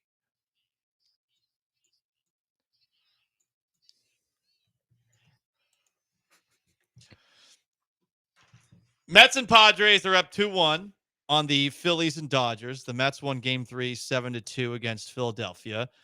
And the Padres had a 6-run second inning yesterday to beat the Dodgers 6-5. I think based off of World Series experiences against both fan bases, we are, as a city, rooting for the Mets and Padres respectively. There are 4 games today. Game 3 for Guardians Tigers. I'm rooting for the Tigers. Anyone have a problem with that? No, not a problem, but Schoolboy was obviously very good in Game 2. Game 1 just annoyed me because it should have been the Astros. Yeah. When the Guardians got up like 7-0 in the third, I'm like, this is pathetic that this is not the Astros. So I'm more just annoyed by that series. So you can I'll root for AJ. I'm rooting for AJ Hinch. Yeah. I know some people that work for the Tigers. That's all I got though. I do love Jason Benetti too, so I'm fine with that. I also, like Joe, I can't watch this because if the Guardians win, I get annoyed because it should be like the Astros. There's no reason the Astros couldn't beat the Tigers like the Guardians are maybe going to beat the Tigers. And if the Tigers win, it's just a reminder of the Astros failing. So I just can't watch. Game 4, Mets Phillies at 4:00. Mets can end that series. Game 3 for Yankees Royals is tonight at 6 with the series tied 1-1. So you heard Jazz Chisholm say that the Royals were lucky to win Game 2. No way that ages poorly. Have you guys seen how bad Aaron Judge is in the postseason? It's great. Yeah, I've seen what neighborhood he's in. Aaron Judge, among players with 200 plus at bats, has the highest strikeout rate in Major League postseason history. Higher than even Martin Maldonado, who is in second place. Choke artist. That's pretty crazy. That's a crazy 1-2 on that list. 34.3% of the time. That is his postseason strikeout rate. And what's crazy is, if I'm not mistaken, he was pretty good his first couple of years in the postseason. Yeah, I think one year he hit 3 home runs. Yeah, against the Red Sox. 2017, he was pretty good too. Yeah, but I mean now it's just that's why sometimes like I get annoyed with regular season baseball because it's not real baseball. Because when they actually try to attack pitchers or batters' weaknesses, this is what happens to guys like Aaron Judge. Where in the regular season you have a bunch of guys who can't, so they just throw meatballs over the middle of the plate and he hits 65 home runs. He's the Peyton Manning of baseball. Yeah, except he might never win a title. We'll see. I would not bet on it happening this year. Very much rooting for the Royals. Oh, for sure. Yeah, all the other series I have clear rooting interest except for the Guardians. Yeah, Team Yuli. Yeah. I also love Bobby Witt Jr. He's incredible. Game 4, Dodgers-Padres at 8. More and more viral clips keep coming out of Dodgers fans being scum. Did anyone see one of the guys who threw a beer can onto the field? No. From the second level, I'll give him credit. Howitzer of a throw. But this guy who, not doing any stereotypes any favors, walks down to the front of the bleachers, walks down a row, and then he's coming back up after having flicked off the field after throwing that can out there. He's basically like trying to get Dodgers fans to stand up and cheer for him, and at least 2 people high-five him on his way up the stairs. They are really the worst, and I'll actually defend Philly for a moment here. Philly always gets crap. Dodgers fans are actually a menace to society. We could go without them in sports. I would be okay if they got canceled, the whole franchise. Just move them to Sacramento. Throwing a beer can on the field is always a crazy move. Like if you ever see it live happen, you're just like, what is happening? Because that's the one where if it's full, even though they make you pop the top, it's like as it's flying through the air, all the beer's not going to fly out of it. Yeah. It's just scumbag behavior. Like it's not surprising. For sure. Not surprising. He's Joe. I'm Paul. Sean behind the glass. It's Gallant and George, ESPN 97.5, 92.5 on YouTube, at ESPN Houston, on Twitch at ESPN 975. Coming up next, Nico Collins is going to be gone from the Texans for at least the next 4 games. How do you think the Texans will fare over this 4-week stretch without Nico? And can they avoid the rat poison of going up against a bum-ass Patriots team with a rookie quarterback? Gallant and George, stay put. Coming up this Sunday, myself, Brian, Sean, will be doing a show on Sunday morning from 10 a.m. to noon here on ESPN 97.5 from inside ESPN Bet at LaBerge, Lake Charles. You want to get some action on what's going on this weekend in college football and the NFL. Texans have moved to a plus 650 for Super Bowl odds this year. That's CJ Stroud MVP odds for this year. So if you want to get CJ Stroud MVP, Texans Super Bowl, you want to even start to look at the baseball next year, the Rocket season, you can look at their over-under, all that available for you at ESPN Bet. Great food inside the sports book while you're watching the 24-foot video wall. Chef Lyle always whipping up some great stuff on the menu. When you want to leave Texas and bet on your Texas teams, make sure you do at ESPN Bet at LaBerge and Lake Charles.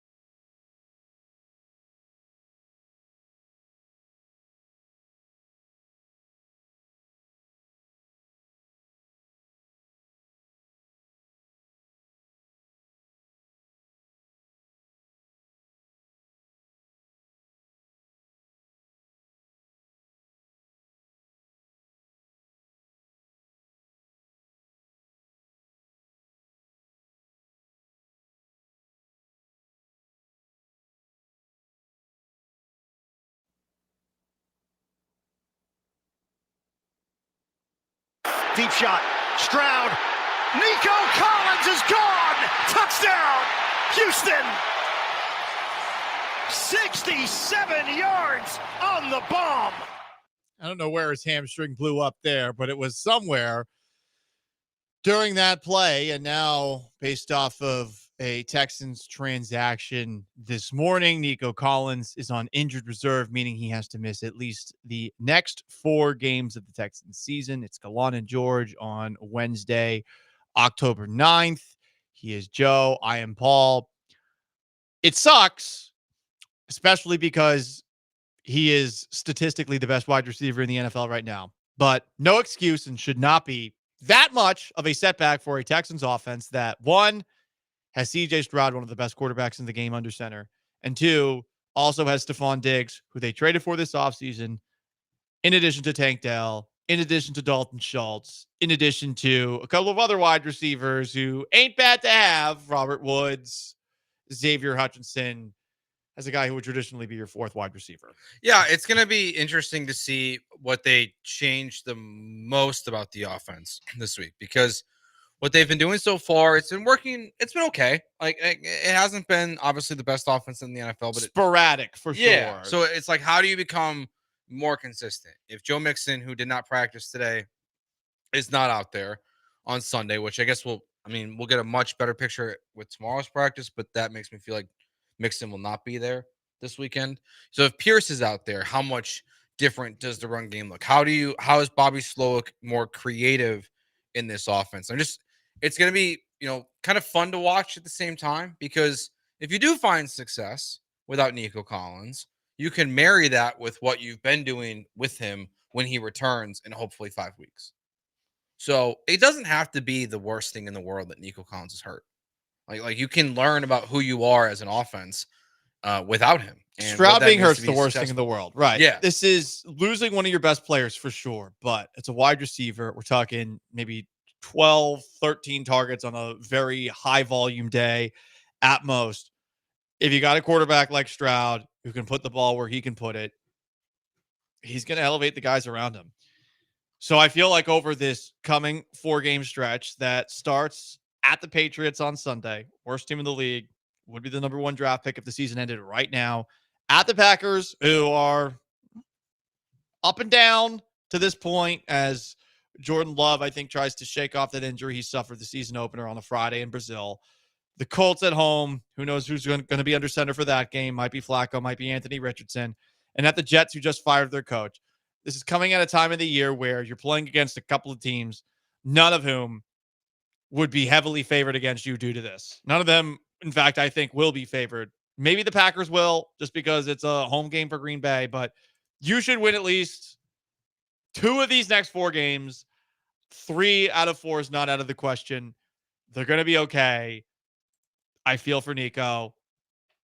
I feel for the Texans to a degree, but injuries happen. Get over it. This is why you traded for Stephon Diggs. Yeah, the biggest bummer for Nico is that he was probably, he was really in the conversation for Offensive Player of the Year. And first team All-Pro, for sure. Like you think that Derrick Henry is in that category right now for guys. Saquon Barkley, Nico Collins are having the best years, like, consistently. So it's a bummer for him. And with Tank Dell, he's the guy that I would focus on over the next 4 weeks of just if there's a way to get him back involved in the offense. Because Diggs, Sean said it earlier, like he's been excellent this season. He's not putting up the gaudy stats. We don't need gaudy stats. Like, that's where I think what you mentioned, fantasy football culture, people, they don't see 100 receiving yards and multiple touchdowns, which he did have in week 1. But remember, he had 37 receiving yards in week 1, but he had 2 touchdowns. So, like, they just have to find a way to move the ball down the field. And, 2-2 would be fine. I would still set for myself the expectations to go 3-1, because I'm not impressed by the Patriots. I'm not impressed by, the Colts, even if Joe Flacco is out there. And then you have the Jets, who just fired their coach. Like, while it seems like on paper they have a lot of talent, and they might really turn things around, Aaron Rodgers just doesn't look healthy still. Like, he still is just not firing off his back foot, from that Achilles injury, and really having a ton of success this year. So 2-2 is fine, because it's the NFL, but I really would be striving for 3-1 for sure. Yeah. I mean, at a minimum. Yeah, that's what should happen. We'll see if it happens. But again, nothing's good enough for the football fans in this town. Whether it's taking a look at the Twitch or the response to a couple of tweets that I've thrown out there, people seem to want more. And we touched on this earlier. What the hell is actually going to impress Texans fans on Sunday against a team like the Patriots, starting a rookie quarterback behind an awful offensive line when there's lots of questions about their coach? And by the way, they just put a player, the NFL did, on the commissioner's exempt list, a captain, Jabril Peppers, after something that happened in the South Shore of Massachusetts, right by where I used to go to school. This is a layup of a game on paper. Yep. So they're not going to be convincing many people, even in a week without Nico Collins, that they're on the right track, that they're a different team, that the CJ Stroud era is different. It annoys me. I get it to a degree, but only to a degree. But this is the kind of game in terms of like impressing people that where you do separate, you start to slowly separate yourself as not the same old Texans and the stuff that people are wary about buying in by winning this game by 14 plus points, by making so it's not competitive. You know, when you get out to a massive lead in the first half, to keep your foot on the gas and continue that in the second half. Like that's one of the things I'm looking for this weekend. That is important. Is we know the Texans offense is going to be good in the first half. They always are. Like they're good. They've been good every single week in the first half. The second half has been a disaster since week one. So that's, besides Christian Gonzalez, not a good defense and an inexperienced head coach. I mean, Gerard Mayo wasn't even calling the plays. It was Steve Belichick. Like they were co-defensive coordinators before this. So it seems like they had chosen him, Gerard Mayo, as the successor to Belichick 3 to 4 years ago. Think about that. Mm-hmm. They were just like, they locked in. They didn't even interview other candidates. Their offensive coordinators, I mean, I could go all day about this. They hired Alex Van Pelt as their offensive coordinator. Do you know where he was on their list of guys that they wanted? I have no idea. 12th. They got their 12th guy. Not kidding. Heard that on Boston Sports Radio yesterday. Their 12th guy? It was their 12th choice. Credit to them for making a list with 12. 12. Well, it's like, did the list start as 12, or do you think their post list like was probably like 5? 5, and then they probably had to make a list of the next 5. Also, and then their last 5, they finally only got to second on their last 5. So they hire a guy that they had tapped to be the head coach 3 to 4 years ago. This guy has all this time to think about what he wants to do when he eventually gets the gig, and they got the 12th guy.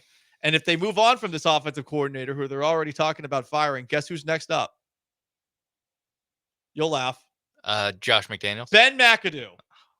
Oh. He's like next in the line of succession. Actual conversation I heard amongst some of the sports nerds on Boston Sports Radio. Who'd be better, Ben McAdoo or Alex Van Pelt? I mean, kill yourself. Like, that's where I'm at as a Patriots fan. Fair question. That is great. I thought there was a chance that Ben McDaniels, the Texans wide receiver coach, and younger brother of Josh. Oh, I didn't even know he had a brother. Oh, you didn't know that Ben McDaniels is on the Texans? Zero clue. Yeah, he's the passing game coordinator for the Houston Texans. I wouldn't be shocked. Why are people talking about him as the next head coach? That's what I'm saying. Instead of Bobby Slowick. Who's the running game coordinator? Fire that guy. Well, I know who their assistant offensive line coach is. Who's that? He's related to an NBA head coach. Ime Udoka's? No, it's Cole Popovich. Greg Popovich's son is on the Texans coaching staff. Is he qualified? I mean, it doesn't look like. I'm gonna assume he's unqualified because he has a father who is a basketball coach, and that's genetics. Yeah. You can't have the son of a basketball coach coaching a football team. Yeah, I feel like you got to stay in your sport. Yeah, right? if we're doing nepotism, stay in your sport. Stay in your lane. That is weird. How did this happen? I guess he played football growing up. I guess. I'm just surprised Greg Popovich would let his son play football. Huh. That's surprising. That would not be allowed. I mean, he's probably, I imagine he has to be in his 40s, right? I guess so. That's surprising. Before we knew about concussion. These are fun facts about the Texans coaching staff. But hey, and who they're related to. At least they didn't get their 12th option at offensive coordinator. Again, that's true. They're going to absolutely murder the Patriots on Sunday. They better. I would love to know the 11 options ahead of Alex Van Pelt. Yeah, I need a list. I don't. Like, surely one of them has to be like a college offensive coordinator that said no, right? I mean, I wouldn't be surprised. Like, I bet you Gerard Johnson's on that list then. He probably passed on the Patriots job. I would pass on the Patriots job to stay as the quarterback coach for CJ Stroud. Oh yeah, Foxborough is terrible too. Like that's the other underrated element of playing for the Patriots. You don't live in Boston. You don't live close to Boston. And nothing against the rustic southern part of Massachusetts, but yeah. It sucks. There's Dunkin' Donuts in every corner. There's lots of Dunkin' Donuts. Is there anything else good about it? There's trees. Okay. It's all trees. Now, what's it like in the summer? Because I know the winter's going to suck, right? Do you like mosquitoes? Oh, nope, I'm out. Well, you got those. Oh, it's one of those places where it just it's So not just even nice. terrible all Yeah. year round. Not great. And again, Texans should win on Sunday. He's Joe and Paul. We got Sean behind the glass. Gallant George, ESPN 97.5, 92.5. I really don't think there's anything the Texans can do on Sunday to impress fans, much like against the Jaguars. If they couldn't do it, if a win over the Jaguars isn't getting people back to believing that this is a new era, then beating this awful Patriots team wearing the clown uniforms that they used to wear when they were good. They look nice, but those are the clown uniforms. It's not going to go so well. Up next, a couple of really funny Deshaun Watson metrics. And we'll try to take a positive turn when talking about Deshaun Watson and the Cleveland Browns situation, maybe the worst in all of sports. Stick around, Gallant and George.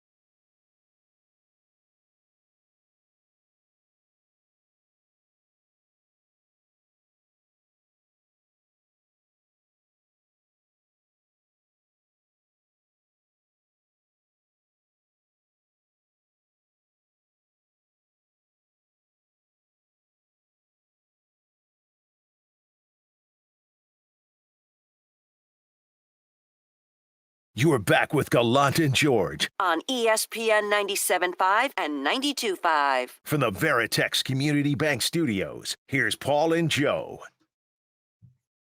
The Deshaun Watson metrics that are out on the internet are hilarious.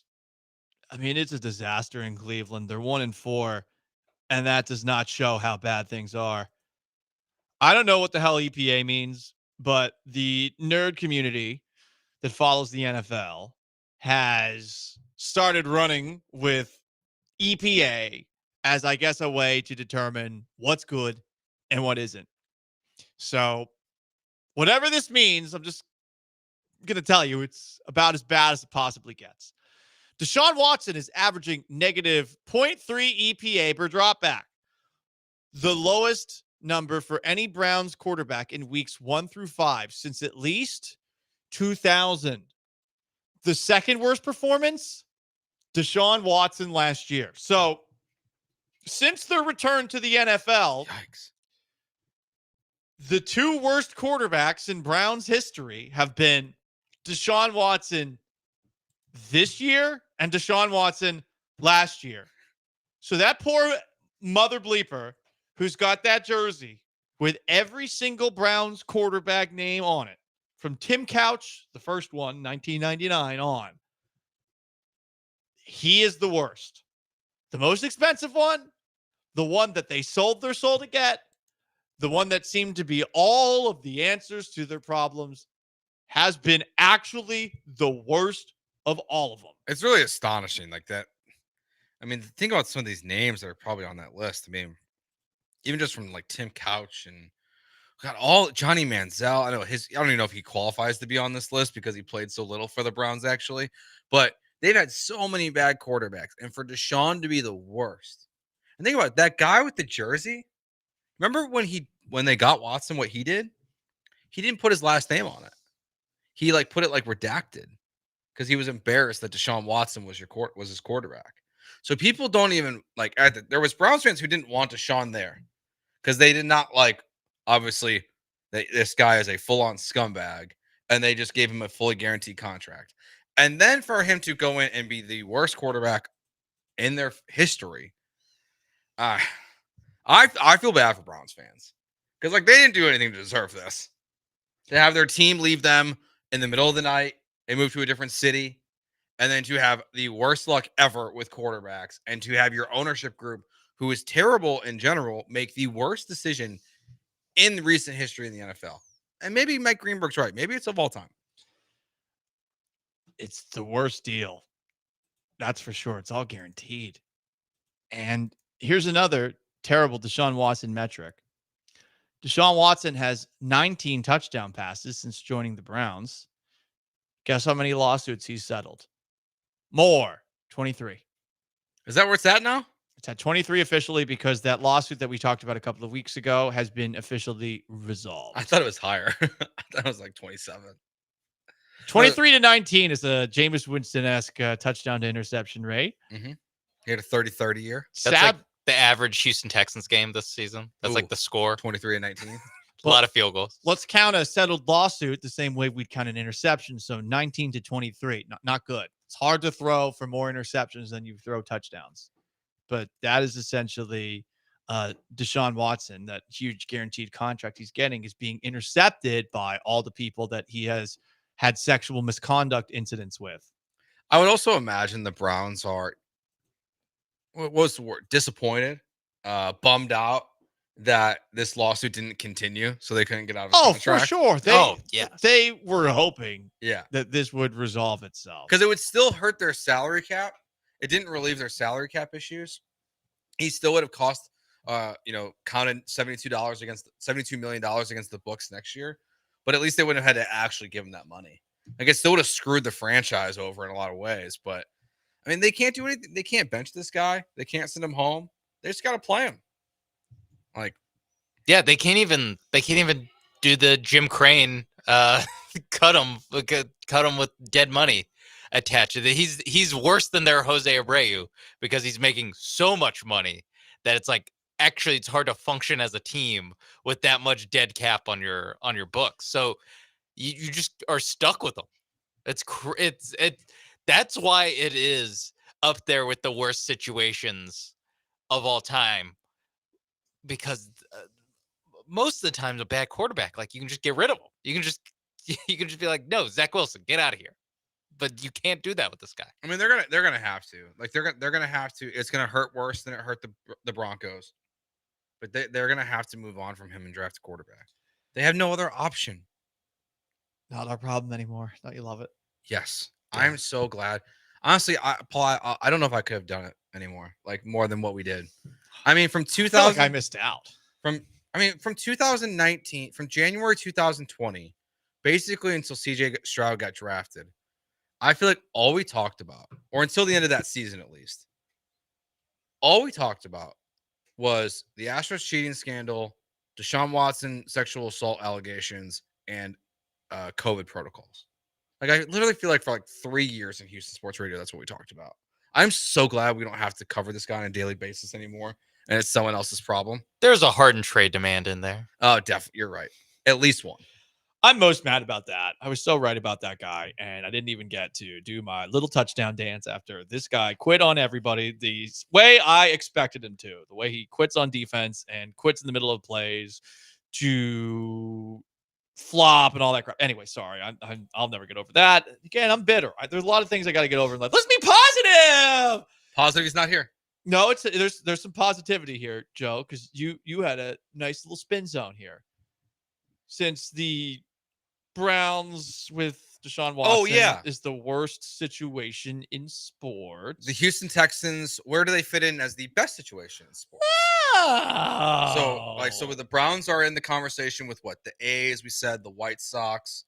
Like that's like the bottom of the barrel of sports. Yeah. I don't really know who else. I guess Sean, you said the Pistons, right? Yeah, but they're not. They're just awful. They're not, but they have all their own picks. Like they keep losing the lottery, so like that's where like they have the odds for the number one pick like 3 years in a row, and they keep losing. Yeah, it. the Nets have their picks back, so at least they can be bad with the purpose. Oh, maybe the Clippers. So where do the Texans fit into it as the best situation in sports? Oh, who has it better? You got CJ Stroud. Oh, the Chiefs. Yeah, Chiefs. Yeah, but I mean, they're trying to build a new stadium, and the city's not bending the knee. Wait a couple of years. We don't even know what state it's going to be in. That's right. Could be in Kansas. Could be in Missouri. Yeah. Cal McNair might be asking for a new stadium in a couple of years too. He will. Should. He will. I mean, why the roof not? is back. I didn't realize that. The roof is back. But it was back the previous game. I didn't know that. Best situations in pro sports. I mean, yeah, the Chiefs are in a really good situation. They're going for a three-peat. That's never been done in NFL history. And they actually look like they have a chance, as opposed to the last team that had a chance at a three-peat. The 05 Patriots never looked like they were going to win the Super Bowl that year. You do have also in good situations in sports. I would have said the Celtics, but they're getting rid of ownership. So that kind of makes it weird. That changes things up a little bit. I mean, they're still the core player. They're still the favorites to go back to back. So. Yeah, sure. It also does feel weird at the same time to even put the Texans in the category with them. Like my initial thought was like OKC is probably better. Yeah, that's what I was thinking. OKC is a good example where like you've got a young superstar and Shai Gilgeous-Alexander. You've got a lot of draft capital and a lot of good young players. They were the 1 seed last year, and they got better. Maybe even like the Minnesota Timberwolves. I would put the Texans in the same. I don't know. Well, the Timberwolves did get rid of Cat. So that trade's weird. I don't know who won that. Yeah, no, not the Knicks. You think Cat's going to do well in New York? Yeah, but it's Julius Randle. Like they traded losers. Yeah, it was a little bit of a. Carl Anthony Towns is the ultimate bad vibes. I do not want this guy anywhere near my foxhole player in the NBA. It drives me. This is a pickup basketball take, but it drives me crazy when someone who is 7 feet 1,000 tall and this person will not use any physicality whatsoever. And he's like, I'm just going to shoot from outside. I'm going to have a bad turnover from here and there. No, it's hard for me to say any of those Western Conference teams are in a great situation because they're in a loaded conference. I think the Thunder, just because they have so much ammunition to like, if it doesn't work out, they can just trade for another star. Yeah. They can just keep trading for stars. And then they also have good young players on their team. That's true. Baseball is a weird one because like since the playoffs are unfolding, like I would have said the Phillies. Even like none of these playoff teams have like a super great. Like we mentioned before, it was kind of a down year for all the baseball. Like there wasn't a 100-win team. Like it was just a down situation overall. Because like like the Phillies, did the Phillies have the best record in baseball? They had to be. They're number 1 in the NL. I know that. And they're down 2-1 against a division rival who got in on the last day of the season. Like that's a pretty tough spot to find yourself. It's happening again. Yeah, baseball, it's tough. I mean, the Astros were until they biffed it against the Tigers. I mean, they had plausible deniability for Jose Abreu and Rafael Montero contracts because of how well they played. I was gonna say until like April this year, they're in a good spot. By the way, Jose Abreu got a job. Employed by the Astros, essentially. Oh, I thought. No. Alex Cintrone is the general manager of this baseball team in Puerto Rico. I don't know. Why are you looking at me? I don't know.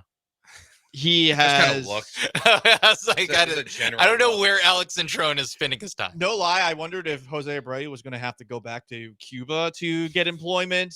That would suck. Jose Abreu signed with the San Juan Senadores of Puerto Rico. Yeah, but Alex Cintrone is the general manager of that team. Did not know. So that. He's not employed by the Astros. Is it just? And the Astros, the team manager is someone from the Astros A-ball team.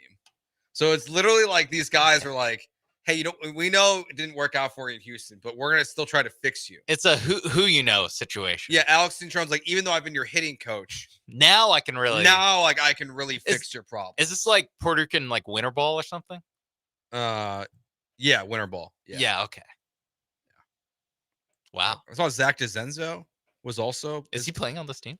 No, he's playing on a different team. Huh. But he's also going to be doing some winter ball action. It looks like. But for the Texans, I would say what about the Padres? Do we put them in the same category as the Texans?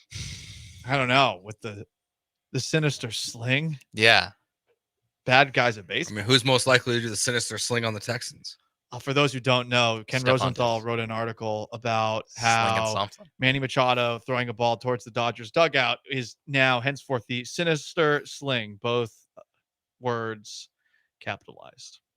Can't be the Padres. They're bad. Bad people. They're bad guys. Mm-hmm. You just missed what Sean said, I think so. He said Stephon Diggs. Sinister song. No, he's a professional. Yeah, and he's also used to me muttering things as he's talking. Very, very often I hear them. It's like just the audience heard it. It's fine. It's fine. Are the Texans in the same category as the Detroit Lions? I would say yes. Like those are like the teams that have like the brightest future that aren't champions. Jared Goff. Texans have a brighter future. It's really funny seeing these Twitch people act like Jared. Oh, they're just trolling. No, I know, Yeah. but this is what frustrates me with them. Yeah, they can't have a serious conversation. It's not even about having a serious conversation. It's just when you bring stupid stuff to the table. Yeah. I mean, what am I supposed to do with it? Yeah. What am I supposed to do with it? At least if you're going to troll, let's put a little more effort into it, huh? Yeah, like when they said Gardner Minshew was better than C.J. Stroud, like at least that made me chuckle. Yeah, that was Nick Wright though. That they stole that. The Twitch stole that from Nick Wright. Unoriginal Steelers. people. Anyway, it's Gallant George. He is Joe. I'm Paul. 713-780-3776 to call into text, and you can join us on YouTube or Twitch at ESPN Houston at ESPN 975. It's a Washed Watch Wednesday. I said it without stuttering. How about that? Though I stuttered over saying how about that. Gallant George, stay put.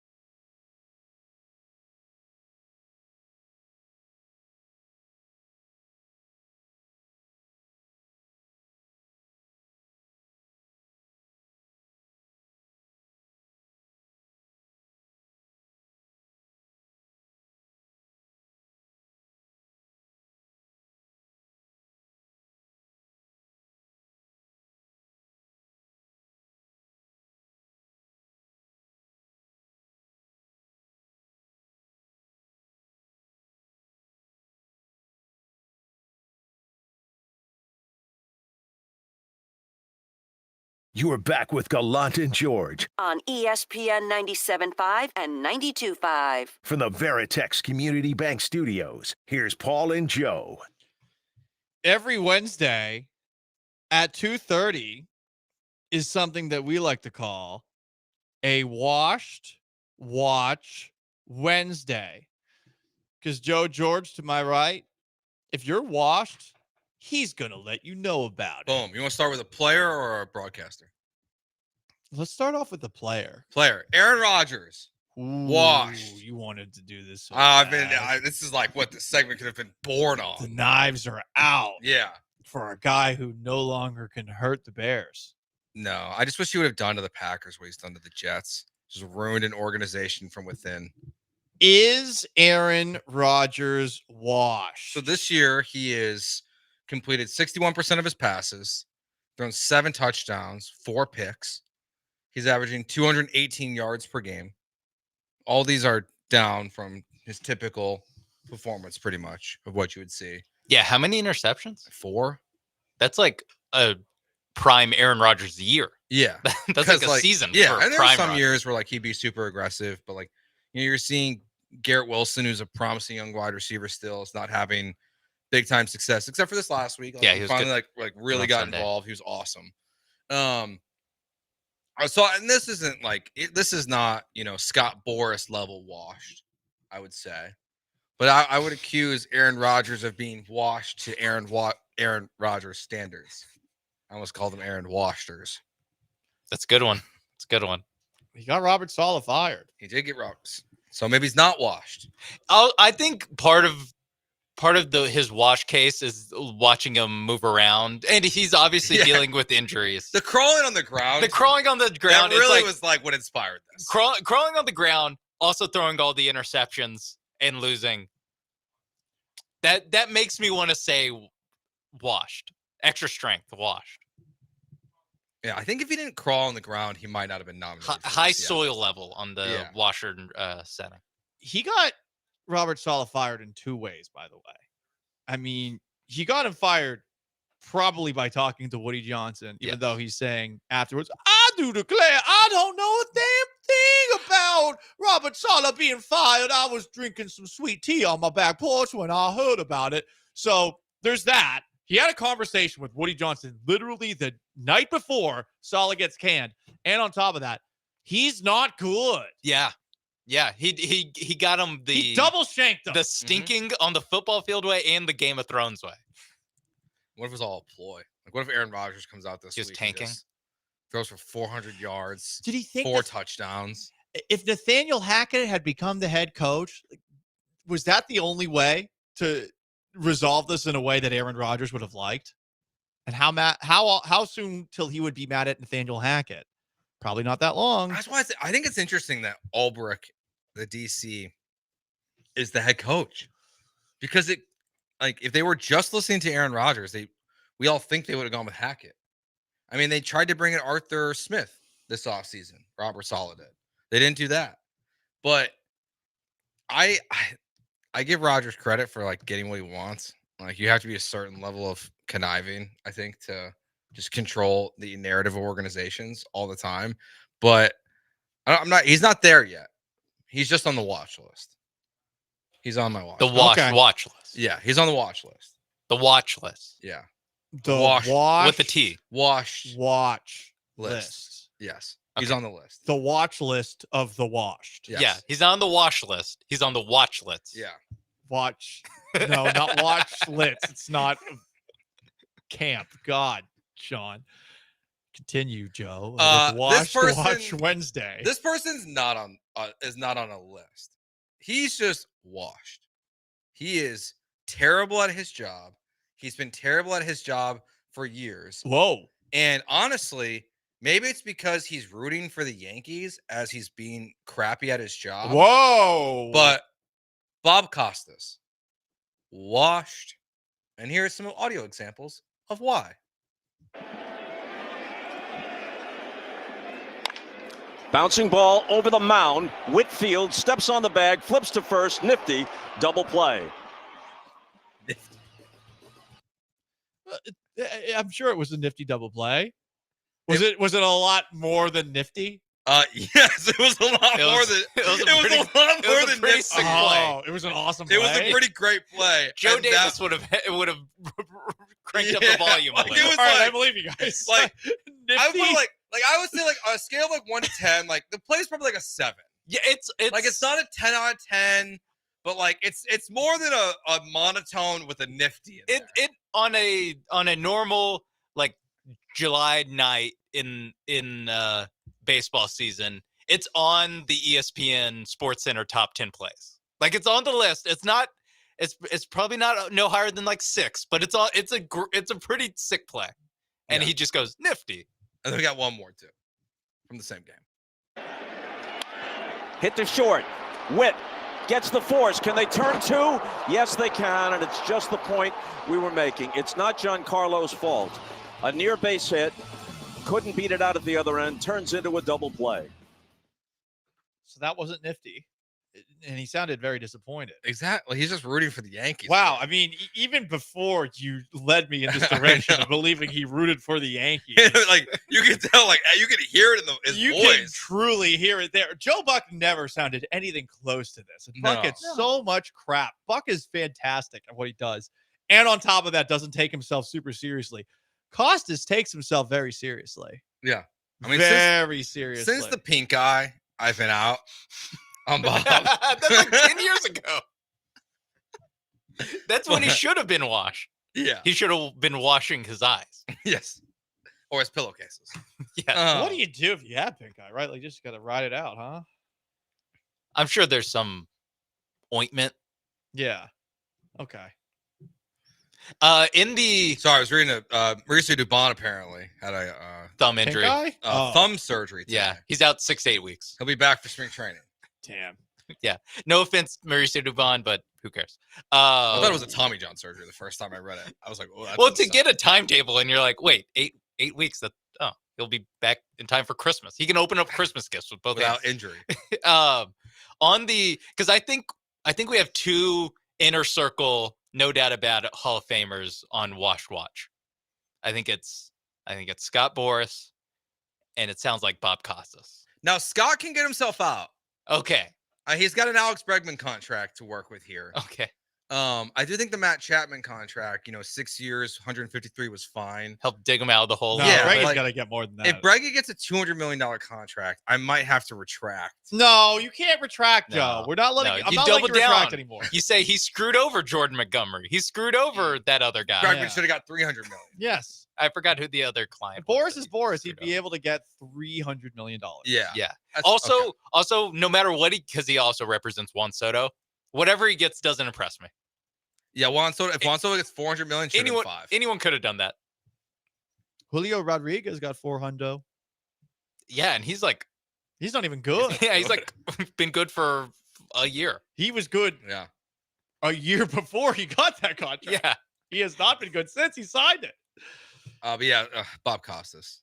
Yeah, I'm with you there. He shouldn't be Yikes. calling playoff games. He sounds terrible. It's crazy that he still gets. By the way, not even an official Syracuse graduate. Went to Syracuse, didn't graduate. Ooh. Dropped out? Yeah, he did. Flunked yeah. out? Went pro. No, he got a job. Yeah, he probably his sophomore called. year. He probably called Knicks games or something. Like he got called up straight to the bigs. For someone as passionate as about baseball as he is, it is surprising the lack of energy that he has while calling a baseball game. Yeah, I mean it's that's huge moments, and it's like he's just like nifty. And he does. His name does not carry the cachet that should allow him to go out there. Al Michaels, he can mail it in doing a football broadcast. Hell, he could mail it in doing baseball. Yeah, but what happened to Al Michaels last year? Didn't they yank him off the playoff game for Brown Eagle? Well, Amazon didn't have a game, but or was it before that? Because I swear he had playoff coverage. I think he's and exclusive to Amazon. Then... Okay. Yeah. Okay. Yeah. He's Joe George. I'm Paul Gallant. We got Sean Mapes behind the glass. A little garbage time to wrap things up next. Stick around.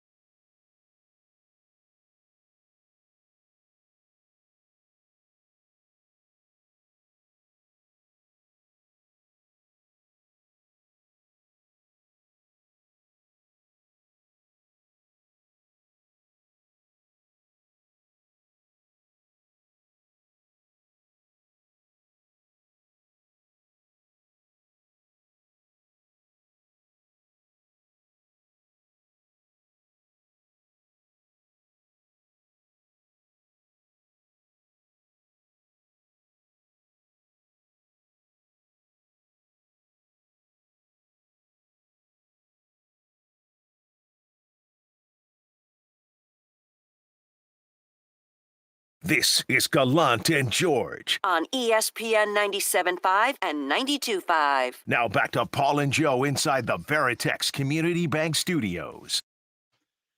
Last chance to dance, Gallant and George on ESPN 97.5 and 92.5. You know, I don't wish ill on everybody who has made my sports life more miserable, and I actually want to give a congratulations to somebody.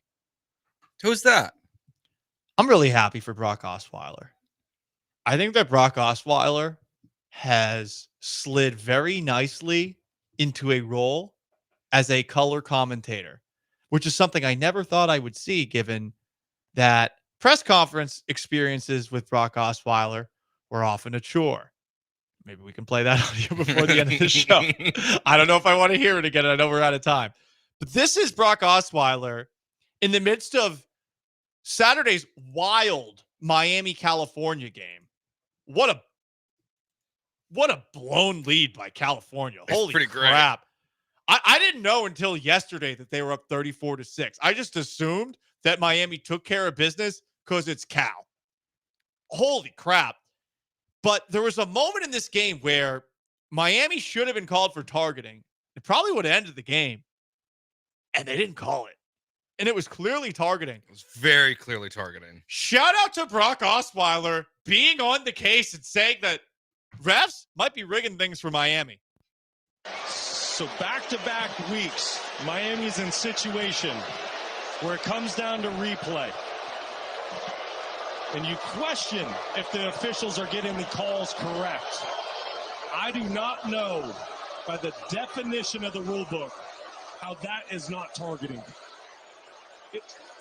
I'm not saying Wesley Bassint did that intentionally. No. I think he's just reacting, playing good, hard, tough football. But by definition, that is 100% targeting. Well, and if we have to get to the point where a magnifying glass has to come out to get the calls correct, we might need to look at changing the way some of these rules are written. And this punt. I didn't know Brock had it in him. Wow. Shout out to him. This is a guy who used to just talk in circles with every single answer that he would give at press conferences. And here he is being actually critical, and not in a way where he steps over the line either. He was being, I think, very pointed, but not crossing a line there. And it is definitely fair to wonder. Miami is getting some very, very favorable calls in these last couple of weeks in a year for the ACC that is extra important so that they can show anyone. And remember, they still got it. These were ACC refs because this was an ACC matchup between Miami and Cal. In case you forgot that Cal is in the ACC. Yeah, it was an ACC game that kicked off at 9:30. 9:30 with Reese Davis, but like with no voice. Yeah, 10:30 Eastern time. Yeah, Well, I stayed up and watched this whole game on the Atlantic coast. Hell yeah, dude. But Brock was right. Well, I didn't want to, but then all of a sudden Miami started coming back, and I was like, I can't turn this off now. All-time comeback. Yeah, and Brock Osweiler really has come a long way. I mean, he's good. Some could say that every targeting call has its own story. Maybe Brock Osweiler would say that. Now, if Brock was like, we'll know for sure he gets the industry when he starts to drop in little nuggets like that. Like he starts to throw it back. Some quarterbacks don't even meet their head coach before signing. Here's what unfortunately will never happen. I don't think I'll ever make reference to every interception as a story. That is a very niche inside Texans fandom joke. If he does like a Houston game ever, like if he ever does like a University of Houston game, Houston at Arizona State. Yeah, I think he has to find a way. I would love to have a conversation with him where he's not being robotic.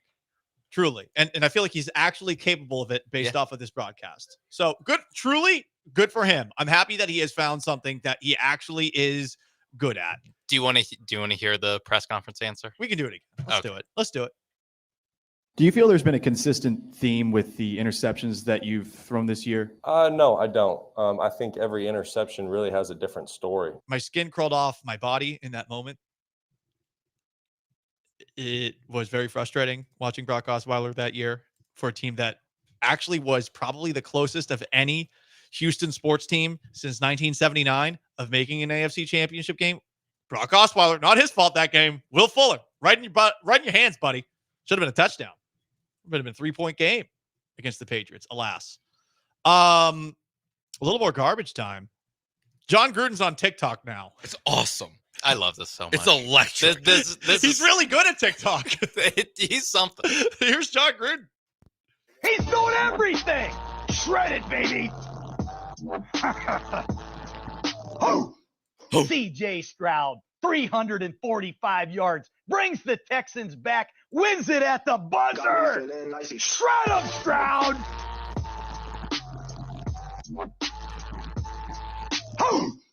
Baker Mayfield, coming off a tough loss, 345 yards in the hot, humid Tampa Bay weather. Heat them up, Mayfield. Keep shredding them, baby. Sam Darnold. Who'd have thought the Vikings would be 4-0? 275 yards, 3 touchdowns. Go to Lambeau Field and win again, baby. Keep it rolling, Sam. Shred them. Who told him about the who? I don't know, but I love it. Good for him adapting to the times. Yeah, but it's serial killer looking. He looks absolutely insane. I mean, he's in a dark room. He's like his eyes are bugged open, and he's like rocking back and forth. Woo! He's making faces at the camera. I don't think he blinks the entire time. It's crazy, but I love it. It's been stuck in my head. Like, yeah, like I listen. I wasn't like I didn't go deep into the weeds yet. Then I heard Sean, you and Dell talking about it yesterday, and I probably went to bed at like 2:00 in the morning last night because I was just like scrolling. It's just so funny. Like he's not even analyzing anything. He's just reading box scores and going like, "There you go, shred him, Shroud." Who? That's all he's doing. And he has apparently a producer that made that song for him. Hell yeah. I hope he never coaches football again now. He just wanted to be a TikTok star. I need him to just be like because also like the actual YouTube content is actually pretty good. Like his breakdown of like CJ's games and stuff. I'm not going that far. I only got time for the TikTok. No, yeah, I'm just sticking it to. I want to do a little bit of learning. I feel like I've Aspire 2Y Banana can teach me some things, but I may never go how back. to collapse in the second half of a season and how to not send emails to your bosses. I mean, he's got yeah. I learned more from that than from anything. Anyway, on that note, he is Joe, Sean behind the glass. I'm merely Paul Gallant. So long, farewell. Have yourselves a wonderful Wednesday. The Killer Bees are up next. Peace.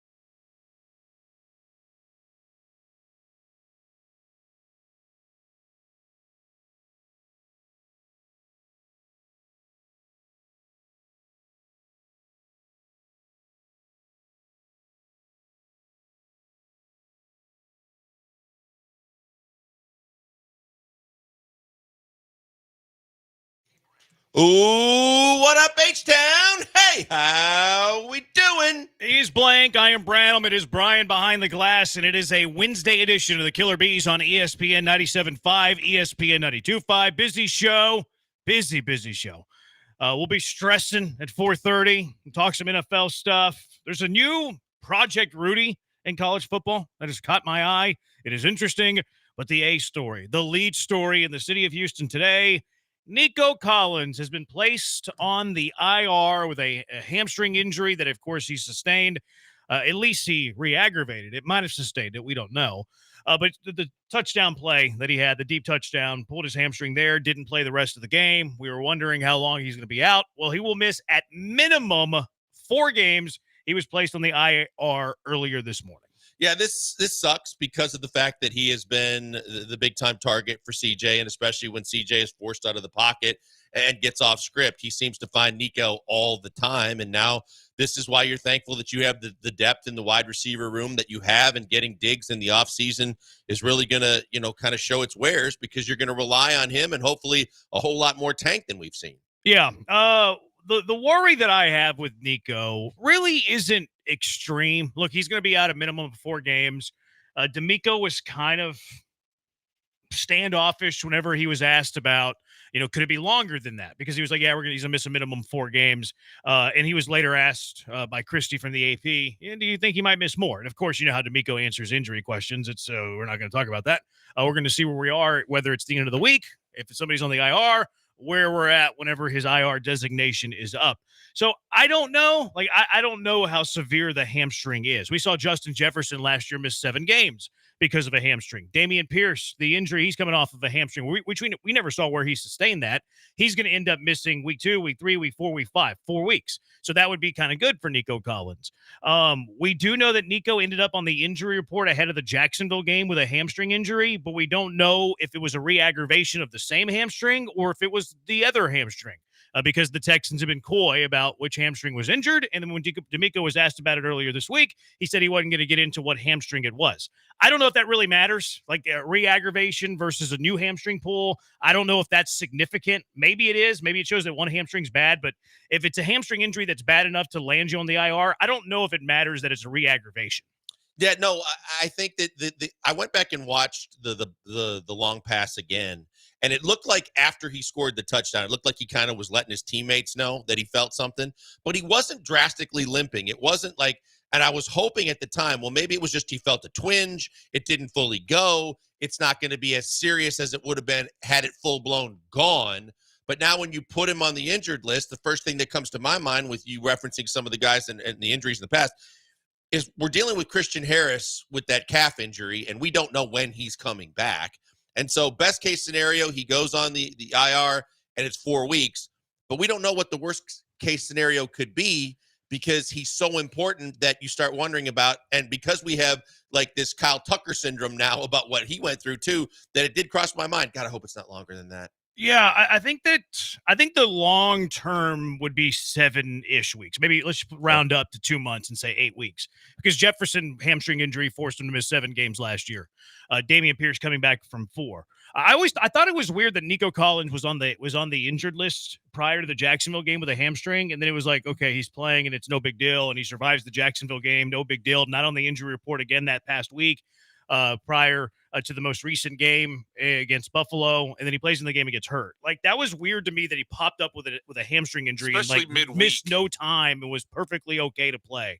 Because usually hamstring, you're missing at least a game. Yeah, I mean, look what happened with A.J. Brown. He had a midweek hamstring after, or I think it was going into the week 2 of the NFL season. He hasn't played since. Now he's supposed to come back this week for the Eagles after their bye, but yeah, he missed, I believe, 4 weeks of action when you throw in the bye. So, and that was a midweek hamstring injury. You're right. I wonder if Nico just decided that he could soldier through it. I doubt we'll get an answer to that. But to have a midweek hamstring pop up and then not miss time was very weird. Yeah, I thought so too. Especially the hamstring. Like other things, whatever. Like a little minor ankle sprain, whatever.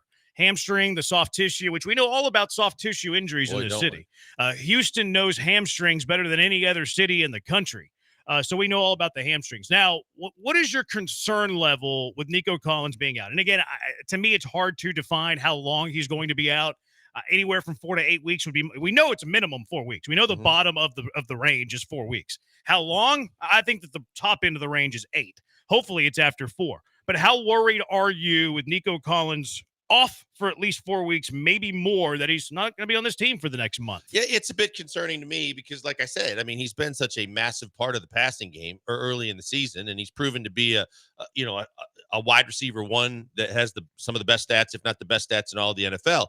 It's concerning because of the fact that I really think in order for them to kind of maximize where they can go, I think they have to have Nico Collins for the long haul. So 4 weeks, okay. And you look at the Jets being probably the toughest game on that schedule because you got Patriots, Packers, Jets, and Colts. But I don't want it to go past that because now you're worried about not only the injury being, when he's fully healthy from the injury, but then he's got to get back into playing shape. That's going to take some time. And then you just keep kicking the can down the road. So I do have a level of concern more than just the 4 week window for me. And because as a city, I think we have PTSD with all the injuries that have seemingly turned out to be far worse than what we're told. I'm not stressing the injury. Is losing Nico Collins going to lessen who you are as a football team? Of course. Nico Collins is arguably the best receiver in the NFL currently. Is it going to lessen with what you've done offensively and what you're going to do offensively going forward? Yeah, it is. But the one position I look at on the offensive side that I think can survive an injury is the wide receiver room.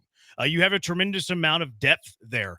Stephon Diggs has had a really good career, and I would be the first one to tell you, back a baseball card. We don't care what you've done over the career. It's what you're doing going forward. I think Stephon Diggs so far through 5 games has been really good for the Houston Texans. So I'm comfortable with Stephon Diggs kind of being the big boy in that room.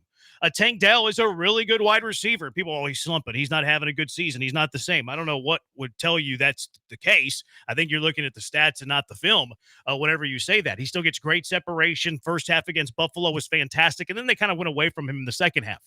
We saw the type of year that Tank Dell had last year as a rookie whenever he was one of the top 2 receivers on the team. So I'm comfortable there. Xavier Hutchinson came into the game against Buffalo, played that X spot for the final 3 quarters. He didn't have tons of catches, but he had a couple of catches. I thought played the position nicely. I thought he blocked pretty well. I think I'm comfortable with Xavier Hutchinson getting over 50% of the offensive snaps. I'm not going to say Robert Woods is good at football, and he actually didn't practice today, but Robert Woods is a veteran that you can trust. John Mechie, I don't know how much you're going to have to factor in John Mechie. But those 3 guys I'm still okay with. I'm okay with Steph Diggs, Tank Dell, Xavier Hutchinson is my top 3, with Robert Woods being that veteran presence. Throw in the fact that Dalton Schultz needs to step up now. Like Dalton Schultz, you got paid $12 million. You're no longer the 4th target on this team. You need to step up and be a top 3 target on this team. And also because you've built a 4-1 record so far this season, you have a cushion. You have a safety net. I mention this all the time with backup quarterbacks, that whenever a backup quarterback takes over for an injured starter, all you need from that backup quarterback is to go 500. Win half of your games. Survive. Keep your head above water until the starter comes back. That's all the Texans need to do here. If Nico Collins misses 4 games, and look, those next 4 games, I think most of them are winnable. At New England, at Green Bay, you're playing at the Jets, which I don't love that turf, and then you have the Colts as well at home. I think they can go 3-1 in those 4 games, but at worst case, go 2-2. If you're 2-2 while Nico Collins is down, you're 6-3 when he comes back. If he misses 6 weeks and you go 3-3, well, you're 7-4 whenever he comes back. So just go 500 while he's gone. I still think the Texans have plenty of depth at receiver, plenty of offensive weapons to be fine, to be okay, to keep their head well above water until Nico Collins comes back. You're in a better spot than a lot of teams would be because of the depth. There's no question about it. I'm concerned that this thing, you don't want it to linger. I don't want it to go more than 4 weeks because, like I said, I do think in order for them to go as far as I think they can go, they got to have him. I'm really going to be curious because I really believe that between Robert Woods and Hutchinson, these are the 2 guys that are going to really, step up to try and fill some of the roles, regardless of who fills what roles. I don't think that matters as much. You look at the Chiefs. The Chiefs didn't have the depth. They lost 2 wide receivers. They're going 3 tight end sets. They're trying to do some things different. You don't have to do that with this team because you do still have so much talent in that room. I'm totally with you. I think that we'll do more 2 tight end sets. And that's for fine. For what it's worth. That's fine too. I'm just saying that you have enough talent on your offense that are more thans instead of less thans that you can insert into this lineup and still you're going to be okay. It's just that once you start getting past, those 4 games, then I start to worry a little bit more because of the fact that I want him back sooner rather than later. He said he'd be back sooner. Well, we all later. want him sooner than later. Like, I get it, but I'm just saying I don't want it to linger. Yeah, I'm not. You're not winning a Super Bowl in the middle part of the year. Yes, we don't want it to linger. Yes, we want them back sooner rather than later. But you're not winning the Super Bowl in week 6, 7, 8, 9, 10, 11 in the year. Like, the most important thing for the Houston Texans to like reach their ceiling is that Nico Collins comes back 100%. And when Nico comes back, hopefully at 100%, you get him the rest of the way. Like, the worst thing that can happen is, okay, we want him back sooner rather than later. 4 weeks are up with the injury, the IR. Let's just call it. Let's bring him back up after 4 weeks. But he could have really used 2 more weeks to get back to 100%. He's 95% after 4 weeks. You could have waited 2 more weeks, got him back to 100%. You bring him back too early. 2 weeks later, he has another re-aggravation, and he's banged for the year. Like, that, to me, is worst-case scenario. Yeah, and I see that. It's just that, I worry because of the fact that I look at the Christian Harris injury. I'd have thought that, when we heard about it in camp, I'd have thought that was done, and by the regular season he'd be ready, and they thought he would be. Then he comes back. He's not even able to make it through the start of practice. He's gone, and now he was eligible to return. He hasn't returned yet, and they don't have the depth at linebacker they have at wide receiver. So then I have a little bit, I borderline more on, I hope this isn't in something more serious than what we know. And there's no reason to believe that right now. But yeah, I mean, to your point, the one thing I don't want to do is I don't want to bring him back too quick. There's no doubt. Yeah, I just, like, to me, worst case scenario, it's 8 weeks. It's 8 weeks. And obviously, that doesn't sound great. No. That is a true worst case scenario. I'm more pessimistic about this than I think you guys are, because when I look at the Houston Texans, and you're absolutely right, Jeremy. On paper, you have Tank Dell, who had a great rookie season before he was called on to be an offensive guard, and Stephon Diggs playing well. That should be enough to survive, hopefully, cross your fingers, 4 weeks while Nico Collins is out. But I mean, it's not as dire as last year when Tank went out and you had Nico Collins and nothing else. So they're definitely in a better position for that. But when you look at how the season has gone so far, you have 4 wins, all by 1 score, 2-point win over the Colts. You have obviously the walk-off field goal last week against the Bills. You have the late touchdown drive against the Jaguars the week before, and then Caleb Williams, you only beat him by 6 when he wasn't playing well. I don't think the Texans are 4. I know he's not a quarterback, but the Texans aren't 4-1 without Nico Collins. These games are too close to say the Texans will still be 4-1 without Nico Collins. Thankfully, you are 4-1, so you can withstand a little bit of a drop. But when you look at the schedule, I think they roll this week. The Patriots game, I'm not worried about at all. But at the Packers, without Nico Collins, you only win in 1-score games. I'm kind of leaning that's a loss. Same thing with at the Jets. The Colts at home is a wild card, but you only beat them by 2 the last time you played them with Nico Collins. So I'm not really penciling that in as a win like I was before. So in a worst-case scenario for the Texans during these 4 games, let's say they go 1-3, and he comes back at that point going into the Lions and the Cowboys games. You're 5-4 facing the Lions and the Cowboys, and you still have that Dolphins, Ravens, Chiefs stretch coming up later in the season. They would have kind of given away the cushion they had at that point, and you're coming back to a team that's winning these 1-score games. I'm a little bit worried that if they falter down this stretch without Nico, go 1-3, hit the tougher part of their schedule, that they could be in for a fight to the finish to get into the playoffs. You don't think they're a playoff team? Like, you think they're fighting for the playoffs in the AFC South? If they go 1-3 during this stretch where they should have been building up their lead, putting it basically completely out in the rear view. If Nico Collins is healthy, I'm thinking they're going 3-1 this stretch. At that point, they're 7-2. Everything's completely in the rear view. But if they go 1-3, now Nico's out because they're only winning these 1-score games. They barely beat the Bills. They barely beat the Jaguars. They barely beat the Colts. They didn't. Which game are you winning?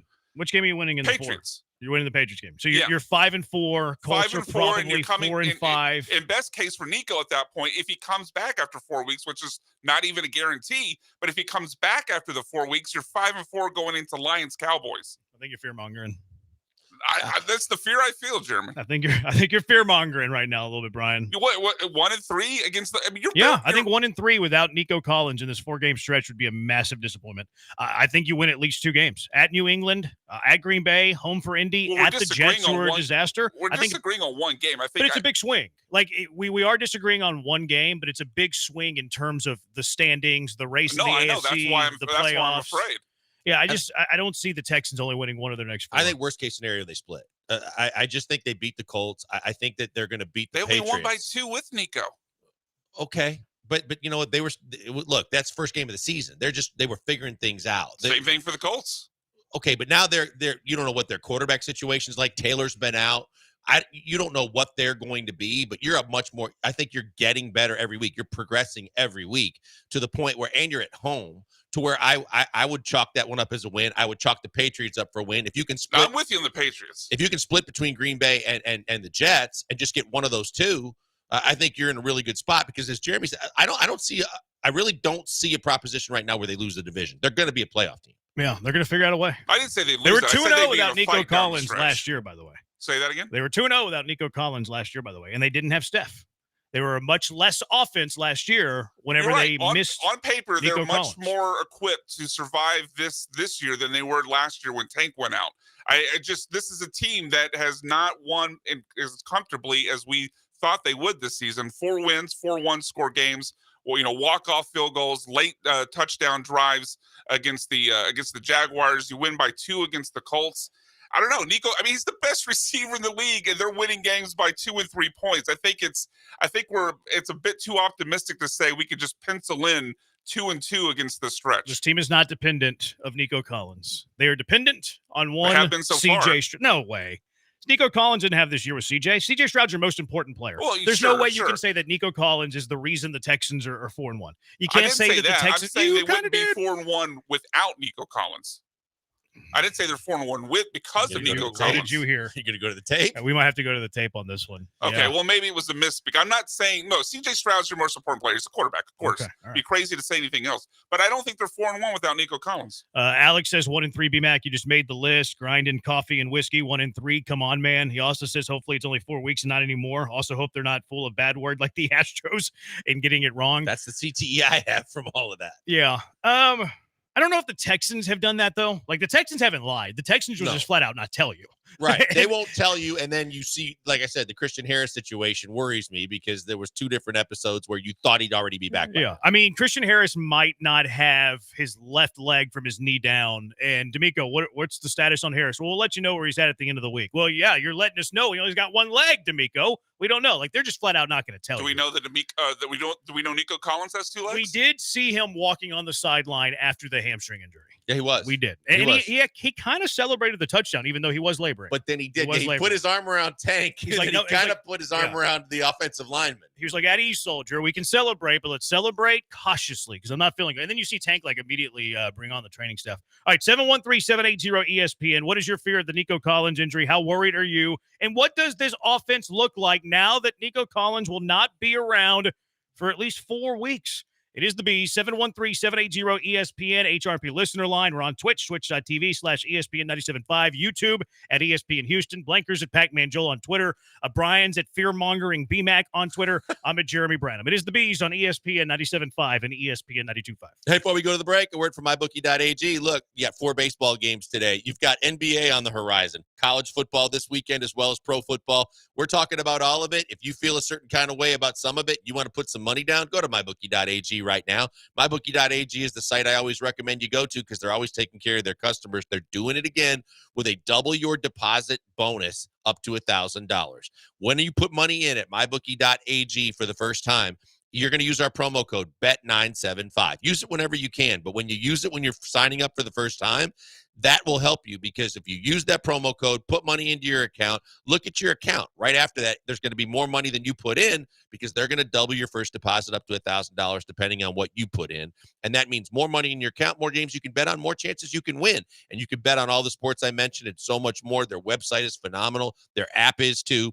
And the fact that they have a rewards program going on right now called MyBookie Plus. Once you sign up and get started, if you start rolling and you continually use MyBookie, at a certain point, you're going to start climbing tiers of the loyalty rewards program. That means better promotions, better rewards, and all the different ways you can get better benefits from being on mybookie.ag. And when there's not games going on or you feel like casino games, there's dealers standing by. They are live dealers waiting to play casino games with you like blackjack and poker. All you got to do is go to mybookie.ag. Use our promo code BET975 and do what I always tell you to do. Bet anything, anytime, anywhere with the only place I tell you to do it, mybookie.ag.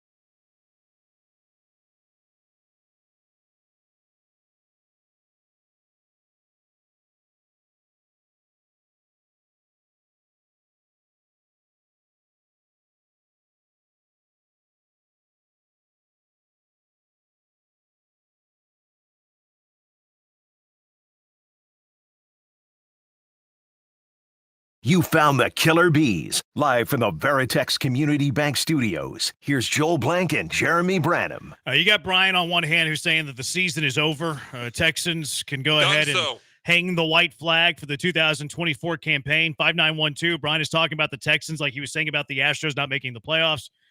They did only last 2 games, so maybe not the best example. I feel half right. They still made the playoffs. Won the division. I like to be sassy with the Twitchers, but they did make the playoffs. Sassy. And then you have Lamont on the other side saying 2011, Texas, he's going back 13 years. Texans lost Mario Williams week 5 because his breast got damaged. Wow, that's one way to put it. That same year, they lost Andre Johnson. Texans will be all right. I think they will be all right, Lamont. I wouldn't cite 2011 as to the reason they'll be all right. I'm going to cite that the Texans still have plenty of firepower in their wide receiver room with Steph, with Tank. I like Hutch. Woods is fine. I'm not so sure about Mechie. Schultz is a factor in the pass catching game, although he is in my doghouse. Could be a good time, Dalton Schultz, to get out of my doghouse. And, they're getting help with the running backs this week. The running backs are getting help this week. No, not Joe Mixon, Dameon Pierce. Dameon Pierce can be back this week, although D'Amico did say we'll see where we arrive on Sunday when it comes to Joe Mixon. I would think that you don't need Mixon for the Patriots, but I would think that he could play, and I would expect him back for the Green Bay game because we're kind of guessing, though, aren't we? We are. I'm totally guessing. Yeah. But I mean, just based on the fact that we've seen him out there a little bit, we've seen him running around a little bit, but it's taken an awful long time for an ankle. But I'm not going to, because it's the Patriots, I'm not trying to bring anybody back this week too quickly. And kind of to your point about on Nico, if Joe Mixon's close, I'll give him the Patriots game and then bring him back for Green Bay. In hindsight, the Texan probably should have IR'd Joe Mixon, because if you IR him after that second week, okay, well, he's out week 3, he's out week 4, he's out week 5, he's out this week against the Patriots. There are your 4 weeks, and then you can bring him back. So I do think that the Texans kind of missed their opportunity at that. Now, it's not as punitive in the NFL as it is in Major League Baseball, because you do have to trim down your rosters on game day. You're going to have guys that are inactive anyways. So it's not as punitive in the NFL as it is in baseball, where you're carrying dead weight. Football, you got to trim it down anyways on game day. So it's really not that big a deal. And then you also have the restrictions on how many players you can bring back from the IR. So I do think the Texans, if they could have it back, they would have placed Mixon on the IR. I just don't think it's like this huge, terrible mistake like having Kyle Tucker off of the IL for like 5 days before he misses 3 months. It's much more severe in baseball than it is in football. Now, and we were talking about this before the season started. What's the rule on how many guys you can bring back off of? That's just the IR is the season-ending one where you can only bring back a certain amount of guys? Yeah, we had a texter mention that. How many guys can you bring back? He thought they had already brought back 2. By my count, they haven't brought anybody back. You're allowed 8 players to return from injured reserve throughout the season. If you're lucky enough to get to the playoffs, you can bring up to 10. They give you 2. They give you 2 more in the postseason. I don't believe the Texans have had anybody on the IR that they've brought back. I mean, this is only week 6. They haven't had anybody on the IR that they've been able to bring back. Now, they did have those 2 guys on the IR to start the year with that new rule where you can keep 53 and then you can keep 2 additional players on the IR, but they do count as a return, designation to return once they come back, but they haven't come back. It was Christian Harris and Kurt Hinish. So I don't think the Texans, unless I'm missing somebody, and I don't think that I am, I don't believe the Texans have brought back a single player off of the IR. Well, and you're allowed 8. And it's if you good get to know playoffs, the 8 10. number. Yeah, I didn't know that. So that weighs into this too, because you would assume for sure. I mean, I don't know about Hinish, but you obviously you're going to have Christian Harris back, and that's a necessity. And now Nico. So yeah, I'm at this point when I look at it, I feel like they're going to be okay. And I think that this team is fully capable of covering for him. And Mixon would have been, yeah, you're right. That would have been a smart move. But at the same time, I feel like they're still going to continue to get healthier and healthier. That's why I'm not going to press the panic button. Even in the worst case scenario that you don't have Nico for more than 4 weeks, I still think you have enough that can cover your rear end until you get him back. Yeah. All right. 713-780-ESPN. Texter's asking, is Joe Mixon still alive? We'll see where we're at the end of the week, Texter. Is Joe Mixon still with us? We'll let you know at the end of the week. We'll see how it all plays out by Sunday. 713-780-3776. Out to the HRP listener line. Lamont, you're in the Hive of the Bees. What's up, Lamont? Say, man, let me just say this, man. At the rate that Nico was going, I was like, the Texans underpaid him.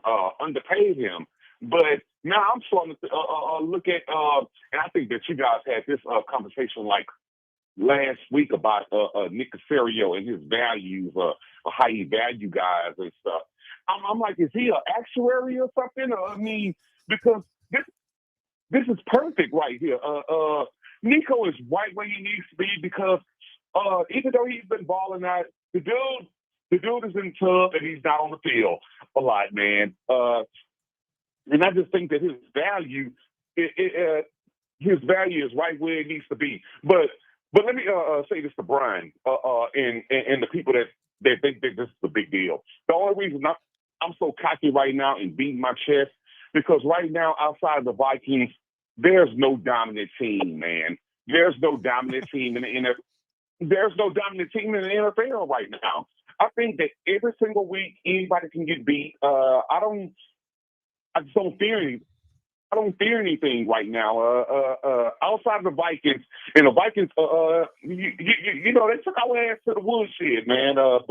But okay with it. Okay with it.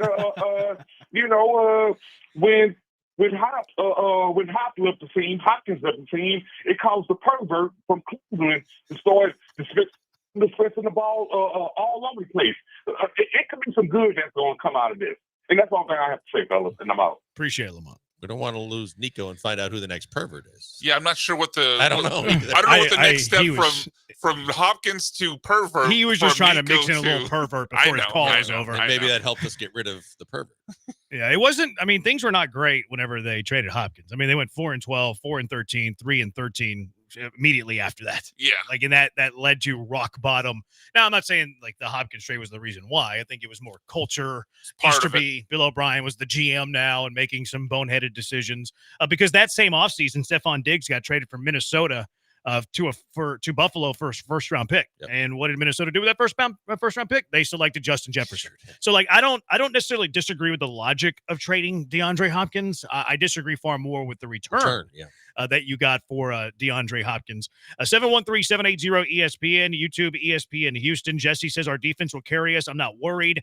Says we still got Tank, Dalton, and Diggs. Now it's time for them to step up. What do you think this offense looks like now with Nico Collins out for a minimum of 4 weeks? I just think that I don't think a lot's going to change. I think, like you said, I have not wavered one bit in the fact I still believe in Tank Dell. I just think that there were so many mouths to feed early in the season, and the way they were, and the teams that they were playing against also matters. That I think that, you know, it took a little bit more time to get Tank fully involved in the offense, but I believe that Tank Dell is capable of stepping up. We've seen enough of Stephon Diggs that he's looked great.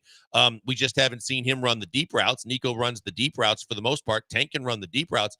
I'm really looking at Xavier Hutchinson. I think Xavier Hutchinson, I believe in Robert Woods. I know he's a little bit longer in the tooth. I think Robert Woods can do a lot of what you need him to do. But I really expect that.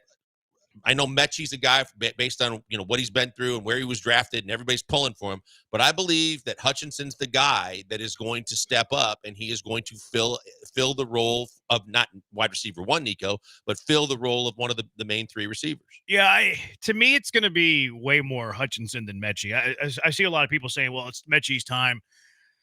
I don't think so. I don't think like Nico Collins, I don't either. Nico Collins is an outside receiver. Hutchinson's going to play a lot of outside receiver. Tank Dell played more outside receiver than inside receiver last year in his rookie season. So for me, Hutchinson's way ahead of Mechie. Mechie's interior receiver depth, and he's still behind Robert Woods. Like he's slot receiver number 3 for the Texans. Will he be active on game day? Yeah, probably. He might play a few snaps here and there, but Hutchinson's going to play far more snaps than John Mechie. I mean, look at the Buffalo game as an indicator to that. My biggest wonder, because I feel like Hutchinson played a lot of snaps against Buffalo because it was, okay, you're our backup X. This is our game plan. This is what we're going to do. And then whenever Nico got hurt, it was just, okay, you go step in, Xavier, instead of, okay, we're going to figure out a way to use Tank Dell and Stephon Diggs in 12 personnel on the field at the same time. I'm really curious to see how it looks this week, especially in 12 personnel. Like in 12 personnel, is it going to be Diggs and Tank Dell on the field 90% of the time? Or is it going to be where Diggs is on the field 3/4 of the time, Tank Dell's on the field 50% of the time, and Xavier Hutchinson just flat out taking Nico Collins' role? That's something that will be what I'm watching early in the game. My guess would be that Diggs and Tank Dell will be the two receivers in two receiver sets. I think Hutchinson will have a major factor in some two receiver sets, but mostly three receiver sets, and then you'll move Tank Dell inside. So that's something that I'll be eager to watch how it looks differently. They brought in Quentin Tarantino again. I think they're going to use him a little bit as a blocking tight end. He might be better than Kate Stover right now. It'll be interesting to see how he's used, but I do expect to see some more two tight end sets too, because I do think they can run the football better out of two tight end sets. Yeah, I think I lean to the fact that early on, as they try and sort through all of this, I think you're going to see a lot of Tank and a lot of Diggs. But I think that it's going to be then after that, the two guys that I think if they show that they're stepping up, that when they're on the field, if they're making catches and they're making some things happen, I think that Woods is a guy that a lot of people have written off, but I think Woods is fully capable, not on the outside, but Woods is fully capable of, he's going to get more reps, and I think he can do some things with him. But I think from the standpoint of Hutchinson, I think Hutchinson, as long as he proves he can hang on to the football, he's going to be in those three receiver sets. He's going to be a factor. I believe that this is his time to shine, and I think he's going to take full advantage of it. You know, they've groomed him for quite a while, and I think what we saw last week was extremely encouraging, that there's a guy that you can lean on and put in there to get some more snaps, and he's going to do something with them. 713-780-ESPN, HRP listener line, 713-780-3776. What do you think the offense is going to look like with no Nico Collins? How worried are you? And at this point, now that Nico's out for 4 weeks, I would just go ahead and Dusty Baker, Joe Mixon too. It is the Bees on ESPN 97.5 and ESPN 92.5. Guys, before we go to the break, a word from a good friend, Doc Linville. Doc Linville right here in the Med Center doing a lot of great things on a daily basis. He does Botox and spa treatments and plastic surgeries. But what he does that I'm very familiar with is things to get your hair back. And if you're losing your hair and you don't have the hair you once had when you were in your heyday and you thought it's gone and it's never coming back, and you don't want to screw around with all the gimmicky things, I'm here to tell you about Doc Linville and his staff, because they've got a couple of procedures and treatments that can actually get your own hair back. And if you go to 975hair.com right now, you can get all the information on everything that they have to offer in terms of getting your hair back for free. It costs $150 for people off the street. You listen to us, want to talk to them, you get the consultation for free. I had the consultation. Doc Linville told me, hey, we've got some things that can get your hairline back. We went in and he explained to me about the neograft procedure, which is essentially taking hair from a place you're never going to lose it, the sides and the back of your head, putting it where you need it most. In my case, it was the hairline in front. And then you follow it up with the PRP treatments, which is like fertilizing your lawn. It quickly makes the hair stronger, longer, and because you're taking it from a spot that you're never going to lose it, it's going to be there for the rest of your life. Game-changing stuff. I couldn't be happier with Doc and his staff. You could be the next in line. Check it out today. Sign up for that consultation. Go to 975hair.com and tell them I sent you by.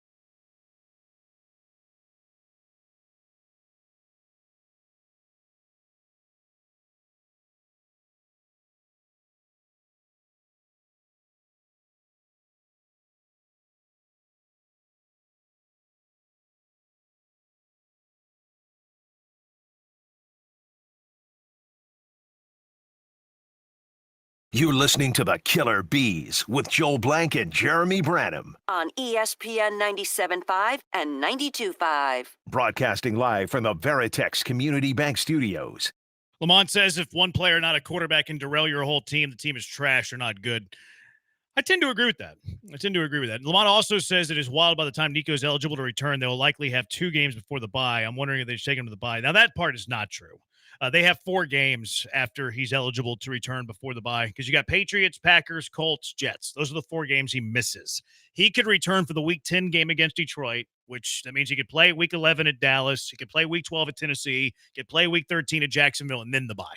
So there's 4 games between his earliest return and the bye, which comes in Week 14, which is an incredibly late bye, which I'm not a fan of. Yeah, I'm not a fan of that as well. But I am thinking that there's no way that I want him to be out 8 games, and I want to be that conservative. If he's close, yeah, I can see waiting an extra week or so. Yeah. But yeah, I'm not going that long. No, me either. And I'm a big fan of Dusty Baker, as you all know. I've always loved Dusty Baker. I've never said a bad thing about him Dusty, or his you in-game trusty? management. I do have the T-shirt, and Dusty, I trusty. And Dusty Baker was famous. He's famous for a lot of things. He's famous for being cool. He's famous for being what should be a Hall of Fame manager. He's famous for inventing the high five. He's famous for shaking my head courtside at the Fertitta Center. But he's also very famous for as soon as a guy's ready, he gives them an extra day or 2. I think that you might as well just go ahead and do that with Joe Mixon, too. And I had this in the rundown yesterday, didn't get to it before the Nico Collins news came out. Now it really doesn't make sense with Nico Collins. He's out for 4 weeks. But it's especially true now with Joe Mixon. It's like if you're going to be without Nico, you're going to try to find ways to be good offensively. You've already had Joe Mixon out since week 2 whenever he sustained the injury. You might as well just get Joe Mixon 100% right, too. If it means an extra game, if it means an extra 2 games, oh, well. Like, you're not winning the Super Bowl in week 6 or week 7. Get those guys 100% right, hit the reset button, and then be ready to go. All systems go whenever they do come back. Yeah, the big thing for me is that what you saw in the running game last week, though it wasn't spectacular, it was serviceable. It was good enough, and you're playing the Patriots. And I'm not at all saying that I'm a believer in looking past an opponent or saying that they're a lesser than, but they're a lesser than. They're not that great. And so if it means that I'm going to use the 2 running backs that I used last week, and if Pierce comes back and can be a factor at all, then I've got 3, and that I just need to do that for 1 more week, I'm fine with that, because I think you will probably need Joe Mixon when you play Green Bay, and you're going to play a team at a different level. And I think that's where, you could really use 100% healthy Joe Mixon as opposed to wherever he is right now, and or throwing him back out there in a game that you should win without Nico Collins and Joe Mixon. I think the biggest thing with us, though, whenever we talk about like football and injuries, I don't really care about losing a game middle of the year as much as you do. Like, and I know that those guys not playing doesn't necessarily equate that you're going to lose the game. Maybe it's just better of saying that you diminish your chances of winning the game. I'm okay diminishing my chances of winning a game in the middle of the year by 10, 15%. If it means I have a much better chance getting to the end of the year with those guys. Like, I'm willing to lose the battle for the war. Baseball mindset than a football mindset. Well, whenever you're a good football team, I think you should have the same mindset, because if you have Super Bowl aspirations, what is more important, the win-loss result in week 7, or that your guys are 100% when you enter the playoffs? Sure, but obviously, because of how short the season is comparatively to baseball, like it's much easier to go, okay, take a series off in baseball than it is and take a game off in football. Also, a much more violent sport where injury re-aggravation is much higher. Yeah, it's just it'd be nice if you know for sure they have that luxury. I'm with you, but we don't know. I mean, again, obviously you guys are more optimistic about these next 4 games than I am, but with what they have to deal with over the second half of the schedule, hopefully when Nico comes back, you're facing Lions and Cowboys back to back. You have the Dolphins with Tua, presumably Dolphins, Ravens, Chiefs gauntlet towards the end of the season. You keep saying Dolphins like they're good. With Tua, I think they're at least competitive and can push you. 50-50 chance Tua's there. Yeah, no. If Tua's out, then it's a cakewalk. I think the luxury we're dealing with is because of the fact that where you sit in the division right now currently, too, to where that's why I'm not having any urgency on either guy, and I don't have the concern, is because your division did you a hell of a favor to start the season and basically rolled over and played dead, to where you're sitting in a pretty good spot so that you can prepare more for the end of the season, because the chances are far greater that you're going to make the playoffs in some capacity and probably win the division. Yeah, 5366. So with Nico out, there goes Brian's over 1,500 yards bet. It wasn't 1,500. There's a lot of selfish reasons that people are upset that Nico's gone, whether it's having, a prop bet on Nico Collins, whether it's you have Nico Collins in 32% of your best balls. Not that anybody's counting. Being an all-pro too. Like Nico Collins was on pace to being an all-pro. Yeah, like this totally derails that. I think These he had a chances chance are at gone. Offensive Player of the Year. So a lot of the reasons, most of the reasons that it stinks that Nico Collins is going to miss a minimum 4 games is more because of selfish reasons than it is team reasons. Because I think the team's going to be fine. I think the Texans will be fine. But the prop bets, your ownership of him in fantasy football, his own desire to be an all-pro, I think that takes a much more tremendous hit than the Houston Texans will. But yeah, Ryan, good luck on that prop bet. Sorry about that. Hope you had injury protection. 0203, I'm with Brian. I think you guys are underestimating the significance of the loss of Nico. Who does CJ look for on 3rd and long? Well, slow, I guess which the Texans seem to find themselves in often. Tank Dell, he's the separator. Texans aren't 4-1 without him. Wouldn't be shocked if they go 1-3 in his absence. The games have been decided by too slim of a margin to be missing a major piece of the offense. So kind of what Brian said. Yeah, I mean, I hear what Brian is saying, and I understand that there's a level of concern, but I just believe that they have too many guys. Yeah, there's some guys that are going to have to learn, off script, kind of make sure that they can get themselves in the kind of positions that Nico has gotten himself in with the chemistry he has with with CJ. But it's not out of the realm of possibilities. It's a probability. I believe that Diggs is an experienced A1 receiver in this league. He's going to be just fine. He can do it too. But he doesn't do what Nico does. I think that's one of my biggest concerns. You're right. I think Diggs' role, I don't think it's going to change much. I think he's still going to be the short and intermediate guy, whereas Tank is more likely to take the deep shots. Yeah. But Tank, because of the size and physicality difference between him and Nico, can't do 100% of what Nico does. He does it differently. I mean, Nico's going to win balls in traffic, where Tank's going to win because of separation. Possibly. Yeah. We'll see. Like, I think Diggs' role pretty much stays the same. Schultz's role pretty much stays the same, although their targets will go up. Tank is the guy that I think is going to have to step up, getting back to what we talked about in the previous segment. Tank is the guy that I think that's going to take more than Nico down the field. I don't think Diggs is the down the field guy right now. You just wonder about Tank being able to win some of those same situations given the size and physicality. But that's what I'm saying. That's where CJ, as a smart quarterback, is also going to choose his spots a little differently and plan and change and alter his plan a little bit because of it. If Nico's going up in double coverage and Nico's got a half a step, he's going to throw that football probably 10 times out of 10, knowing that Nico can high point it. He can physical his way into getting it.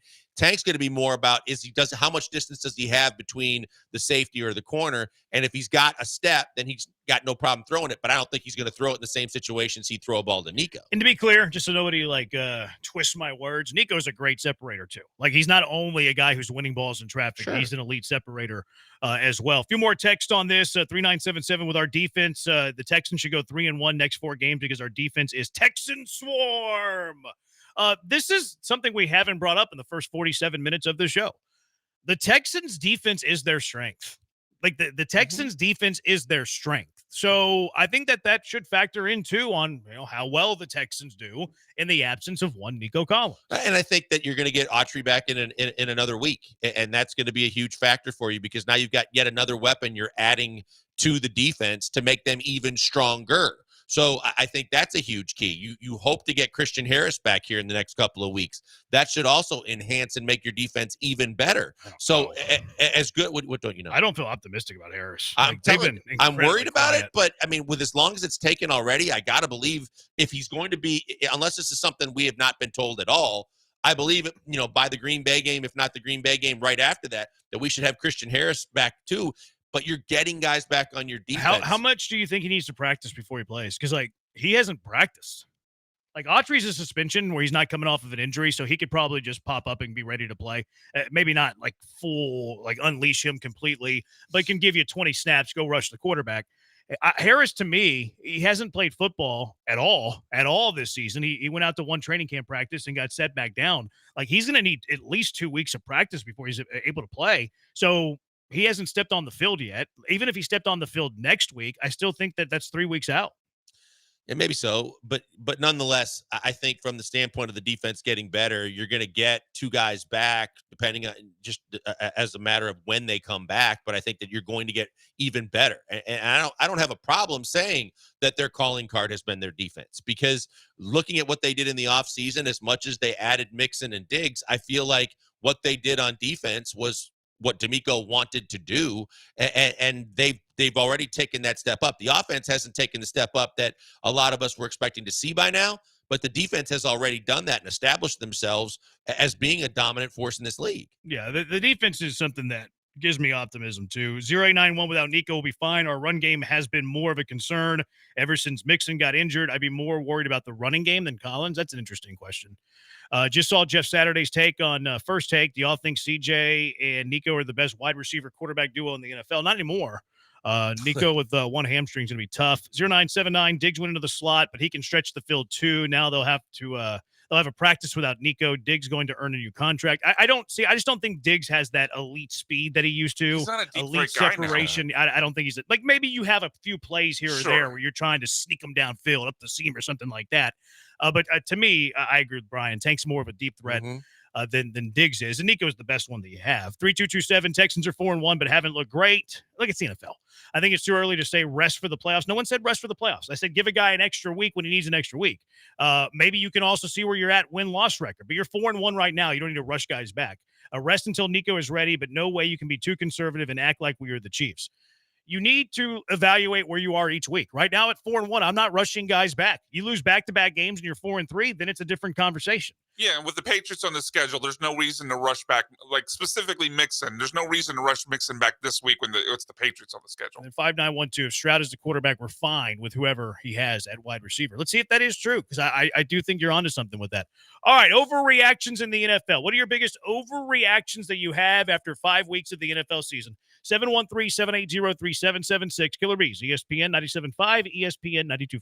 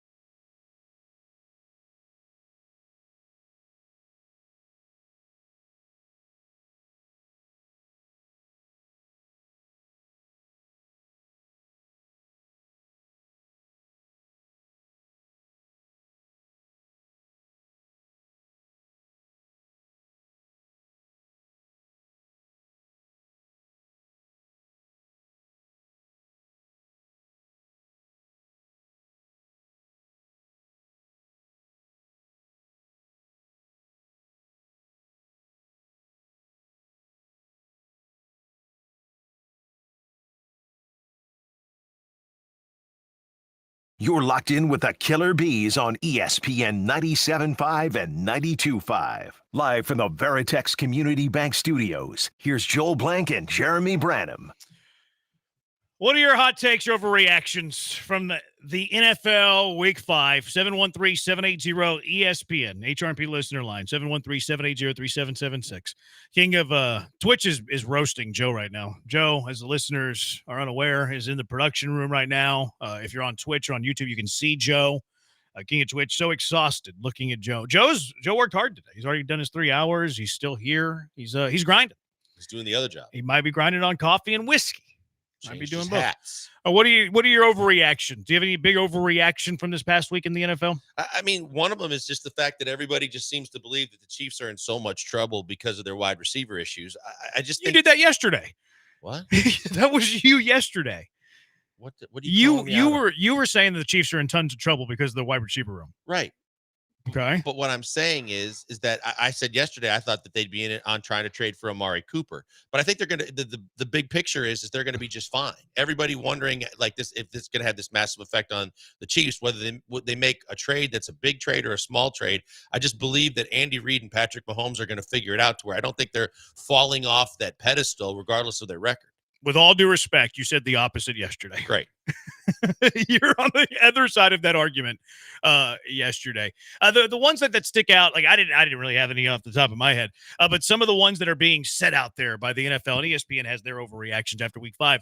The Bengals are going to miss the playoffs. See, this one to me is not an overreaction. No, I think the Bills have dug That's themselves too big of a hole for them to come out. And like this is something, this is something that they've done in the past. Like they've been able to dig themselves out of holes. They're 1-4 right now, and their defense is atrocious. And they just lost another key piece to their defense. I think that the Bengals have dug themselves too big of a hole that I don't think this is an overreaction. I agree. The Bengals will not make the playoffs. It's a reality, and it's also the fact that the reality is with that organization, they're not going to go out and do what a lot of other teams that have a really good offense and have potential to be a competitive team and go out and try and like find replacements in trades before the trade deadline. The Bengals are cheap, and I don't think they're going to try and do anything to fix their defense. And unlike when they were both the Ravens and the Bengals were struggling early out of the gates, the Ravens are doing what they needed to do and digging their way out. On the flip side, the Bengals haven't. Now it's too big of a hole to get out of, as you mentioned, and I think that they're done. What about you, Brian? Any big overreaction after week 5 in the NFL? I can't believe I'm going to say this because I didn't think they were going to do anything coming into the season, but I think the Denver Broncos are going to squeak into the playoffs. They're 3-2 right now. They would be in, this is the classic October conversation, in the playoffs right now if the playoffs started today. But the Denver Broncos at 3-2 would be in, and they've got arguably the best defense in the league right now. Patrick Surtain is locking people down. They're giving up basically nothing to everybody they face. I have a lot of question marks about, their offensive skill weapons, though Javonte Williams had a breakout game. Maybe he's finally back from that massive ACL surgery he had a few years ago. But Bo Nix has been able to mostly just, run Sean Payton's offense, not make the big mistakes. He's not been able to move the ball great because his wide receivers are limited. But I think with that defense, and if Javonte Williams is truly back, I think they squeak into the playoffs at 9-8. They have a big one against the Chargers this week because I think the Broncos and the Chargers are both kind of like in that mix, last spot mix. I will say that the bottom of the AFC is more open than we thought it was going to be. Yeah, with the Jets taking a step back, the Dolphins taking a step back. Cincinnati, too. I mean, we just talked about Cincinnati. Like, there are 3 teams that we talked about as being at the bottom of the AFC, or at least being in the playoffs of the AFC, that we don't think are going to be there. So it is going to open up some spots for some teams that we didn't think would be there. Even Miami, that was like borderline playoffs, depending on how you thought about them, with Tua at the start of the year, having Tua miss as many games as he's probably going to continue to miss, that probably takes them out of the equation as well and leaves the door open. I just can't see Denver making the playoffs. I mean, you look at 8 through 10, because right now the Broncos are the 6th seed. It's the Jets, the Raiders, and the Dolphins. Like, what among those teams do you feel great is going to bounce back? If the Broncos defense can continue to play as well as they have so far, I think they can get in at 9-8. I think one of the Jets or Dolphins makes the playoffs. I think the Jets are going to, as much as it's just a complete bleep show. I think of those teams, there's too much talent on the Jets, and they're a defensive-driven team as well. But if they get any kind of a notion to figure some things out on offense, I think they'll squeak in. I think it's going to be Miami. I think Tua's going to come back. He's going to stay away from the concussions. Their offense will start to figure it out. And I think they get into the playoffs at 9-8. The Jets, to me, are such a train wreck. I just don't see it happening. But if they do get in, would you say that the firing of Robert Saleh was a good firing? I still don't like it, and I still don't think it was good. But if that's the fire that they needed to be lit under their rear ends, then it worked for them. I still don't think it was a good firing this early in the season. If they make the playoffs, for me, it's a good firing. Like Sure. you're reeling, you're not living up to expectations. Things aren't good. Things look like it's a disaster. If you can right the ship afterwards and make the playoffs, to me, it was a win. I think the crazy thing though is if they win Monday night and they got a chance to win the division, then they at the time that they did it, to your point, that if it's the right firing to do because of the fact that nothing's out of the realm of possibilities in terms of the division is still in their reach if they beat Buffalo Monday night. Yeah, it'd be funny if that happens. I think Buffalo's going to kill them, though. 4078, do you agree that the Bears have an elite offense but don't take advantage of it? Not yet, because of Caleb Williams being a rookie quarterback. I don't like Waldron, though. I'm not a big Shane Waldron No, I didn't guy. like him in Seattle last year, too. I know you love Jackson Smith and Jigba, but he threw so many passes behind the line of scrimmage.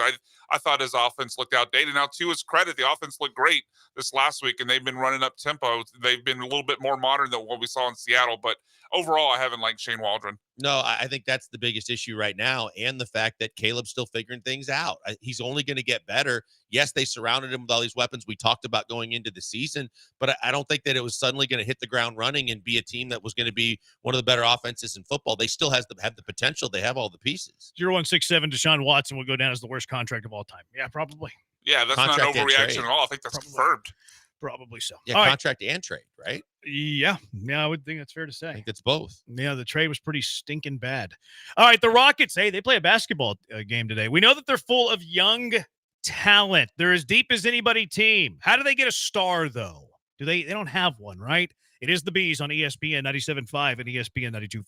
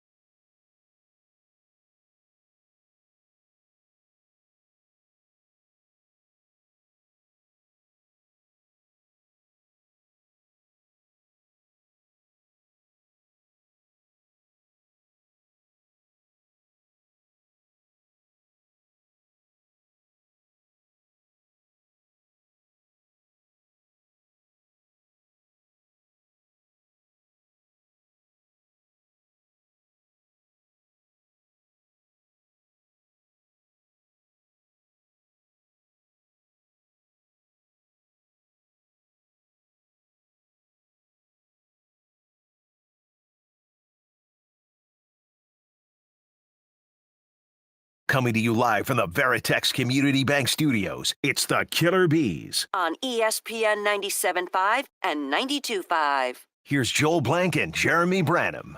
Rockets are young. They have a ton of talent, very, very deep. Do you think they have a star? I don't. I don't think that they have a star, and I think that in this league right now, you need three. But at least you need 2 to 3 just to really be a solid playoff team that's competing for the upper echelon.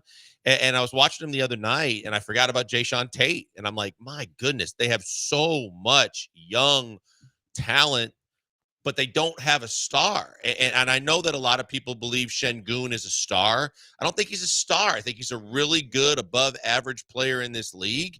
I'm not sure that he's a star, but if he's a star, if you're looking at for a big three, he's probably your third best player on a really good team. Jalen still has a ton to prove, and I'm not sure what he is, but at a certain point, you got to start asking yourself, and evaluating talent around the league too, to look at situations to figure out how do you find the star. And I don't mean the 30, 31-year-old star. We talked about a lot of the guys that were available last year, could have been available as they were facing free agency. It's like trying to find Harden when Harden was at OKC, when they realized that they just had too many guys to wrap up and there was a guy that you might be able to go get. Because I think at a certain point, you got to start looking at what you have on this roster of all this young talent and saying, how many guys am I willing to part with? And who am I going to target to go out there to try and find a guy that can take this team to the next level? Because right now, I just think they have a bunch of young guys, a lot of log jams at a lot of positions, and I don't see anybody that stands out to me. I have 2 questions. Define star for me. What makes a star? I think an all-star caliber player. I think a guy that, in a lot of ways that you can lean on and depend on and go to, at key moments in the game that can kind of be the difference between winning and losing a couple of close games, but also kind of step up and be the guy that you can have as a go-to guy. I think that you have to have guys that are almost a guaranteed bucket, but you can go to when you really need to get a bucket. All right, so like a top 30 player in the NBA, that's fair. Somewhere around there, if we're talking about all-star. Because I don't think that the Rockets have a star yet, and by definition, they don't. Like, if they don't have a top 30 player, Alpi Şengün was close last year to being an all-star, but was not an all-star, and then no one else on that team is all-star caliber. To me, it's the way that they're built. Like, I don't think that because you don't have a top 30 player in the NBA that you should be trying to package a bunch of these young players to go find a top 30 player in the NBA. You can only deal the hand that you have. And I also think that you can develop stars. I think there's a better chance for the Rockets to turn Alpi Şengün or Jalen Green or Amin Thompson, maybe even Jabari Smith, into an all-star level player than to package 2 or 3 of them for a Jimmy Butler type.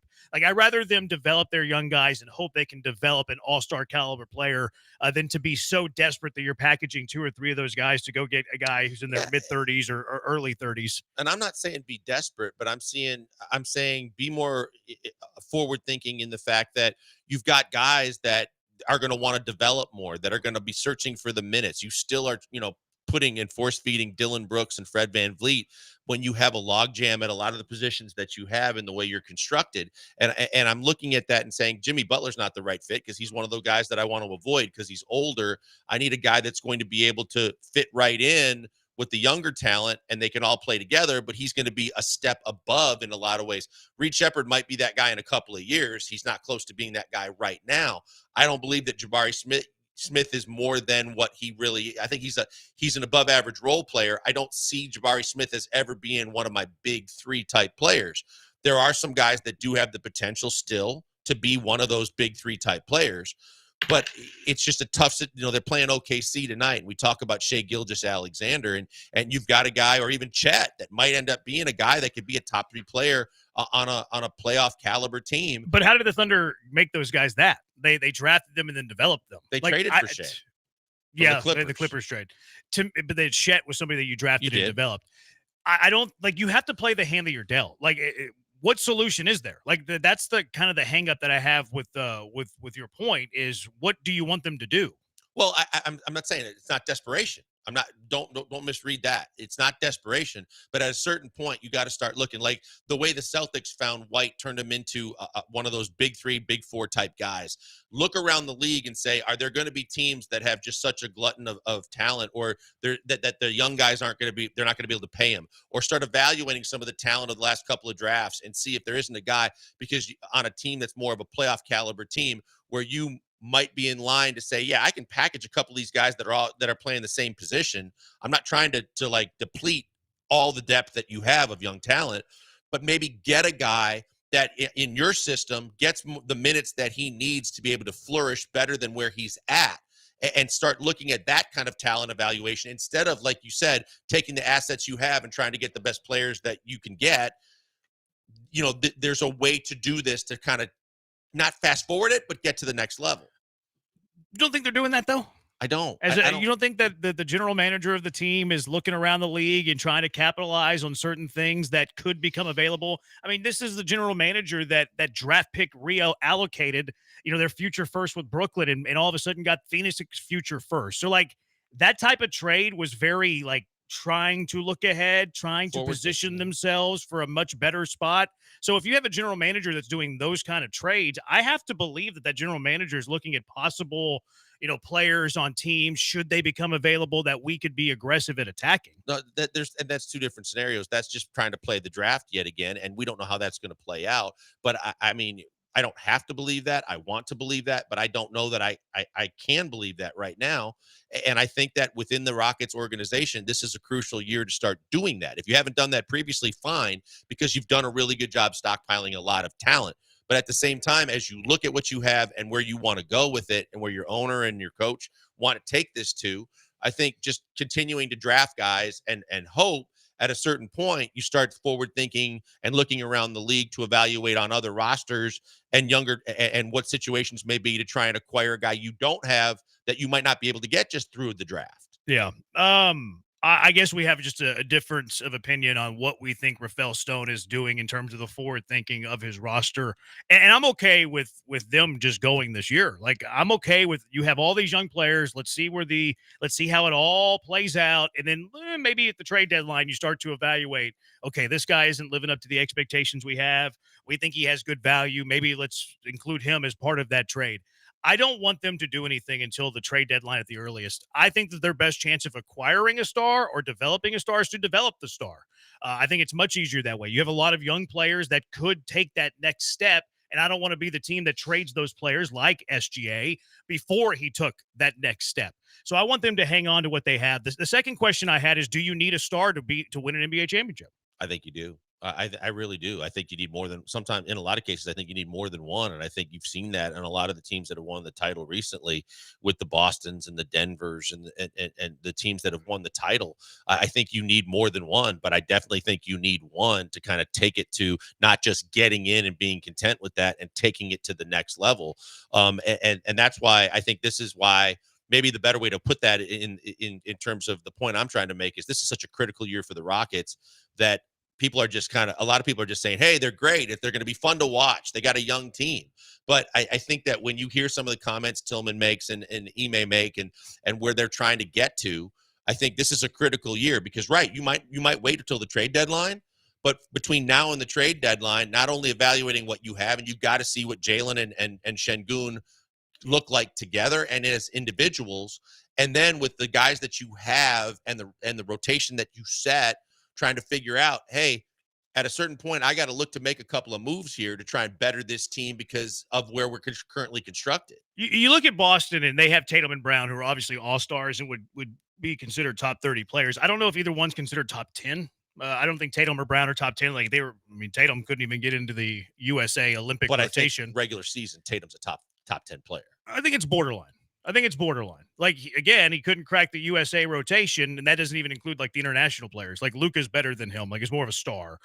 Same thing with the Joker, like the Greek Freak. So I think that you can come up with 10 better players than Jason Tatum. But, right on the brink, right around there. He's not top 5. I don't think he's top 10. Jaylen Brown's definitely not top 10. you look at the way that the Celtics are built, they're built on depth. They're built on a bunch of really good players, and they have 2 All-Stars. They have Jason Tatum and they have Jaylen Brown, and Brown's probably closer to top 30. Tatum's probably closer to top 10. So if you use Boston as the model of building a championship team, I think you look at Boston and you go, okay, we need to create tons of depth. We need a top 10-ish player, and then we need a Robin who's a top 30-ish player. Is that kind of good enough? It's better. I don't know that it's good enough to win a title simply because Boston did it with a top 10 player, top Jeremy, 30 player, no other All-Stars. The fact that in a lot of cases, and including Milwaukee, Holiday was one of their 3 best players and was considered an All-Star type. But that's the player. depth there, though, right? Like, so is White. Depth. So is White hasn't been an All-Star. Drew has. No, but White is not. Well, if you want to use your All-Star analogy, though, but in terms of how he fits in that with was your that analogy. team. But I'm saying, but to take him and say that's what a team needs to win a title. If you have 2 of those type players, but then you have 4 or 5 guys that are all considered and at one point had been like one of the 3 best players on their squad, and you take Porzingis and throw him in the mix too, you're like, now they got 5 guys that legitimately you can go to get a bucket, that can get you stops, that can do the things you need from an All-Star. They're incredibly deep. Yes. But my point is I think the Rockets have a closer build to Boston than they do a team that stars and scrubs like Milwaukee. Mm-hmm. Milwaukee's got the Greek Freak, and they got rid of Drew. And sure, they have a couple of other good players, but they're not nearly as deep as Boston. You look at Dallas, like they have Luka. Yeah, they have 1 or 2 other really good players, but then they're not very deep 4 through 8. So I compare the Rockets closer to Boston than I would compare to a superstar team with a bunch of pieces around them, like the Lakers, like the Mavs, like the Bucks. If I'm the Rockets, I'm looking at Boston as the model. I need to figure out a way to have a top 10 player. I need to figure out a way to have a top 30 player. And then I need to figure out a way to have really good players around those 2 guys. Because, yes, Drew has been a former All-Star. Derek White, not an All-Star, but really good player. And incredible at his role. Porzingis can score 20 points a game. But for me, the best chance for the Rockets to get there is to develop what they have and not to trade 3 or 4 pieces for 1. I think the Rockets are one of the 5 deepest teams in the league. I think Boston is, without a doubt in my mind, the deepest team in the league because it's not just deep, it's talented. And even Porzingis has been an All-Star when you start looking at the guys on their roster. I think somewhere in between, but you have the OKC model, the Minnesota model 17, now. 18. It's been a while since Porzingis has been an All-Star. But he's been an All-Star, and yet he was big for them until he got hurt in the playoffs where he can still do things. He can score, for sure. And he can score over people, and he's long enough that he can be somewhat of a factor on defense. So I think that you're right. I think that I love the depth of the Rockets, but at a certain point, I'm looking at it going, whether you got OKC got Chet, and Chet's got a chance to be a franchise player, and Jaylen, we're still trying to figure it out. Sometimes you just have to make the right pick or have the guy turn out. But you're looking at the picks that you've had and what they've actually turned into and going, yeah, I love your scenario, and I do like the comparisons to the Bostons and the OKCs. But the challenge for me is finding that guy that's that top guy. And I guess what I'm challenging you with is how do you find that guy? Like, what is your plan to find that guy? Because I'm not disagreeing with the fact that you need a top 10 caliber player. I don't think you need the best player in the NBA. I think you can have a top 10 player, top 30 player, and then a bunch of top 50 players and be really good. Boston's an example of that. I like to look at Detroit back in the day when they had Chauncey, they had Rip. They had Prince, they had Rasheed, they had Ben Wallace. Like, that wasn't a team that had a top 10 player, but they probably had 2 top 30 players and 5 top 50 players. Incredibly deep, incredibly well-rounded, and beat the Lakers, who had a couple of top 10 players. 0979, you definitely need more than one. 8807, you need a star to help define your team too. It helps to know who you are building around. I guess my challenging question is, how are you getting that guy? Well, and that's what I'm saying. Look, Daryl was very savvy in realizing OKC had a glutton of talent, and they had contract issues and salary cap issues to where they had to cut loose Harden, and he was able to pounce, and he's able to get that guy. When you look at, teams that have developed the young players, a lot of times we didn't see them coming, but all of a sudden they're there. You have to look at teams that are on the, one on the cusp of trying to do something, deeper with more veteran laden, and they're willing to let loose of a guy that they had that might turn into that star. It's a challenge, there's no doubt, but that's why I'm saying this is a critical year for them, because I think they have to start changing their thinking a little bit. Stop looking at the draft picks and the assets you have right now or might have down the road, and start looking at how do I turn some of the assets that I have into a guy that may, and it's going to be a risk, but may be a guy that can take me to the next level, because Kyrie is there for Luka. Clay is just he's not the guy he used to be. But even with Dallas, Kyrie's a guy who can take over a game. I just feel like it's a make-believe conversation unless you can say the player. Like, I if you can't say the player that you want to attack, it's just, well, if somebody becomes available, to me, it's not tangible. It's not real. To me, it's real because of the fact that I think that's the way they have to think this year. They have to be scouring the league right now and trying to figure out who that player or players are. It's not Jimmy Butler. It's not, the situation that Cleveland was possibly getting into with Spider Mitchell last year. And those guys aren't the right fit, because that's part of the challenge too. It's not just finding that guy. It's finding that guy that blends with the guys that you're going to keep and you have around. Because I think you can develop that 2-3 star type of guy with some of the guys you still have on this roster. I just don't know who that number one guy is. That's my problem with it. Like, if you can't define what it is, well, then how are you going to go out and find it? Like, how are you going to go out and trade for it? And if it's not available, then you can't do a dang thing about it. You could still, first of all, that's not what I'm paid to do. But at the same time, look, I think that what they should be doing is, my big thing is they need to adjust their focus. And this is a critical year for them to either start or finish doing that process, because you're going to have to make decisions at a certain point with the two guys that people were thinking were going to be two of those players, Şengün and Green. And then you also have to start looking around the league and saying, at a certain point, you're going to get calls from agents and things that are saying, I need Tari to play more. I need, whoever's not getting the minutes at the 1s, 2s, and 3s to play more. And hopefully you get Van Vliet and Brooks off of the books sooner rather than later, so that you have some money to play with too, if another scenario plays itself out. But I think you have to be prepared and start looking for who can be that guy. Yeah, see, I think that a general manager is always doing that. And if Rafael Stone is not doing that, then that is a major problem. And maybe that's where our impasse is at. I feel like every general manager should be ready to strike when something like that presents itself. You're right. Morey did that with James Harden. If James Harden, the unicorn, popped itself up, yes, I would expect Rafael Stone to be ready to do that. But with the actions that he has made, I feel like he has proven that he's ready to do that. He's built an incredibly young team that are desirable for teams around the NBA, that if they were to trade a star, they would want a lot of the Rockets' young pieces. Rafael Stone has built a treasure chest of draft picks that will be coveted by other teams should they trade their stars away. So I think that the actions of Rafael Stone have proven that he has positioned himself to where if a superstar of your liking pops up, they're ready to strike. Okay, then, and we can agree to differ to a certain level. Because you don't think those actions have done that? The young players and the young draft picks? I thought the Brooklyn picks were better than the Phoenix picks. I think it's about the same, but it's a little further out. We'll see how it plays out. I think that, and they acquired an extra first rounder because of that. I think that from the standpoint of it's evaluating talent one way or another. I think because he's also had swings and misses on a lot of first round picks, and he's unloaded a lot of his previous first round picks, basically just giving them away, trying to do some other things that whether they may or may not have either turned out for you or been helpful, you don't know. But at the same time, this is a critical year for Rafael Stone and for this organization, because I think you have to identify that. Otherwise, you're going to be stuck in the mud trying to develop your young talent with the guys that you have, trying to find a guy that, when we talk about Boston, they drafted both Brown and Tatum. And both of them hit. Yeah. They hit at different levels. But it also took a lot of time for them to finally hit it to where they're top wherever you want to place them. Like Jaylen Brown, wherever you want to put Jaylen Brown. Like people are texting top 15 Jaylen Brown, top 30 Jaylen Brown, top 25 Jaylen Brown. It took him a while to become that player. Like Jaylen Brown wasn't a top 25 player his third year in the league. Right. But at the same time, you also, every scenario is different. And the fact that you have an owner that's running to take it to whatever phase you call it, your coach is looking to take it to that next level. I don't know how patient they're going to be, but that's why I'm saying this is such a critical year to start trying to think a little differently and try to identify who those players are, and maybe they're already in the league, because of the fact that right now with the draft picks you have, the guys you have on your roster, and the fact you don't have as many draft picks going forward is going to be critical to how you continue to get better.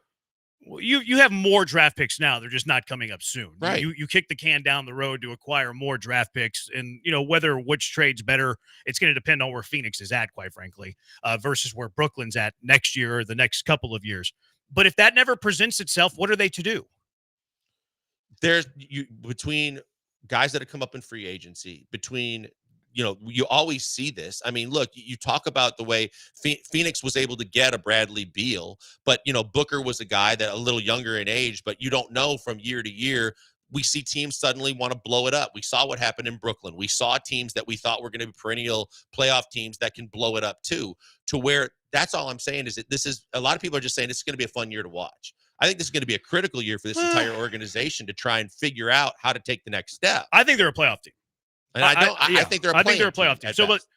let's say they don't make a trade and they don't find that guy or have that guy pop free, but they're a top 6 team in the Western Conference. Don't you think that would be a win? Like, isn't that in a critical year, your words, isn't that a win? That you have this really young core with a treasured chest of draft picks and you're a top 6 team in the Western Conference? I think that would be the identity. If they show me this year that they're a top 6 team in this league, then that means that someone that you already have on your roster is starting to step up to look like at least one, if not more, is starting to look like a guy that can lead this team.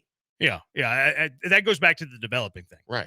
Like developing those guys and I think that's your best chance of finding a star. Like I think your best chance to have a top 30 player who have an all-star is to develop your own. I don't think it's to make a desperation trade. I think it's okay. Alpi Şengün, you're going to take the next step and become an all-star. Oh, Jalen Green, you want to be a 25-point per game scorer under Ime Udoka? That's fine by me. Amin Thompson, you want to be a triple-double machine? Awesome.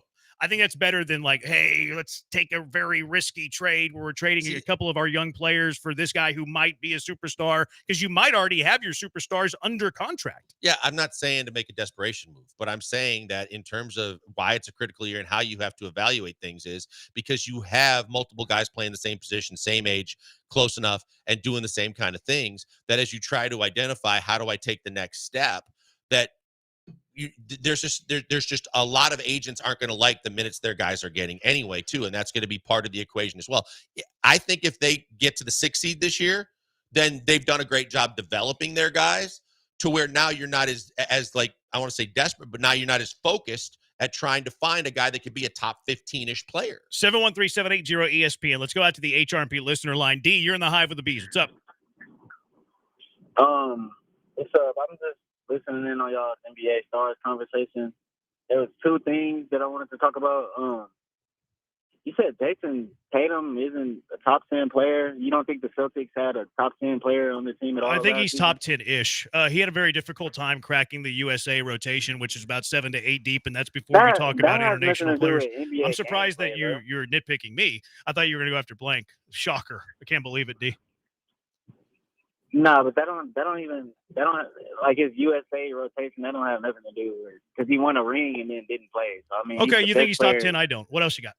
Yeah, but anyway, and I looked at the odds for Coach of the Year coming up, and Ime Udoka is at the front. So I mean, it looks like something is going to change, but we're going to see. I'll hang up the list.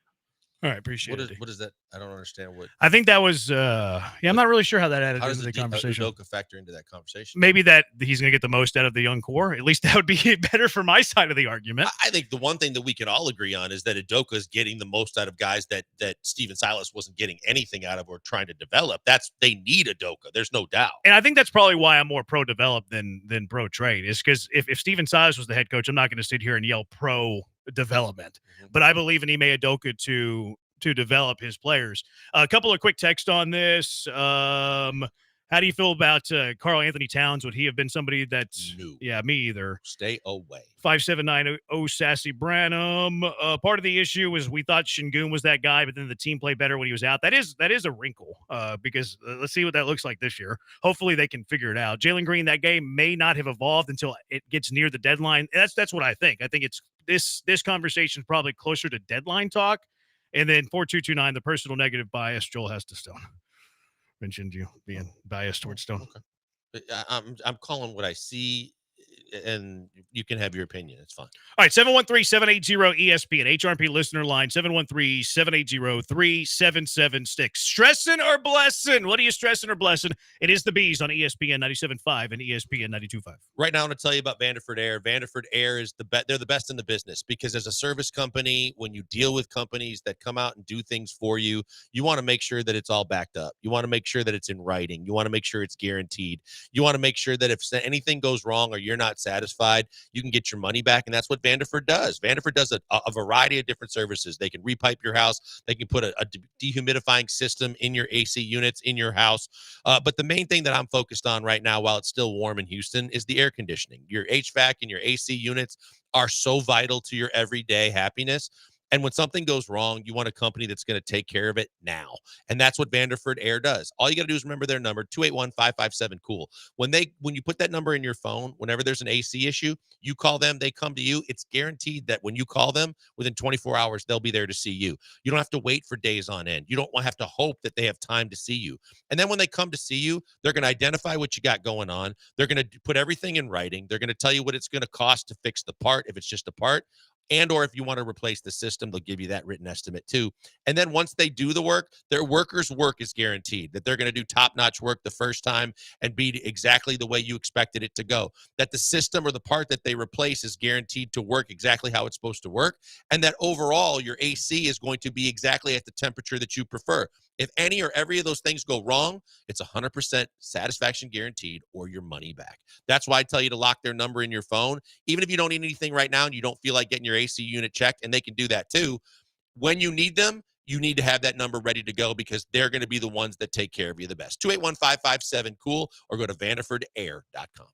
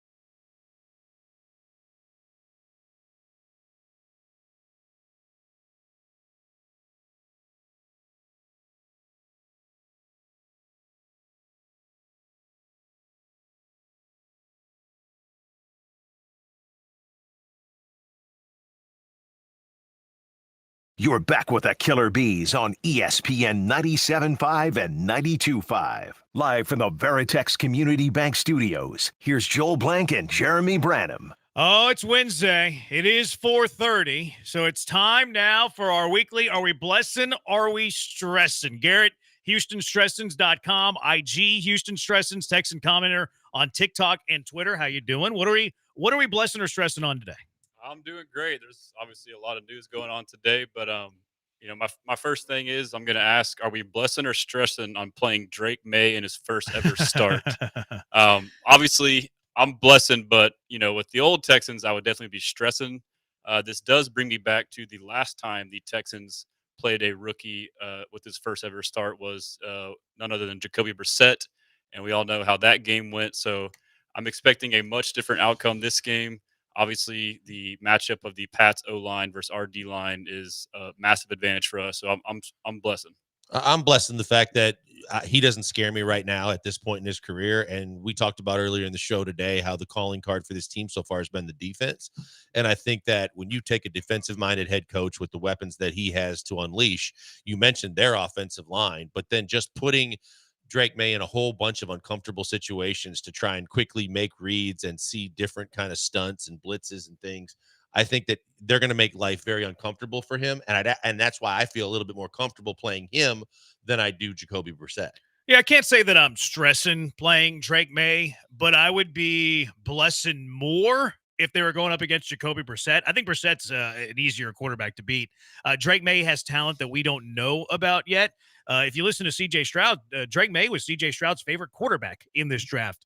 Drake May's more athletic. I think he's got a bigger arm. He's far more talented than Jacoby Brissett. Now, is he a better quarterback today than Jacoby Brissett? I think that's to be determined. But no, I'm not stressing a rookie quarterback. And I'm not going to be the guy that tells you that the Houston Texans were the team that handed Bryce Young his first win last year. I'm not going to do that.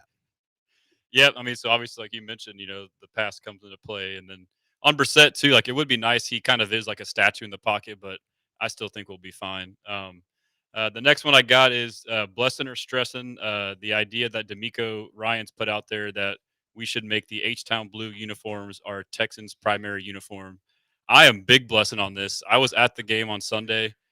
This is a uniform and a logo and a theme that has slowly but surely grown on me. At first, I was kind of indifferent, but seeing it live in person is just a whole nother element in my eyes.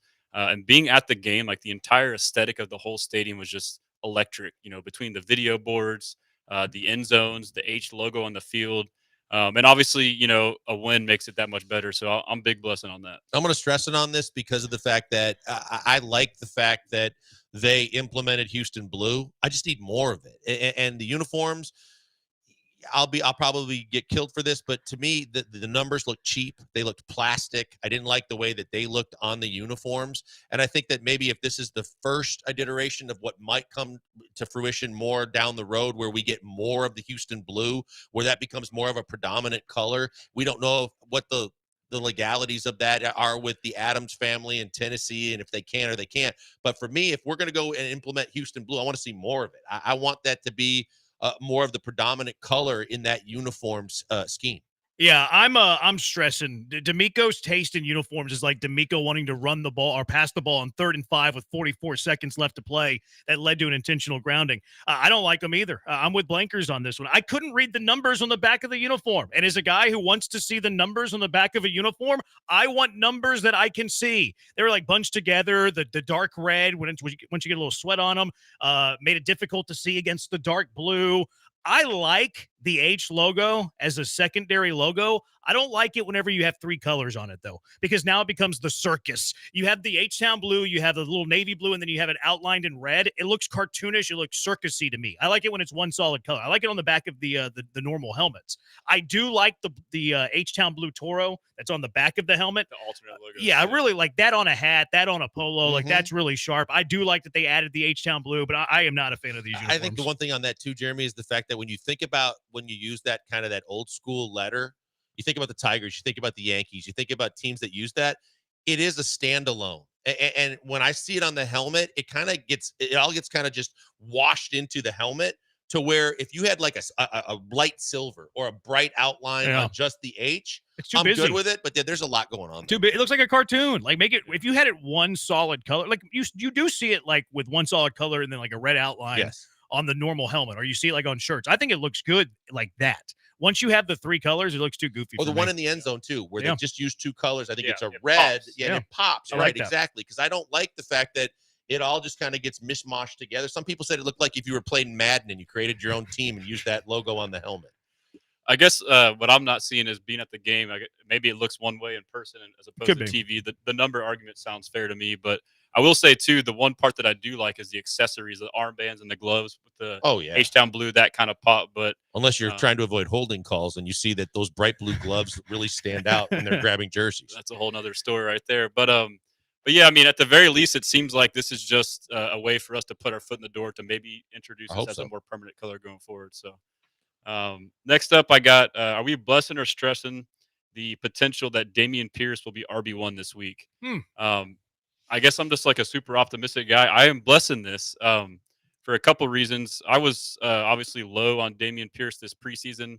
In hindsight, you look back, it was a small sample size and a preseason game. Obviously, I mean, Cam Akers looked like a world beater, and we've seen what he's done now. So obviously, preseason is way different than regular season. But one thing I've noticed the past 2 weeks with Bobby Slowick is we've gotten away from the zone running scheme. We've actually had the past 2 weeks more attempts rushing in gap scheme versus zone scheme. So I don't know if he's doing that just try to mix things up, or if it's because the offensive line personnel, they're better at gap scheme. But we all do know one thing about Dameon Pierce. He's a much better gap runner than zone runner. So throwing that in the mix, I'm excited to see what he can provide. And, I say give Mixon an extra week of rest. Yeah, I think we're all on the same page to give Mixon the rest. To me, I'm not gonna go and give Dameon Pierce running back 1 carries this week. I think that what I saw of Cam Akers was enough for me to believe Cam Akers against the New England Patriots should be just fine, and then we'll go from there. I don't know what I expect from Dameon Pierce. I heard all the accolades and all the compliments all the way through camp, but I haven't seen enough to believe that he can translate that to the regular season, no matter what scheme they're running. And I like the combination of Cam and Dari and what they did last week, at least for 1 more week. Yeah, I'm blessing the idea of Dameon Pierce as RB1 ever again, even whenever Joe Mixon is out. Dameon Pierce is the J.J. Taylor replacement, and I'm not sure he's a better one. He's your RB3. He's your kick returner. Cam Akers, Dare will combine to do what you need him to do. Dare's probably going to be RB1, even though I thought Cam Akers ran the ball a little bit better. And then Dare, of course, is going to be that the back in the backfield, whatever you're looking to throw the football. But no, I don't think that Dameon Pierce should be RB1, so I'm stressing the idea of that. Yeah, and so I think we should note too with Cam Akers, like it feels like he, like just from the naked eye, that he hasn't played good. But then you go look at the box score the past 2-3 weeks, he's averaging like 4 yards per carry. He's been one of our most productive backs. And on the flip side, Dare had 15 carries for 30 yards, two yards per carry. So he shouldn't be RB1, but he is an outstanding third down back. So I got one more. I got are we blessing or stressing? Who will step up? With Nico on the IR. So I guess are we stressing the fact that Nico is gone and that we won't be able to succeed without him? Again, obviously I'm stressing that he's gone, but I'm blessing the idea that we can rebound without him. I think, we have guys that'll step up. This could be a good opportunity for Tank to step up, primarily in the scramble drill facet of the game. Tank had a lot of big plays last year with CJ in that regard. Nico kind of took that over this year, so I would expect to see a lot of big plays between CJ and Tank in the scramble drill. Brian wants to get in here as soon as possible to let you know his feelings on the fact that with Nico out, this could be a disaster. He's stressing, huh? He is. I think that we talked about this a lot earlier in the show. I look for this as a great opportunity to get more footballs in the direction of Tank and Steph. I think the big thing is going to be who is going to I believe that they have a deep enough wide receiver room that they are going to be able to take care of the majority of this, and they're going to be fine. The biggest problem is going to be who's going to take over that deep threat. Is it going to be Tank like he did a year ago? Is Tank going to be able to create the separation, get deep, and do the kind of things to kind of give you still have that weapon in the arsenal? But other than that, I'm not stressing. No, I'm blessing this. I'm actually excited to see what this looks like without Nico, because I think that it has a chance long term to benefit their offense later in the year. Yes, obviously the next 4 weeks, you much rather have Nico than not have Nico. Nico's playing at a wide receiver one in the NFL level, so you much rather have him on the field than have him off the field. I think the Texans go 3-1 if Nico only misses 4 games. I think it's going to heighten what Tank Dell can do, what he has proven that he can do, and what he's going to do again. And then I think once you bring Nico back with these receivers that have had to step up, maybe a tight end that has had to step up, Dalton Schultz, maybe a running game that has had to step up, I think that this has a chance to actually bring up the Texans' offensive ceiling when it's all said and done. So I'm excited for this. I'm excited to see what it looks like. Much rather have Nico, but I'm blessing the idea to see if everybody can step up and then bring this offense up as a whole. I think to your point, the one guy that I put on that more than anything else is Hutchinson. This might be the first really golden opportunity to have to have the door fly wide open to establish a spot for later in the year. Well, Hutchinson is the X receiver behind Nico, so he will get those reps right off the bat. So it's a question of where the targets will go. And y'all make great points. I mean, it's not only receivers, tight ends can step up, running game can step up, but I really do look at this as a silver lining for us to kind of get other guys involved. I know it's been a big thing in the Texans world about Tank Dell getting a slow start. So it's kind of a blessing in disguise. And I do say that I will agree with this on D'Amico Ryan's philosophy with players. He errs on the side of caution with injuries. Not in game. Yeah, not in game. I know your take on that, but like as far as recovering from injuries, Yeah. I feel like Joe Mixon is a case in point. Like I really feel like he could probably play this week, maybe even last week, but he probably thinks a bit more big picture than anything. Nico Collins himself last year when he had a calf strain, he missed 2 games. He probably could have played at least 1, if not 2. I know Casero even mentioned that himself. So I'm blessing on that. I'm wondering the X position in 12 personnel. Like, do you think that Hutch is going to be, the X in every single 12 personnel snap? Like if That, they had I've 10 thought about that snaps. too. So Yeah. basically, your X is always on the field, but if your X isn't Nico and it's Hutch, who's a second-year guy with limited reps, I've thought, will they put Diggs as an X and Tank as a Z? That's a great question. I mean, Yeah, I'm curious about that. Like, that's the one thing that I'm looking for early in the game Sunday. Like, in 12 personnel, how much is – because this past game, it's like, okay, well, Hutch was the backup in the week preparation. Tank has his role. Steph has his role. They probably weren't working on it as much as you would, in the preseason. But now that you have an entire week where Nico's not going to be there, I wonder if they use a little Diggs, a little Tank in the X in 12 personnel, and Hutch's snap count might go down a little bit. I'm curious. I don't know. that's a great question because I Thank guess the one difference obviously between and let's just say this, we all know this. Nico Collins, the big body X receiver, he's a unicorn. Like getting a guy at that height, weight, and speed to be able to run as fast as he can is super rare. So we have a guy now that has that same height and weight, but his speed is not as fast. So Hutch obviously doesn't have the deep threat that Nico has. So that kind of goes to your question: who's going to be the X if we want to stretch the field? Yeah, I wanted to ask you that because you were a collegiate receiver. Now, not many people might know that looking at you, but you did play a little college football wide receiver. So I wanted to ask. I you. had a deceptive speed. I didn't. I was deceptively slow. Blessing or stressing with Garrett. You can find all of his work. IG Houston Stressins, Texans commenter on TikTok and Twitter, and as always, HoustonStressins.com. What should we look for this week at HoustonStressins.com? So I actually wrote an article about this very topic we're just talking about with Nico being out, and basically, I sensed a lot of people thought the sky was falling, but just a sense of optimism, like we just said, like, hey, this is not necessarily a bad thing. We have plenty of options. It'll be better in the long run. So I'm starting to write more articles on there. I got basically a Discord channel on there. Nice. Creating profiles. So it's an ever evolving thing. And my whole goal with that is the same as social media, be a one-stop shop for the Texans and make it easier as a fan to consume content. Let me do the hard work, and I'll give you all the good stuff. Sounds like a creator, influencer, and a social media star, kind of like yours truly. You're blessing that the Killer Bees are your favorite radio show. Absolutely, 100%. All right, check them out, HoustonStressins.com. I like Project Rudy. I like the Smash Plan. What is that? Pertains to college football. It might be here sooner than you think. It is the Bees on ESPN 97.5 and ESPN 92.5. Hey, before we go to the break, I want to tell you a little bit about Stella Rosa wines. Stella Rosa wines are absolutely the perfect complement to whenever you have a viewing party, a watch party, a big game where everybody's coming over to your house and you don't want to just serve hard liquor and beer. You can give them another alternative, and it's served chilled. It's delicious. You don't have to pace yourself because it's the right amount of alcohol. It's all natural fruit along with a lot of different flavors and spices, and they have a variety of different flavors and spices to go with whatever you're serving. If you're serving pizza and wings, nachos, chips and dips, and whatever else you might be putting on the table, The drinks also matter. And when you serve Stella Rosa wines, you're going to serve something that everybody is going to enjoy. At any right time or wrong time, there's always a right time for Stella Rosa wines. And you're going to love them because they're served you can get them at your local retailer. Served chilled, they are the fantastic complement to whatever you're doing at your house. Get out to one of your local retailers, get out to your liquor store this weekend and check out the Stella Rosa wines because they are fantastic and you are going to be a hit if you serve them at your party.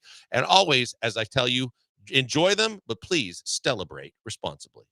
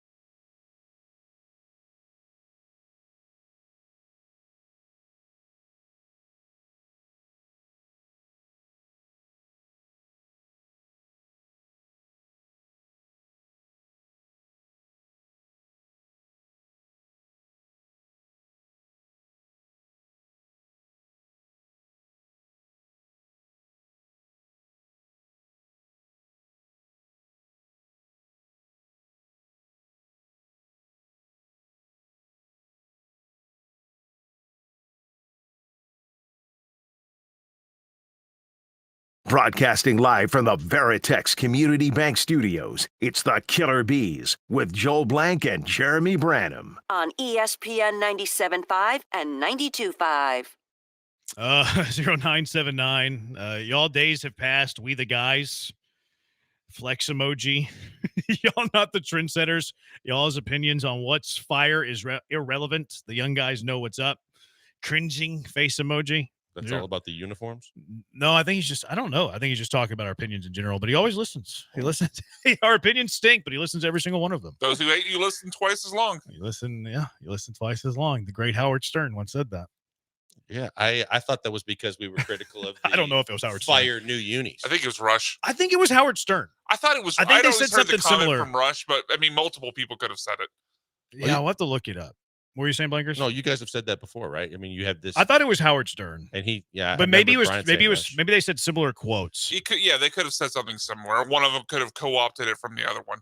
I thought that was the text was in direct response to our not being pro new uniforms. I would, if I had It might to have guess been. from that segment, that would be what would drive that sort of comment. I don't know. Oh, he is saying uniforms. Okay. He is saying, I agree. I'm not one. I mean, Blankers and I are not, fashion aficionados. Nope. We wear t-shirts and shorts and, we dress like we work in radio. Facts. So I would never say that you should listen to my opinion about fashion ever. I would not give fashion advice. Get in touch with Paul Gallant. He is a self-proclaimed fashionista. There you go. And Ocho's Brian Thomas Jr. text of the day. You know who does have Nico's height, weight, and is actually faster than Nico? Brian Thomas Jr. How many laps of this victory lap is Ocho taking? He's going to lap 592. I kind now? of like the obligatory I Brian do. Thomas I do. Jr. text of the day. We deserve it. He's also specifically me. We deserve branching out. because he's doing the same thing now on John and Lance. Is he? Okay. I like it. We're trendsetters here on the Killer Bees. He is a freak. You know, he leads the NFL in receiving yards as a rookie. For a rookie, he's ahead of Neighbors. Now Neighbors was hurt. He had a concussion that factored into things. But Brian Thomas Jr. is ahead of Malik Neighbors. He's ahead of Marvin Harrison Jr. for receiving yards as a rookie. And I would believe so. He is talented. He is going to be a handful for a lot of years in this league. That guy's a freak. He is very good. What was the knock on him coming out, that he just really didn't like football? Yeah. Yeah, I think he likes football just fine. Let's see after he gets paid, though.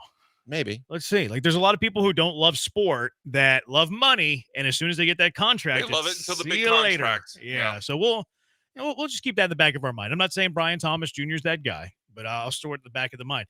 Have you heard of Project Rudy, and have you heard of the Smash Plan in college football? SEC, Big Ten are the leaders that are kind of leading this all up. There's a lot of boring details, a lot of what is it, hedge money, and Yeah, like there's all a of hedge these. fund that apparently is going to put in just over $5 billion to help fund some of this. Yeah, long story short, there are big companies, big money involved. They're going to give everybody big money. The teams that are involved, they're going to get more money than they're currently making. I like the idea of this. Now it's all the Power 4 schools. It's a total of 70 schools under one agreement. Some of the details on this, you're getting rid of all the other non-70, by the way. So like the group of 5, what is the remnants of the Pac? Well, you wouldn't 7? play them. You're not getting rid of them. You're just not playing. But they them if wouldn't you're be in among this. the 70. They wouldn't be in Project Rudy. Right. They're on their own in Project Rudy. their own the other 70 league. teams only play each other. Yes. So basically, you're getting rid of them. Yeah, Yes. you are. You're just kind You're of getting rid of them. demoting them, or whether the soccer term to go find your own league. You're not destroying their universities and football stadiums and taking them off the earth. You're not wiping them out with atomic bombs, at least not literally, but proverbially maybe, because they wouldn't be in this new group, the Project Rudy. So you're getting the Power 4, 70 schools under one agreement. Notre Dame would be involved too, because Notre Dame is always involved. You would only play games against the other schools in the Project Rudy. And then they had this idea of tiering these universities. So like a tier 1 is going to make more money than a tier 2, tier 2 more money than a tier 3, tier 3 more than tier 4, tier 4 more than tier 5, et cetera, further and further down. Actually, I think there's only three tiers. Only three tiers, but there's a drop off in money after each tier. Now, they would add in an element of promotion and relegation like European soccer. So you can drop from tier 1 to tier 2, tier 2 to tier 3. You can work yourself up from tier 3 all the way up to tier 1. The only thing I don't like about the whole Project Rudy and the Smash Plan is that you're going to have some teams in the tier 1 that are there forever. They're fixed into tier 1. And these are like your diehard Alabama, Georgia, Texas, Notre blue Dame, blood, Michigan. your traditional. Ohio I don't State. like that aspect. There's like of it. 7. That's the aspect I don't like about it. If those schools all of a sudden stink, they shouldn't be tier 1 schools. I agree with that. So I like this idea in general. I like Project Rudy. I like just breaking off the 70 programs into 3 tiers, having the conferences, however the conferences are, promotion, relegation. I'm a fan of this. I actually like this. Now, from a standpoint of the national championship and everything like that, everything stays the same with 12 of the 70 teams. I think that's a work in They're progress. talking about expanding. Part of their way to make more money is being able to sell better deals rights because they're playing more marquee matchups in the regular season because they're not playing the FCS and non-Power 5 schools. The other part of that seems like expanding the playoff field. I can't imagine it goes too far, but I bet it goes up to at least 16. All it said about it is changes to the future college football playoff format. It doesn't have a set thing. This would have to be something that is governed and talked about and all of that, but there would be expansion over 12. Because that's why I was just trying to figure out, you have the 3 tiers, but a team on the 3rd tier is still eligible to make the playoff to do what it needs to do. Oh, yeah. And what I like about this is you have like a fighting chance. Like if you're a tier 3 school, you're number 70 in all of college football. Okay, well, you can go to war and improve your lot in life. You can go out and, okay, we're just going to be better than everybody for the next 5 years. And then all of a sudden you've worked your way up to tier 1 and you're getting tons of money. Tier 1's the top 16 schools earn per school revenue projections for $130 million once it gets going.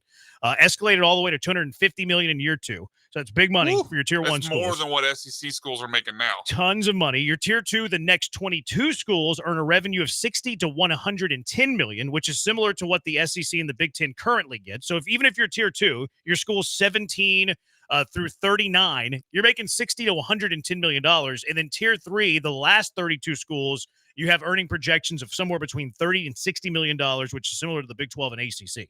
So you don't lose money. You have a really good chance of increasing your money. If you promote yourself because you're playing well and you go from tier 3 to tier 2, now you're doubling your money. Tier 2 to tier 1, doubling your money.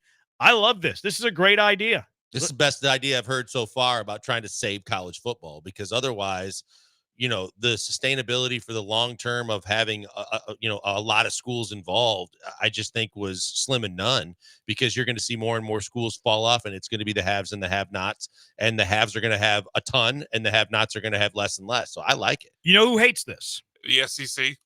I don't think the SEC hates the it really. SEC commissioner does. He's openly talked about, why are we inviting a third party into this? A third party is going to want to take money from us. We can do this on our own. Yeah, I mean, he didn't like the idea of a third party. I think he likes the idea of breaking off from the group of five. They could steal the idea and do it on their own. I don't think they're going to actually do it with Smash Capital. You probably need a governing body, though.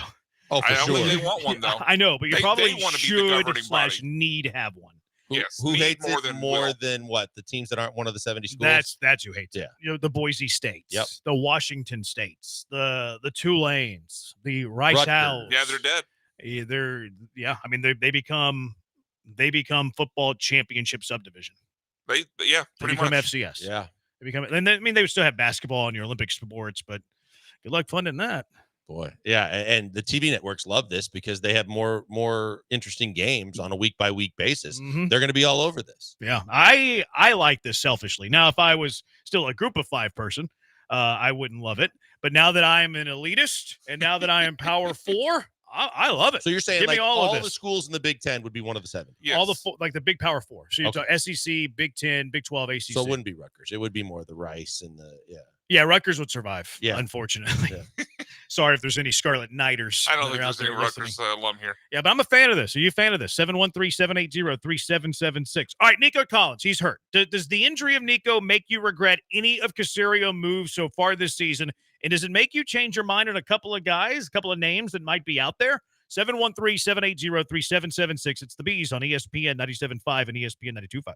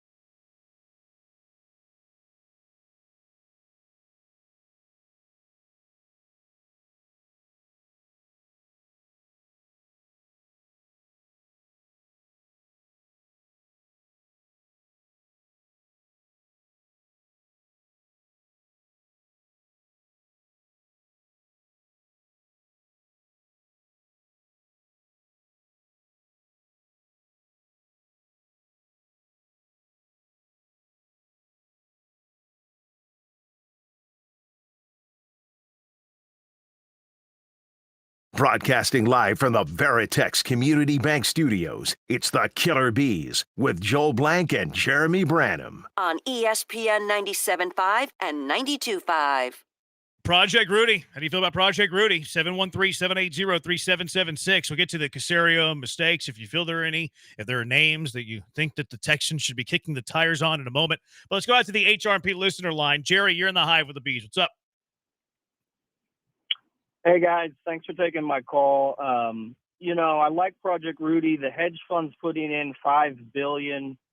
I hate to lose Boise State, Tulane, Washington State, et cetera, and I don't see why it would be so difficult to have a tier 4 and a tier 5. I mean, the amount that you would pay them obviously would be less, and it just seems kind of like an afterthought and wouldn't be difficult.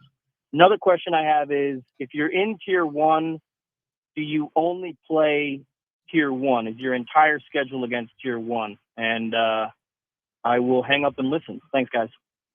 Appreciate it, Jerry. Appreciate the call. The way that I understand it, you're still going to have the conferences. You're still going to have SEC. You're still going to have Big Ten. You're still going to have the ACC. You're still going to have the Big 12. SEC schools will be playing a part of this. It's like a 9-game SEC schedule.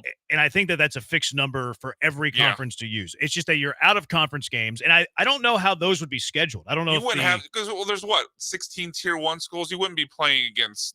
I think you could play anyone within inside the 70. Yeah, but I don't know who's deciding how those games are being played. Like currently, you have ADs and coaches that come to terms. Okay, we're going to play this year, that year. This is where we're playing 2-for-1, neutral site. I don't know if that would stay in play or if this governing body would be scheduling games. I think if I had to guess, it'd be the former, not the latter. I don't think that these universities are going to give up the power of controlling their own out-of-conference schedule. I don't think that they would like that. So I believe that it would still kind of be similar to the schedules that you currently see, but you wouldn't have that weird week late in the year where the SEC's playing non-conferences against the Sun Belt. Right. They're not playing, Northwestern State. No layups with just some kind of cash payout for the lesser. You would be restricted to only playing out of conference games with the top 70. So to Jerry's point about the tier 4, the tier 5, I actually would like that more, Jerry. I agree with you because I think it'd be awesome to keep everybody involved. And then your Boise States, all of a sudden they're a tier 2 school. I think that would be really, really cool. I would be in favor of that. I think the difficult part about this, though, is that these hedge funds and the capital funds that are generating all of this money and the billions of dollars into this, I think they see a pretty significant drop off in money that they're bringing in if they're including the Mountain West Conference, if they're including what's left of the pack, if they're including the Sun Belt. So I would love to see it. I just don't think that the hedge funds and all of the money behind it feels like there is enough payoff once you get below the tier 3. Yeah, that's the problem, because in order to justify adding more payouts, as you said, Jeremy, you have to actually be bringing in something. And I think the feeling is these schools that are getting left out, the Tulanes, the Boise States, whatever, they're not bringing in TV markets that they don't already have for the most part, and they're also not bringing in TV revenue that they don't already have. Yeah. So if you're not bringing anything to the table, then you're just dividing out what's already there by more pieces, but not actually bringing anything in. So you're lessening the payouts for the other 70 schools that were already in there. So there's no benefit for them. And I wouldn't hate like cherry picking like 5 or 6 more. Like if you feel like there is financial gain there, if you feel like there's 3 or 4 schools that are not currently in the Power 4, it's like, okay, Oregon we'll State. take you. Yeah. Yeah, whoever that is. There's got to be a couple that either have a reputation like a Boise State that in the past has been able to be competitive no matter who they play in football. But yeah, an Oregon State is a team that, has never been like they've had bad years, but for the most part, they've been a decent football program. I don't even know, though, if results on the field will play in. Exactly. It's just because a part of what this article is talking about is like there's a very few amount of teams that are bringing in like 60% of the broadcast revenue. It's a small fraction. So if these schools aren't making a difference as far as the networks or in the money's concerned with the TV deals, then they're not getting in. Yeah, it's more about the dollars. The scoreboard doesn't matter. Who's winning the games doesn't matter outside of the P4. 713-780-ESPN. Let's go back out to the HRP listener line. Love the name. Jay Bowen welcoming in. J-Dog, you're in the hive with the bees. What's up, J-Dog? Hey, what's going on, fellas? I agree and disagree. Maybe once we see how it all plays out, maybe I'll be more for it. Now, me being a Canes fan, I get it. I'm kind of under the impression we are the one who got everybody caught. So we started all this, and we'll be the reason it'll be a salary cap, because who doesn't want to go to Miami and play and get paid? But also, we do have the Boise State, like you just said, the BYUs and all of these teams. It's always a surprise team. And just like we know now, it's college, it differs from the NFL. But there will be one or two surprise teams in the playoffs, and they might win the first round, and they may win the second round. So I just want to see how it all works out in the beginning, and then maybe as time goes on, then maybe we can move from there. But I'm just excited to see how it all is going to start. I appreciate you guys. I love the relegation promotion aspect of it the most. I think that's really cool. Now, if you could add the tier 4s and the tier 5s, like Jerry said, I think that'd be perfect, because now you're not leaving anybody behind. And I do hate the idea that you're leaving people behind. And I think J-Dog's point's a good one. Like maybe Boise State can make a run to the semifinals. And if Boise State can sustain 3 good years, now they're a tier 2, tier 3 school. Now look at all the revenue they're bringing in. I would love to include everybody. But if you gun to my head, do you go with the top 70, or do you go with what you currently have in place? I'd rather go with the top 70 in the Rudy Project than what you currently have in place. Maybe that's cold-blooded of me. I'm sorry. I know I was in that position a couple of years ago. BYU wouldn't factor in to being outside of the top 70 because they are Big 12, so they are Power 4.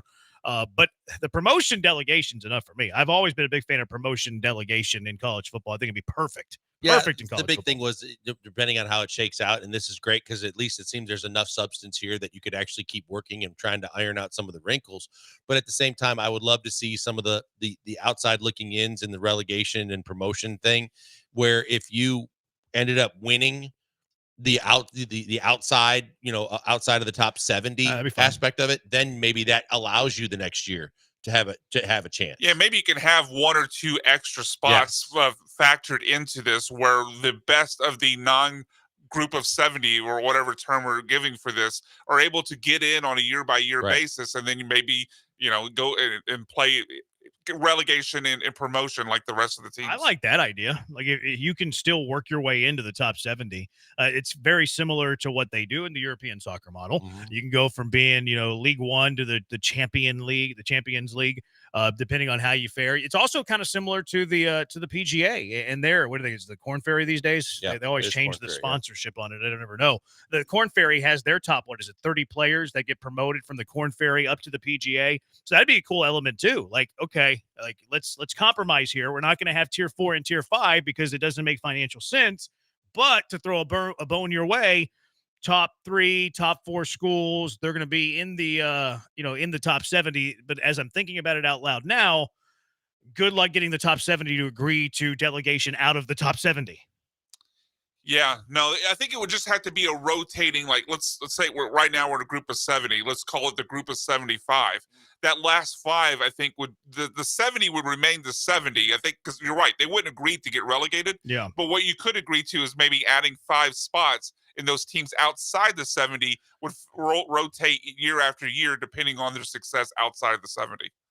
Okay. Like floaters, or would you rather have? But what if they get in there and have success? I know it's that's where they would stay in that 5. They would basically be a part of, I guess, tier 3 at that point. Okay. And Or they would you have stay in them as long play as they it out? keep having success. Would you have, say, those top four teams play it out, and then have that one team or 2 teams? You could have like the bottom 2 teams of that rotating 5 Yes. play the top 2 teams of the outside 70 in like bowl games where the winner stays in the big leagues or whatever. That'd be kind of cool. Look at us just figuring things out. Those games would have stakes. That'd be a lot of fun. Look at us figuring things out. You know what they should do? Screw Project Rudy. Screw all of that. Screw the smash play. Just let the Killer Bees figure it out. Project Killer Bee. Yeah, Killer Bees. Just give us all the money. We'll figure it all The out. $5 billion. We'll pocket a few Easy of those money. million. Yeah, pay us a couple of million, and then we'll have the Project Killer Bees, and college football will be fixed. Bet it all on Baltimore versus Washington coming up. All right, let's get to the Caserio conversation. Does this injury make you regret any of Caserio's moves so far this season? Are there names that are out there that you would kick the tires on if you're the Houston Texans? 713-780-3776. It is the Bees on ESPN 97.5 and ESPN 92.5.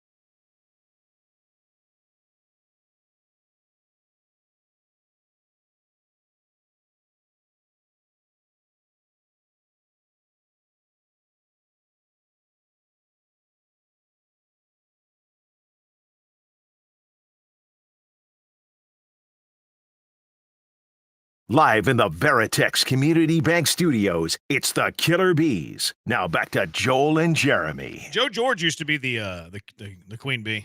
He did. He was the original queen bee. He can still be the queen bee, even though he's no longer with us. Yeah. Yeah. He's honorary. He's been in the hive. He won 4-3. How do you figure out who's in tier one? Is it the top three from each of the 4 power conferences and the next best 4? I think they'd probably go more off of like who's doing numbers in terms of viewership and TV figures and all of that. And then based on year by year, it would go more win-loss record. But I think you would set the tiers based on their cachet as a college football program. So you get to all your blue bloods, your Alabamas, your Texases, your Notre Dames, your Ohio States. And then they're talking about keeping some of them fixed in the tier one and then having like 4 or 5 of those that can interchange from year in, year out. I think that's how you would determine it, although I don't think it said that one. Will someone please tell Branham it's relegation, not delegation? He won't stop. I thought it was both. I thought you could say delegate. Well, delegate would be like giving responsibilities to someone else, right? Yeah, I thought so. I thought I've heard that before. Maybe I'm wrong. I could be wrong. I don't live in Europe. My bad if I am wrong. Do I'll take you think the example of that when you talk about like the cachet and kind of like the hype train is like when Dion was at Jackson State, when like if they have a good year and also the fact that there's a huge marketability and attention to like from a television perspective? I don't think Jackson State would be. No. Not at Jackson State. I'm just saying like a smaller school The that has some idea kind of of the an attention, idea sure, but like that. specifically Jackson State, no. No, but I'm saying like a tier 4 or 5 school that suddenly gets like a, either a big coaching name or something and a few players to go with it to where that's a team they're watching. I don't think so. Because you can't do it from year to year, right? No, they're looking specifically at the Power 4. We're kind of creating the rules on everything else. They're looking specifically at the Power 4. Anything out of the Power 4 would not be included in the No, Power 4. I'm just saying like if we were talking about like at the very bottom, they would still have to just win their schedule or win whatever tournament or however playoff they have. No, in order to be in the Rudy Project, you would have to be in a Power 4 conference.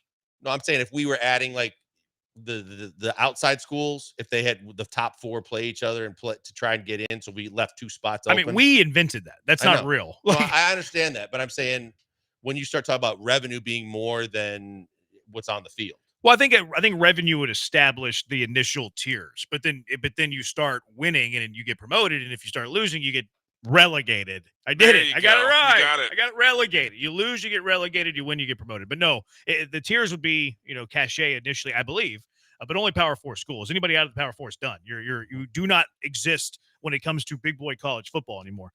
Does the Nico Collins injury make you regret any of Nick Casario's moves this season? This season alone, Ocho's going to say not taking Brian Thomas Jr., even though you didn't have that chance, although you could have just stuck and picked. Does the injury, the Nico, make you regret any of Casario's moves this season so far? The moves that he's made, no, it doesn't. It actually makes me thankful that there's still money to spend if you do find out at some point that this is more significant than it currently is, or that, you want to do some other things. But I don't regret anything. I think it actually makes me feel better about the fact that you went and made a move for a Stephon Diggs, because now you've got a deeper wide receiver room with receivers that have a boatload of talent that have the ability to step in and fill in while he's out, as opposed to what you were dealing with maybe even a year ago. So I don't look at any of the moves off the top of my head and say, "Oh, there's a move." I regret that he made that move. For me, it's Noah Brown, and it's easy. Easy. I regret that one. Easy. And it's easy to have a guy that he would replace on the 53, Steven Sims. If I could have a move that Casario has made this season that I would want back very, very easily, Steven Sims is not on this team. Robert Woods is my punt returner from day one. Sims does nothing on the offensive side. Noah Brown, you're still a Houston Texan. That's the one move that I regret. That makes sense. I haven't seen if he's done anything in Washington. He's played a little bit. He's actually banged up. Shocker. Yeah, I was going to say, because that was the thing that would worry me, is that he might be more hurt or hurt at the same time Nico is. Yeah, he probably wouldn't have had the reps that with the Texans that he had with Washington. He's been okay for them because they don't have a clear-cut number 2. They have Scary Terry, obviously. Brown has had every single game he's played in, he's had 3 catches. So he's been okay. Like he's played for them. But I'd rather have Noah Brown on this team than Steven Sims on this team, especially now with the Nico Collins injury. I'd probably rather have Noah Brown on this team than John Mechie because of the Nico Collins injury. So I look at the Noah Brown as the obvious for me. Anything other than that, no. But Noah Brown would be the one that I have. How about any names that are out there or could be out there that you would kick the tires on? Yeah, I saw an article this morning that was a little bit interesting to me, but it doesn't exactly fix whatever problem might be if this is a lingering issue with Nico. But the fact that Hunter Renfrow is still out there, and Hunter Renfrow is a guy that is a veteran receiver that has a knack for getting open and making tough catches.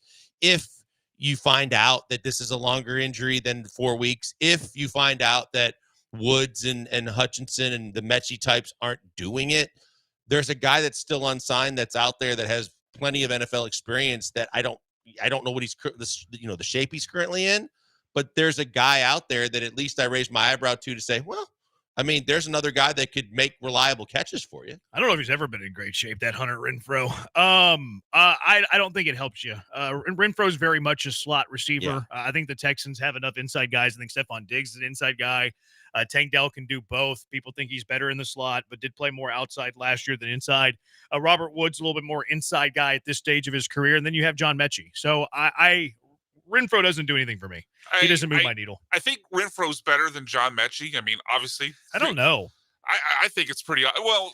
We'll have to see what kind of shape and state he's in. He's also had injury problems, but he's got 1,000-yard season in his past, or maybe it's 100 catches. I don't remember what it was. He did both. He was 103 catches, over 1,000 yards. He actually had 9 touchdowns that year. Yeah, so and then he's done nothing since. It's really weird that he went from like a premier receiver to falling off. Well, they added Devontae Adams. Like that season where you had the 100 and 1,000 was without Devontae Adams. They had Devontae Adams, and shockingly, his usage went way down.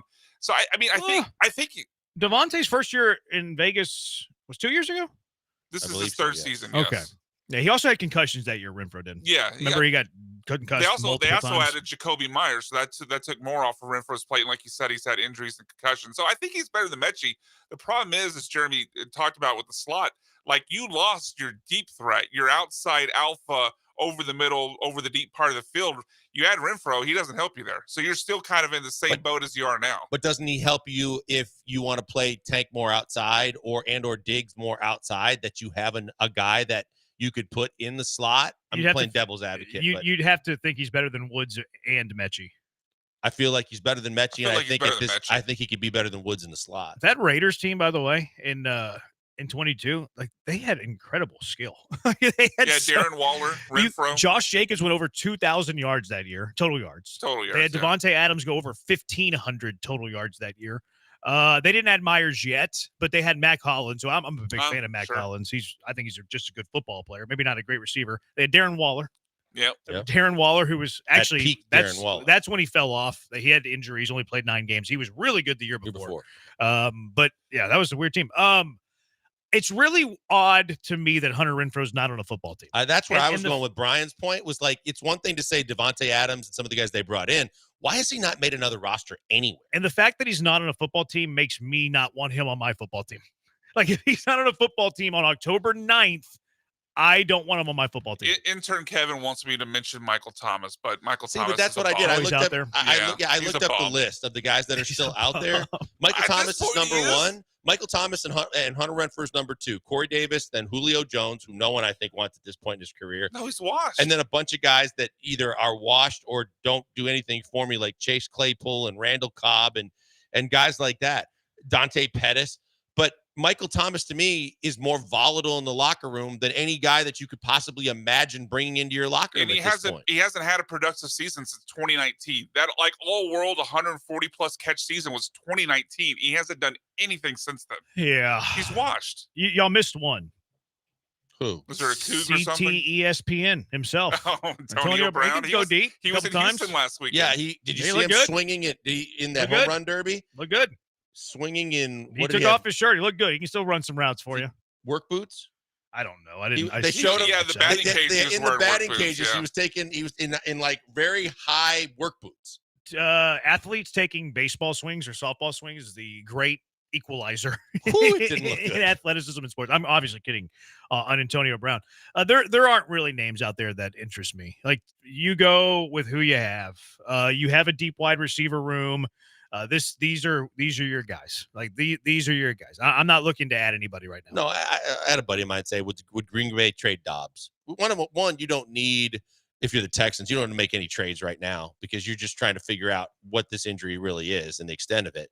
But two, Green Bay's not going to give up on Dobbs just like that. Well, and Dobbs is pouting. Would you really want to bring that guy He's back now this week. I know, but the reason he got suspended is he's been pouting and whining about his targets. You bring him here, he's going to be what? Fourth in the target share. So I don't know if I really like that situation. Plus, for him. what are you wanting to give up for what you hope is only a 4-week injury? Not much. You're like a fifth, like a sixth, at probably not most. even a fifth. And Green Bay's Probably not giving sixth. up Dobbs for that. I think Dobbs could be a chief. Maybe. Yeah, I think he might be a chief. I can see A that. texter says reunion with D-Hop. Titans are trash. Might be sellers? Question mark. Will Amy Adams stunk? There's no way Trade she's- DeAndre Hopkins And to the Hopkins Texans. is playing on what? A torn MCL, PCL, something like that? He looks fine though. Like, I know, I've but there watched was a a good report at the beginning of the season. no that he's doubt, but playing on he's right. You're right. That is out there. I believe it. But he actually does look pretty good. Like, he looks like normal DeAndre Hopkins. We can put all that to bed regardless, just because of the fact that there's no way Amy the Skunk is going to make a trade to No, help there's the no Texans. chance. Yeah, I mean, if you could get D-Hop for a 7th rounder, okay, let's talk. But I don't think you're not he's going to getting be. I don't think he's going to be out there. 4133 Branham, who says 1000? It's called 1000. Did I say that? I might have said that with Hunter Renfro. If you did, I didn't hear it. Sometimes I get going. Sometimes I get going a little too fast. Get out ahead of my skis, and I say I've things that I tried to do the shouldn't. best I can, but I've not been perfect, and I'm a knucklehead at times. Yeah, thanks for calling me out on that one, 4133. I deserve to be called out for that. That's my bad. 1000. 1000, What a otherwise slip. known as 1000. That's hilarious. I didn't realize I did that. All right, 713-780-ESPN. What are some names out there that you'd want to bring in? Or maybe it's none of the above. Maybe you don't want anybody here. You just want to go with what you have. That's where I stand.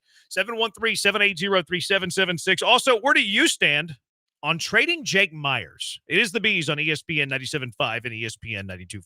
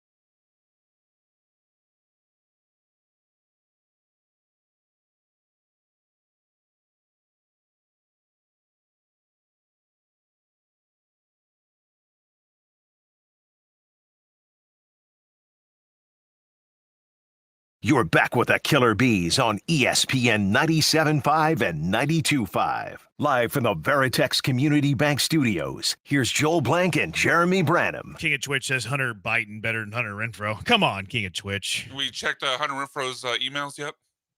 I haven't. Maybe that's why he's not playing in the NFL. Yeah, maybe so.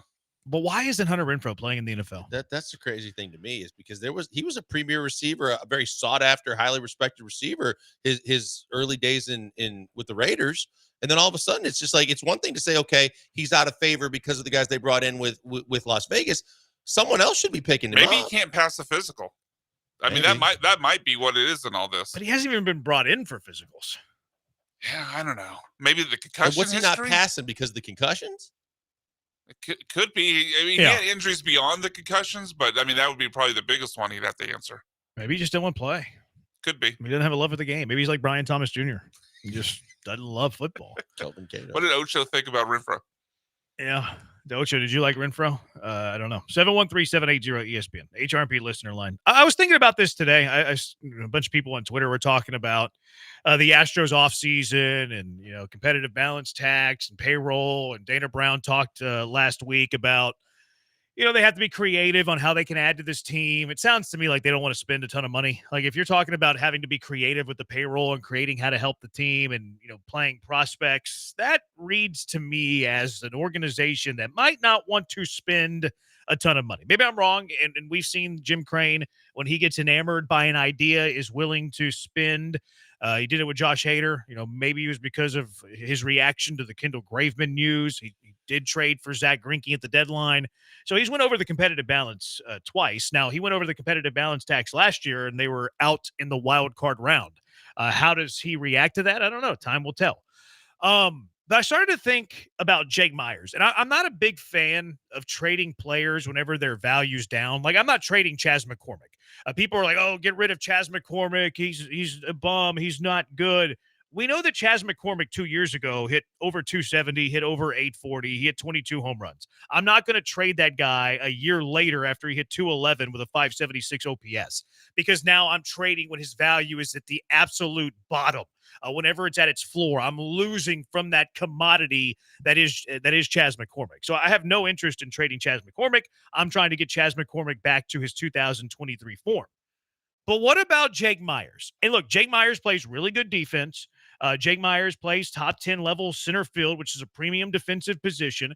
But if you think that this is who Jake Myers is, just a really good defensive center fielder that's going to have an OPS plus of around 86 and 85 like he has done the last 2 years, a career OPS plus of 86, a WAR about 1.5 the last 2 years. If you believe that Jake Myers is who he is, he's going to be 29 years old next year. This might be peak value for Jake Myers. Maybe it's Jake Myers that is the center fielder that you should be looking to trade because there is a demand around Major League Baseball for center fielders who play a high level defensively that can't hit a lick. Kevin Kiermaier, now his offense had improved the last couple of years, but Kevin Kiermaier is getting double-digit millions of dollars for just playing really good center field. So I do think that Jake Myers could actually bring something back.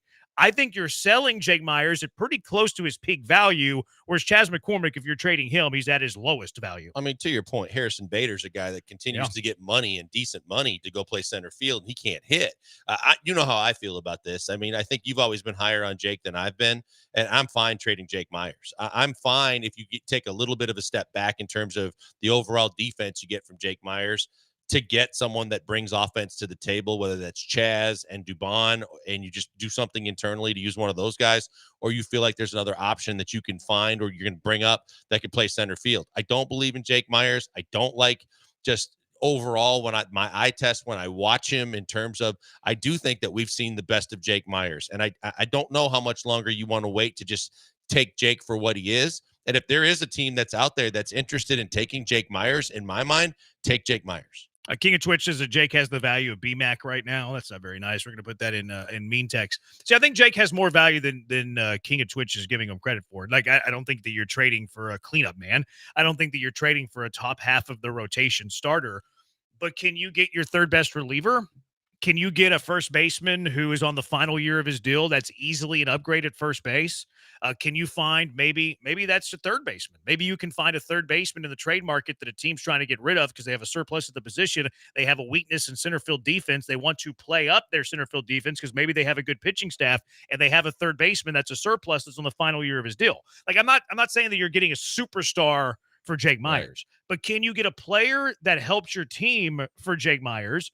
Whenever you have a center fielder in Chas McCormick, who's kind of similar to the value that you're getting there, Dana Brown mentioned that Jacob Melton might get a look this year for the Astros, who's a left-handed bat, that they like his defense in center field too. So there's your another center field option.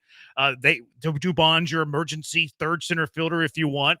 I think that you could find something for Jake Myers that would help your team next year. Yeah, as long as there's a team willing to give you something like that is interested enough in Jake Myers to give you something of value in return, I'm fine with it. Because like I said, I mentioned, if you're going to promote a guy from, if it's Melton or somebody else, great. If you have other aspirations for, if Chas does, you're going to give Chas an opportunity to turn it around, you're going to give him the chance to start in center field, so be it.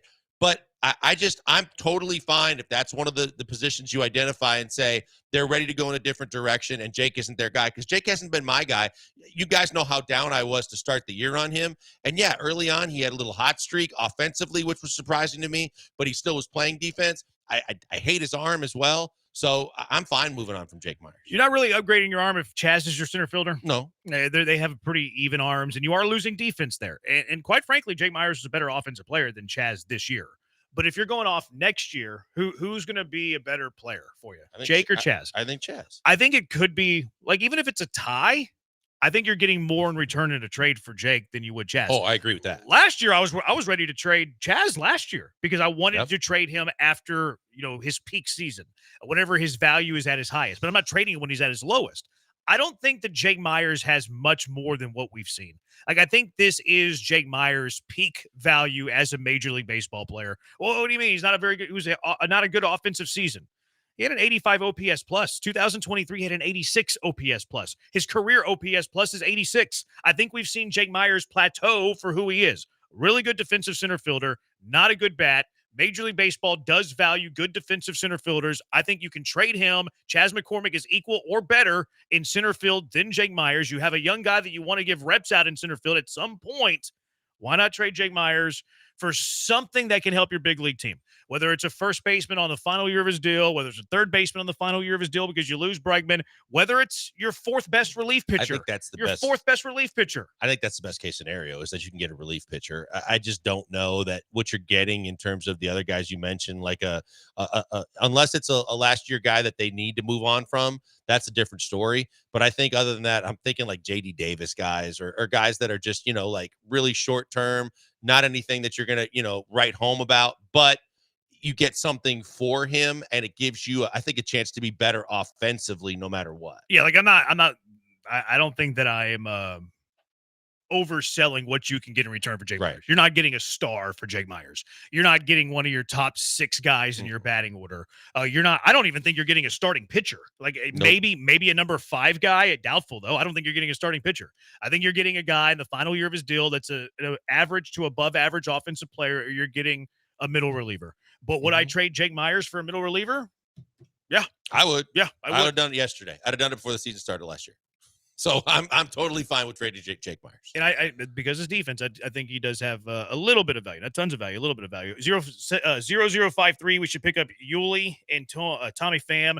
Brown dropped the ball on personnel. I have been a Pham guy. I'm not a fan of signing Pham in the offseason, though. I don't think that you need a right-handed bat. I think you need a left-handed outfield bat. So I'm kind of out on Pham. And Pham hasn't been as good second half of this year as he was in the first half. I did want him at the deadline, and I did want him in the offseason, but I'm out on him going forward. I've been against the idea of Yuli, and I'm going to take the L there.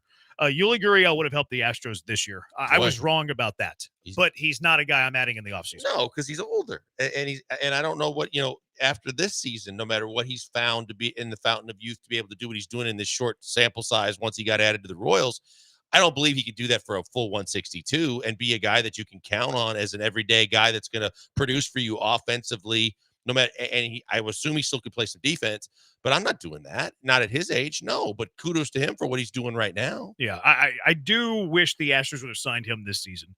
After you had the injuries and you were like searching for players, I wouldn't have hated the idea of Yuli playing first base against lefties instead of like Zach DeCinzo.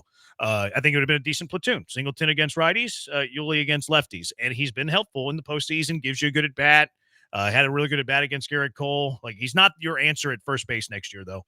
4661, trade that noodle arm soft bad word boy. I think he's referring to Jake. How's your arm these days? Your arm still okay? Yeah, He's not talking about you? I'm pretty sure that's Jake, yeah. I think he's talking about Jake. 3338 says that Jake Myers is worth more than King of Twitch. No doubt about that. No doubt about it. I mean, if Jake Myers is a free agent right now, Jake Myers would make $7 million a year, $7 to $10 million a year on his defense alone. I think Myers would get that. I think he'd get, what's Bader getting? Bader's getting 5? Let's look it up. I think he's Harrison Bader-esque in terms of what he could bring financially.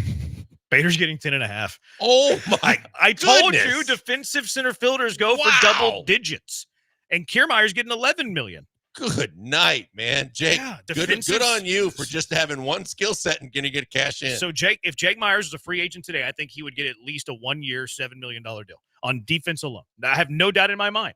And if King of Twitch was a free agent today, he might get a ham sandwich. So I do agree with the texter that Jake Myers carries a ton more value than King of Twitch. All right, 713-780-ESPN. What is your car wreck of the day? Car wreck of the day, 713-780-3776. It's the Bees on ESPN 97.5 and ESPN 92.5.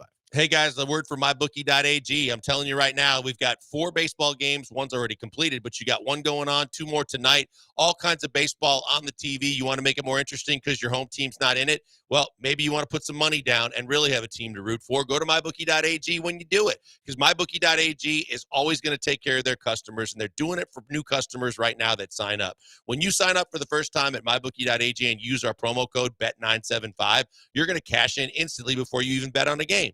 Because using that promo code right now will have MyBookie doubling your first deposit up to $1,000. That means you're going to have more money in your account instantly, more games you can bet on, more chances you can win. And while you're getting signed up, you're also going to be signed up into their rewards program, MyBookie Plus. When you sign up and you enter the MyBookie Plus program, there's different tiers. And as you frequent MyBookie more and you place more bets, you move up in terms of the rewards program by getting to the higher tiers. The MyBookie Plus program will give you better promotions, better chances that you can cash in, and all kinds of rewards as you continue to play at mybookie.ag. Just always remember our promo code BET975 because it's going to open all those doors and get you all the best promotions. On top of that, even when there's games not going on, and they got all the games, whatever you're watching on TV, there's a really good chance that it's on mybookie.ag and you can bet on it.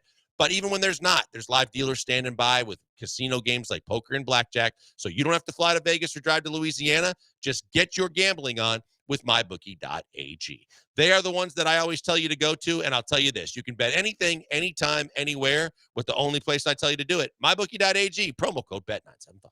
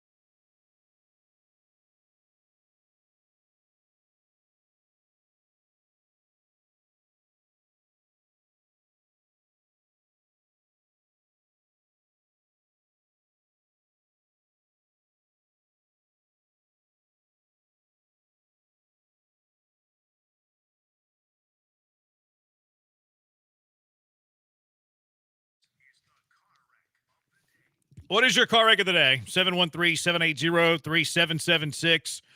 Participation on the Twitch. They said Nico Collins hamstring car wreck of the day. It's a fair point. Landed on the IR. What do you got, Blankers? What is your car wreck of the day? Ooh, well, boy. one of the ones that I saw is the fact that what's up? I didn't click your link on your car wreck because I wanted to react organically. That's what we call in the business. Yeah. Wow.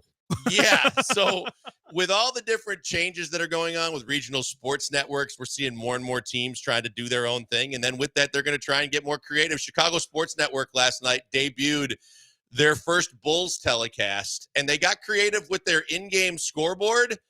It's not across the top of the screen. It's not across the bottom of the screen.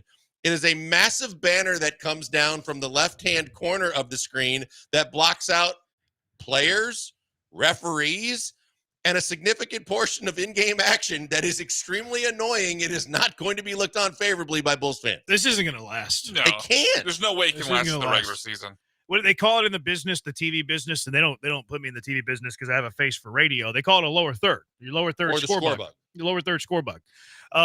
This is the upper third. Yeah, there's a reason why they call it lower third, because the lower third doesn't block the action. Yeah, this is left upper third. This is quite easily the worst score bug that I have ever seen. Easily. And there's been bad score bugs. Oh. Terrible score bugs. I've seen score bugs at the top before. Didn't Fox used to do that in their NFL coverage? Yeah. Fox They used would to have do score across bugs the up on the top. Yeah. But theirs was thin. But again, it's like a crawl. So you can still condense the screen itself, the area where the game's going on. You don't lose anything by that. This is actually blocking key portions of the floor and game action that you can't have. It takes up, I think, 15% of what's on your television. It's upper third, left third. It is like a pillar. It's not like it doesn't go left to right. It goes up to down, and it goes all the way to about the middle of your television. Some people were trying to explain it like if a team hung a banner in the rafters, only they hung it on the left-hand corner of your screen instead. That's a great point. It's just awful. And I've been a part of this with all our years with the Rockets TV and all that stuff, where I got a little too creative sometimes with the bug, and I tried to get like full logos or whatever. Believe me, we changed it rather quickly when we found out how it looked like when actual game action. They have to change this. Is that the word we're using, creative? I think they were trying to be creative. No, you said you were being creative. Oh, well, yeah, okay. Yeah, this is awful. This is bad. I think this is a Seattle Mariner banner, though. This is the only banner that Seattle Mariner fans get. Maybe they should implement this in Seattle so they could see what a banner looks like. I want to nominate all of the social media umpires after the Manny Machado play yesterday. Oh, yeah. Not only the social media umpires, John Smoltz was clueless. Who is the John Davis? Who is the play-by-play guy? He's the Dodgers He's the play-by-play Joe guy. Davis. Joe Joe Davis, clueless. They go to the studio afterwards. Alex Rodriguez is saying that if Freeman would have hit him in the back harder and better, that he would have been called out. What? Alex Rodriguez pretended like it was a runner's lane interference, which only existed first base. Jeter had no clue. Big Papi had no clue. Kevin Burkhardt tried to say the rule, but he had no idea. Alex Rodriguez is acting like it's a reviewable play. It is not. Everybody is citing that, well, Manny Machado can be there because he has his right. That is his base path.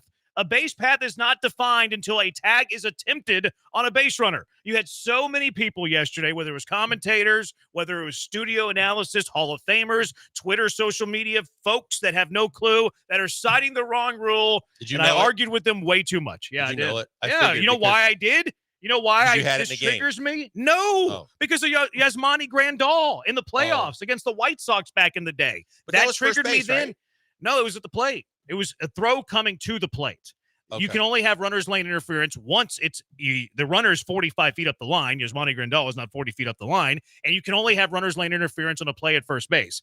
Yuli threw to the plate. Grandal took 3 steps into the infield and chicken winged the baseball. Right. Yes, he's not out of the runner's lane doesn't exist that play. Yes, there's not a base path that play because a tag has not been attempted. But always and forever, the one rule that trumps all, a runner is out for interference when he's intentionally interfering with a thrown ball. Now, you could argue with me and say Machado didn't do it intentionally. You could say, well, he's just taking the angle. He doesn't know he's going to be hit by the thrown ball. That's fine. I respect that opinion.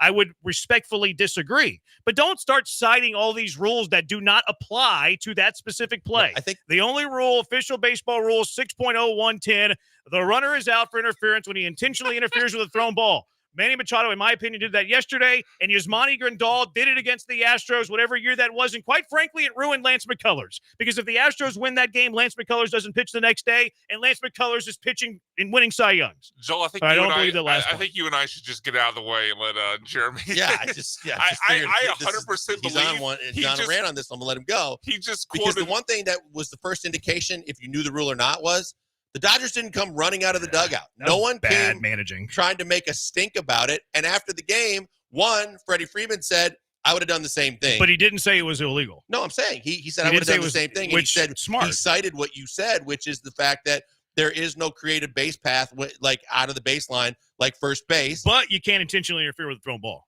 But also the other key was after the game when Machado said back to playing for Buck Showalter in those days. This is something we knew about, that we worked on, and we were aware of every single year in spring training. And for the record, it was a genius base running play by me. I'm not saying that he was wrong. I'm not saying he was dumb. I'm saying if I was an umpire and I saw it, I would have called him out because I do believe he intentionally interfered with the thrown ball. But what's the risk? If Manny Machado doesn't do that and gets out of the way of the throw, he's out at second base. It's potentially a double play. Yeah. So if he does get called for interference there, what happens? There wasn't a runner at third base. He gets called out. The batter is given first base.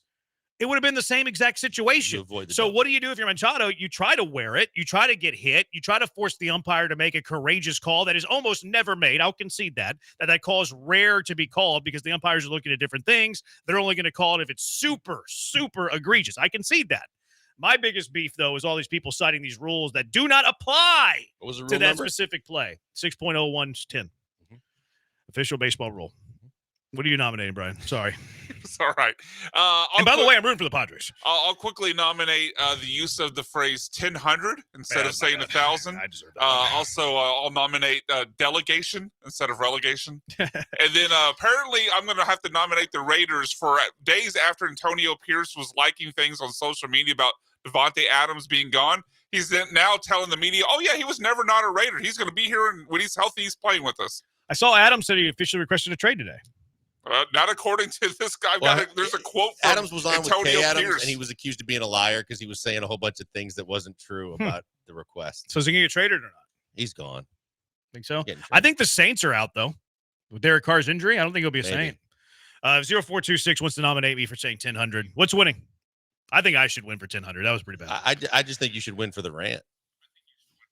All right, I win for a bunch of different stuff because I'm a winner. It's what I do. All right, does it for us. Thanks to Brian for the hard work. He's blank on Branham. Hall of Fame coming up at 7. Brad Gilmore and the two-time jobber of the WWE, Booker T.